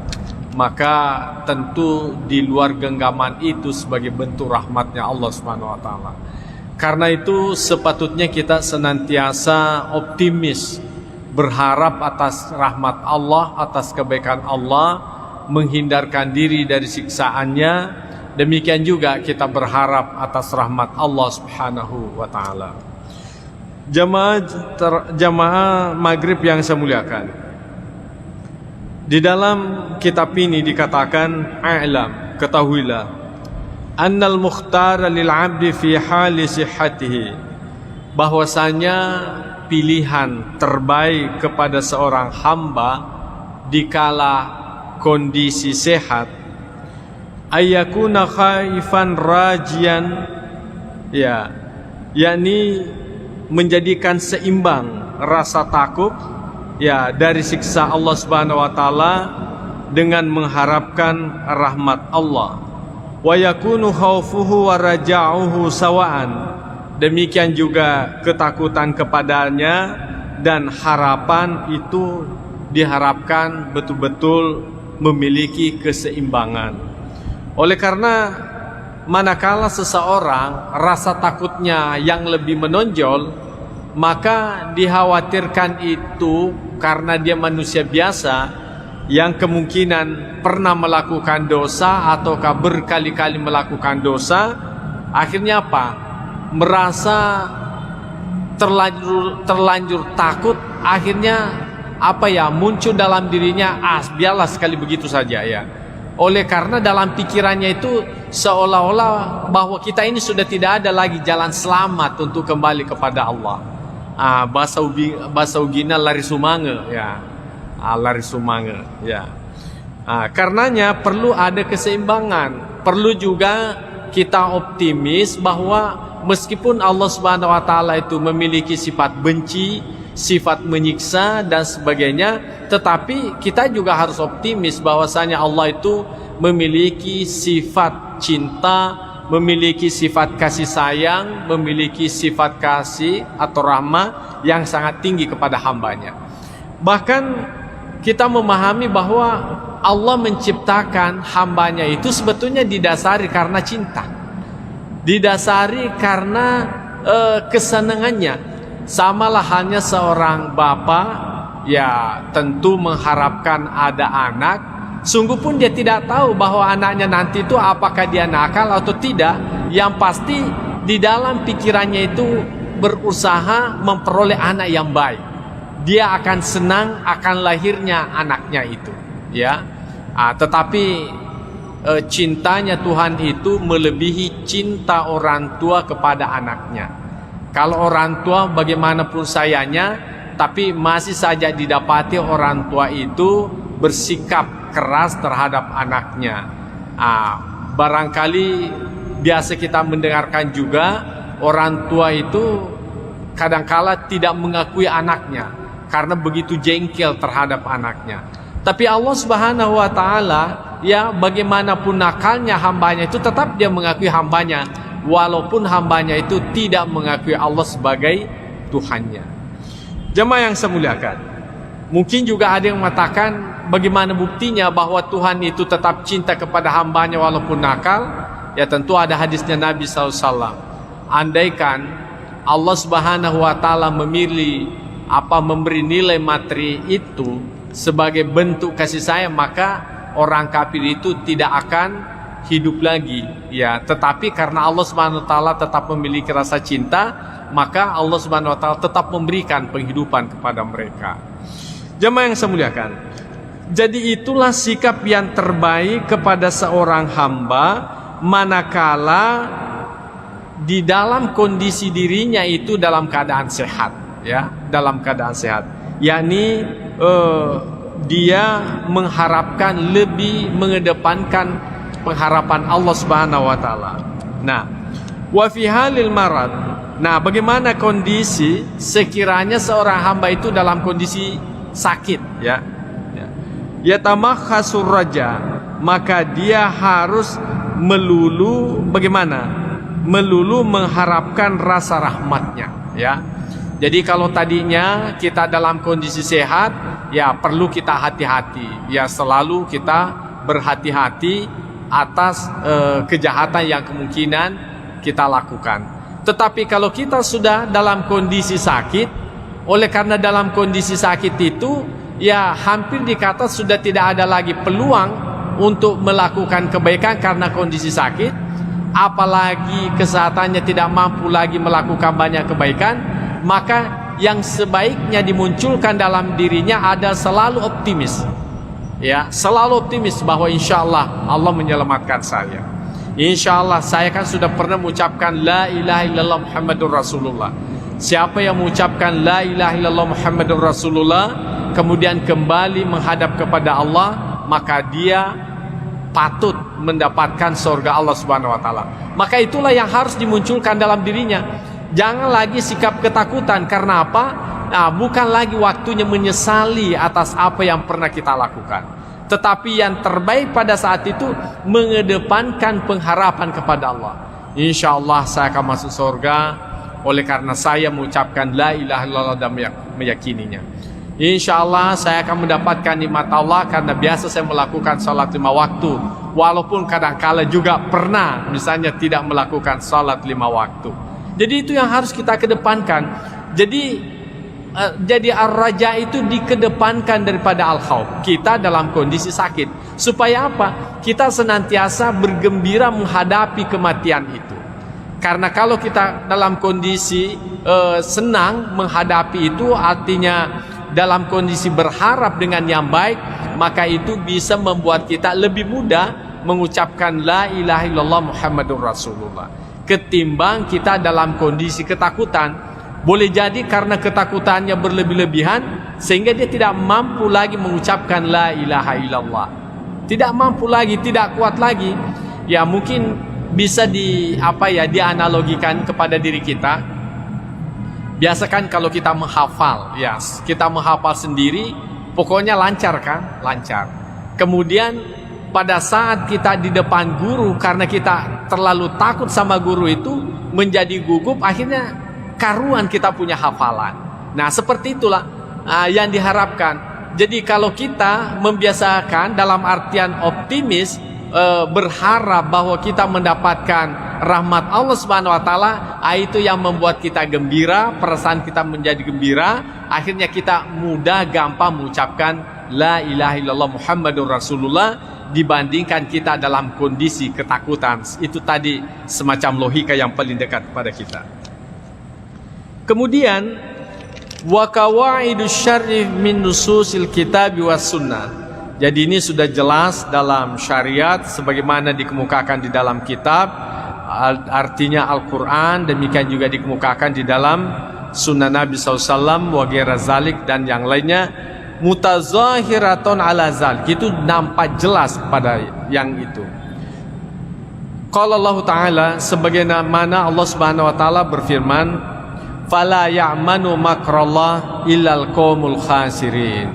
Ya, maka janganlah merasa tidak aman ya dari ujian Allah kecuali kepada kaum yang merugi. Jadi ayat ini memberikan penguatan kepada diri kita bahwa kalau kita dalam kondisi sakit, ya anggaplah misalnya menghadapi kematian, jangan kita terlalu takut ya. Jadi Allah Subhanahu wa taala mengatakan begini, jadi jangan kita merasa tidak aman. Jadi tanamkanlah diri kita bahwa insya Allah saya selamat, walaupun modal kita hanya itu la ilaha illallah. Mengapa? Sudah kan kita baca sebelumnya, siapa yang mengucapkan la ilaha illallah Muhammadur Rasulullah, kemudian di akhir ucapannya dan meyakininya, maka niscaya orang itu masuk ke dalam surga Allah Subhanahu wa taala.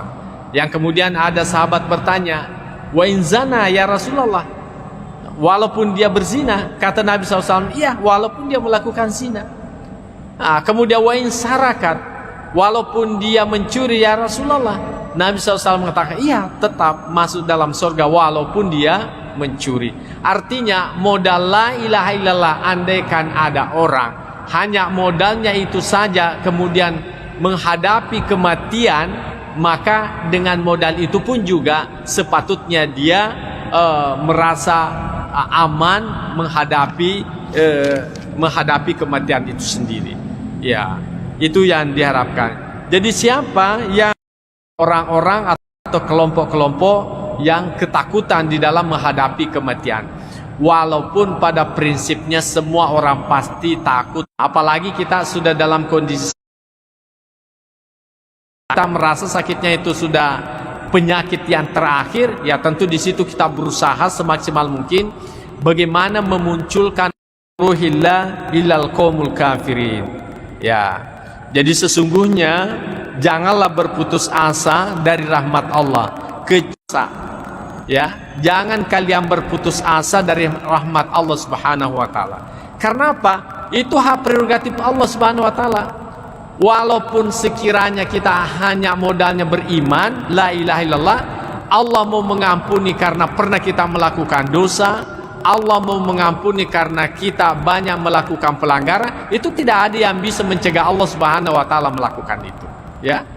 Ya, sekalipun misalnya kalau Allah Subhanahu wa taala mengedepankan sifat keadilannya, bagaimana sifat keadilan Allah? Orang yang melakukan kejahatan ya mestinya kan disiksa. Orang yang melakukan kebaikan ya diberikan pahala. Tapi kalau Allah Subhanahu wa taala tidak mau menyiksa orang yang melakukan kejahatan, itu hak prerogatif Tuhan. Tidak ada yang bisa mencegah Allah, karena Allah menciptakan manusia, Allah menciptakan surganya. Karenanya kita juga tidak boleh berputus asa andaikan modal kita hanya la ilaha illallah Muhammadur Rasulullah. Itulah sebabnya Allah Subhanahu wa taala mengingatkan lagi kepada kita semuanya bahwa janganlah kalian berputus asa dari rahmat Allah illal qaumul kafirin, kecuali orang-orang yang kafir. Jadi orang kafir itu sudah tidak ada lagi peluang untuk mendapatkan surganya. Ya. Mungkin ada yang mengatakan kan terserah Allah, tapi Allah Subhanahu wa taala memberikan juga batasan pada dirinya untuk melakukan keadilan dan menghindari namanya kezaliman. Ya, meskipun pada prinsipnya tidak ada perbuatan Tuhan itu disebut zalim. Ya, tetapi Allah Subhanahu wa taala sendiri yang sudah membatasi dirinya dan menyatakan bahwa illal qaumul kafirin. Jadi yang dikhawatirkan memiliki sifat ketakutan menghadapi itu hanyalah orang-orang yang kafir. Orang-orang yang beriman maka sepatutnya senantiasa optimis dengan apa yang dia miliki. Kemudian qala Allah taala, Allah Subhanahu wa taala, yauma tabyaddu wujuh wa taswaddu wujuh. Ya, pada hari berseri-serinya muka orang yang beriman, wa taswaddu wujuh, dan kehitaman wajah orang-orang kafirin. Yang pasti kalau tidak bisa putih berseri-seri, putih bersih, yang penting ada putih-putihnya lah. Paling tidak seperti itu ya, ada putihnya. Oleh karena semua orang yang beriman itu pasti ada kebaikannya ya. Dengan kebaikan yang pernah dilakukannya itulah putihnya. Jadi nanti hari kemudian betul-betul ada orang berseri-seri wajahnya. Ya, putih sekali karena kebaikan yang pernah dilakukannya. Meskipun mungkin ada kejahatan yang pernah dilakukan, tapi ditimpanya, distipnya, ditutupinya, akhirnya menjadilah putih. Tapi mungkin juga ada orang sulit tertutupi, maka bagaimana? Ya mungkin belang-belang anggota tubuhnya, tapi yang pasti mereka itu masih memiliki putih-putih dalam wajahnya. Makanya masih tetap berpeluang untuk mendapatkan rahmat Allah Subhanahu wa taala. Tapi bagi orang yang kafir itu wataswadu wujuh, memang pada hari itu gelap gulita mukanya. Walaupun pada masa hidupnya putih berseri, ya jadi screen apalagi namanya itu pemutih kulit itu sudah tidak berlaku lagi di mata Allah Subhanahu wa taala nanti dari kemudian. Ya. Jadi kalau kita pingin putih, ya putihnya dunia itu baik, tapi yang lebih baik adalah putihnya akhirat. Karena tidak ada artinya putih wajah di dunia, tapi nanti di hari kemudian justru hitamnya muka yang kita dapatkan. Wa nauzubillah. Ya. Jemaah yang saya muliakan. Wa qala Allah taala dengan ayat maksudnya yang sama, inna rabbaka lasari'ul iqab wa innahu laghafurur rahim. Jadi sesungguhnya Tuhanmu itu sangat cepat ya. Ya, sangat cepat siksaannya. Wa innahu laghafurur rahim, dan sesungguhnya Allah itu Maha Pengampun dan lagi Maha Penyayang. Jadi meskipun Allah itu memiliki sifat marah, bisa menyiksa hambanya, tetapi kita meyakini sesungguhnya maaf Allah Subhanahu wa taala itu jauh lebih tinggi dibandingkan dengan siksaannya. Jauh lebih tinggi siksaan, jauh lebih tinggi rahimnya dibandingkan siksaannya. Jadi ini semuanya ayat-ayat disampaikan kepada kita dalam rangka kita optimis. Jadi kalau kita sudah dalam kondisi sakit, Jangan lagi ingat yang lain-lain. Pokoknya karena bukan lagi waktunya untuk kita bertaubat itu, apalagi yugargir gitu, ya. Tetapi kalau sakit-sakit kecil ya masih mending, mungkin masih ada harapan hidup kita. Kondisi seperti ini masih bermanfaatlah yang namanya penyesalan itu. Masih bermanfaatlah, masih berfungsilah yang namanya taubat itu. Tapi kalau sudah tidak ada lagi harapan hidup, ya sudah dipertimbangkanlah itu. Maka bagaimana? Yang sepatutnya kita mengedepankan sifat optimis terhadap apa yang pernah kita lakukan. Allah juga berfirman, innal abrara lafi na'imin wa innal fujjara lafi jahim. Jadi sesungguhnya orang yang taat itu lafi na'im, ya berada pada naim, yakni surga Allah Subhanahu wa taala. Wa innal fujjara lafi jahim. Dan sesungguhnya orang yang durhaka berada pada neraka jahanam. Ya, tadi sudah kita jelaskan, walaupun modal kecil, kalau Allah Subhanahu wa taala dengan modal kecil itu mengampuni segala dosa kita, itu semuanya bisa berpeluang kita dapatkan. Makanya kita selalu optimis, ya. Kemudian Allah juga berfirman, fa amma man thaqulat mawazinuhu fahuwa fi 'ishatir radiyah. Jadi siapa saja ya timbangan kebaikannya itu lebih berat, fahuwa fi 'ishatir radiyah, maka dia dalam kehidupan yang memuaskan.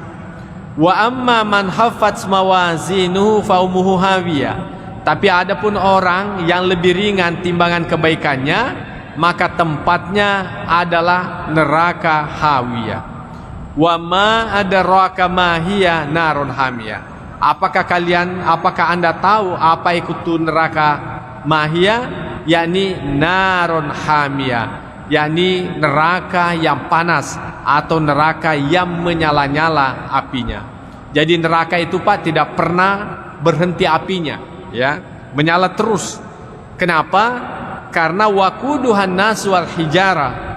Karena yang menjadi BBM-nya, ya, karena yang menjadi kayu bakarnya neraka itu adalah manusia itu sendiri.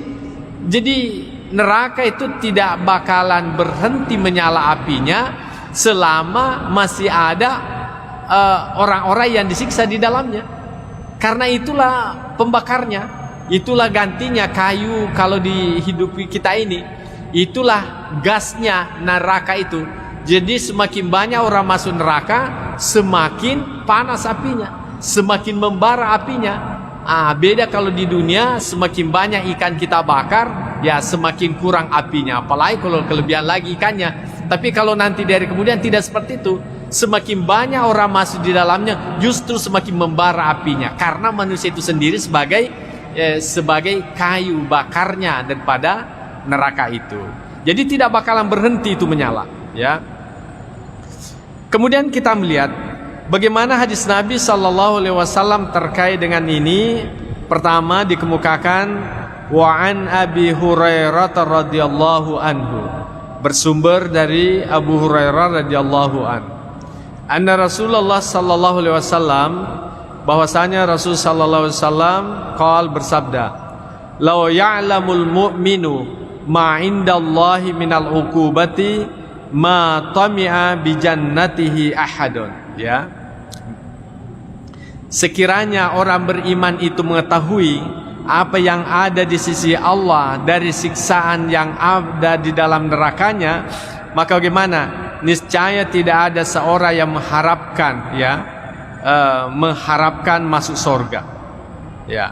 Walau ya'lamul kafiru ma indallahi minar rahmah, dan sekiranya orang kafir itu mengetahui apa yang ada di sisi Allah dari rahmanya, dari apa yang Allah Subhanahu wa taala siapkan di dalam kenikmatan surga itu, maka natamir rahmati ahadun, maka tidak ada orang kafir, niscaya tidak ada orang kafir yang putus asa dari rahmat Allah Subhanahu wa taala. Apa maksudnya daripada hadis Nabi SAW ini? Bahwasanya orang yang beriman itu kan dipastikan masuk ke dalam surga, dan dia melihat seperti apa siksaan dalam neraka itu. Nah, andaikan dia, bukan andaikan, karena dia mengetahui seperti apa yang ada dalam neraka. Nah, andaikan dia tidak masuk surga, maka dia berkata, cukuplah saya tidak masuk surga asal tidak masuk ke dalam neraka itu. Ya, jadi cukuplah saya tidak masuk dalam neraka, tidak masuk dalam surga asal tidak masuk dalam neraka. Begitu sangat menakutkan daripada siksaan api neraka itu. Ya, begitu rasa ketakutan yang kita munculkan dalam diri kita. Artinya, andaikan kita ini orang beriman, Allah Subhanahu wa Ta'ala tidak menyiapkan surga, maka itu pun juga kita sudah bersyukur kepada Allah tidak masuk surga asal tidak masuk ke dalam neraka. Ya, asal tidak masuk dalam neraka. Begitu menakutkan api neraka itu. Sungguh-sungguh sangat menakutkan. Ya, andaikan seperti itu. Nah, tetapi bagaimana dengan sebaliknya? Seandainya, ya, walau ya'lamul kafiru ma indallah, sekiranya orang kafir itu tahu seperti apa kenikmatan yang Allah simpan di dalam surga Allah Subhanahu wa Ta'ala, maka niscaya tidak ada orang kafir yang putus asa. Ya, dalam arti pasti ujung-ujungnya mengucapkan la ilaha illallah Muhammadur Rasulullah, walaupun itu saja modalnya. Walaupun itu saja modalnya. Andaikan dia tahu seperti apa kenikmatan Allah Subhanahu wa Ta'ala yang disimpan dalam surganya. Begitu nikmat yang luar biasa Allah janjikan kepada orang yang beriman. Ya, tetapi alhamdulillah sebagai orang yang beriman, syukur-syukurlah, ya, syukur-syukurlah tidak masuk dalam neraka. Syukur-syukurlah tidak masuk dalam surga asal tidak masuk dalam neraka. Ya, itu sudah syukurlah kita. Alhamdulillah. Andaikan itu terjadi, cuma nanti di hari kemudian kan cuma ada dua tempat. Ya, kalau bukan surga, neraka. Karena kita tidak masuk dalam neraka, berarti tempatnya itu adalah surga. Tetapi orang kafir, bagaimanapun karena dia melihat bagaimana nikmatnya dalam surga, andaikan hanya bisa bermodalkan la ilaha illallah, maka itu pun juga tetap dia ucapkan dengan berusaha tidak berputus asa dari harapan kepada Allah Subhanahu wa Ta'ala. Jamaah yang saya muliakan, yang kedua, wa an Abi Sa'idin al-Khudri radhiyallahu anhu. Jadi hadis ini bersumber dari Sa'id al-Khudri radhiyallahu anhu. Anna Rasulullah sallallahu alaihi wasallam qala, bahwasanya Rasulullah sallallahu alaihi wasallam bersabda, "Idza wada'atil janazatu wahtamalaha ar-rijalu ala anakihim." Apabila jenazah itu diletakkan dan dibawanya oleh orang-orang atau diusungnya oleh orang-orang ataukah dipanggulnya oleh orang-orang ala anakihim, di atas pundak mereka, fa in kanat salihatun, sekiranya orang yang meninggal dunia ini tergolong sebagai orang yang saleh, qalat, maka dia berkata, qaddimuni qaddimuni, ya, percepatlah, dahulukanlah saya. Wa in kanat ghaira salihah, kalau saja dia sebagai orang yang tidak saleh, maka dia berkata, ya wailaha aina tazhabuna biha, celakalah, kemana kalian aku bawa pergi. Yasma'u sautaha kullu syai'in illal insanu. Jadi kata-kata kalimat yang diucapkan oleh si mayit ini dalam usungan itu didengarkan oleh segala sesuatu, illal insan, kecuali manusia. Ya, jadi mungkin pernah kita menyaksikan bagaimana seekor sapi, ya, pada saat lewat usungan mayat itu. Bagaimana dengan ayam, bagaimana yang lain-lain, pasti ada sikap yang lain-lain mereka lakukan. Apakah itu dalam kondisi seolah-olah terharu ataukah dia ketakutan? Itu karena suara yang didengarkan oleh orang yang meninggal dunia itu. Nah, walau sami'ahu saika, sekiranya saja manusia itu mendengarkannya saika, maka menjadilah ia pingsan. Ya, syukur-syukur saja kita tidak dengarkan. Andaikan kita mendengarkan orang yang diusung ke kuburan itu, apa yang diucapkannya, yang saya khawatirkan jenazahnya tidak sampai di kuburan. Pinsamanan nih. Kita semua pingsan, yang mengusungnya pun juga ikut pingsan. Ya karena dia mendengar. Apalagi kalau orang yang diusung itu orang yang jelek, ya tentu dia ketakutan. Ya dia ketakutan. Wah, mau kemana? Mungkin dia marah. Kalian ini mau bawa kemana saya ini? Ya kan? Marah-marahlah dia, macam-macam dia lakukan. Tetapi dia tidak bisa berbuat apa-apa. Ya, dia tidak bisa lagi berbuat apa-apa. Nah, jadi itulah yang dikemukakan. Nah, sekarang ini mungkin kita bertanya, apa sih kaitannya dengan ar-raja, dengan al-khauf itu tadi? Ya, kalau hadis sepoto yang pertama itu mengharapkan kita untuk memiliki keseimbangan al-khauf dan ar-raja. Artinya lakukanlah kebaikan, karena kebaikan itu sebagai bukti yang membedakan Anda nanti dengan orang yang baik dengan orang yang jahat. Kemudian juga kalian itu juga harus optimis, memiliki sifat raja, karena sifat raja itulah yang mendorong Anda untuk melakukan kebaikan. Dan ujung-ujungnya orang yang baik dengan orang yang tidak baik itu jelas, baru di dunia diantar ke kuburannya itu sudah menunjukkan perbedaan yang nyata. Tapi untungnya tidak disaksikan oleh umat manusia, tapi makhluk yang lain mendengarkan pernyataan-pernyataan yang diucapkannya di saat diantar masuk ke dalam kuburan. Kemudian hadis yang berikutnya, wa an ibni Mas'ud radhiyallahu anhu. Jadi bersumber dari Abdullah bin Mas'ud, ya, radhiyallahu anhu, yang diridai. Dia berkata, qala Rasulullah sallallahu alaihi wasallam, al jannatu, ya, al jannatu aqrabu ila ahadikum. Surga itu lebih dekat, ya, kepada sekalian, min syiraki na'alihi, daripada tali sendalnya atau tali sepatunya. Jadi sebetulnya kalau kita melihat hadis Nabi Sallallahu Alaihi Wasallam ini, surga itu sangat dekat dengan kita, ya. Bahkan dikatakan oleh Nabi lebih dekat daripada tali sepatu kita atau tali sandal kita. Nah, kalau kita pakai sandal, apa ada jaraknya dengan kaki kita? Tidak ada, kan? Itu artinya bahwa surga itu sebetulnya tidak ada jaraknya dengan kita. Sangat-sangat dekat. Nah, tentu yang perlu kita perhatikan adalah bagaimana istilah surga yang dimaksudkan. Kemudian Nabi SAW melanjutkan, wan naru mithlu dzalik. Demikian juga neraka. Neraka itu juga sangat dekat dengan kita. Makanya kaum muslimin, ini perlu dikaitkan ayat dengan hadis yang lain. Surga itu sebetulnya di mana sih adanya? Ya. Surga, neraka itu di mana sih ada sebetulnya? Kalau kita berbicara surga dalam artian tempat yang dibangunkan sebagai bentuk balasan orang yang beriman, itu tentu tempatnya masih jauh. Jauh, kita tidak tahu ya apakah sudah dicipta ataukah belum. Karena ini masih juga perdebatan kaum teolog. Ada yang mengatakan surga itu sudah dicipta.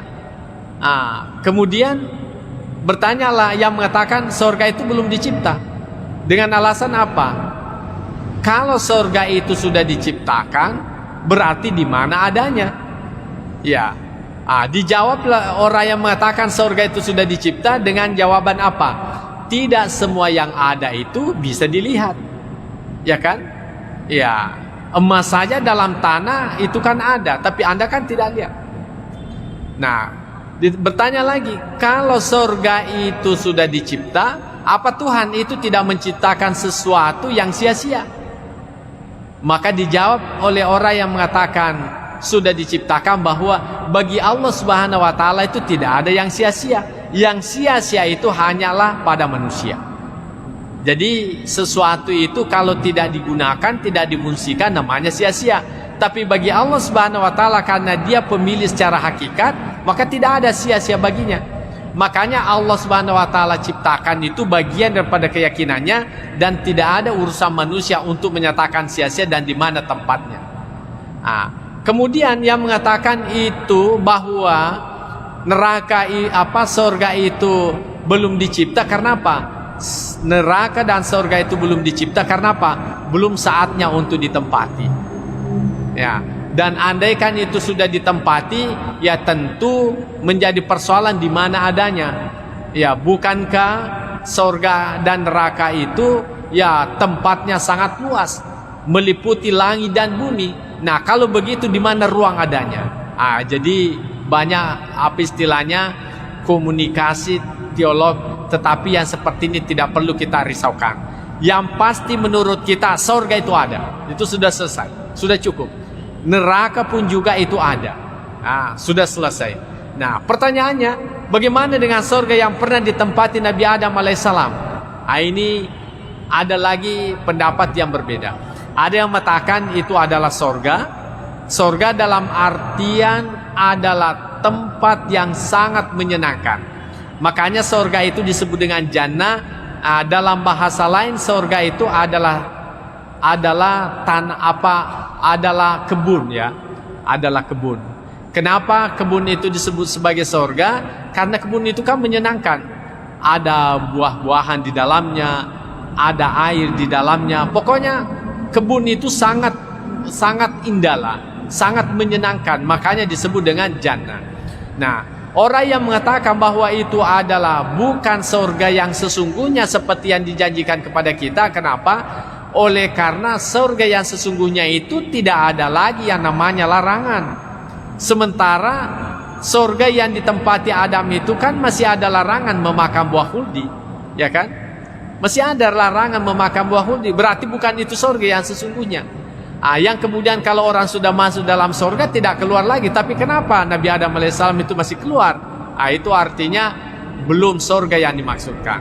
Makanya dimaknai bahwa Nabiullah Adam alaihissalam dan Hawa itu dikarantinakan di sebuah tempat yang sangat istimewa, yang kemudian disitulah melakukan suatu pelanggaran yang kemudian dikeluarkan di muka bumi ini. Adapun sesungguhnya neraka dan surga itu masih perawan lah sampai sekarang ini. Belum ada yang pernah masuk di dalamnya sampai sekarang ini. Ya. Kemudian belum masuk waktu ya. Ya, kemudian bagaimana dengan surga dan neraka itu? Ya, secara majazi itu sudah ada. Ya, biasa tuh tomato makada agak paranaka kok, ya kan? Itu artinya kalau kita itu marah, sumpek, tidak senang, itu sebetulnya adalah hawa-hawa neraka itu. Akhirnya orang tua kita mengatakan, "Mai mumanaraka, mumaranaka," ya. Artinya kita dalam kondisi tidak senang. Tapi kalau kita tersenyum, bahagia, itu namanya surga. Ya, surga. Jadi secara majazi surga itu dan neraka itu sudah ada dalam kehidupan dunia ini. Makanya ulama kita mengatakan, masuklah kalian ke dalam surga sebelum Anda memasukinya. Dan jauhilah itu neraka sebelum Anda ditakdirkan masuk ke dalam neraka. Artinya apa?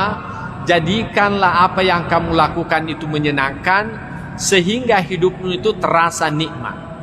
Ya, kalau kita habis salat kan nikmat rasanya. Tapi selama kita belum salat, tapi sudah masuk waktu, itu kan ada rasa tersiksa, ya kan? Ada rasa tersiksa.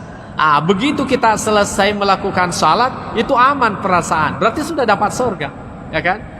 Demikian juga orang yang melakukan kejahatan, maha kafi sadrika, itu kan rumusnya. Jadi apapun yang kira-kira menjangkal di dalam hatimu, maka itu adalah sesuatu yang tidak baik. Jadi ini ukurannya hati. Kalau saya ambil ini bagaimana? Ini tanda bahwa sesuatu tidak pantas kamu ambil, ya kan? Tetapi kalau ada sesuatu di depan orang siap Anda melakukannya, berarti itu adalah sesuatu yang baik karena Anda siap untuk dilihat orang. Makanya bersedekah, membantu orang, siap untuk dilihat oleh orang. Bahkan ada orang pamerkan kebaikannya walaupun tidak seindah dengan kebaikan yang dia lakukan. Oleh karena kebaikan itu memberikan kesenangan surga, ya. Nah, tetapi kalau sebuah kejahatan walaupun itu sangat kecil tapi kita berusaha untuk berlindung, tidak mau diketahui oleh orang lain. Karena apa? Itu sebetulnya kita ini mau masuk neraka itu sebetulnya. Ada sesuatu yang menyiksa batin kita. Makanya dikatakan surga itu sangat dekat dengan dirimu. Artinya ketika Anda selesai melakukan kebaikan, maka Anda merasakan nikmatnya kebaikan yang Anda lakukan itu. Saya kira ini kita merasakan secara psikologis. Tapi kalau orang melakukan kejahatan, ya mungkin hanya lewat sirene mobil saja yang mengantar jenazah dikira lagi polisi yang mengejar-ngejarnya. Kan seperti itu, ada sesuatu yang menakutkan dalam dirinya. Iya. Tetapi bagi orang yang tidak melakukan kejahatan, apapun yang lewat tidak ada persoalan. Bahkan naik polisi sekalipun di rumahnya ketuk-ketuk juga tidak ada masalah, karena memang merasa yakin tidak ada kejahatan yang saya lakukan. Tapi kalau polisi ada yang lewat di depan orang yang bermasalah, mungkin polisi itu hanya mencari-cari keluarganya, dikiranya dia yang dicari. Ya selalu ada yang mengganggu dalam dirinya. Itu sudah masuk dalam neraka dalam dirinya. Jadi neraka itu sangat dekat dengan kehidupan kita. Sangat tergantung seperti apa kita melakukan kehidupan ini. Ya, jamaah yang saya muliakan, saya kira inilah yang sempat saya sampaikan. Mudah-mudahan ada manfaatnya. Bahwasanya al-khauf war raja itu harus diseimbangkan. Dikala kita sehat itu kita harus kedepankan al-khauf dalam arti memberi peluang kita menyadari kesalahan-kesalahan untuk kembali bertaubat kepada Allah Subhanahu wa taala. Sekalipun ar-raja itu tetap juga harus kita munculkan dalam diri kita. Tetapi manakala kita sudah di penghujung kehidupan, maka munculkanlah sifat optimis itu supaya dengan rasa kegembiraan akan menghadap kepada Allah walaupun modal yang sedikit, maka itu bisa memberikan ketenangan untuk menghadapi yang namanya kematian itu. Saya kira inilah yang sempat saya sampaikan. Mudah-mudahan ada manfaatnya kepada kita semuanya. Bismillahirrahmanirrahim. Allahumma zaidna ilman nafi'a wa zumna fahman wasi'a. Rabbana atina fid dunya hasanah wa fil akhirati hasanah wa qina adzabannar. Wa sallallahu ala sayyidina Muhammadin wa ala alihi wasallam ajma'in. Al-Fatihah. Bismillah.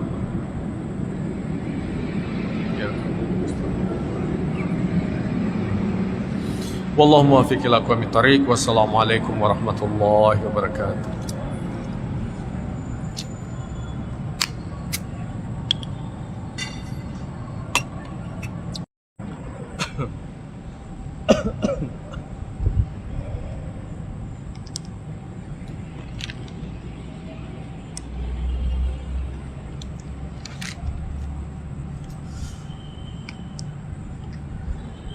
Bismillahirrahmanirrahim. Assalamualaikum warahmatullahi wabarakatuh. Alhamdulillahirabbil alamin.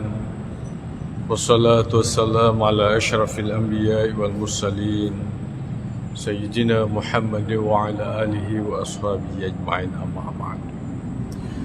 Fa inna asdaqal hadithi kitabullahi ta'ala wa khairal hadi hadi sayyidina Muhammadin sallallahu alaihi wasallam wa syarral umuri muhdatsatuha wa kullu muhdatsatin bid'ah wa kullu bid'atin dhalalah wa kullu dhalalatin finnar.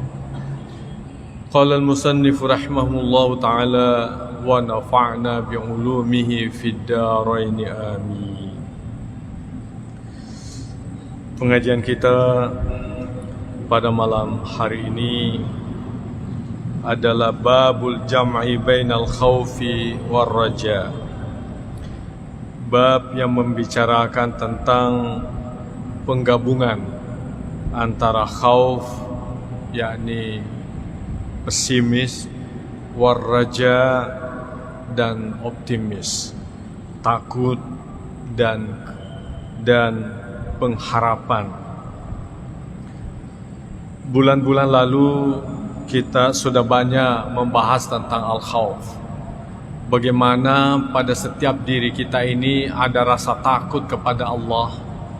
Tentunya kembali kepada ketakutan dengan ancaman atas kejahatan yang pernah kita lakukan atau dosa-dosa yang kemungkinan pernah kita lakukan. Tentu penjelasan dari berbagai hadis sungguh sangat menakutkan, bagaimana api neraka sebagai ancaman siksa kepada orang yang melakukannya, dan sungguh-sungguh amat menakutkan kepada kita semuanya. Dan tidak sedikit orang berusaha memperbaiki perilakunya, ketaatannya, karena takutnya terhadap siksaan Allah Subhanahu wa Ta'ala itu. Kemudian di lain sisi kita juga diharapkan optimis, mengharap atas segala rahmat Allah Subhanahu wa Ta'ala. Oleh karena ternyata betul Allah Subhanahu wa Ta'ala memiliki sifat marah, tapi sifat marahnya itu dikalahkan oleh sifat rahmatnya Allah Subhanahu wa Ta'ala. Kalau ibarat genggaman, ya genggaman itu, maka marahnya Allah Subhanahu wa Ta'ala berada dalam genggaman. Maka tentu di luar genggaman itu sebagai bentuk rahmatnya Allah Subhanahu wa Ta'ala. Karena itu sepatutnya kita senantiasa optimis, berharap atas rahmat Allah, atas kebaikan Allah, menghindarkan diri dari siksaannya. Demikian juga kita berharap atas rahmat Allah Subhanahu wa Ta'ala. Jamaah maghrib yang saya muliakan, di dalam kitab ini dikatakan, a'lam, ketahuilah, annal mukhtara lil abdi fi hali sihhatihi, bahwasanya pilihan terbaik kepada seorang hamba dikala kondisi sehat, ayyakuna khaifan rajian, ya, yakni menjadikan seimbang rasa takut, ya, dari siksa Allah Subhanahu wa Ta'ala dengan mengharapkan rahmat Allah. Wa yakunu khaufuhu wa raja'uhu sawa'an, demikian juga ketakutan kepadanya dan harapan itu diharapkan betul-betul memiliki keseimbangan. Oleh karena manakala seseorang rasa takutnya yang lebih menonjol, maka dikhawatirkan itu karena dia manusia biasa yang kemungkinan pernah melakukan dosa ataukah berkali-kali melakukan dosa. Akhirnya apa? Merasa terlanjur takut, akhirnya apa ya, muncul dalam dirinya, biarlah sekali begitu saja ya. Oleh karena dalam pikirannya itu seolah-olah bahwa kita ini sudah tidak ada lagi jalan selamat untuk kembali kepada Allah. Bahasa ugina lari sumange ya. Lari sumange ya. Karenanya perlu ada keseimbangan. Perlu juga kita optimis bahwa meskipun Allah Subhanahu wa Ta'ala itu memiliki sifat benci, sifat menyiksa dan sebagainya, tetapi kita juga harus optimis bahwasanya Allah itu memiliki sifat cinta, memiliki sifat kasih sayang, memiliki sifat kasih atau rahmah yang sangat tinggi kepada hambanya. Bahkan kita memahami bahwa Allah menciptakan hambanya itu sebetulnya didasari karena cinta, didasari karena kesenangannya. Samalah halnya seorang bapak, ya tentu mengharapkan ada anak. Sungguh pun dia tidak tahu bahwa anaknya nanti itu apakah dia nakal atau tidak. Yang pasti di dalam pikirannya itu berusaha memperoleh anak yang baik. Dia akan senang akan lahirnya anaknya itu, ya. Tetapi cintanya Tuhan itu melebihi cinta orang tua kepada anaknya. Kalau orang tua bagaimanapun sayangnya, tapi masih saja didapati orang tua itu bersikap keras terhadap anaknya. Barangkali biasa kita mendengarkan juga orang tua itu kadangkala tidak mengakui anaknya karena begitu jengkel terhadap anaknya. Tapi Allah Subhanahu wa Ta'ala, ya bagaimanapun nakalnya hambanya itu tetap dia mengakui hambanya, walaupun hambanya itu tidak mengakui Allah sebagai Tuhannya. Jemaah yang saya muliakan, Mungkin juga ada yang mengatakan bagaimana buktinya bahwa Tuhan itu tetap cinta kepada hambanya walaupun nakal. Ya tentu ada hadisnya Nabi SAW. Andaikan Allah Subhanahu wa Ta'ala memberi nilai materi itu sebagai bentuk kasih sayang, maka orang kafir itu tidak akan hidup lagi. Ya, tetapi karena Allah Subhanahu wa Ta'ala tetap memiliki rasa cinta, maka Allah Subhanahu wa Ta'ala tetap memberikan penghidupan kepada mereka. Jemaah yang saya muliakan, jadi itulah sikap yang terbaik kepada seorang hamba manakala di dalam kondisi dirinya itu dalam keadaan sehat, ya, dalam keadaan sehat, yakni dia mengharapkan, lebih mengedepankan pengharapan Allah Subhanahu wa Ta'ala. Nah, wa fi halil marad, nah bagaimana kondisi sekiranya seorang hamba itu dalam kondisi sakit, ya, yatamakhasur raja, maka dia harus melulu bagaimana? Melulu mengharapkan rasa rahmatnya, ya. Jadi kalau tadinya kita dalam kondisi sehat, ya perlu kita hati-hati, ya selalu kita berhati-hati atas kejahatan yang kemungkinan kita lakukan. Tetapi kalau kita sudah dalam kondisi sakit, oleh karena dalam kondisi sakit itu, ya hampir dikata sudah tidak ada lagi peluang untuk melakukan kebaikan karena kondisi sakit, apalagi kesehatannya tidak mampu lagi melakukan banyak kebaikan, maka yang sebaiknya dimunculkan dalam dirinya ada selalu optimis, ya, selalu optimis bahwa insya Allah Allah menyelamatkan saya. Insya Allah saya kan sudah pernah mengucapkan la ilaha illallah Muhammadur Rasulullah. Siapa yang mengucapkan la ilaha illallah Muhammadur Rasulullah kemudian kembali menghadap kepada Allah, maka dia patut mendapatkan surga Allah Subhanahu wa Ta'ala. Maka itulah yang harus dimunculkan dalam dirinya. Jangan lagi sikap ketakutan. Karena apa? Nah, bukan lagi waktunya menyesali atas apa yang pernah kita lakukan, tetapi yang terbaik pada saat itu mengedepankan pengharapan kepada Allah. Insya Allah saya akan masuk surga oleh karena saya mengucapkan la ilaha illallah dan meyakininya.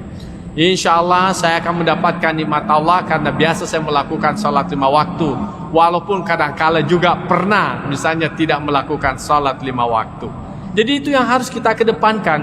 Jadi ar-raja itu dikedepankan daripada al-khauf. Kita dalam kondisi sakit, supaya apa? Kita senantiasa bergembira menghadapi kematian itu. Karena kalau kita dalam kondisi senang menghadapi itu, artinya dalam kondisi berharap dengan yang baik, maka itu bisa membuat kita lebih mudah mengucapkan la ilaha illallah Muhammadur Rasulullah ketimbang kita dalam kondisi ketakutan. Boleh jadi karena ketakutannya berlebih-lebihan sehingga dia tidak mampu lagi mengucapkan la ilaha illallah, tidak mampu lagi, tidak kuat lagi. Ya mungkin bisa dianalogikan kepada diri kita. Biasa kan kalau kita menghafal, ya kita menghafal sendiri, pokoknya lancar kan, lancar. Kemudian pada saat kita di depan guru, karena kita terlalu takut sama guru itu, menjadi gugup, akhirnya karuan kita punya hafalan. Nah seperti itulah yang diharapkan.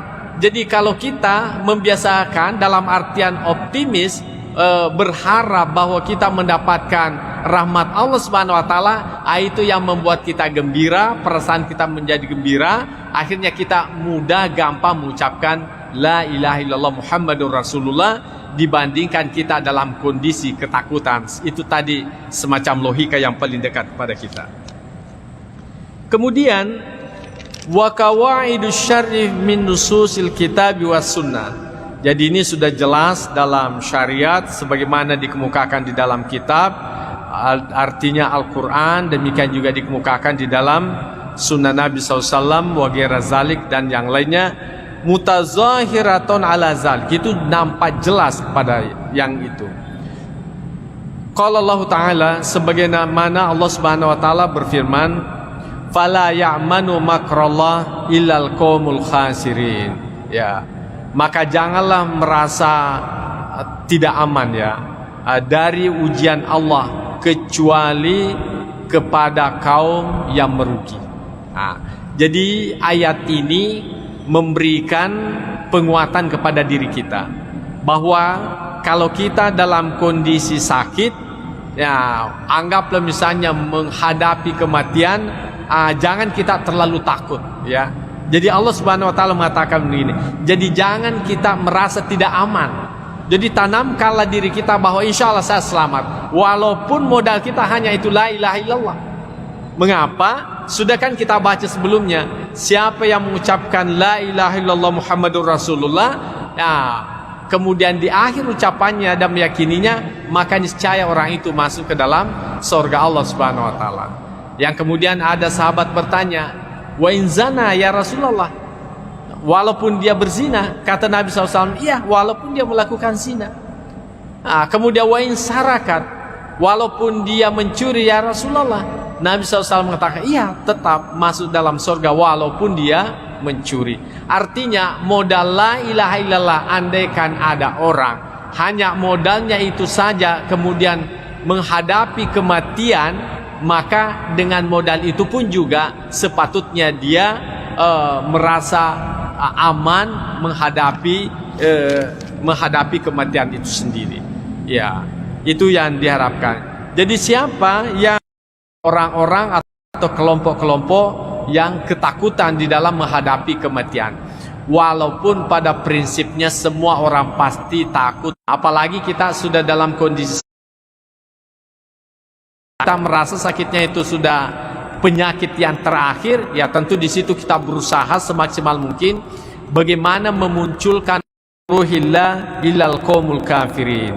Ya, jadi sesungguhnya janganlah berputus asa dari rahmat Allah. Ya, jangan kalian berputus asa dari rahmat Allah Subhanahu wa taala. Karena apa? Itu hak prerogatif Allah Subhanahu wa taala. Walaupun sekiranya kita hanya modalnya beriman, la ilaha illallah, Allah mau mengampuni karena pernah kita melakukan dosa, Allah mau mengampuni karena kita banyak melakukan pelanggaran, itu tidak ada yang bisa mencegah Allah Subhanahu wa taala melakukan itu. Ya. Ya, sekalipun misalnya kalau Allah Subhanahu wa taala mengedepankan sifat keadilannya, bagaimana sifat keadilan Allah? Orang yang melakukan kejahatan ya mestinya kan disiksa. Orang yang melakukan kebaikan ya diberikan pahala. Tapi kalau Allah Subhanahu wa taala tidak mau menyiksa orang yang melakukan kejahatan, itu hak prerogatif Tuhan. Tidak ada yang bisa mencegah Allah, karena Allah menciptakan manusia, Allah menciptakan surganya. Karenanya kita juga tidak boleh berputus asa andaikan modal kita hanya la ilaha illallah Muhammadur Rasulullah. Itulah sebabnya Allah Subhanahu wa taala mengingatkan lagi kepada kita semuanya bahwa janganlah kalian berputus asa dari rahmat Allah illal qaumul kafirin, kecuali orang-orang yang kafir. Jadi orang kafir itu sudah tidak ada lagi peluang untuk mendapatkan surganya. Ya. Mungkin ada yang mengatakan kan terserah Allah, tapi Allah Subhanahu wa taala memberikan juga batasan pada dirinya untuk melakukan keadilan dan menghindari namanya kezaliman. Ya, meskipun pada prinsipnya tidak ada perbuatan Tuhan itu disebut zalim. Ya, tetapi Allah Subhanahu wa taala sendiri yang sudah membatasi dirinya dan menyatakan bahwa illal qaumul kafirin. Jadi yang dikhawatirkan memiliki sifat ketakutan menghadapi itu hanyalah orang-orang yang kafir. Orang-orang yang beriman maka sepatutnya senantiasa optimis dengan apa yang dia miliki. Kemudian qala Allah taala, Allah subhanahu yauma tabyaddu wujuh wa taswaddu wujuh. Ya, pada hari berseri-serinya muka orang yang beriman, wataswadu wujuh, dan kehitaman wajah orang-orang kafirin. Yang pasti kalau tidak bisa putih berseri-seri, putih bersih, yang penting ada putih-putihnya lah. Paling tidak seperti itu, ya, ada putihnya. Oleh karena semua orang yang beriman itu pasti ada kebaikannya, ya. Dengan kebaikan yang pernah dilakukannya itulah putihnya. Jadi nanti hari kemudian betul-betul ada orang berseri-seri wajahnya, ya, putih sekali karena kebaikan yang pernah dilakukannya. Meskipun mungkin ada kejahatan yang pernah dilakukan, tapi ditimpanya, distipnya, ditutupinya, akhirnya menjadilah putih. Tapi mungkin juga ada orang sulit tertutupi, maka bagaimana? Ya mungkin belang-belang anggota tubuhnya, tapi yang pasti mereka itu masih memiliki putih-putih dalam wajahnya. Makanya masih tetap berpeluang untuk mendapatkan rahmat Allah Subhanahu wa taala. Tapi bagi orang yang kafir itu wataswadu wujuh. Memang pada hari itu gelap gulita mukanya. Walaupun pada masa hidupnya putih berseri, ya jadi screen apalagi namanya itu pemutih kulit itu sudah tidak berlaku lagi di mata Allah Subhanahu wa taala nanti dari kemudian. Ya. Jadi kalau kita pingin putih, ya putihnya dunia itu baik. Tapi yang lebih baik adalah putihnya akhirat. Karena tidak ada artinya putih wajah di dunia, tapi nanti di hari kemudian justru hitamnya muka yang kita dapatkan. Wa nauzubillah. Ya. Jamaah yang saya muliakan.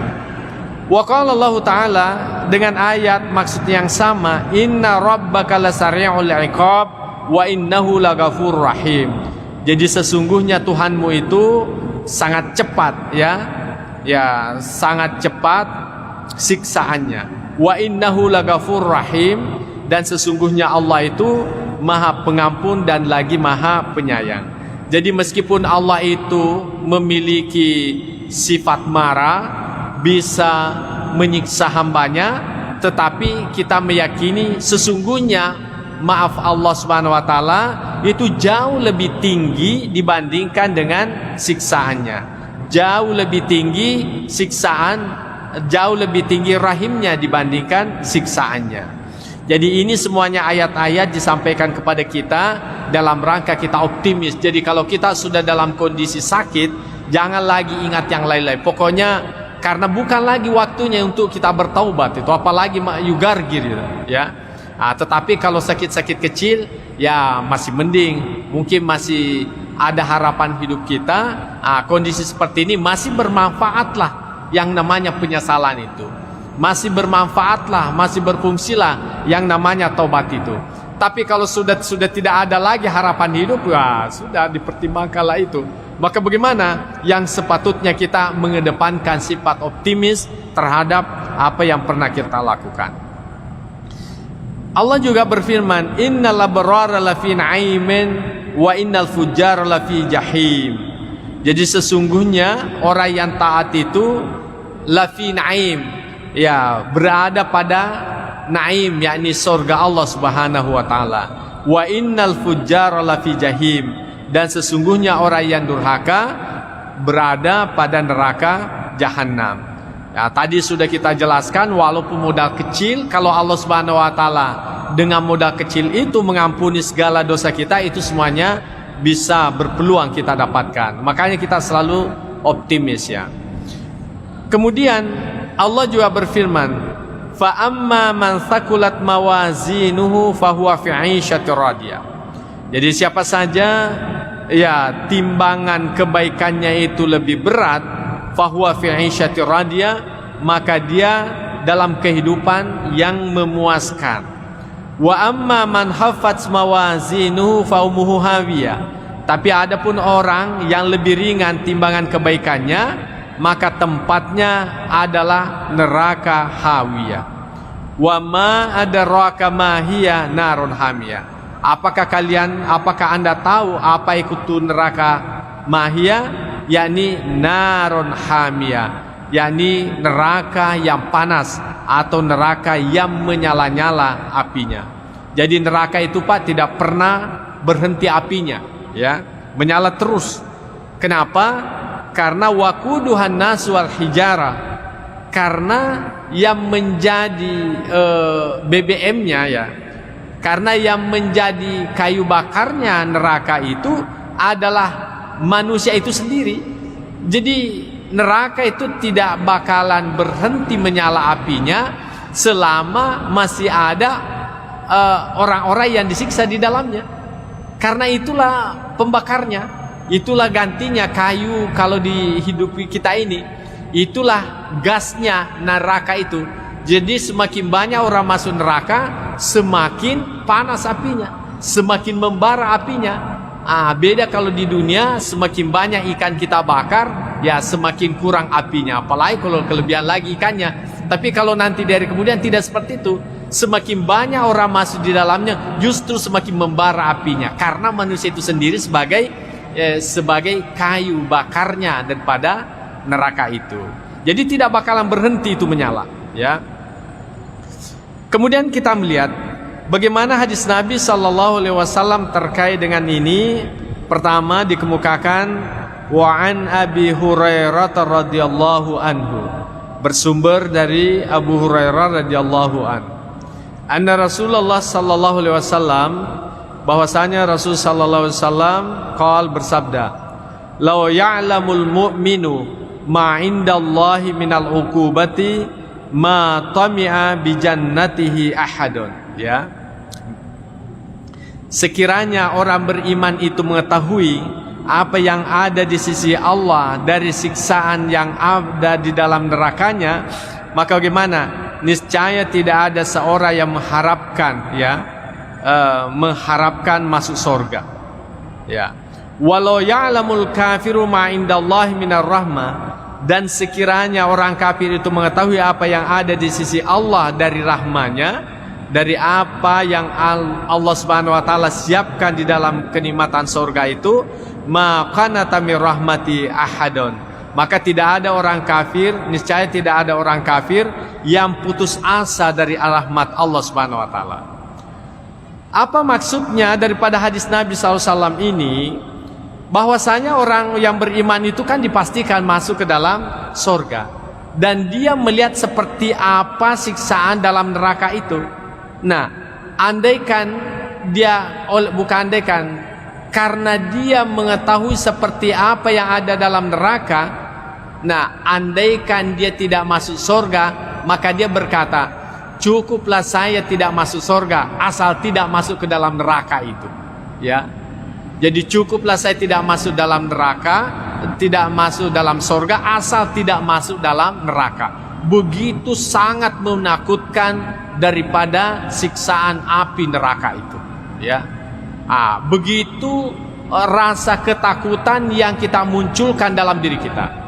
Artinya andaikan kita ini orang beriman, Allah Subhanahu wa taala tidak menyiapkan surga, maka itu pun juga kita sudah bersyukur kepada Allah tidak masuk surga asal tidak masuk ke dalam neraka. Ya, asal tidak ada orang kafir yang putus asa. Ya, dalam arti pasti ujung-ujungnya mengucapkan la ilaha illallah Muhammadur Rasulullah, walaupun itu saja modalnya. Walaupun itu saja modalnya. Andaikan dia tahu seperti apa kenikmatan Allah Subhanahu wa taala yang disimpan dalam surganya. Begitu nikmat yang luar biasa Allah janjikan kepada orang yang beriman. Ya, tetapi alhamdulillah sebagai orang yang beriman, syukur-syukurlah, ya, syukur-syukurlah tidak masuk dalam neraka. Syukur-syukurlah tidak masuk dalam surga asal tidak masuk dalam neraka. Ya, itu sudah syukurlah kita. Alhamdulillah. Andaikan itu terjadi, cuma nanti di hari kemudian kan cuma ada dua tempat. Ya, kalau bukan surga, neraka. Karena kita tidak masuk dalam neraka, berarti tempatnya itu adalah surga. Tetapi orang kafir, bagaimanapun karena dia melihat bagaimana nikmatnya dalam surga, andaikan hanya bisa bermodalkan la ilaha illallah, maka itu pun juga tetap dia ucapkan dengan berusaha tidak berputus asa dari harapan kepada Allah Subhanahu wa taala. Jamaah yang saya muliakan. Yang kedua, wa an Abi Sa'id al-Khudri radhiyallahu anhu. Jadi hadis ini bersumber dari Sa'id al-Khudri radhiyallahu anhu. Anna Rasulullah sallallahu alaihi wasallam qaal, bahwasanya Rasulullah SAW bersabda, "Idza wada'atil janazatu wahtamalaha ar-rijalu ala anakihim." Apabila jenazah itu diletakkan dan dibawanya oleh orang-orang atau diusungnya oleh orang-orang ataukah dipanggulnya oleh orang-orang ala anakihim, di atas pundak mereka, fa in kanat salihatun, sekiranya orang yang meninggal dunia ini tergolong sebagai orang yang saleh, qalat, maka dia berkata, qaddimuni, qaddimuni. Ya, percepatlah, dahulukanlah saya. Wa in kanat ghaira salihah, kalau saja dia sebagai orang yang tidak saleh, maka dia berkata, ya wailaha aina tazhabuna biha, celakalah, kemana kalian aku bawa pergi. Yasma'u sautaha kullu syai'in illal insanu. Jadi kata-kata kalimat yang diucapkan oleh si mayit ini dalam usungan itu didengarkan oleh segala sesuatu, illal insan, kecuali manusia. Ya. Jadi mungkin pernah kita menyaksikan bagaimana seekor sapi ya pada saat lewat usungan mayat itu. Bagaimana dengan ayam, bagaimana yang lain-lain, pasti ada sikap yang lain-lain mereka lakukan. Apakah itu dalam kondisi seolah-olah terharu ataukah dia ketakutan? Itu karena suara yang didengarkan oleh orang yang meninggal dunia itu. Nah, walau sami'ahu saika, sekiranya saja manusia itu mendengarkannya saika, maka menjadilah ia pingsan. Ya, syukur-syukur saja kita tidak dengarkan. Andaikan kita mendengarkan orang yang diusung ke kuburan itu, apa yang diucapkannya, yang saya khawatirkan jenazahnya tidak sampai di kuburan. Pingsan mana nih? Kita semua pingsan, yang mengusungnya pun juga ikut pingsan. Ya karena dia mendengar. Apalagi kalau orang yang diusung itu orang yang jelek, ya tentu dia ketakutan. Ya dia ketakutan. Wah, mau kemana? Mungkin dia marah. Kalian ini mau bawa kemana saya ini? Ya kan? Marah-marahlah dia, macam-macam dia lakukan. Tetapi dia tidak bisa berbuat apa-apa. Ya, dia tidak bisa lagi berbuat apa-apa. Nah, jadi itulah yang dikemukakan. Nah, sekarang ini mungkin kita bertanya, apa sih kaitannya dengan ar-raja, dengan al-khauf itu tadi? Ya, kalau hadis sepoto yang pertama itu mengharapkan kita untuk memiliki keseimbangan al-khauf dan ar-raja. Artinya lakukanlah kebaikan, karena kebaikan itu sebagai bukti yang membedakan Anda nanti dengan orang yang baik dengan orang yang jahat. Kemudian juga kalian itu juga harus optimis, memiliki sifat raja, karena sifat raja itulah yang mendorong Anda untuk melakukan kebaikan. Dan ujung-ujungnya orang yang baik dengan orang yang tidak baik itu jelas, baru di dunia diantar ke kuburannya itu sudah menunjukkan perbedaan yang nyata. Tapi untungnya tidak disaksikan oleh umat manusia, tapi makhluk yang lain mendengarkan pernyataan-pernyataan yang diucapkannya di saat diantar masuk ke dalam kuburan.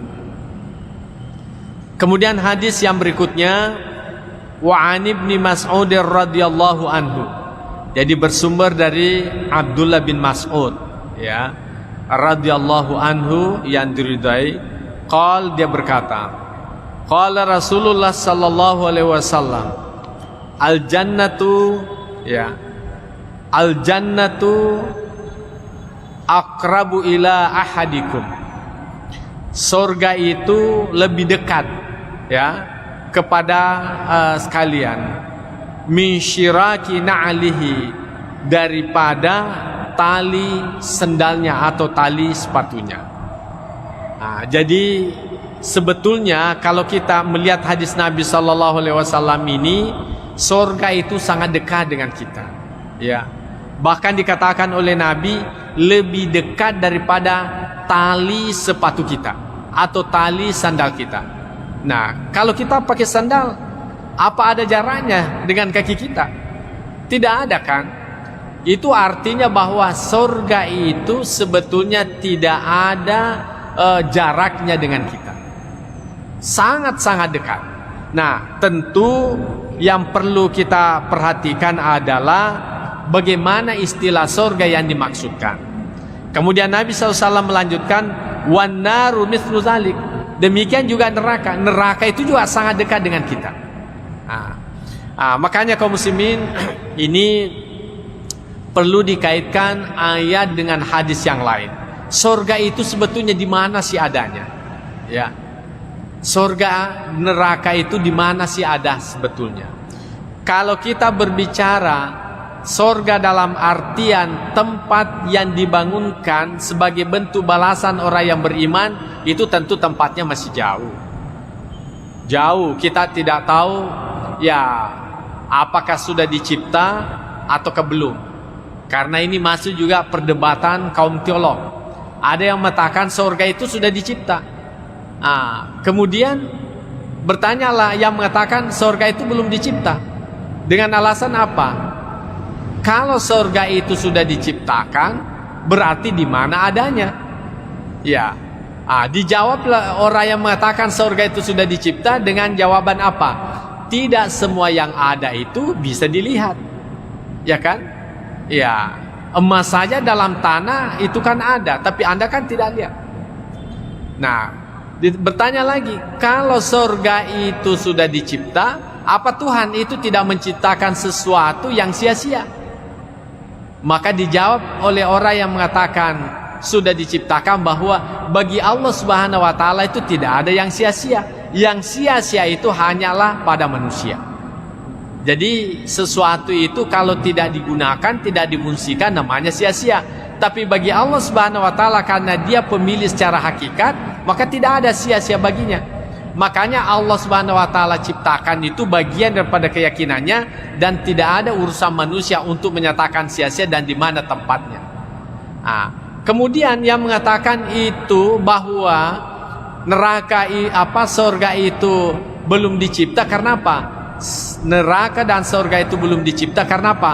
Belum saatnya untuk ditempati. Ya, dan andaikan itu sudah ditempati, ya tentu menjadi persoalan di mana adanya. Ya, bukankah surga dan neraka itu ya tempatnya sangat luas, meliputi langit dan bumi.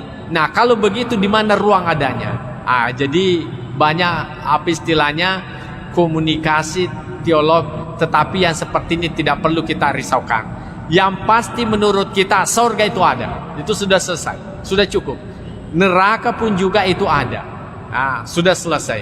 Nah, pertanyaannya, bagaimana dengan surga yang pernah ditempati Nabi Adam alaihissalam? Ini ada lagi pendapat yang berbeda. Ada yang mengatakan itu adalah surga. Surga dalam artian adalah tempat yang sangat menyenangkan. Makanya surga itu disebut dengan jannah. Dalam bahasa lain surga itu adalah tanah adalah kebun, ya. Surga yang sesungguhnya seperti yang dijanjikan kepada kita. Kenapa? Oleh karena surga yang sesungguhnya itu tidak ada lagi yang namanya larangan. Sementara surga yang ditempati Adam itu kan masih ada larangan memakan buah khuldi, ya kan? Masih ada larangan memakan buah khuldi. Berarti bukan itu surga yang sesungguhnya. Yang kemudian kalau orang sudah masuk dalam surga tidak keluar lagi. Tapi kenapa Nabi Adam alaihissalam itu masih keluar? Itu artinya belum surga yang dimaksudkan.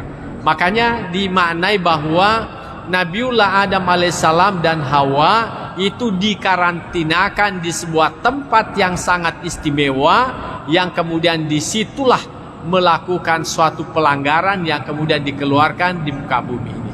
Adapun sesungguhnya neraka dan surga itu masih perawan lah sampai sekarang ini. Belum ada yang pernah masuk di dalamnya sampai sekarang ini. Ya. Kemudian belum masuk waktu ya. Ya. Kemudian bagaimana dengan surga dan neraka itu? Ya, secara majazi itu sudah ada. Ya. Biasa tuh tomato makada agak paranaka kok. Ya kan? Itu artinya kalau kita itu marah, sumpek, tidak senang, itu sebetulnya adalah hawa-hawa neraka itu. Akhirnya orang tua kita mengatakan mai mumanaraka, mumaranaka, ya. Artinya kita dalam kondisi tidak senang, tapi kalau kita tersenyum, bahagia, itu namanya surga. Ya, surga. Jadi secara majazi surga itu dan neraka itu sudah ada dalam kehidupan dunia ini. Makanya ulama kita mengatakan masuklah kalian ke dalam surga sebelum Anda memasukinya, dan jauhilah itu neraka sebelum Anda ditakdirkan masuk ke dalam neraka. Artinya apa? Jadikanlah apa yang kamu lakukan itu menyenangkan, sehingga hidupmu itu terasa nikmat. Ya, kalau kita habis salat kan nikmat rasanya. Tapi selama kita belum salat tapi sudah masuk waktu, itu kan ada rasa tersiksa, ya kan? Ada rasa tersiksa. Begitu kita selesai melakukan salat, itu aman perasaan, berarti sudah dapat surga, ya kan? Demikian juga orang yang melakukan kejahatan, maha kafi sadrika, itu kan rumusnya. Jadi apapun yang kira-kira menjanggal di dalam hatimu, maka itu adalah sesuatu yang tidak baik. Jadi ini ukurannya hati. Kalau saya ambil ini bagaimana? Ini tanda bahwa sesuatu tidak pantas kamu ambil, ya kan? Tetapi kalau ada sesuatu di depan orang siap Anda melakukannya, berarti itu adalah sesuatu yang baik, karena Anda siap untuk dilihat orang. Makanya bersedekah, membantu orang, siap untuk dilihat oleh orang. Bahkan ada orang pamerkan kebaikannya, walaupun tidak seindah dengan kebaikan yang dia lakukan. Oleh karena kebaikan itu memberikan kesenangan surga, ya. Tetapi kalau sebuah kejahatan, walaupun itu sangat kecil, tapi kita berusaha untuk berlindung, tidak mau diketahui oleh orang lain. Karena apa? Itu sebetulnya kita ini mau masuk neraka, itu sebetulnya ada sesuatu yang menyiksa batin kita. Makanya dikatakan surga itu sangat dekat dengan dirimu. Artinya ketika Anda selesai melakukan kebaikan, maka Anda merasakan nikmatnya kebaikan yang Anda lakukan itu. Saya kira ini kita merasakan secara psikologis. Tapi kalau orang melakukan kejahatan, ya mungkin hanya lewat sirene mobil saja yang mengantar jenazah, dikira lagi polisi yang mengejar-ngejarnya. Kan seperti itu, ada sesuatu yang menakutkan dalam dirinya. Iya. Tetapi bagi orang yang tidak melakukan kejahatan, apapun yang lewat tidak ada persoalan. Bahkan naik polisi sekalipun di rumahnya ketuk-ketuk juga tidak ada masalah, karena memang merasa yakin tidak ada kejahatan yang saya lakukan. Tapi kalau polisi ada yang lewat di depan orang yang bermasalah, mungkin polisi itu hanya mencari-cari keluarganya, dikiranya dia yang dicari. Ya selalu ada yang mengganggu dalam dirinya. Itu sudah masuk dalam neraka dalam dirinya. Jadi neraka itu sangat dekat dengan kehidupan kita, sangat tergantung seperti apa kita melakukan kehidupan ini. Ya, jamaah yang saya muliakan, saya kira inilah yang sempat saya sampaikan. Mudah-mudahan ada manfaatnya. Bahwasanya al-khauf war raja itu harus diseimbangkan. Dikala kita sehat itu, kita harus kedepankan al-khauf dalam arti memberi peluang kita menyadari kesalahan-kesalahan untuk kembali bertaubat kepada Allah Subhanahu wa taala. Sekalipun ar-raja itu tetap juga harus kita munculkan dalam diri kita. Tetapi manakala kita sudah di penghujung kehidupan, maka munculkanlah sifat optimis itu, supaya dengan rasa kegembiraan akan menghadap kepada Allah walaupun modal yang sedikit, maka itu bisa memberikan ketenangan untuk menghadapi yang namanya kematian itu. Saya kira inilah yang sempat saya sampaikan. Mudah-mudahan ada manfaatnya kepada kita semuanya. Bismillahirrahmanirrahim. Allahumma zaidna ilman nafi'a wa zuqna fahman wasi'a. Rabbana atina fid dunya hasanah wa fil akhirati hasanah wa qina adzabannar. Wa sallallahu ala sayyidina Muhammadin wa ala alihi wasallam ajma'in. Al-Fatihah. Bismillah.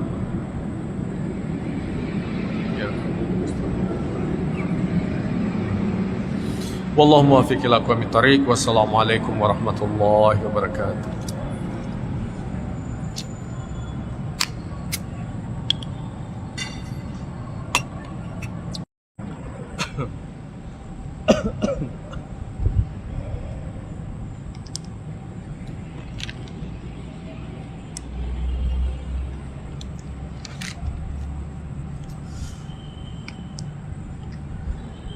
Bismillahirrahmanirrahim. Assalamualaikum warahmatullahi wabarakatuh. Alhamdulillahirabbil alamin.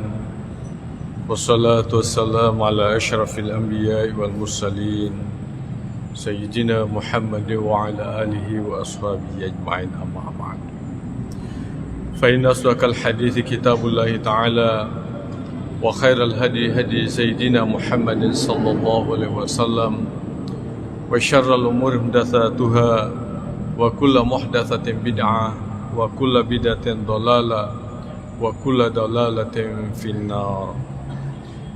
قال المصنف رحمه الله تعالى ونفعنا بعلومه في الدارين آمين. Pengajian kita pada malam hari ini adalah babul jam'i bainal khaufi war raja. Bab yang membicarakan tentang penggabungan antara khauf yakni pesimis, war raja dan optimis, takut dan pengharapan. Bulan-bulan lalu kita sudah banyak membahas tentang al-khauf. Bagaimana pada setiap diri kita ini ada rasa takut kepada Allah. Tentunya kembali kepada ketakutan dengan ancaman atas kejahatan yang pernah kita lakukan atau dosa-dosa yang kemungkinan pernah kita lakukan. Tentu penjelasan dari berbagai hadis sungguh sangat menakutkan. Bagaimana api neraka sebagai ancaman siksa kepada orang yang melakukannya, dan sungguh-sungguh amat menakutkan kepada kita semuanya. Dan tidak sedikit orang berusaha memperbaiki perilakunya, ketaatannya karena takutnya terhadap siksaan Allah Subhanahu wa taala itu. Kemudian di lain sisi kita juga diharapkan optimis, mengharap atas segala rahmat Allah Subhanahu wa taala. Oleh karena ternyata betul Allah Subhanahu wa taala memiliki sifat marah, tapi sifat marahnya itu dikalahkan oleh sifat rahmatnya Allah Subhanahu wa taala. Kalau ibarat genggaman, ya genggaman itu maka marahnya Allah Subhanahu wa taala berada dalam genggaman. Maka tentu di luar genggaman itu sebagai bentuk rahmatnya Allah Subhanahu wa taala. Karena itu sepatutnya kita senantiasa optimis, berharap atas rahmat Allah, atas kebaikan Allah, menghindarkan diri dari siksaannya. Demikian juga kita berharap atas rahmat Allah Subhanahu wa taala. Jamaah maghrib yang saya muliakan, di dalam kitab ini dikatakan, a'lam, ketahuilah, annal mukhtara lil 'abdi fi hali sihhatihi, bahwasanya pilihan terbaik kepada seorang hamba dikala kondisi sehat, ayyakuna khaifan rajian, ya, yakni menjadikan seimbang rasa takut, ya, dari siksa Allah Subhanahu wa taala dengan mengharapkan rahmat Allah. Wa yakunu khaufuhu wa raja'uhu sawa'an. Demikian juga ketakutan kepadanya dan harapan itu diharapkan betul-betul memiliki keseimbangan. Oleh karena manakala seseorang rasa takutnya yang lebih menonjol, maka dikhawatirkan itu karena dia manusia biasa yang kemungkinan pernah melakukan dosa ataukah berkali-kali melakukan dosa. Akhirnya apa? Merasa terlanjur takut. Akhirnya apa ya? Muncul dalam dirinya, biarlah sekali begitu saja ya. Oleh karena dalam pikirannya itu seolah-olah bahwa kita ini sudah tidak ada lagi jalan selamat untuk kembali kepada Allah.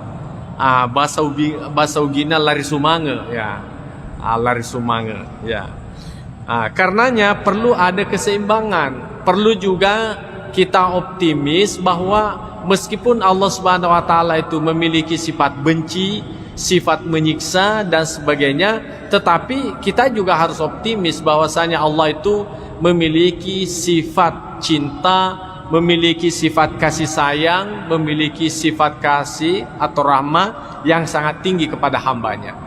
Bahkan kita memahami bahwa Allah menciptakan hambanya itu sebetulnya didasari karena cinta, didasari karena kesenangannya.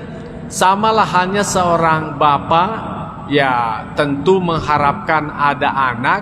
Sungguh pun dia tidak tahu bahwa anaknya nanti itu apakah dia nakal atau tidak.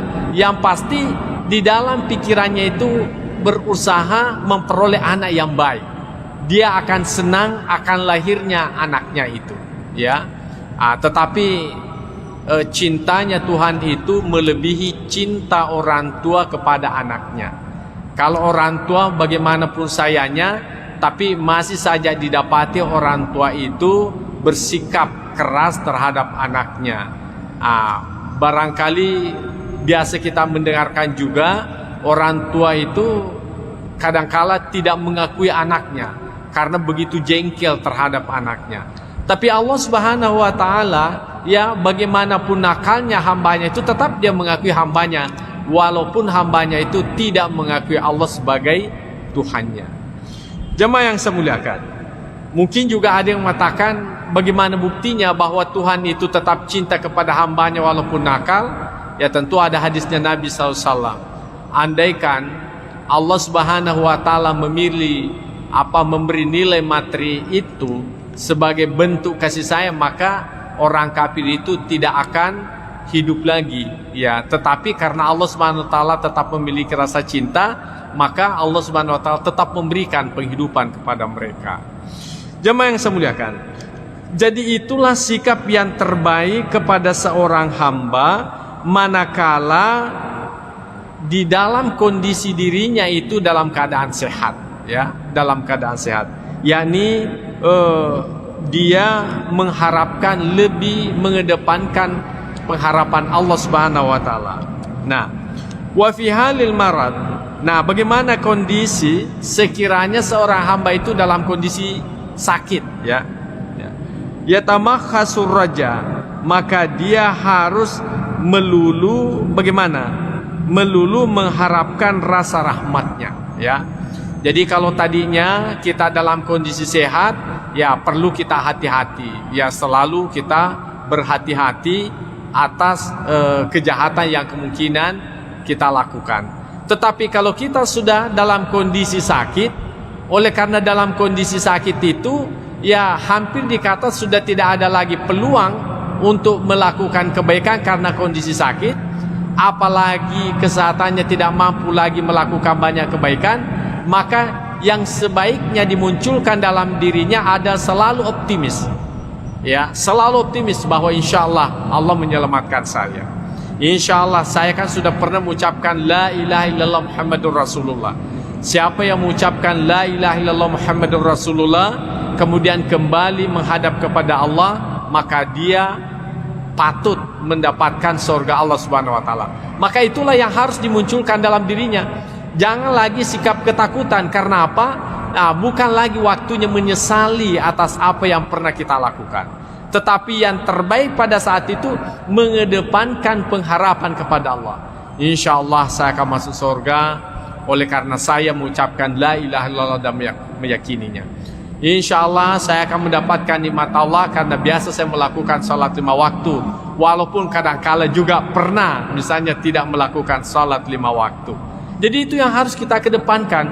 Jadi ar-raja itu dikedepankan daripada al-khauf. Kita dalam kondisi sakit, supaya apa? Kita senantiasa bergembira menghadapi kematian itu. Karena kalau kita dalam kondisi senang menghadapi itu, artinya dalam kondisi berharap dengan yang baik, maka itu bisa membuat kita lebih mudah mengucapkan la ilaha illallah Muhammadur Rasulullah ketimbang kita dalam kondisi ketakutan. Boleh jadi karena ketakutannya berlebih-lebihan sehingga dia tidak mampu lagi mengucapkan la ilaha illallah, tidak mampu lagi, tidak kuat lagi. Ya mungkin bisa dianalogikan kepada diri kita. Biasa kan kalau kita menghafal, ya kita menghafal sendiri, pokoknya lancar kan, lancar. Kemudian pada saat kita di depan guru, karena kita terlalu takut sama guru itu, menjadi gugup, akhirnya karuan kita punya hafalan. Nah seperti itulah yang diharapkan. Jadi kalau kita membiasakan dalam artian optimis, berharap bahwa kita mendapatkan rahmat Allah Subhanahu wa taala, itu yang membuat kita gembira, perasaan kita menjadi gembira, akhirnya kita mudah gampang mengucapkan la ilaha illallah Muhammadur Rasulullah dibandingkan kita dalam kondisi ketakutan. Itu tadi semacam logika yang paling dekat kepada kita. Kemudian wa qawaidus syar'i min nususil kitab was sunnah. Jadi ini sudah jelas dalam syariat sebagaimana dikemukakan di dalam kitab, artinya Al-Quran, demikian juga dikemukakan di dalam sunnah Nabi SAW wa ghaira zalik dan yang lainnya, mutazahiratun ala zalik, itu nampak jelas pada yang itu. Qala Allah Ta'ala, sebagaimana Allah Subhanahu wa taala berfirman, fala ya'manu makrallah illal qaumul khasirin. Ya, maka janganlah merasa tidak aman ya dari ujian Allah kecuali kepada kaum yang merugi. Jadi ayat ini memberikan penguatan kepada diri kita bahwa kalau kita dalam kondisi sakit, ya anggaplah misalnya menghadapi kematian, jangan kita terlalu takut ya. Jadi Allah Subhanahu wa taala mengatakan begini, jadi jangan kita merasa tidak aman. Jadi tanamkanlah diri kita bahwa insya Allah saya selamat, walaupun modal kita hanya itu la ilaha illallah. Mengapa? Sudah kan kita baca sebelumnya, siapa yang mengucapkan la ilaha illallah Muhammadur Rasulullah, kemudian di akhir ucapannya dan meyakininya, maka niscaya orang itu masuk ke dalam surga Allah Subhanahu wa taala. Yang kemudian ada sahabat bertanya, wa in zana ya Rasulullah, walaupun dia berzina, kata Nabi SAW, iya walaupun dia melakukan zina. Kemudian wa in sarakat, walaupun dia mencuri ya Rasulullah, Nabi SAW mengatakan iya tetap masuk dalam surga walaupun dia mencuri. Artinya modal la ilaha illallah, andaikan ada orang hanya modalnya itu saja kemudian menghadapi kematian, maka dengan modal itu pun juga sepatutnya dia merasa aman menghadapi kematian itu sendiri.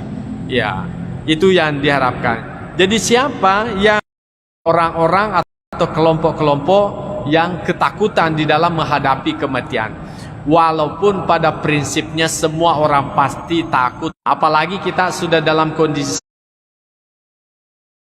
kita merasa sakitnya itu sudah penyakit yang terakhir, ya tentu di situ kita berusaha semaksimal mungkin bagaimana memunculkan ruhillah ilal qaumul kafirin.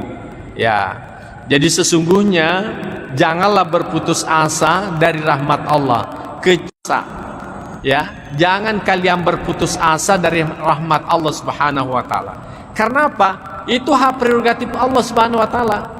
Walaupun sekiranya kita hanya modalnya beriman, la ilaha illallah, Allah mau mengampuni karena pernah kita melakukan dosa, Allah mau mengampuni karena kita banyak melakukan pelanggaran, itu tidak ada yang bisa mencegah Allah Subhanahu wa taala melakukan itu. Ya, sekalipun misalnya kalau Allah Subhanahu wa taala mengedepankan sifat keadilannya, bagaimana sifat keadilan Allah? Orang yang melakukan kejahatan ya mestinya kan disiksa.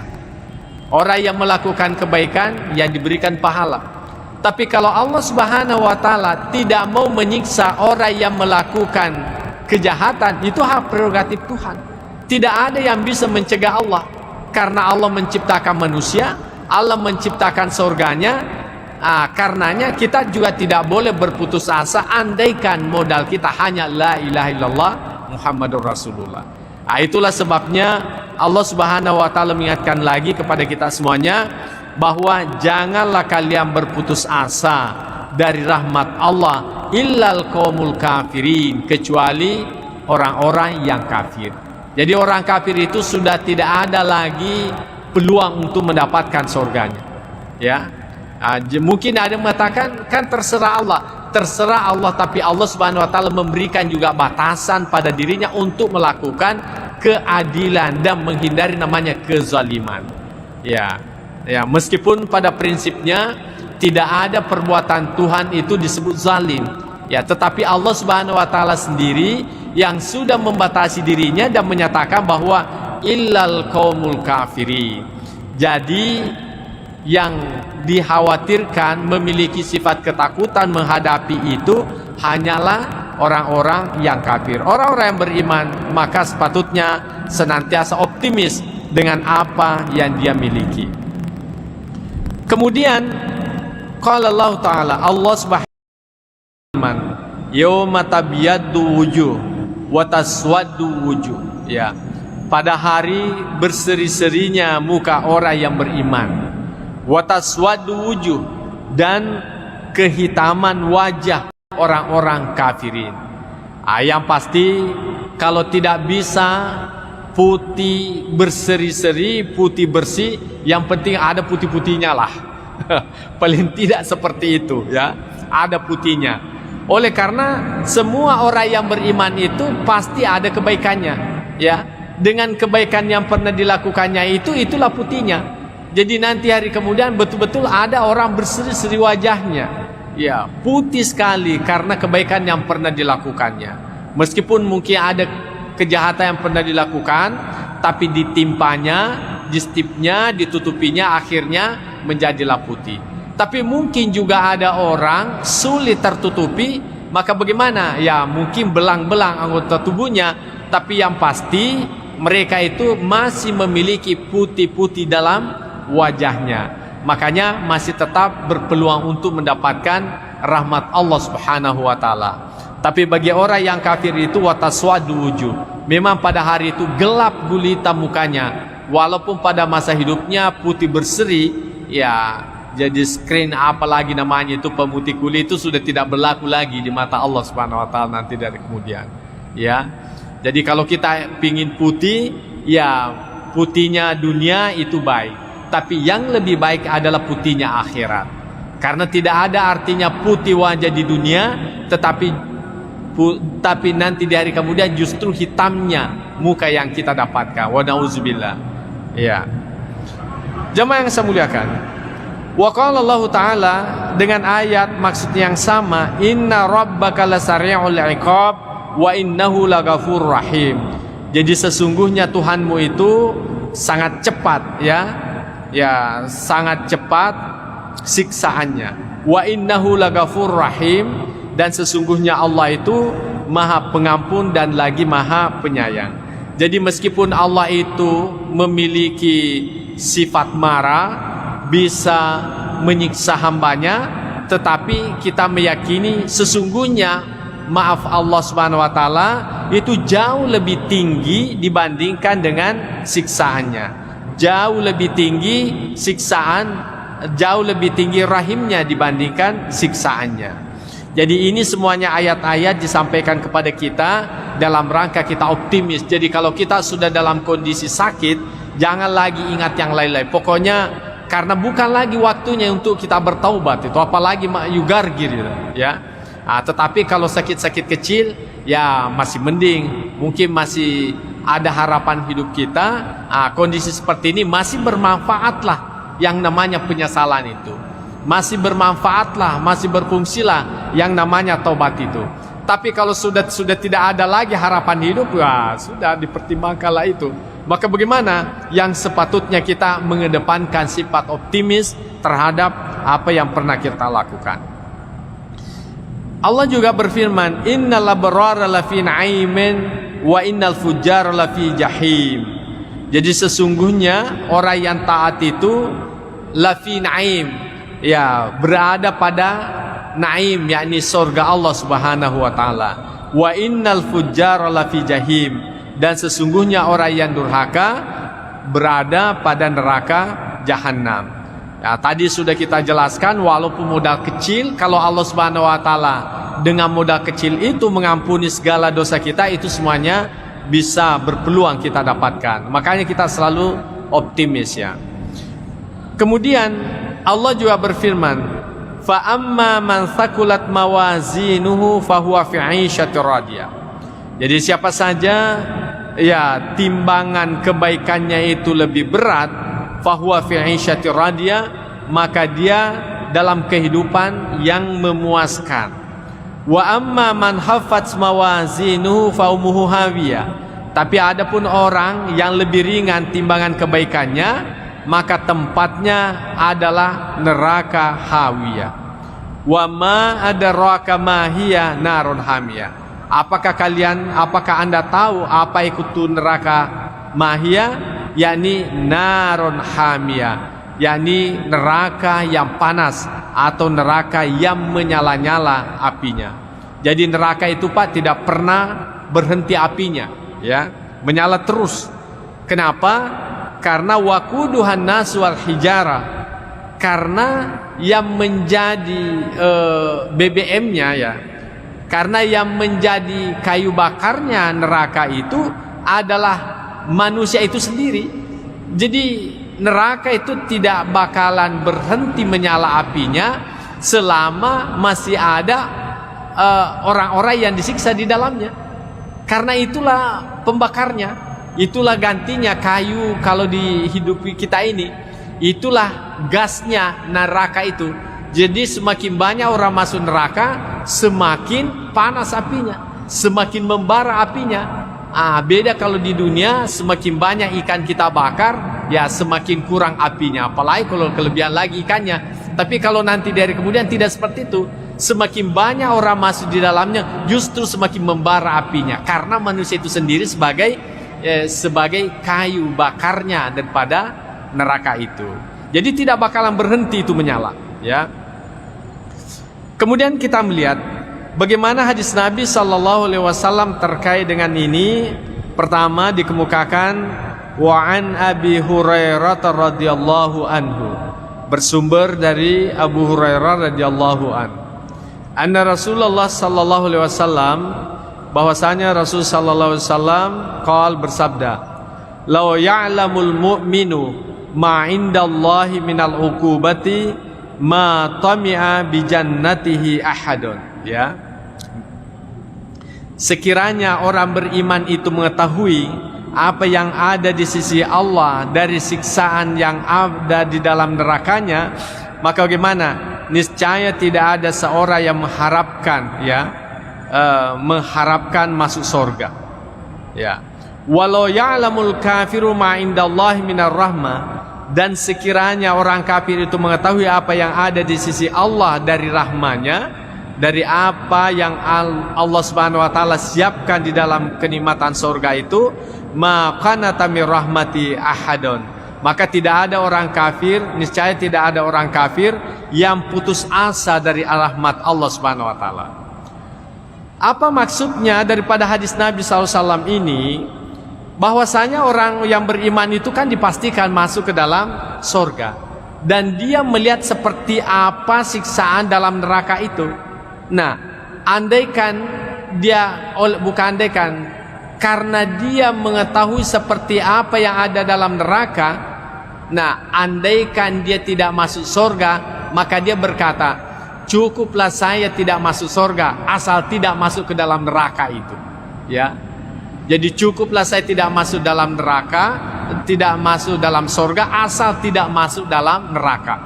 Begitu sangat menakutkan daripada siksaan api neraka itu, ya. Begitu rasa ketakutan yang kita munculkan dalam diri kita. Artinya andaikan kita ini orang beriman, Allah Subhanahu wa taala tidak menyiapkan surga, maka itu pun juga kita sudah bersyukur kepada Allah tidak masuk surga asal tidak masuk ke dalam neraka. Ya, asal tidak masuk dalam neraka. Begitu menakutkan api neraka itu. Sungguh-sungguh sangat menakutkan. Ya, andaikan seperti itu. Nah, tetapi bagaimana dengan sebaliknya? Seandainya, ya, walau ya'lamul kafiru ma indallah, sekiranya orang kafir itu tahu seperti apa kenikmatan yang Allah simpan di dalam surga Allah Subhanahu wa taala, maka niscaya tidak ada orang kafir yang putus asa, ya. Dalam arti pasti ujung-ujungnya mengucapkan la ilaha illallah Muhammadur Rasulullah, walaupun itu saja modalnya. Walaupun itu saja modalnya. Andaikan dia tahu seperti apa kenikmatan Allah Subhanahu wa taala yang disimpan dalam surganya. Begitu nikmat yang luar biasa Allah janjikan kepada orang yang beriman.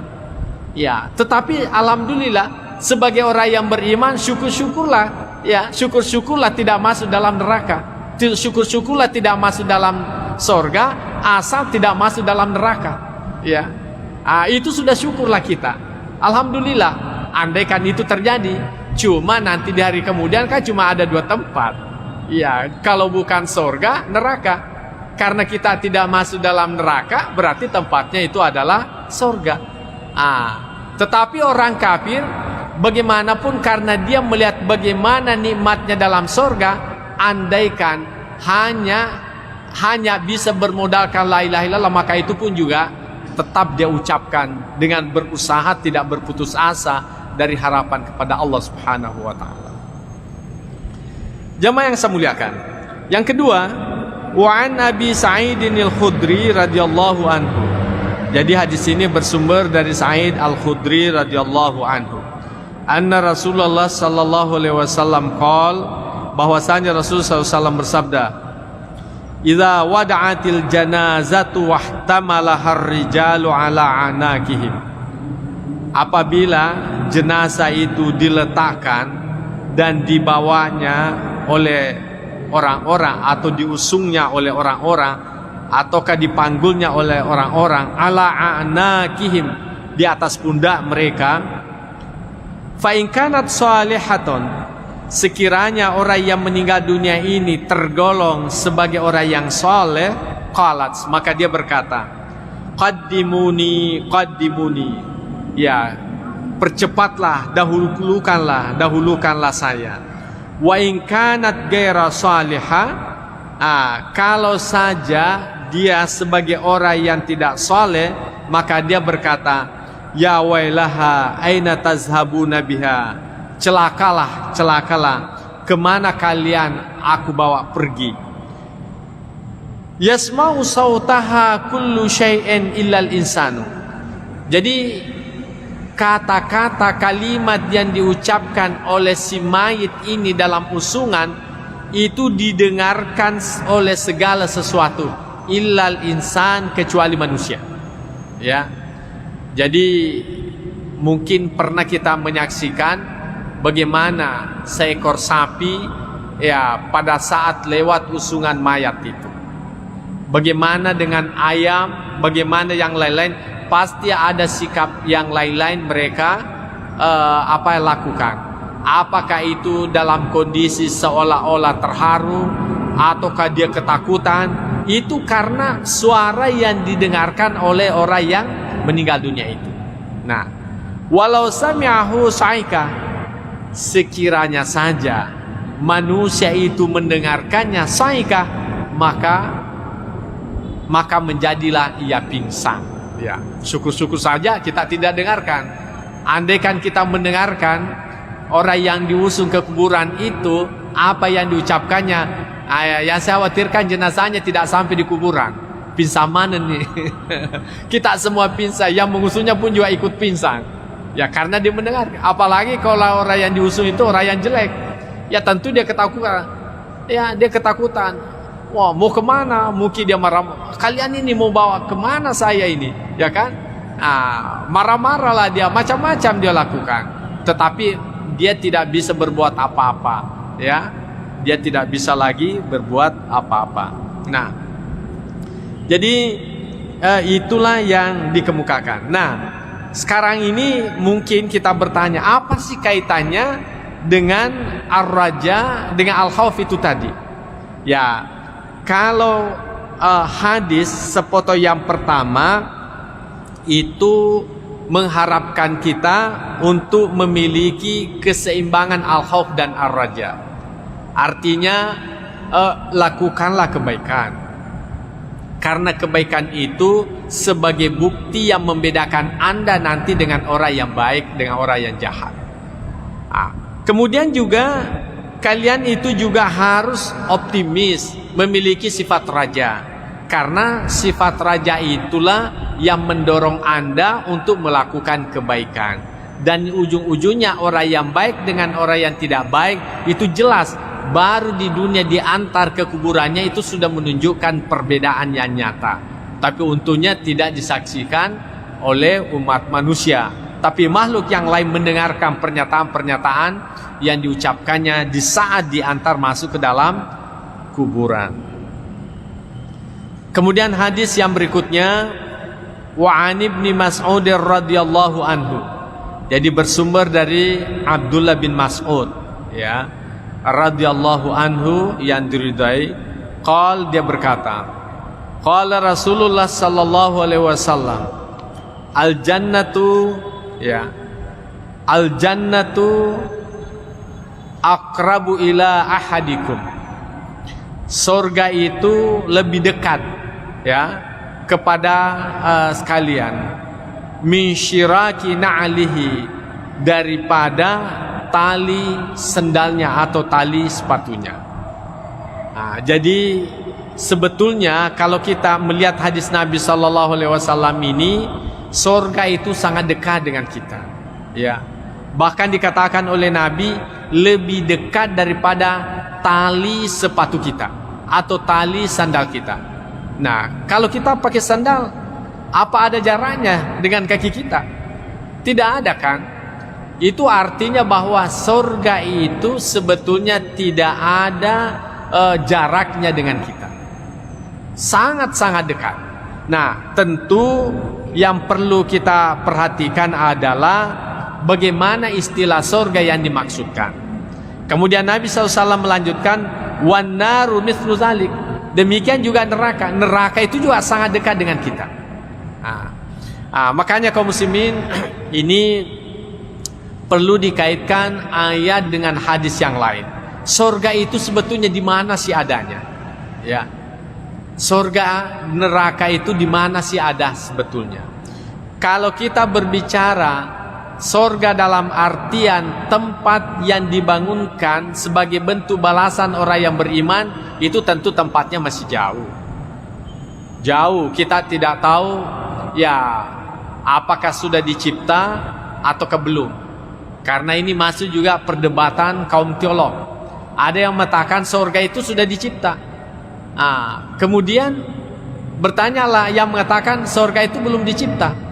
Dengan alasan apa?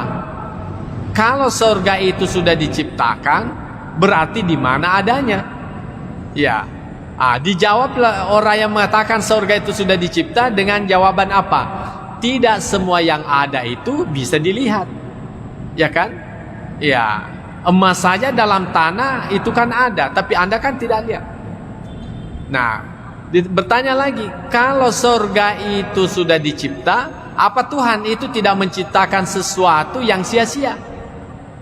Maka dijawab oleh orang yang mengatakan sudah diciptakan bahwa bagi Allah Subhanahu wa taala itu tidak ada yang sia-sia. Yang sia-sia itu hanyalah pada manusia. Jadi sesuatu itu kalau tidak digunakan, tidak difungsikan, namanya sia-sia. Tapi bagi Allah Subhanahu wa taala, karena Dia pemilih secara hakikat, maka tidak ada sia-sia baginya. Makanya Allah Subhanahu wa taala ciptakan itu bagian daripada keyakinannya, dan tidak ada urusan manusia untuk menyatakan sia-sia dan di mana tempatnya. Kemudian yang mengatakan itu bahwa neraka surga itu belum dicipta, karena apa? Neraka dan surga itu belum dicipta karena apa? Belum saatnya untuk ditempati. Ya, dan andaikan itu sudah ditempati, ya tentu menjadi persoalan di mana adanya. Ya, bukankah surga dan neraka itu ya tempatnya sangat luas, meliputi langit dan bumi. Nah, kalau begitu di mana ruang adanya? Jadi banyak istilahnya komunikasi teolog. Tetapi yang seperti ini tidak perlu kita risaukan. Yang pasti menurut kita surga itu ada. Itu sudah selesai, sudah cukup. Neraka pun juga itu ada. Sudah selesai. Nah, pertanyaannya, bagaimana dengan surga yang pernah ditempati Nabi Adam alaihissalam? Ini ada lagi pendapat yang berbeda. Ada yang mengatakan itu adalah surga. Surga dalam artian adalah tempat yang sangat menyenangkan. Makanya surga itu disebut dengan jannah. Dalam bahasa lain surga itu adalah adalah kebun, ya. Adalah kebun. Kenapa kebun itu disebut sebagai surga? Karena kebun itu kan menyenangkan. Ada buah-buahan di dalamnya, ada air di dalamnya. Pokoknya kebun itu sangat indah lah, sangat menyenangkan. Makanya disebut dengan jannah. Nah, orang yang mengatakan bahwa itu adalah bukan surga yang sesungguhnya seperti yang dijanjikan kepada kita. Kenapa? Oleh karena surga yang sesungguhnya itu tidak ada lagi yang namanya larangan. Sementara surga yang ditempati Adam itu kan masih ada larangan memakan buah khuldi, ya kan? Masih ada larangan memakan buah khuldi. Berarti bukan itu surga yang sesungguhnya. Yang kemudian kalau orang sudah masuk dalam surga tidak keluar lagi. Tapi kenapa Nabi Adam alaihissalam itu masih keluar? Itu artinya belum surga yang dimaksudkan. Makanya dimaknai bahwa Nabiullah Adam alaihissalam dan Hawa itu dikarantinakan di sebuah tempat yang sangat istimewa, yang kemudian disitulah melakukan suatu pelanggaran yang kemudian dikeluarkan di muka bumi ini. Adapun sesungguhnya neraka dan surga itu masih perawan lah sampai sekarang ini. Belum ada yang pernah masuk di dalamnya sampai sekarang ini. Ya. Kemudian belum masuk waktu ya. Ya. Kemudian bagaimana dengan surga dan neraka itu? Ya, secara majazi itu sudah ada. Ya. Biasa tuh tomato makada agak paranaka kok. Ya kan? Itu artinya kalau kita itu marah, sumpek, tidak senang, itu sebetulnya adalah hawa-hawa neraka itu. Akhirnya orang tua kita mengatakan mai mumanaraka, mumaranaka, ya. Artinya kita dalam kondisi tidak senang. Tapi kalau kita tersenyum, bahagia, itu namanya surga. Ya, surga. Jadi secara majazi surga itu dan neraka itu sudah ada dalam kehidupan dunia ini. Makanya ulama kita mengatakan, masuklah kalian ke dalam surga sebelum Anda memasukinya, dan jauhilah itu neraka sebelum Anda ditakdirkan masuk ke dalam neraka. Artinya apa? Jadikanlah apa yang kamu lakukan itu menyenangkan, sehingga hidupmu itu terasa nikmat. Ya, kalau kita habis salat kan nikmat rasanya. Tapi selama kita belum salat, tapi sudah masuk waktu, itu kan ada rasa tersiksa. Ya kan? Ada rasa tersiksa. Begitu kita selesai melakukan salat, itu aman perasaan. Berarti sudah dapat surga. Ya kan? Demikian juga orang yang melakukan kejahatan, maha kafi sadrika, itu kan rumusnya. Jadi apapun yang kira-kira menjanggal di dalam hatimu, maka itu adalah sesuatu yang tidak baik. Jadi ini ukurannya hati. Kalau saya ambil ini bagaimana? Ini tanda bahwa sesuatu tidak pantas kamu ambil, ya kan? Tetapi kalau ada sesuatu di depan orang siap Anda melakukannya, berarti itu adalah sesuatu yang baik, karena Anda siap untuk dilihat orang. Makanya bersedekah, membantu orang, siap untuk dilihat oleh orang. Bahkan ada orang pamerkan kebaikannya, walaupun tidak seindah dengan kebaikan yang dia lakukan, oleh karena kebaikan itu memberikan kesenangan surga, ya. Nah, tetapi kalau sebuah kejahatan, walaupun itu sangat kecil, tapi kita berusaha untuk berlindung, tidak mau diketahui oleh orang lain. Karena apa? Itu sebetulnya kita ini mau masuk neraka itu sebetulnya. Ada sesuatu yang menyiksa batin kita. Makanya dikatakan surga itu sangat dekat dengan dirimu. Artinya ketika Anda selesai melakukan kebaikan, maka Anda merasakan nikmatnya kebaikan yang Anda lakukan itu. Saya kira ini kita merasakan secara psikologis. Tapi kalau orang melakukan kejahatan, ya mungkin hanya lewat sirene mobil saja yang mengantar jenazah, dikira lagi polisi yang mengejar-ngejarnya. Kan seperti itu, ada sesuatu yang menakutkan dalam dirinya. Iya. Tetapi bagi orang yang tidak melakukan kejahatan, apapun yang lewat tidak ada persoalan. Bahkan naik polisi sekalipun di rumahnya ketuk-ketuk juga tidak ada masalah, karena memang merasa yakin tidak ada kejahatan yang saya lakukan. Tapi kalau polisi ada yang lewat di depan orang yang bermasalah, mungkin polisi itu hanya mencari-cari keluarganya, dikiranya dia yang dicari. Ya selalu ada yang mengganggu dalam dirinya. Itu sudah masuk dalam neraka dalam dirinya. Jadi neraka itu sangat dekat dengan kehidupan kita, sangat tergantung seperti apa kita melakukan kehidupan ini. Ya, jamaah yang saya muliakan, saya kira inilah yang sempat saya sampaikan. Mudah-mudahan ada manfaatnya. Bahwasanya al-khauf war raja itu harus diseimbangkan. Dikala kita sehat itu kita harus kedepankan al-khauf dalam arti memberi peluang kita menyadari kesalahan-kesalahan untuk kembali bertaubat kepada Allah Subhanahu wa taala. Sekalipun ar-raja itu tetap juga harus kita munculkan dalam diri kita.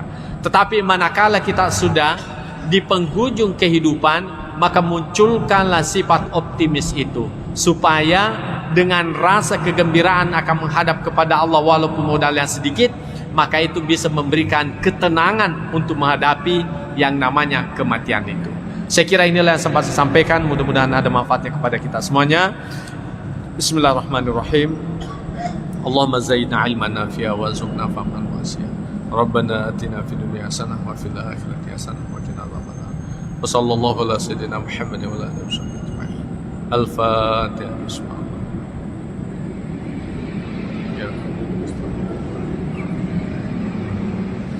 Wallahu muwaffiq ila aqwamit thariq. Wassalamualaikum warahmatullahi wabarakatuh.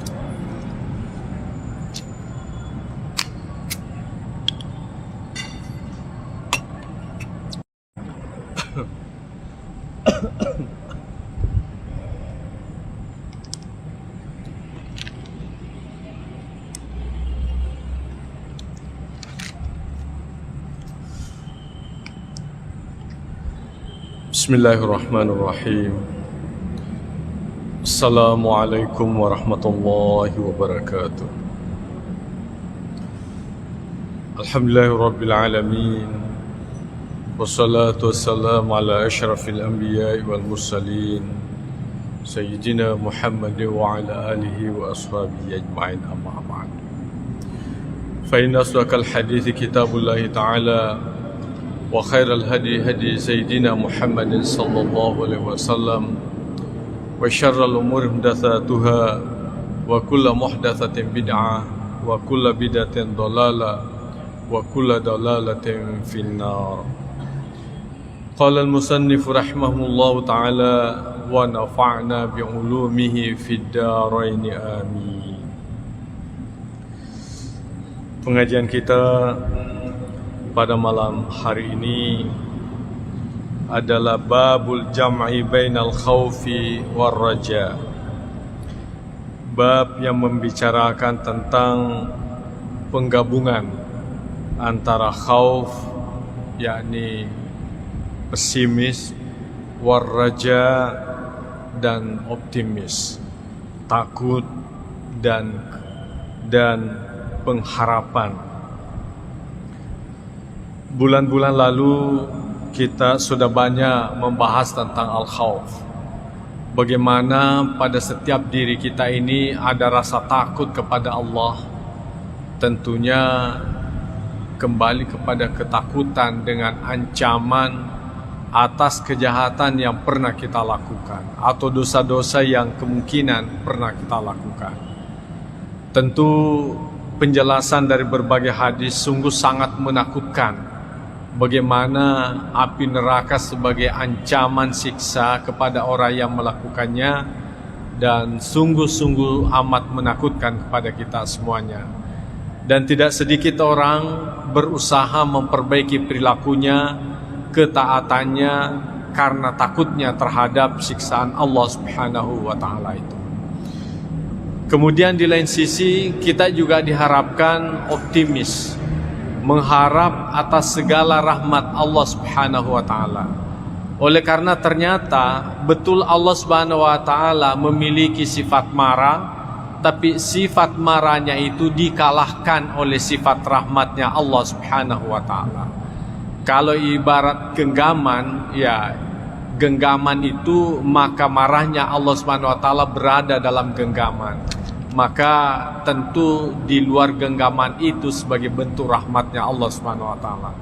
Karena itu sepatutnya kita senantiasa optimis, berharap atas rahmat Allah, atas kebaikan Allah, menghindarkan diri dari siksaannya. Demikian juga kita berharap atas rahmat Allah Subhanahu wa ta'ala. Jamaah maghrib yang saya muliakan, di dalam kitab ini dikatakan, a'lam, ketahuilah, annal mukhtara lil abdi fi hali sihhatihi, bahwasanya pilihan terbaik kepada seorang hamba dikala kondisi sehat, ayyakuna khaifan rajian, ya, yakni menjadikan seimbang rasa takut, ya, dari siksa Allah Subhanahu wa taala dengan mengharapkan rahmat Allah.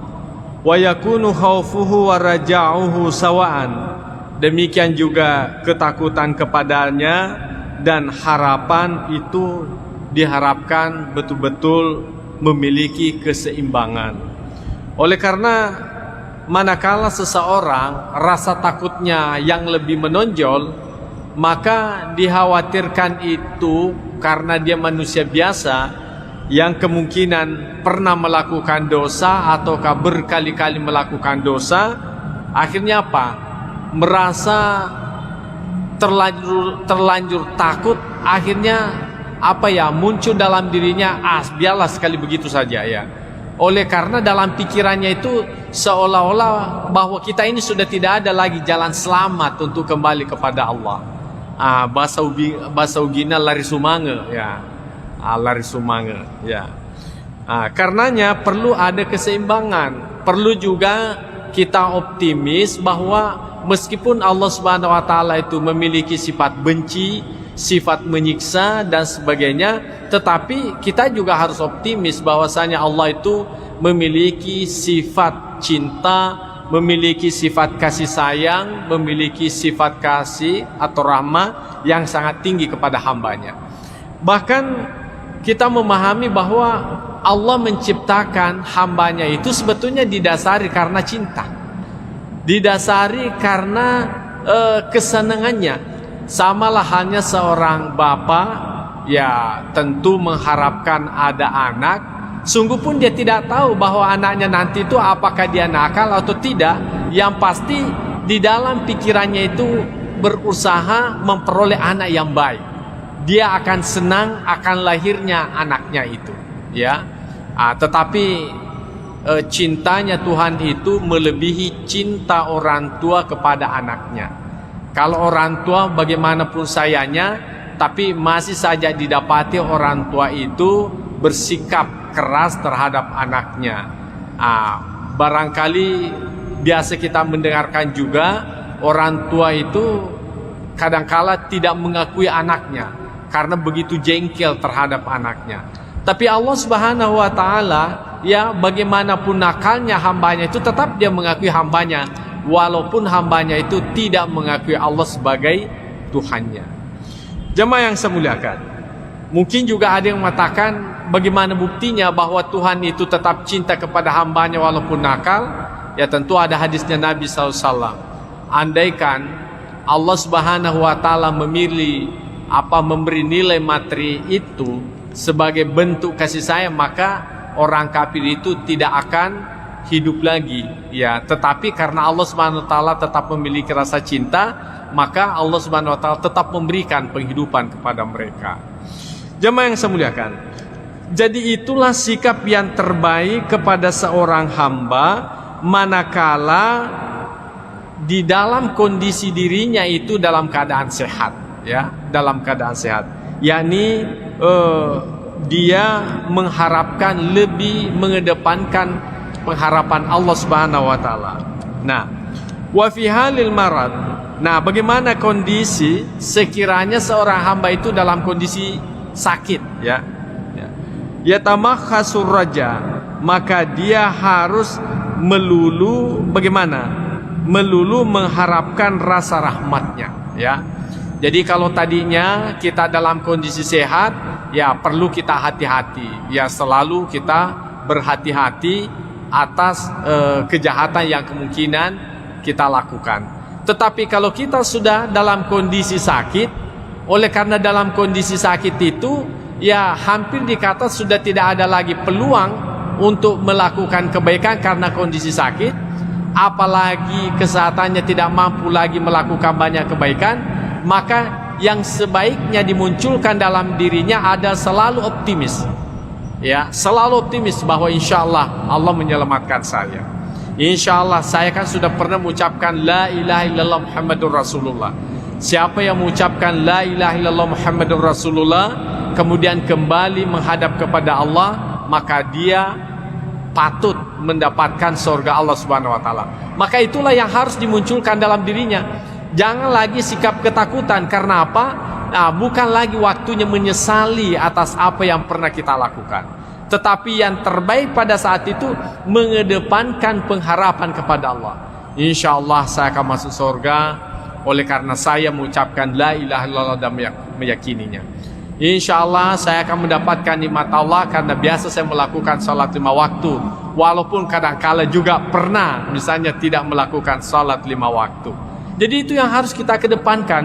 Jadi ar-raja itu dikedepankan daripada al-khauf. Kita dalam kondisi sakit, supaya apa? Kita senantiasa bergembira menghadapi kematian itu. Karena kalau kita dalam kondisi senang menghadapi itu, artinya dalam kondisi berharap dengan yang baik, maka itu bisa membuat kita lebih mudah mengucapkan la ilaha illallah Muhammadur Rasulullah ketimbang kita dalam kondisi ketakutan.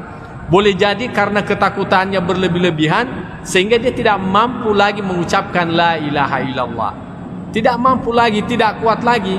Ya mungkin bisa dianalogikan kepada diri kita. Biasa kan kalau kita menghafal, ya kita menghafal sendiri, pokoknya lancar kan, lancar. Kemudian pada saat kita di depan guru, karena kita terlalu takut sama guru itu, menjadi gugup, akhirnya karuan kita punya hafalan. Nah seperti itulah yang diharapkan. Jadi kalau kita membiasakan dalam artian optimis, berharap bahwa kita mendapatkan rahmat Allah Subhanahu wa taala, itu yang membuat kita gembira, perasaan kita menjadi gembira, akhirnya kita mudah gampang mengucapkan la ilaha illallah Muhammadur Rasulullah dibandingkan kita dalam kondisi ketakutan. Itu tadi semacam logika yang paling dekat kepada kita. Kemudian wa qawaidus syar'i min nususil kitab was sunnah. Jadi ini sudah jelas dalam syariat sebagaimana dikemukakan di dalam kitab, artinya Al-Quran, demikian juga dikemukakan di dalam sunnah Nabi SAW wa ghaira zalik dan yang lainnya, mutazahiratun ala zalik, itu nampak jelas pada yang itu. Qala Allah Ta'ala, sebagaimana Allah Subhanahu wa taala berfirman, fala ya'manu makrallah illal qaumul khasirin. Ya, maka janganlah merasa tidak aman ya dari ujian Allah kecuali kepada kaum yang merugi. Jadi ayat ini memberikan penguatan kepada diri kita bahwa kalau kita dalam kondisi sakit, ya anggaplah misalnya menghadapi kematian, jangan kita terlalu takut ya. Jadi Allah Subhanahu wa taala mengatakan begini, jadi jangan kita merasa tidak aman. Jadi tanamkanlah diri kita bahwa insya Allah saya selamat, walaupun modal kita hanya itu la ilaha illallah. Mengapa? Sudah kan kita baca sebelumnya, siapa yang mengucapkan la ilaha illallah Muhammadur Rasulullah, kemudian di akhir ucapannya dan meyakininya, maka niscaya orang itu masuk ke dalam surga Allah Subhanahu wa taala. Yang kemudian ada sahabat bertanya, wa in zana ya Rasulullah, walaupun dia berzina, kata Nabi SAW, iya walaupun dia melakukan zina. Kemudian wa in sarakat, walaupun dia mencuri ya Rasulullah, Nabi SAW mengatakan iya tetap masuk dalam surga walaupun dia mencuri. Artinya modal la ilaha illallah, andaikan ada orang hanya modalnya itu saja kemudian menghadapi kematian, maka dengan modal itu pun juga sepatutnya dia merasa aman menghadapi kematian itu sendiri. Ya, itu yang diharapkan. Jadi siapa yang orang-orang atau kelompok-kelompok yang ketakutan di dalam menghadapi kematian, walaupun pada prinsipnya semua orang pasti takut, apalagi kita sudah dalam kondisi kita merasa sakitnya itu sudah penyakit yang terakhir, ya tentu di situ kita berusaha semaksimal mungkin bagaimana memunculkan ruhillah ilal qaumul kafirin. Ya, jadi sesungguhnya janganlah berputus asa dari rahmat Allah Ya, jangan kalian berputus asa dari rahmat Allah Subhanahu wa taala. Karena apa? Itu hak prerogatif Allah Subhanahu wa taala. Walaupun sekiranya kita hanya modalnya beriman, la ilaha illallah, Allah mau mengampuni karena pernah kita melakukan dosa, Allah mau mengampuni karena kita banyak melakukan pelanggaran, itu tidak ada yang bisa mencegah Allah Subhanahu wa taala melakukan itu. Ya. Ya, sekalipun misalnya kalau Allah Subhanahu wa taala mengedepankan sifat keadilannya, bagaimana sifat keadilan Allah? Orang yang melakukan kejahatan ya mestinya kan disiksa. Orang yang melakukan kebaikan yang diberikan pahala. Tapi kalau Allah Subhanahu wa taala tidak mau menyiksa orang yang melakukan kejahatan, itu hak prerogatif Tuhan. Tidak ada yang bisa mencegah Allah. Karena Allah menciptakan manusia, Allah menciptakan surganya. Karenanya kita juga tidak boleh berputus asa andaikan modal kita hanya la ilaha illallah Muhammadur Rasulullah. Itulah sebabnya Allah Subhanahu wa taala mengingatkan lagi kepada kita semuanya bahwa janganlah kalian berputus asa dari rahmat Allah illal qaumul kafirin, kecuali orang-orang yang kafir. Jadi orang kafir itu sudah tidak ada lagi peluang untuk mendapatkan surganya. Ya. Mungkin ada yang mengatakan kan terserah Allah, tapi Allah Subhanahu wa taala memberikan juga batasan pada dirinya untuk melakukan keadilan dan menghindari namanya kezaliman. Ya, meskipun pada prinsipnya tidak ada perbuatan Tuhan itu disebut zalim. Ya, tetapi Allah Subhanahu wa taala sendiri yang sudah membatasi dirinya dan menyatakan bahwa illal qaumul kafirin. Jadi yang dikhawatirkan memiliki sifat ketakutan menghadapi itu hanyalah orang-orang yang kafir. Orang-orang yang beriman maka sepatutnya senantiasa optimis dengan apa yang dia miliki. Kemudian qala Allah taala, Allah Subhanahu wa taala, yauma tabyaddu wujuh wa taswaddu wujuh. Ya, pada hari berseri-serinya muka orang yang beriman, wa taswaddu wujuh, dan kehitaman wajah orang-orang kafirin. Yang pasti kalau tidak bisa putih berseri-seri, putih bersih, yang penting ada putih-putihnya lah. Paling tidak seperti itu ya, ada putihnya. Oleh karena semua orang yang beriman itu pasti ada kebaikannya ya. Dengan kebaikan yang pernah dilakukannya itulah putihnya. Jadi nanti hari kemudian betul-betul ada orang berseri-seri wajahnya. Ya, putih sekali karena kebaikan yang pernah dilakukannya. Meskipun mungkin ada kejahatan yang pernah dilakukan, tapi ditimpanya, distipnya, ditutupinya, akhirnya menjadilah putih.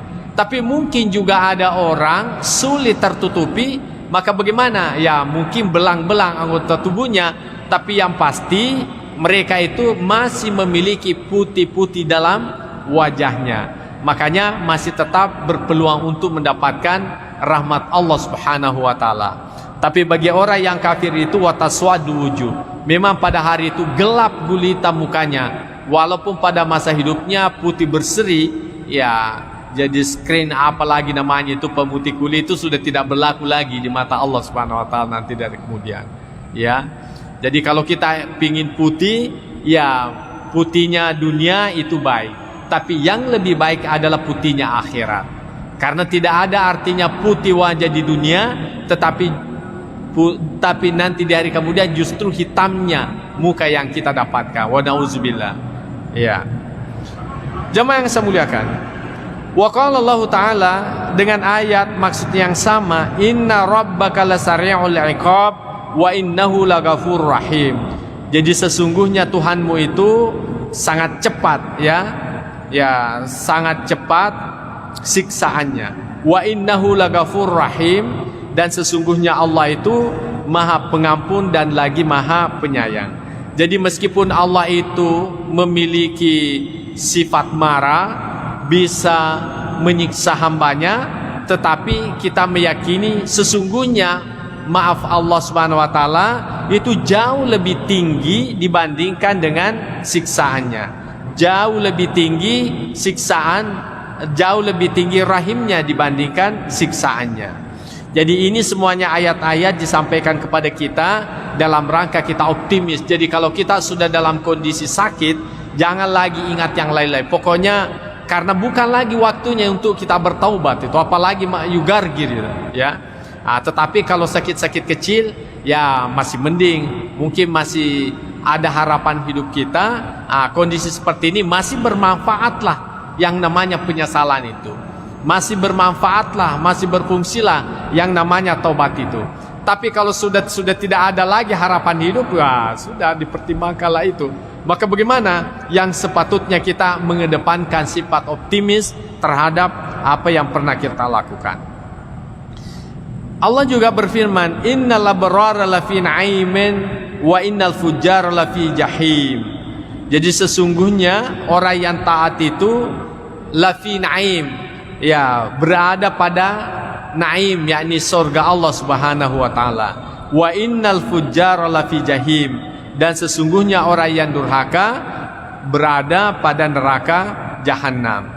Ya, tadi sudah kita jelaskan, walaupun modal kecil, kalau Allah Subhanahu wa taala dengan modal kecil itu mengampuni segala dosa kita, itu semuanya bisa berpeluang kita dapatkan. Makanya kita selalu optimis, ya.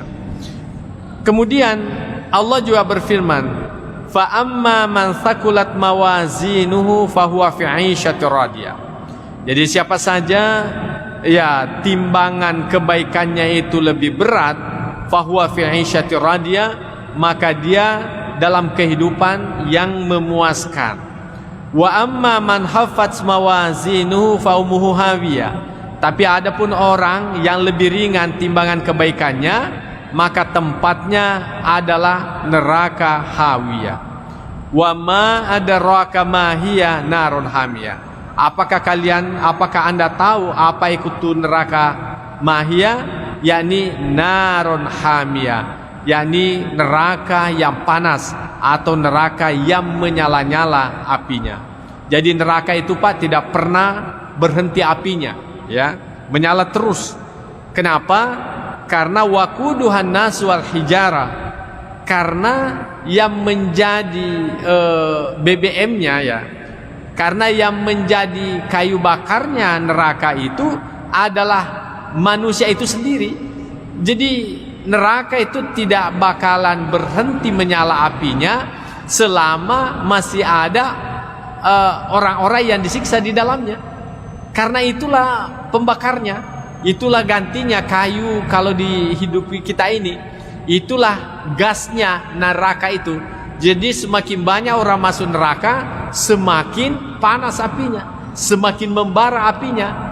Beda kalau di dunia, semakin banyak ikan kita bakar, ya semakin kurang apinya. Apalagi kalau kelebihan lagi ikannya. Tapi kalau nanti dari kemudian tidak seperti itu, semakin banyak orang masuk di dalamnya, justru semakin membara apinya. Karena manusia itu sendiri sebagai kayu bakarnya daripada neraka itu.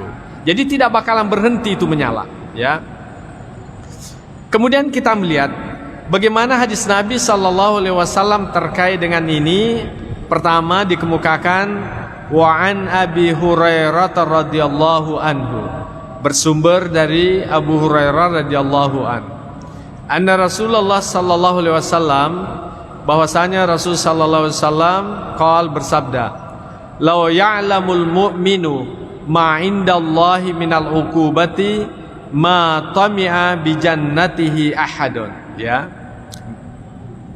Sekiranya orang beriman itu mengetahui apa yang ada di sisi Allah dari siksaan yang ada di dalam nerakanya, maka bagaimana? Niscaya tidak ada seorang yang mengharapkan, ya, mengharapkan masuk surga, ya. Walau ya'lamul kafiru ma indallahi minar rahmah, dan sekiranya orang kafir itu mengetahui apa yang ada di sisi Allah dari rahmanya, dari apa yang Allah Subhanahu wa taala siapkan di dalam kenikmatan surga itu, maka natamir rahmati ahadun, maka tidak ada orang kafir, niscaya tidak ada orang kafir yang putus asa dari rahmat Allah Subhanahu wa taala. Apa maksudnya daripada hadis Nabi SAW ini? Bahwasanya orang yang beriman itu kan dipastikan masuk ke dalam surga, dan dia melihat seperti apa siksaan dalam neraka itu. Nah, karena dia mengetahui seperti apa yang ada dalam neraka. Nah, andaikan dia tidak masuk surga, maka dia berkata, cukuplah saya tidak masuk surga asal tidak masuk ke dalam neraka itu. Ya.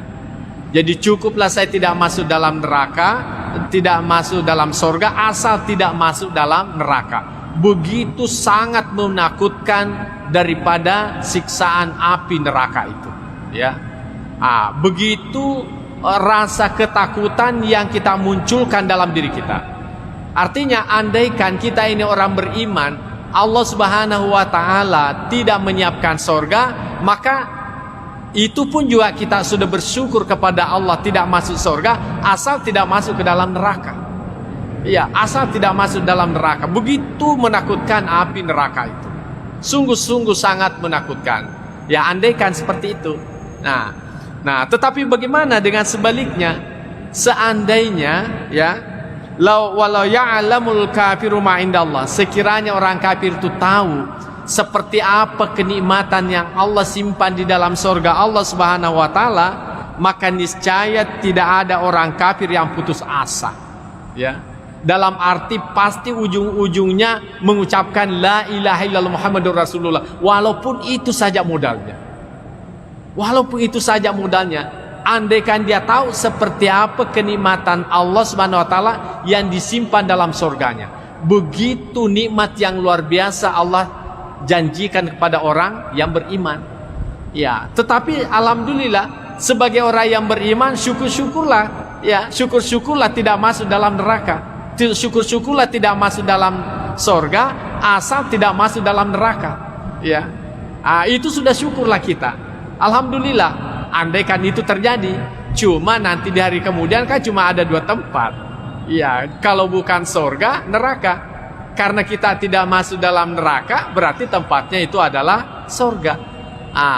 Tetapi orang kafir, bagaimanapun karena dia melihat bagaimana nikmatnya dalam surga, andaikan hanya bisa bermodalkan la ilaha illallah, maka itu pun juga tetap dia ucapkan dengan berusaha tidak berputus asa dari harapan kepada Allah Subhanahu wa taala.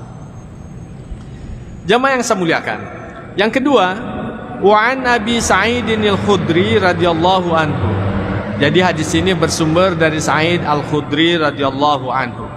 Anna Rasulullah sallallahu alaihi wasallam qala, bahwasanya Rasulullah SAW bersabda, idza wada'atil janazatu wahtamalahar rijalu ala anakihim, apabila jenazah itu diletakkan dan dibawanya oleh orang-orang atau diusungnya oleh orang-orang ataukah dipanggulnya oleh orang-orang, ala anakihim, di atas pundak mereka, fa in kanat salihatun, sekiranya orang yang meninggal dunia ini tergolong sebagai orang yang soleh, qalat, maka dia berkata, qaddimuni, ya, percepatlah, dahulukanlah saya. Wa in kanat ghaira salihah, kalau saja dia sebagai orang yang tidak soleh, maka dia berkata, ya wailaha aina tazhabuna biha, celakalah, kemana kalian aku bawa pergi. Yasma'u sautaha kullu syai'in illal insanu. Jadi kata-kata kalimat yang diucapkan oleh si mayit ini dalam usungan itu didengarkan oleh segala sesuatu, illal insan, kecuali manusia. Ya. Jadi mungkin pernah kita menyaksikan bagaimana seekor sapi, ya, pada saat lewat usungan mayat itu. Bagaimana dengan ayam, bagaimana yang lain-lain, pasti ada sikap yang lain-lain mereka lakukan. Apakah itu dalam kondisi seolah-olah terharu ataukah dia ketakutan? Itu karena suara yang didengarkan oleh orang yang meninggal dunia itu. Nah, walau sami'ahu sa'ika, sekiranya saja manusia itu mendengarkannya saika, maka menjadilah ia pingsan. Ya, syukur-syukur saja kita tidak dengarkan. Andaikan kita mendengarkan orang yang diusung ke kuburan itu, apa yang diucapkannya, yang saya khawatirkan jenazahnya tidak sampai di kuburan. Pinsamanan nih. Kita semua pingsan, yang mengusungnya pun juga ikut pingsan. Ya, karena dia mendengar. Apalagi kalau orang yang diusung itu orang yang jelek, ya tentu dia ketakutan. Ya, dia ketakutan. Wah, mau kemana? Mungkin dia marah. Kalian ini mau bawa kemana saya ini? Ya kan? Marah-marahlah dia, macam-macam dia lakukan. Tetapi dia tidak bisa berbuat apa-apa. Ya, dia tidak bisa lagi berbuat apa-apa. Nah, jadi itulah yang dikemukakan. Nah, sekarang ini mungkin kita bertanya, apa sih kaitannya dengan ar-raja, dengan al-khauf itu tadi? Ya, kalau hadis sepoto yang pertama itu mengharapkan kita untuk memiliki keseimbangan al-khauf dan ar-raja. Artinya lakukanlah kebaikan, karena kebaikan itu sebagai bukti yang membedakan Anda nanti dengan orang yang baik dengan orang yang jahat. Kemudian juga kalian itu juga harus optimis, memiliki sifat raja, karena sifat raja itulah yang mendorong Anda untuk melakukan kebaikan.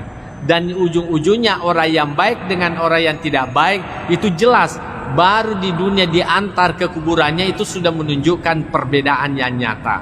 Tapi untungnya tidak disaksikan oleh umat manusia, tapi makhluk yang lain mendengarkan pernyataan-pernyataan yang diucapkannya di saat diantar masuk ke dalam kuburan.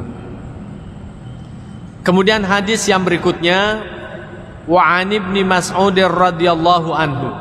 Jadi bersumber dari Abdullah bin Mas'ud, ya, radhiyallahu anhu, yang diridai. Dia berkata, qala Rasulullah sallallahu alaihi wasallam, al jannatu, ya, al jannatu aqrabu ila ahadikum. Surga itu lebih dekat, ya, kepada sekalian, min syiraki na'alihi, daripada tali sendalnya atau tali sepatunya. Jadi sebetulnya kalau kita melihat hadis Nabi Sallallahu Alaihi Wasallam ini, surga itu sangat dekat dengan kita, ya. Bahkan dikatakan oleh Nabi lebih dekat daripada tali sepatu kita atau tali sandal kita. Nah, kalau kita pakai sandal, apa ada jaraknya dengan kaki kita? Tidak ada, kan? Itu artinya bahwa surga itu sebetulnya tidak ada jaraknya dengan kita, sangat-sangat dekat. Nah, tentu yang perlu kita perhatikan adalah bagaimana istilah surga yang dimaksudkan. Kemudian Nabi SAW melanjutkan, wan naru mithlu zalik. Demikian juga neraka. Neraka itu juga sangat dekat dengan kita. Makanya kaum muslimin, ini perlu dikaitkan ayat dengan hadis yang lain. Surga itu sebetulnya di mana sih adanya? Ya. Surga, neraka itu di mana sih ada sebetulnya?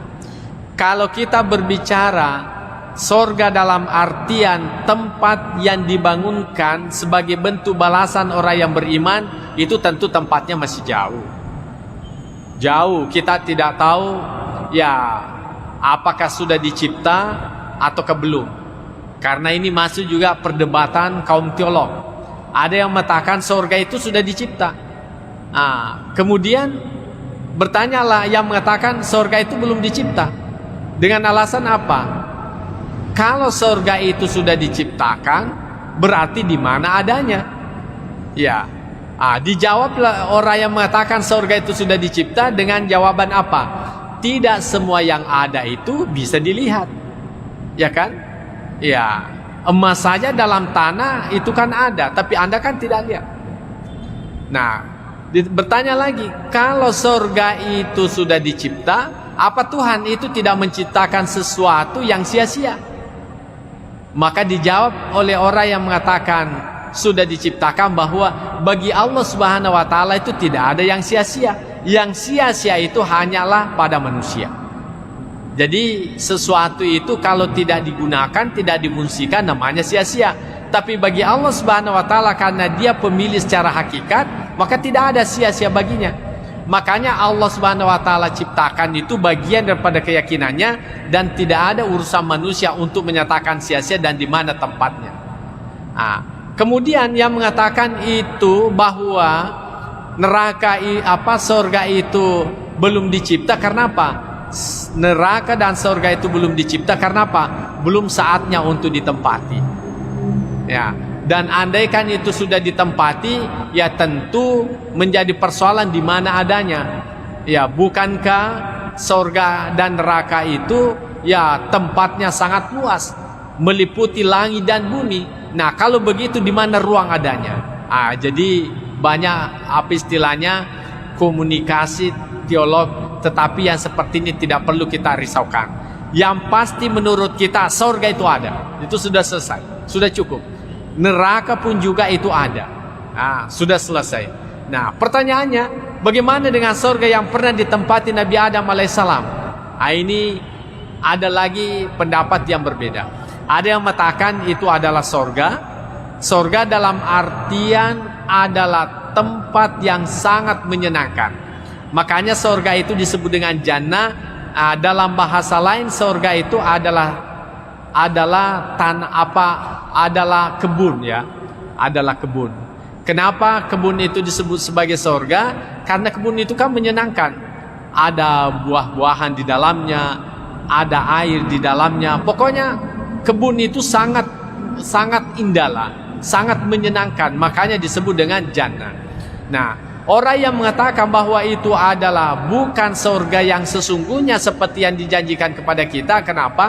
Oleh karena surga yang sesungguhnya itu tidak ada lagi yang namanya larangan. Sementara surga yang ditempati Adam itu kan masih ada larangan memakan buah huldi, ya kan? Masih ada larangan memakan buah huldi. Berarti bukan itu surga yang sesungguhnya. Yang kemudian kalau orang sudah masuk dalam surga tidak keluar lagi. Tapi kenapa Nabi Adam alaihissalam itu masih keluar? Itu artinya belum surga yang dimaksudkan. Makanya dimaknai bahwa Nabiullah Adam alaihissalam dan Hawa itu dikarantinakan di sebuah tempat yang sangat istimewa, yang kemudian disitulah melakukan suatu pelanggaran yang kemudian dikeluarkan di muka bumi ini. Adapun sesungguhnya neraka dan surga itu masih perawan lah sampai sekarang ini. Belum ada yang pernah masuk di dalamnya sampai sekarang ini. Ya. Kemudian belum masuk waktu ya. Ya. Kemudian bagaimana dengan surga dan neraka itu? Ya, secara majazi itu sudah ada. Ya. Biasa tuh tomato makada agak paranaka, ya kan? Itu artinya kalau kita itu marah, sumpek, tidak senang, itu sebetulnya adalah hawa-hawa neraka itu. Akhirnya orang tua kita mengatakan mai mumanaraka, mumaranaka, ya. Artinya kita dalam kondisi tidak senang. Tapi kalau kita tersenyum, bahagia, itu namanya surga. Ya, surga. Jadi secara majazi surga itu dan neraka itu sudah ada dalam kehidupan dunia ini. Makanya ulama kita mengatakan, masuklah kalian ke dalam surga sebelum Anda memasukinya, dan jauhilah itu neraka sebelum Anda ditakdirkan masuk ke dalam neraka. Artinya apa? Jadikanlah apa yang kamu lakukan itu menyenangkan, sehingga hidupmu itu terasa nikmat. Ya, kalau kita habis salat kan nikmat rasanya. Tapi selama kita belum salat, tapi sudah masuk waktu, itu kan ada rasa tersiksa, ya kan? Ada rasa tersiksa. Begitu kita selesai melakukan salat, itu aman perasaan. Berarti sudah dapat surga, ya kan? Demikian juga orang yang melakukan kejahatan, maha kafi sadrika, itu kan rumusnya.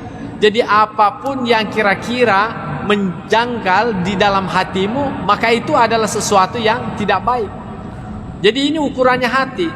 Kalau saya ambil ini bagaimana? Ini tanda bahwa sesuatu tidak pantas kamu ambil, ya kan? Tetapi kalau ada sesuatu di depan orang siap Anda melakukannya, berarti itu adalah sesuatu yang baik, karena Anda siap untuk dilihat orang. Makanya bersedekah, membantu orang, siap untuk dilihat oleh orang. Bahkan ada orang pamerkan kebaikannya, walaupun tidak seindah dengan kebaikan yang dia lakukan, oleh karena kebaikan itu memberikan kesenangan surga, ya.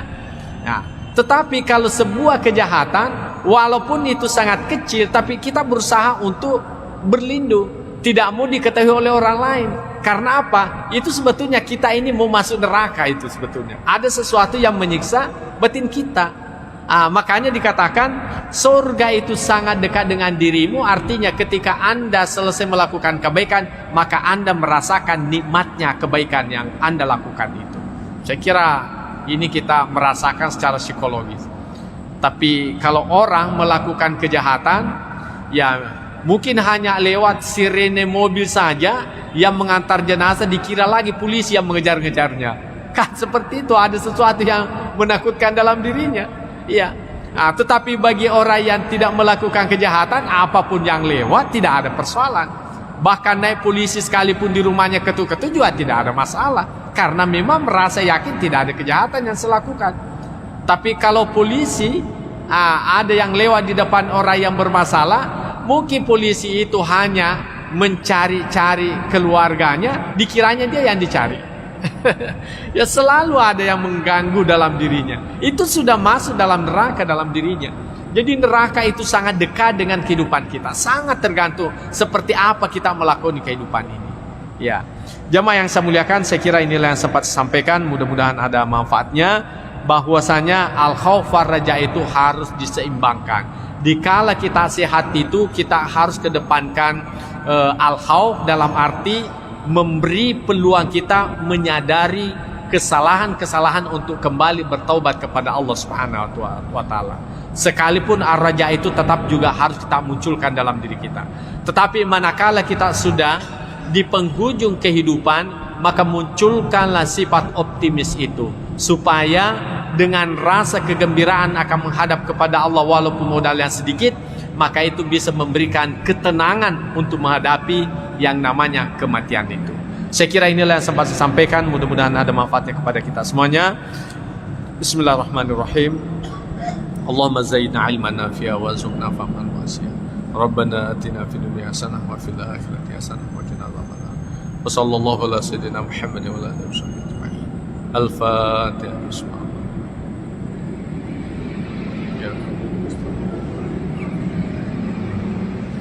Wallahu muwaffiq ila aqwamit thariq. Wassalamualaikum warahmatullahi wabarakatuh.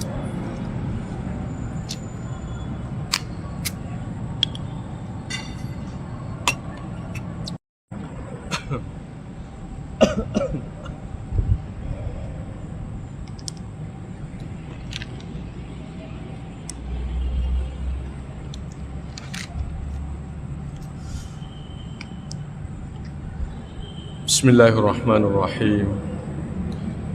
Assalamualaikum warahmatullahi wabarakatuh. Alhamdulillahirabbil alamin. Wassalatu wassalamu ala asyrafil anbiya'i wal mursalin sayyidina Muhammad wa ala alihi wa ashabihi ajma'in, amma ba'd. Fa inna asdaqal hadithi kitabullahi ta'ala wa khairal hadi hadi sayyidina Muhammadin sallallahu alaihi wasallam wa syarral umuri muhdatsatuha wa kullu muhdatsatin bid'ah wa kullu bid'atin dhalalah wa kullu dhalalatin finnar. Qala al-musannif rahimahullahu ta'ala wa nafa'na bi ulumihi fid dharain amin. Pengajian kita pada malam hari ini adalah babul jam'i bainal khaufi war raja. Bab yang membicarakan tentang penggabungan antara khauf, yakni pesimis, war raja dan optimis, takut dan pengharapan. Bulan-bulan lalu kita sudah banyak membahas tentang al-khawf. Bagaimana pada setiap diri kita ini ada rasa takut kepada Allah. Tentunya kembali kepada ketakutan dengan ancaman atas kejahatan yang pernah kita lakukan atau dosa-dosa yang kemungkinan pernah kita lakukan.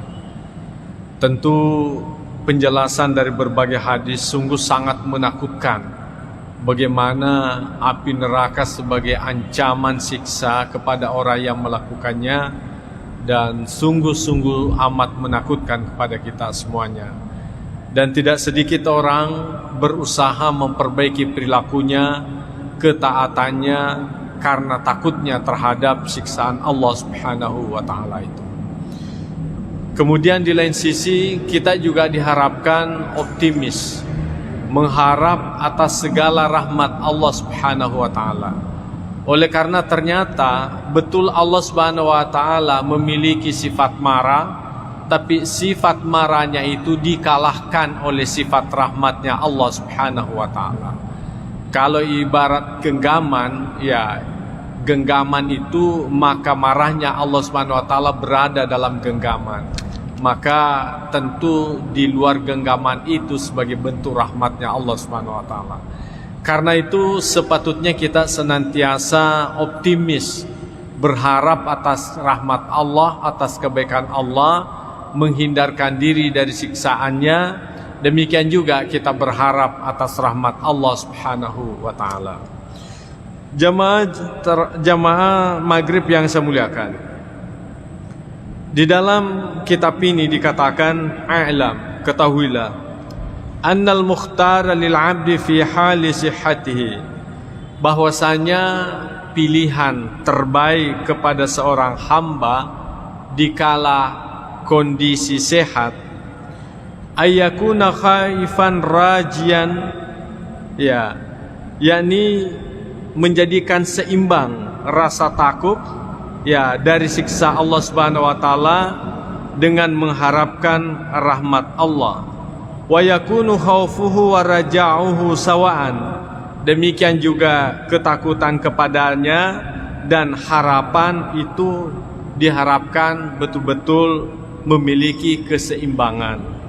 Oleh karena manakala seseorang rasa takutnya yang lebih menonjol, maka dikhawatirkan itu karena dia manusia biasa yang kemungkinan pernah melakukan dosa ataukah berkali-kali melakukan dosa.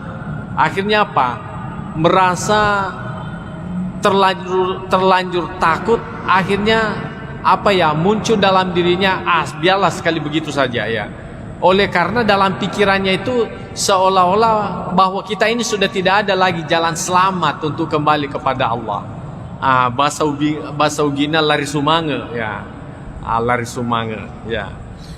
Karenanya perlu ada keseimbangan. Perlu juga kita optimis bahwa meskipun Allah Subhanahu wa Ta'ala itu memiliki sifat benci, sifat menyiksa dan sebagainya, tetapi kita juga harus optimis bahwasanya Allah itu memiliki sifat cinta, memiliki sifat kasih sayang, memiliki sifat kasih atau rahmah yang sangat tinggi kepada hambanya. Bahkan kita memahami bahwa Allah menciptakan hambanya itu sebetulnya didasari karena cinta, didasari karena kesenangannya. Samalah halnya seorang bapak, ya tentu mengharapkan ada anak. Sungguh pun dia tidak tahu bahwa anaknya nanti itu apakah dia nakal atau tidak. Yang pasti di dalam pikirannya itu berusaha memperoleh anak yang baik. Dia akan senang akan lahirnya anaknya itu, ya. Tetapi cintanya Tuhan itu melebihi cinta orang tua kepada anaknya. Kalau orang tua bagaimanapun sayangnya, tapi masih saja didapati orang tua itu bersikap keras terhadap anaknya. Barangkali biasa kita mendengarkan juga orang tua itu kadangkala tidak mengakui anaknya karena begitu jengkel terhadap anaknya. Tapi Allah Subhanahu wa Ta'ala, ya bagaimanapun nakalnya hambanya itu tetap dia mengakui hambanya. walaupun hambanya itu tidak mengakui Allah sebagai Tuhannya. Jemaah yang saya muliakan, mungkin juga ada yang mengatakan, bagaimana buktinya bahwa Tuhan itu tetap cinta kepada hambanya walaupun nakal? Ya tentu ada hadisnya Nabi SAW. Andaikan Allah Subhanahu wa Ta'ala memberi nilai materi itu sebagai bentuk kasih sayang, maka orang kafir itu tidak akan hidup lagi, ya. Tetapi karena Allah Subhanahu wa Ta'ala tetap memiliki rasa cinta, maka Allah Subhanahu wa Ta'ala tetap memberikan penghidupan kepada mereka.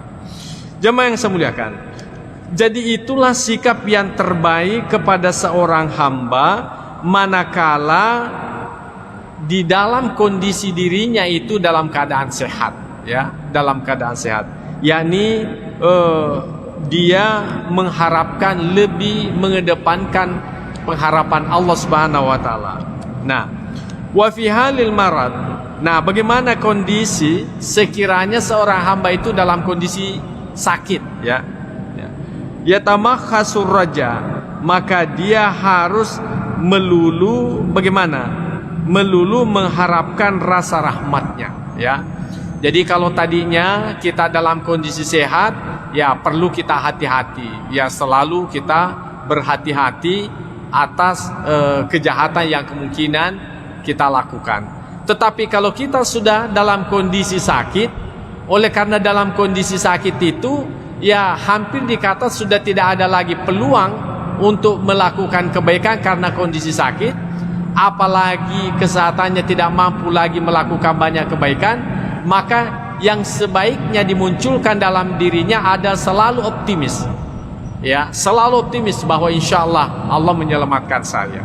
Insya Allah saya kan sudah pernah mengucapkan la ilaha illallah Muhammadur Rasulullah. Siapa yang mengucapkan la ilaha illallah Muhammadur Rasulullah kemudian kembali menghadap kepada Allah, maka dia patut mendapatkan surga Allah Subhanahu wa Ta'ala. Maka itulah yang harus dimunculkan dalam dirinya. Jangan lagi sikap ketakutan. Karena apa? Nah, bukan lagi waktunya menyesali atas apa yang pernah kita lakukan, tetapi yang terbaik pada saat itu mengedepankan pengharapan kepada Allah. Insya Allah saya akan masuk surga oleh karena saya mengucapkan la ilaha illallah dan meyakininya. Insya Allah saya akan mendapatkan nikmat Allah karena biasa saya melakukan salat 5 waktu, walaupun kadang-kala juga pernah misalnya tidak melakukan salat 5 waktu. Jadi itu yang harus kita kedepankan. Jadi ar-raja itu dikedepankan daripada al-khauf. Kita dalam kondisi sakit, supaya apa? Kita senantiasa bergembira menghadapi kematian itu. Karena kalau kita dalam kondisi senang menghadapi itu, artinya dalam kondisi berharap dengan yang baik, maka itu bisa membuat kita lebih mudah mengucapkan la ilaha illallah Muhammadur Rasulullah, ketimbang kita dalam kondisi ketakutan. Boleh jadi karena ketakutannya berlebih-lebihan sehingga dia tidak mampu lagi mengucapkan la ilaha illallah. Tidak mampu lagi, tidak kuat lagi. Ya mungkin bisa dianalogikan kepada diri kita. Biasakan kalau kita menghafal, ya, kita menghafal sendiri, pokoknya lancar kan? Lancar. Kemudian pada saat kita di depan guru, karena kita terlalu takut sama guru itu, menjadi gugup, akhirnya karuan kita punya hafalan. Nah seperti itulah yang diharapkan. Jadi kalau kita membiasakan dalam artian optimis, berharap bahwa kita mendapatkan rahmat Allah Subhanahu wa Ta'ala, itu yang membuat kita gembira, perasaan kita menjadi gembira, akhirnya kita mudah gampang mengucapkan la ilaha illallah Muhammadur Rasulullah dibandingkan kita dalam kondisi ketakutan. Itu tadi semacam logika yang paling dekat kepada kita. Kemudian wa qawaidus syar'i min nususil kitab was sunnah. Jadi ini sudah jelas dalam syariat sebagaimana dikemukakan di dalam kitab, artinya Al-Quran, demikian juga dikemukakan di dalam sunnah Nabi SAW wa ghaira zalik dan yang lainnya, mutazahiratun ala zalik, itu nampak jelas pada yang itu. Qala Allah Ta'ala, sebagaimana Allah Subhanahu wa Ta'ala berfirman, fala ya'manu makrallah illal qaumul khasirin. Ya, maka janganlah merasa tidak aman, ya, dari ujian Allah kecuali kepada kaum yang merugi. Jadi ayat ini memberikan penguatan kepada diri kita bahwa kalau kita dalam kondisi sakit, ya anggaplah misalnya menghadapi kematian, jangan kita terlalu takut, ya. Jadi Allah Subhanahu wa taala mengatakan begini, jadi jangan kita merasa tidak aman. Jadi tanamkanlah diri kita bahwa insya Allah saya selamat, walaupun modal kita hanya itu la ilaha illallah. Mengapa? Sudah kan kita baca sebelumnya, siapa yang mengucapkan la ilaha illallah Muhammadur Rasulullah, ya, kemudian di akhir ucapannya dan meyakininya, maka niscaya orang itu masuk ke dalam surga Allah Subhanahu wa taala. Yang kemudian ada sahabat bertanya, wa in zana ya Rasulullah, walaupun dia berzina, kata Nabi SAW, iya walaupun dia melakukan zina. Kemudian wa in sarakat, walaupun dia mencuri ya Rasulullah, Nabi SAW mengatakan, iya tetap masuk dalam surga walaupun dia mencuri. Artinya modal la ilaha illallah, andaikan ada orang hanya modalnya itu saja kemudian menghadapi kematian, maka dengan modal itu pun juga sepatutnya dia merasa aman menghadapi kematian itu sendiri. Ya, itu yang diharapkan. Jadi siapa yang orang-orang atau kelompok-kelompok yang ketakutan di dalam menghadapi kematian, walaupun pada prinsipnya semua orang pasti takut, apalagi kita sudah dalam kondisi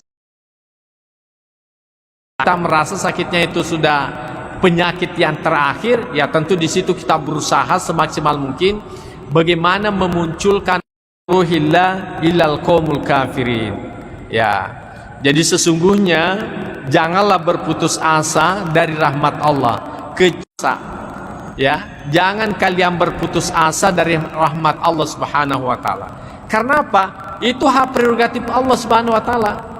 Walaupun sekiranya kita hanya modalnya beriman, la ilaha illallah, Allah mau mengampuni karena pernah kita melakukan dosa, Allah mau mengampuni karena kita banyak melakukan pelanggaran, itu tidak ada yang bisa mencegah Allah Subhanahu wa taala melakukan itu.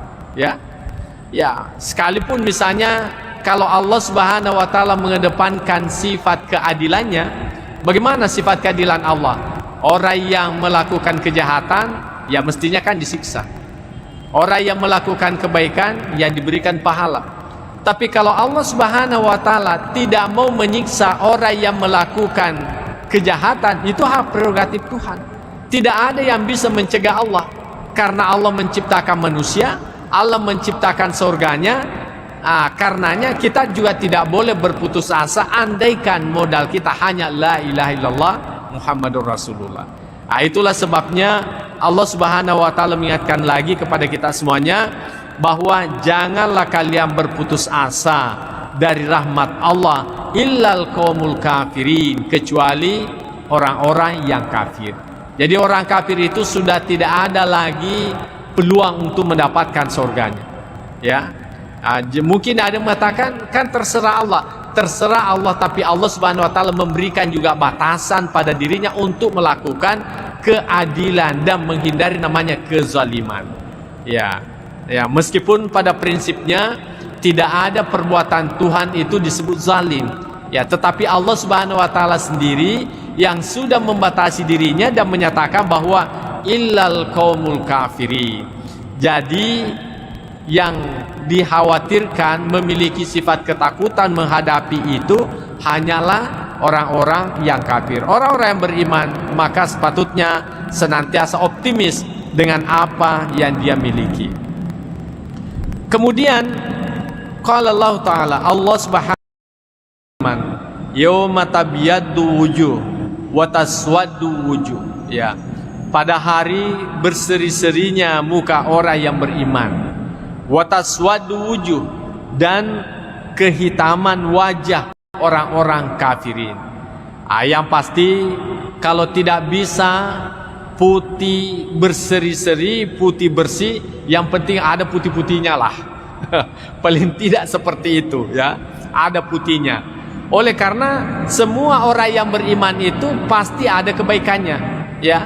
Dengan kebaikan yang pernah dilakukannya itulah putihnya. Jadi nanti hari kemudian betul-betul ada orang berseri-seri wajahnya, ya, putih sekali karena kebaikan yang pernah dilakukannya. Meskipun mungkin ada kejahatan yang pernah dilakukan, tapi ditimpanya, distipnya, ditutupinya, akhirnya menjadilah putih. Tapi mungkin juga ada orang sulit tertutupi, maka bagaimana? Ya mungkin belang-belang anggota tubuhnya, tapi yang pasti mereka itu masih memiliki putih-putih dalam wajahnya. Makanya masih tetap berpeluang untuk mendapatkan rahmat Allah Subhanahu wa taala. Tapi bagi orang yang kafir itu wataswadu wujuh, memang pada hari itu gelap gulita mukanya. Walaupun pada masa hidupnya putih berseri, ya jadi screen apalagi namanya itu pemutih kulit itu sudah tidak berlaku lagi di mata Allah Subhanahu wa taala nanti dari kemudian. Ya.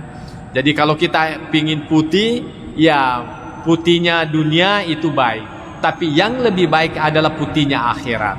Karena tidak ada artinya putih wajah di dunia, tetapi nanti di hari kemudian justru hitamnya muka yang kita dapatkan. Wa na'udzubillah. Ya. Jemaah yang saya muliakan. Wa qala Allah Ta'ala dengan ayat maksud yang sama, inna rabbaka lasari'ul iqab wa innahu laghafurur rahim. Jadi sesungguhnya Tuhanmu itu sangat cepat, ya sangat cepat siksaannya. Wa innahu laghafurur rahim, dan sesungguhnya Allah itu Maha Pengampun dan lagi Maha Penyayang. Jadi meskipun Allah itu memiliki sifat marah, bisa menyiksa hambanya, tetapi kita meyakini sesungguhnya maaf Allah Subhanahu wa taala itu jauh lebih tinggi dibandingkan dengan siksaannya. Jauh lebih tinggi siksaan, jauh lebih tinggi rahimnya dibandingkan siksaannya. Jadi ini semuanya ayat-ayat disampaikan kepada kita dalam rangka kita optimis. Jadi kalau kita sudah dalam kondisi sakit, jangan lagi ingat yang lain-lain. Pokoknya karena bukan lagi waktunya untuk kita bertaubat itu, apalagi yugargir gitu, ya. Tetapi kalau sakit-sakit kecil, ya masih mending, mungkin masih ada harapan hidup kita. Kondisi seperti ini masih bermanfaatlah yang namanya penyesalan itu, masih bermanfaatlah, masih berfungsilah yang namanya taubat itu. Tapi kalau sudah tidak ada lagi harapan hidup, ya sudah dipertimbangkanlah itu. Maka bagaimana? Yang sepatutnya kita mengedepankan sifat optimis terhadap apa yang pernah kita lakukan. Allah juga berfirman, innal abrara lafi na'imin wa innal fujjara lafi jahim. Jadi sesungguhnya orang yang taat itu lafi na'im, ya berada pada naim, yakni surga Allah Subhanahu wa taala. Wa innal fujjara lafi jahim, dan sesungguhnya orang yang durhaka berada pada neraka jahanam.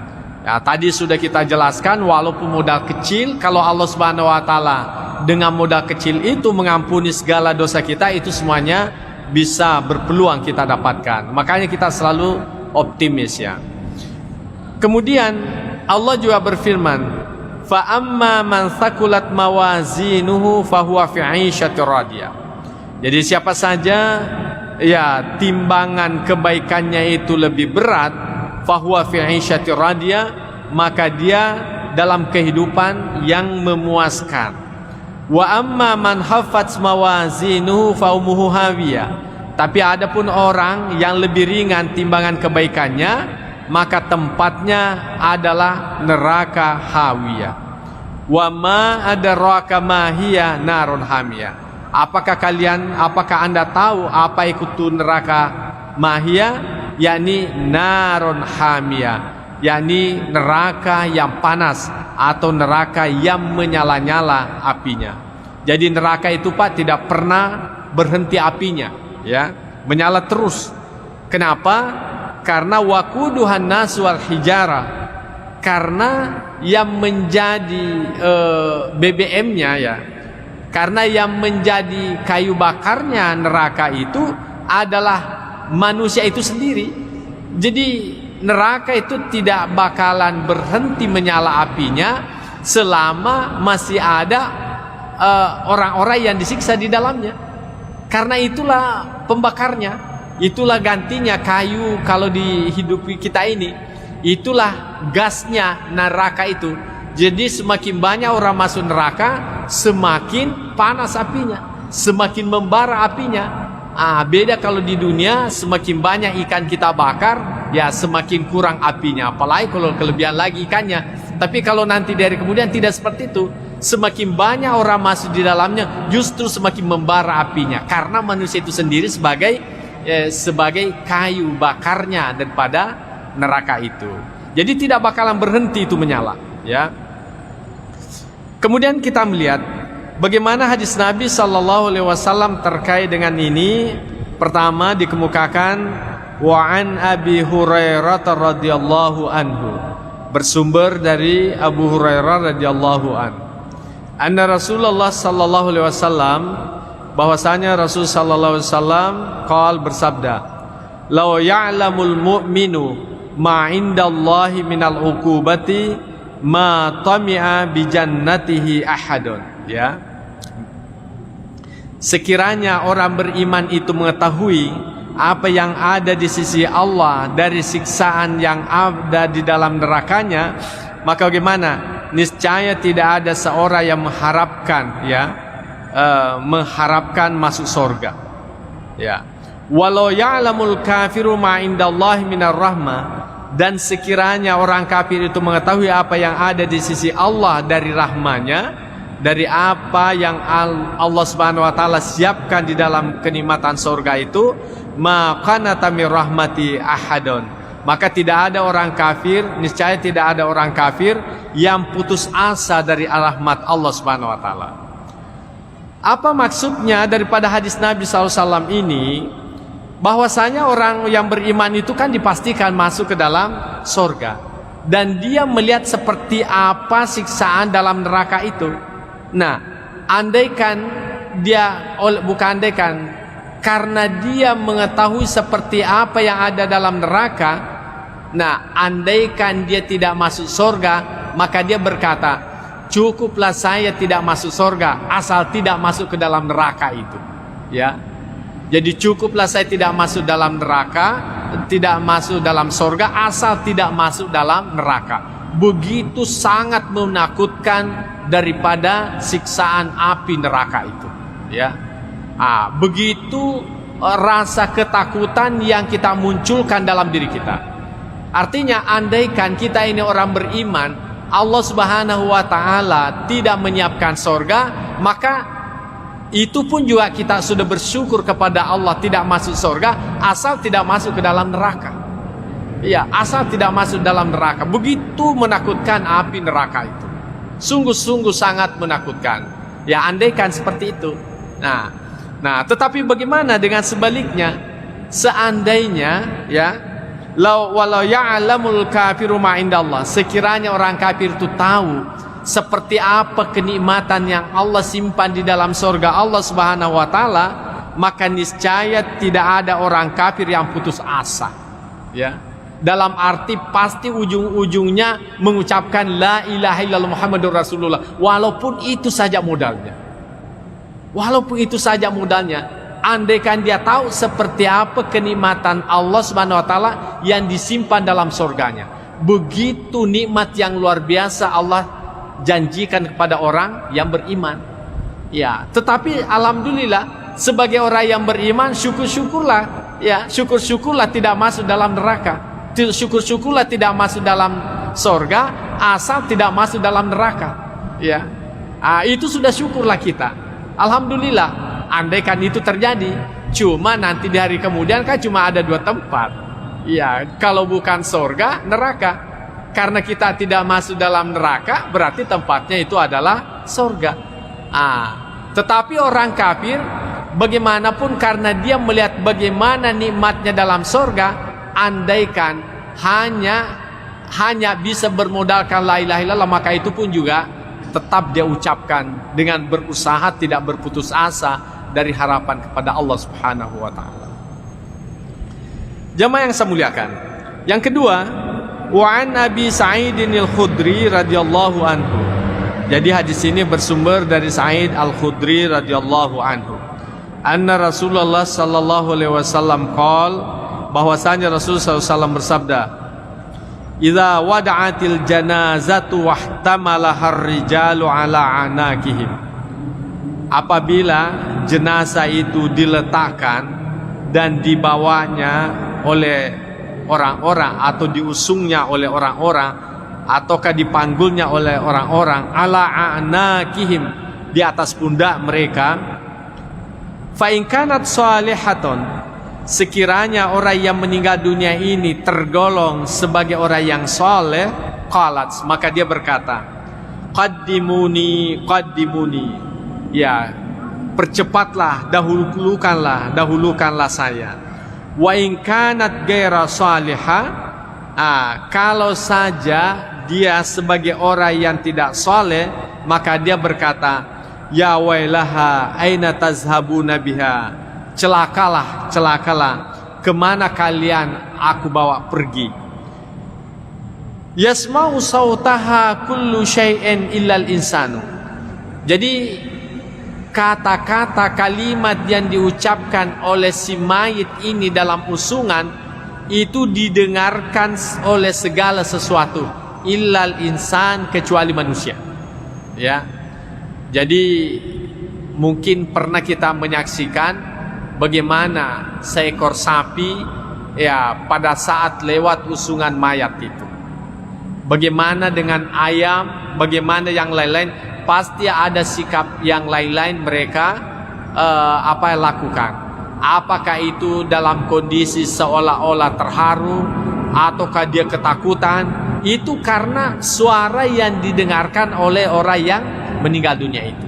Nah, walau sami'ahu saika, sekiranya saja manusia itu mendengarkannya saika, maka menjadilah ia pingsan.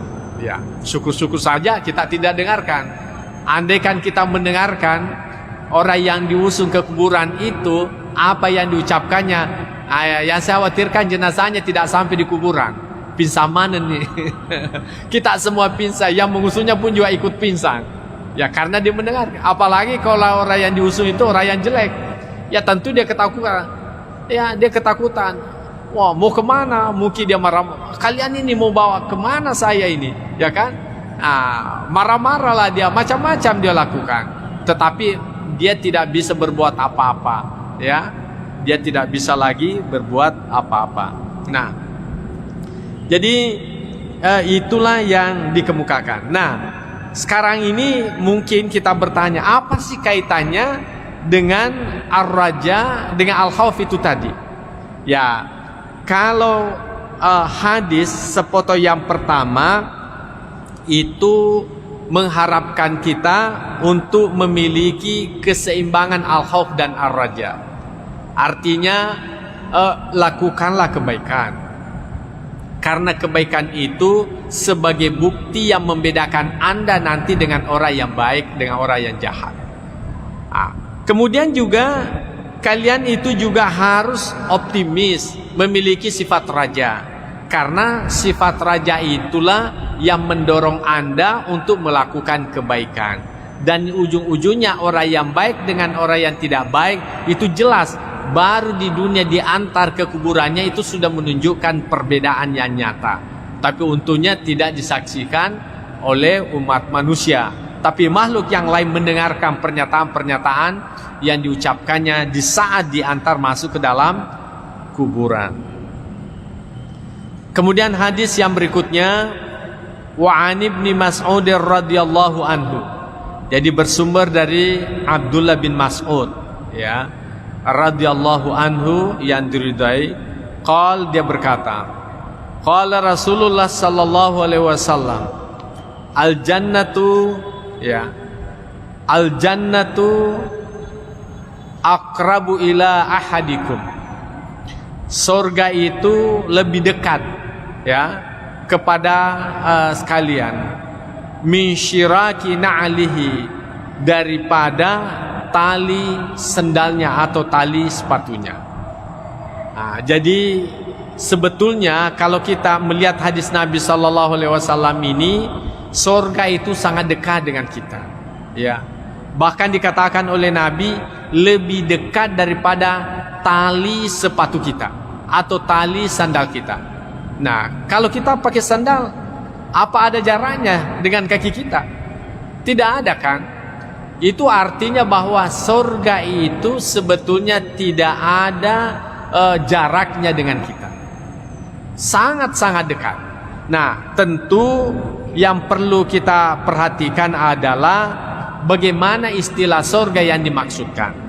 Kemudian Nabi SAW melanjutkan, wan naru mithlu dzalik. Demikian juga neraka. Neraka itu juga sangat dekat dengan kita. Makanya kaum muslimin, ini perlu dikaitkan ayat dengan hadis yang lain. Surga itu sebetulnya di mana sih adanya? Ya. Surga, neraka itu di mana sih ada sebetulnya?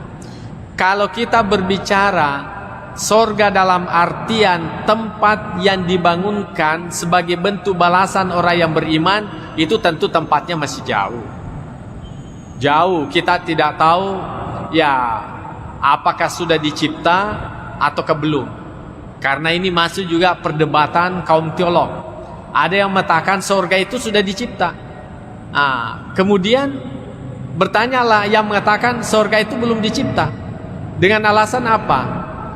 Kalau surga itu sudah diciptakan, berarti di mana adanya? Ya, dijawablah orang yang mengatakan surga itu sudah dicipta dengan jawaban apa? Tidak semua yang ada itu bisa dilihat, ya kan? Ya, emas saja dalam tanah itu kan ada, tapi Anda kan tidak lihat.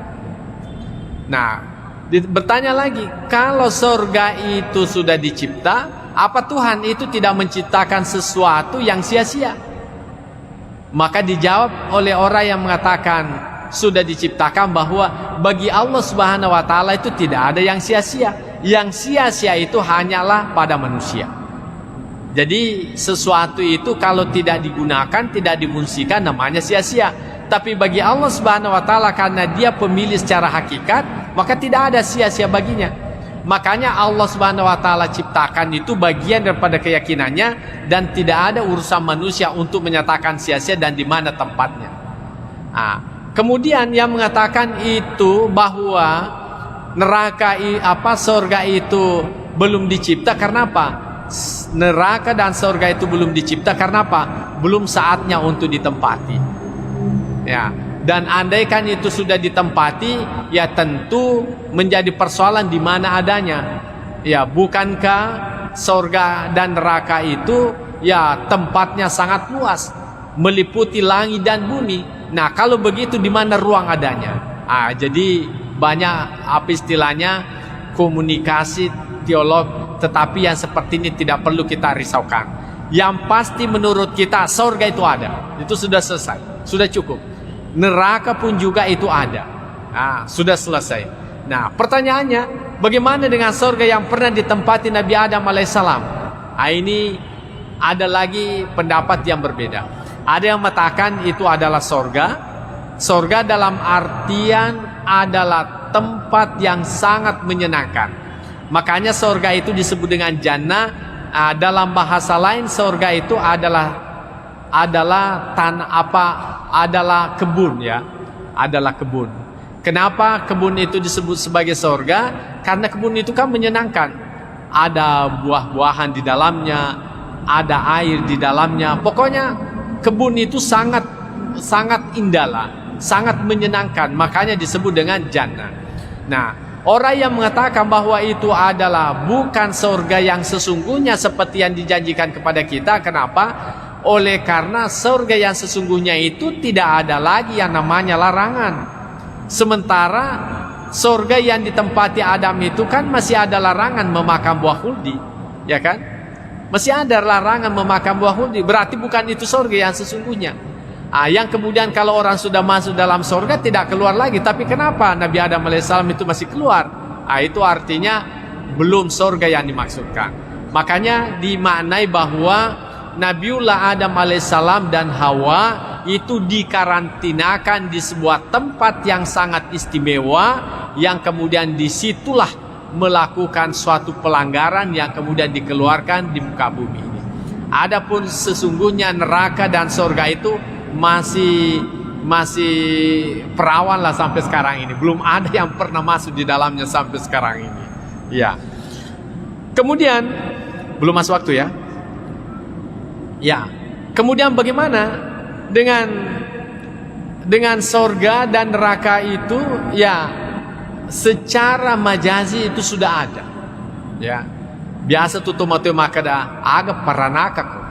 Ya kan? Itu artinya kalau kita itu marah, sumpek, tidak senang, itu sebetulnya adalah hawa-hawa neraka itu. Nah, akhirnya orang tua kita mengatakan mai mumanaraka, mumaranaka, ya. Artinya kita dalam kondisi tidak senang, tapi kalau kita tersenyum, bahagia, itu namanya sorga. Ya, sorga. Jadi secara majazi sorga itu dan neraka itu sudah ada dalam kehidupan dunia ini. Makanya ulama kita mengatakan, masuklah kalian ke dalam sorga sebelum Anda memasukinya, dan jauhilah itu neraka sebelum Anda ditakdirkan masuk ke dalam neraka. Artinya apa? Jadikanlah apa yang kamu lakukan itu menyenangkan, sehingga hidupmu itu terasa nikmat. Ya, kalau kita habis salat kan nikmat rasanya. Tapi selama kita belum salat, tapi sudah masuk waktu, itu kan ada rasa tersiksa. Ya kan? Ada rasa tersiksa. Begitu kita selesai melakukan salat, itu aman perasaan. Berarti sudah dapat surga. Ya kan? Demikian juga orang yang melakukan kejahatan maha kafi sadrika, itu kan rumusnya. Jadi apapun yang kira-kira menjangkal di dalam hatimu, maka itu adalah sesuatu yang tidak baik. Jadi ini ukurannya hati. Kalau saya ambil ini bagaimana? Ini tanda bahwa sesuatu tidak pantas kamu ambil, ya kan? Tetapi kalau ada sesuatu di depan orang siap Anda melakukannya, berarti itu adalah sesuatu yang baik, karena Anda siap untuk dilihat orang. Makanya bersedekah, membantu orang, siap untuk dilihat oleh orang. Bahkan ada orang pamerkan kebaikannya, walaupun tidak seindah dengan kebaikan yang dia lakukan. Oleh karena kebaikan itu memberikan kesenangan surga, ya. Nah, tetapi kalau sebuah kejahatan, walaupun itu sangat kecil, tapi kita berusaha untuk berlindung, tidak mau diketahui oleh orang lain. Karena apa? Itu sebetulnya kita ini mau masuk neraka itu sebetulnya. Ada sesuatu yang menyiksa batin kita. Makanya dikatakan surga itu sangat dekat dengan dirimu. Artinya ketika Anda selesai melakukan kebaikan, maka Anda merasakan nikmatnya kebaikan yang Anda lakukan itu. Saya kira ini kita merasakan secara psikologis. Tapi kalau orang melakukan kejahatan, ya mungkin hanya lewat sirene mobil saja yang mengantar jenazah, dikira lagi polisi yang mengejar-ngejarnya. Kan seperti itu, ada sesuatu yang menakutkan dalam dirinya. Ya. Tetapi bagi orang yang tidak melakukan kejahatan, apapun yang lewat tidak ada persoalan. Bahkan naik polisi sekalipun di rumahnya ketuk-ketuk juga tidak ada masalah, karena memang merasa yakin tidak ada kejahatan yang saya lakukan. Tapi kalau polisi ada yang lewat di depan orang yang bermasalah, mungkin polisi itu hanya mencari-cari keluarganya, dikiranya dia yang dicari. Ya selalu ada yang mengganggu dalam dirinya. Itu sudah masuk dalam neraka dalam dirinya. Jadi neraka itu sangat dekat dengan kehidupan kita. Sangat tergantung seperti apa kita melakukan kehidupan ini. Ya, jamaah yang saya muliakan, saya kira inilah yang sempat saya sampaikan. Mudah-mudahan ada manfaatnya.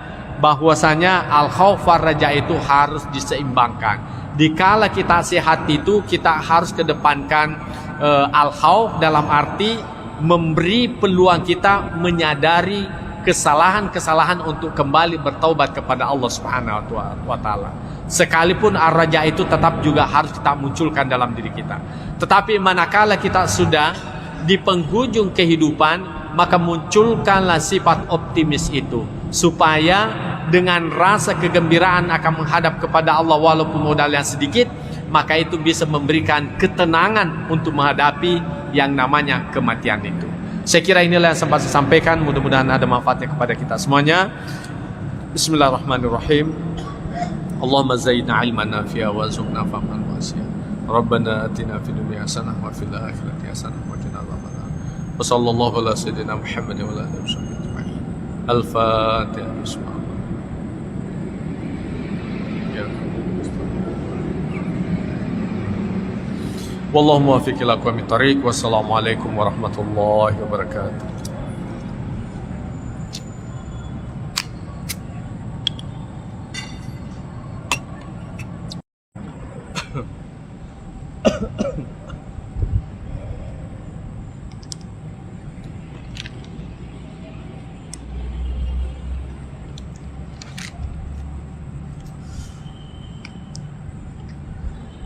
Bismillahirrahmanirrahim.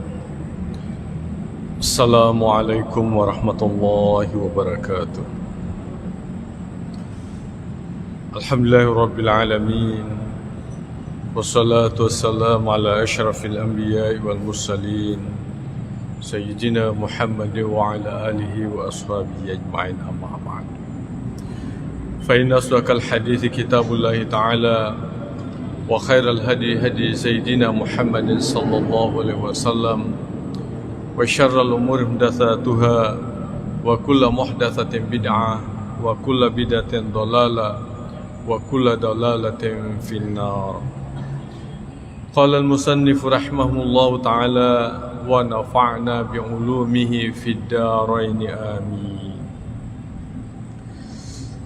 Pengajian kita pada malam hari ini adalah babul jam'i bainal khaufi war raja. Bab yang membicarakan tentang penggabungan antara khauf yakni pesimis, war raja dan optimis, takut dan pengharapan. Bulan-bulan lalu kita sudah banyak membahas tentang al-khawf. Bagaimana pada setiap diri kita ini ada rasa takut kepada Allah. Tentunya kembali kepada ketakutan dengan ancaman atas kejahatan yang pernah kita lakukan atau dosa-dosa yang kemungkinan pernah kita lakukan. Tentu penjelasan dari berbagai hadis sungguh sangat menakutkan. Bagaimana api neraka sebagai ancaman siksa kepada orang yang melakukannya, dan sungguh-sungguh amat menakutkan kepada kita semuanya. Dan tidak sedikit orang berusaha memperbaiki perilakunya, ketaatannya, karena takutnya terhadap siksaan Allah Subhanahu wa Ta'ala itu. Kemudian di lain sisi kita juga diharapkan optimis, mengharap atas segala rahmat Allah Subhanahu wa Ta'ala. Oleh karena ternyata betul Allah Subhanahu wa Ta'ala memiliki sifat marah, tapi sifat marahnya itu dikalahkan oleh sifat rahmatnya Allah Subhanahu wa Ta'ala. Kalau ibarat genggaman, ya genggaman itu, maka marahnya Allah Subhanahu wa Ta'ala berada dalam genggaman. Maka tentu di luar genggaman itu sebagai bentuk rahmatnya Allah Subhanahu wa Ta'ala. Karena itu sepatutnya kita senantiasa optimis, berharap atas rahmat Allah, atas kebaikan Allah, menghindarkan diri dari siksaannya. Demikian juga kita berharap atas rahmat Allah Subhanahu wa Ta'ala. Jamaah maghrib yang saya muliakan, di dalam kitab ini dikatakan, a'lam, ketahuilah, annal mukhtara lil 'abdi fi hali sihhatihi, bahwasanya pilihan terbaik kepada seorang hamba dikala kondisi sehat, ayyakuna khaifan rajian, ya, yakni menjadikan seimbang rasa takut, ya, dari siksa Allah Subhanahu wa Ta'ala dengan mengharapkan rahmat Allah. Wa yakunu khaufuhu wa raja'uhu sawa'an, demikian juga ketakutan kepadanya dan harapan itu diharapkan betul-betul memiliki keseimbangan. Oleh karena manakala seseorang rasa takutnya yang lebih menonjol, maka dikhawatirkan itu karena dia manusia biasa yang kemungkinan pernah melakukan dosa ataukah berkali-kali melakukan dosa. Akhirnya apa? Merasa terlanjur takut, akhirnya muncul dalam dirinya, biarlah sekali begitu saja ya. Oleh karena dalam pikirannya itu seolah-olah bahwa kita ini sudah tidak ada lagi jalan selamat untuk kembali kepada Allah. Bahasa ugina lari sumange ya. Lari sumange ya. Karenanya perlu ada keseimbangan. Perlu juga kita optimis bahwa meskipun Allah Subhanahu wa taala itu memiliki sifat benci, sifat menyiksa dan sebagainya, tetapi kita juga harus optimis bahwasanya Allah itu memiliki sifat cinta, memiliki sifat kasih sayang, memiliki sifat kasih atau rahmah yang sangat tinggi kepada hambanya. Bahkan kita memahami bahwa Allah menciptakan hambanya itu sebetulnya didasari karena cinta, didasari karena kesenangannya. Samalah hanya seorang bapak ya tentu mengharapkan ada anak, sungguh pun dia tidak tahu bahwa anaknya nanti itu apakah dia nakal atau tidak. Yang pasti di dalam pikirannya itu berusaha memperoleh anak yang baik. Dia akan senang akan lahirnya anaknya itu ya. Tetapi cintanya Tuhan itu melebihi cinta orang tua kepada anaknya. Kalau orang tua bagaimanapun sayanya, tapi masih saja didapati orang tua itu bersikap keras terhadap anaknya. Barangkali biasa kita mendengarkan juga orang tua itu kadangkala tidak mengakui anaknya karena begitu jengkel terhadap anaknya. Tapi Allah Subhanahu wa taala ya bagaimanapun nakalnya hambanya itu tetap dia mengakui hambanya, walaupun hambanya itu tidak mengakui Allah sebagai Tuhannya. Jemaah yang saya muliakan, mungkin juga ada yang mengatakan bagaimana buktinya bahwa Tuhan itu tetap cinta kepada hambanya walaupun nakal. Ya tentu ada hadisnya Nabi SAW. Andaikan Allah Subhanahu wa taala memberi nilai materi itu sebagai bentuk kasih sayang, maka orang kafir itu tidak akan hidup lagi ya. Tetapi karena Allah Subhanahu wa taala tetap memiliki rasa cinta, maka Allah Subhanahu wa taala tetap memberikan penghidupan kepada mereka. Jemaah yang saya muliakan, jadi itulah sikap yang terbaik kepada seorang hamba manakala di dalam kondisi dirinya itu dalam keadaan sehat ya, dalam keadaan sehat, yakni dia mengharapkan, lebih mengedepankan pengharapan Allah Subhanahu wa taala. Nah, wa fi halil marad. Nah, bagaimana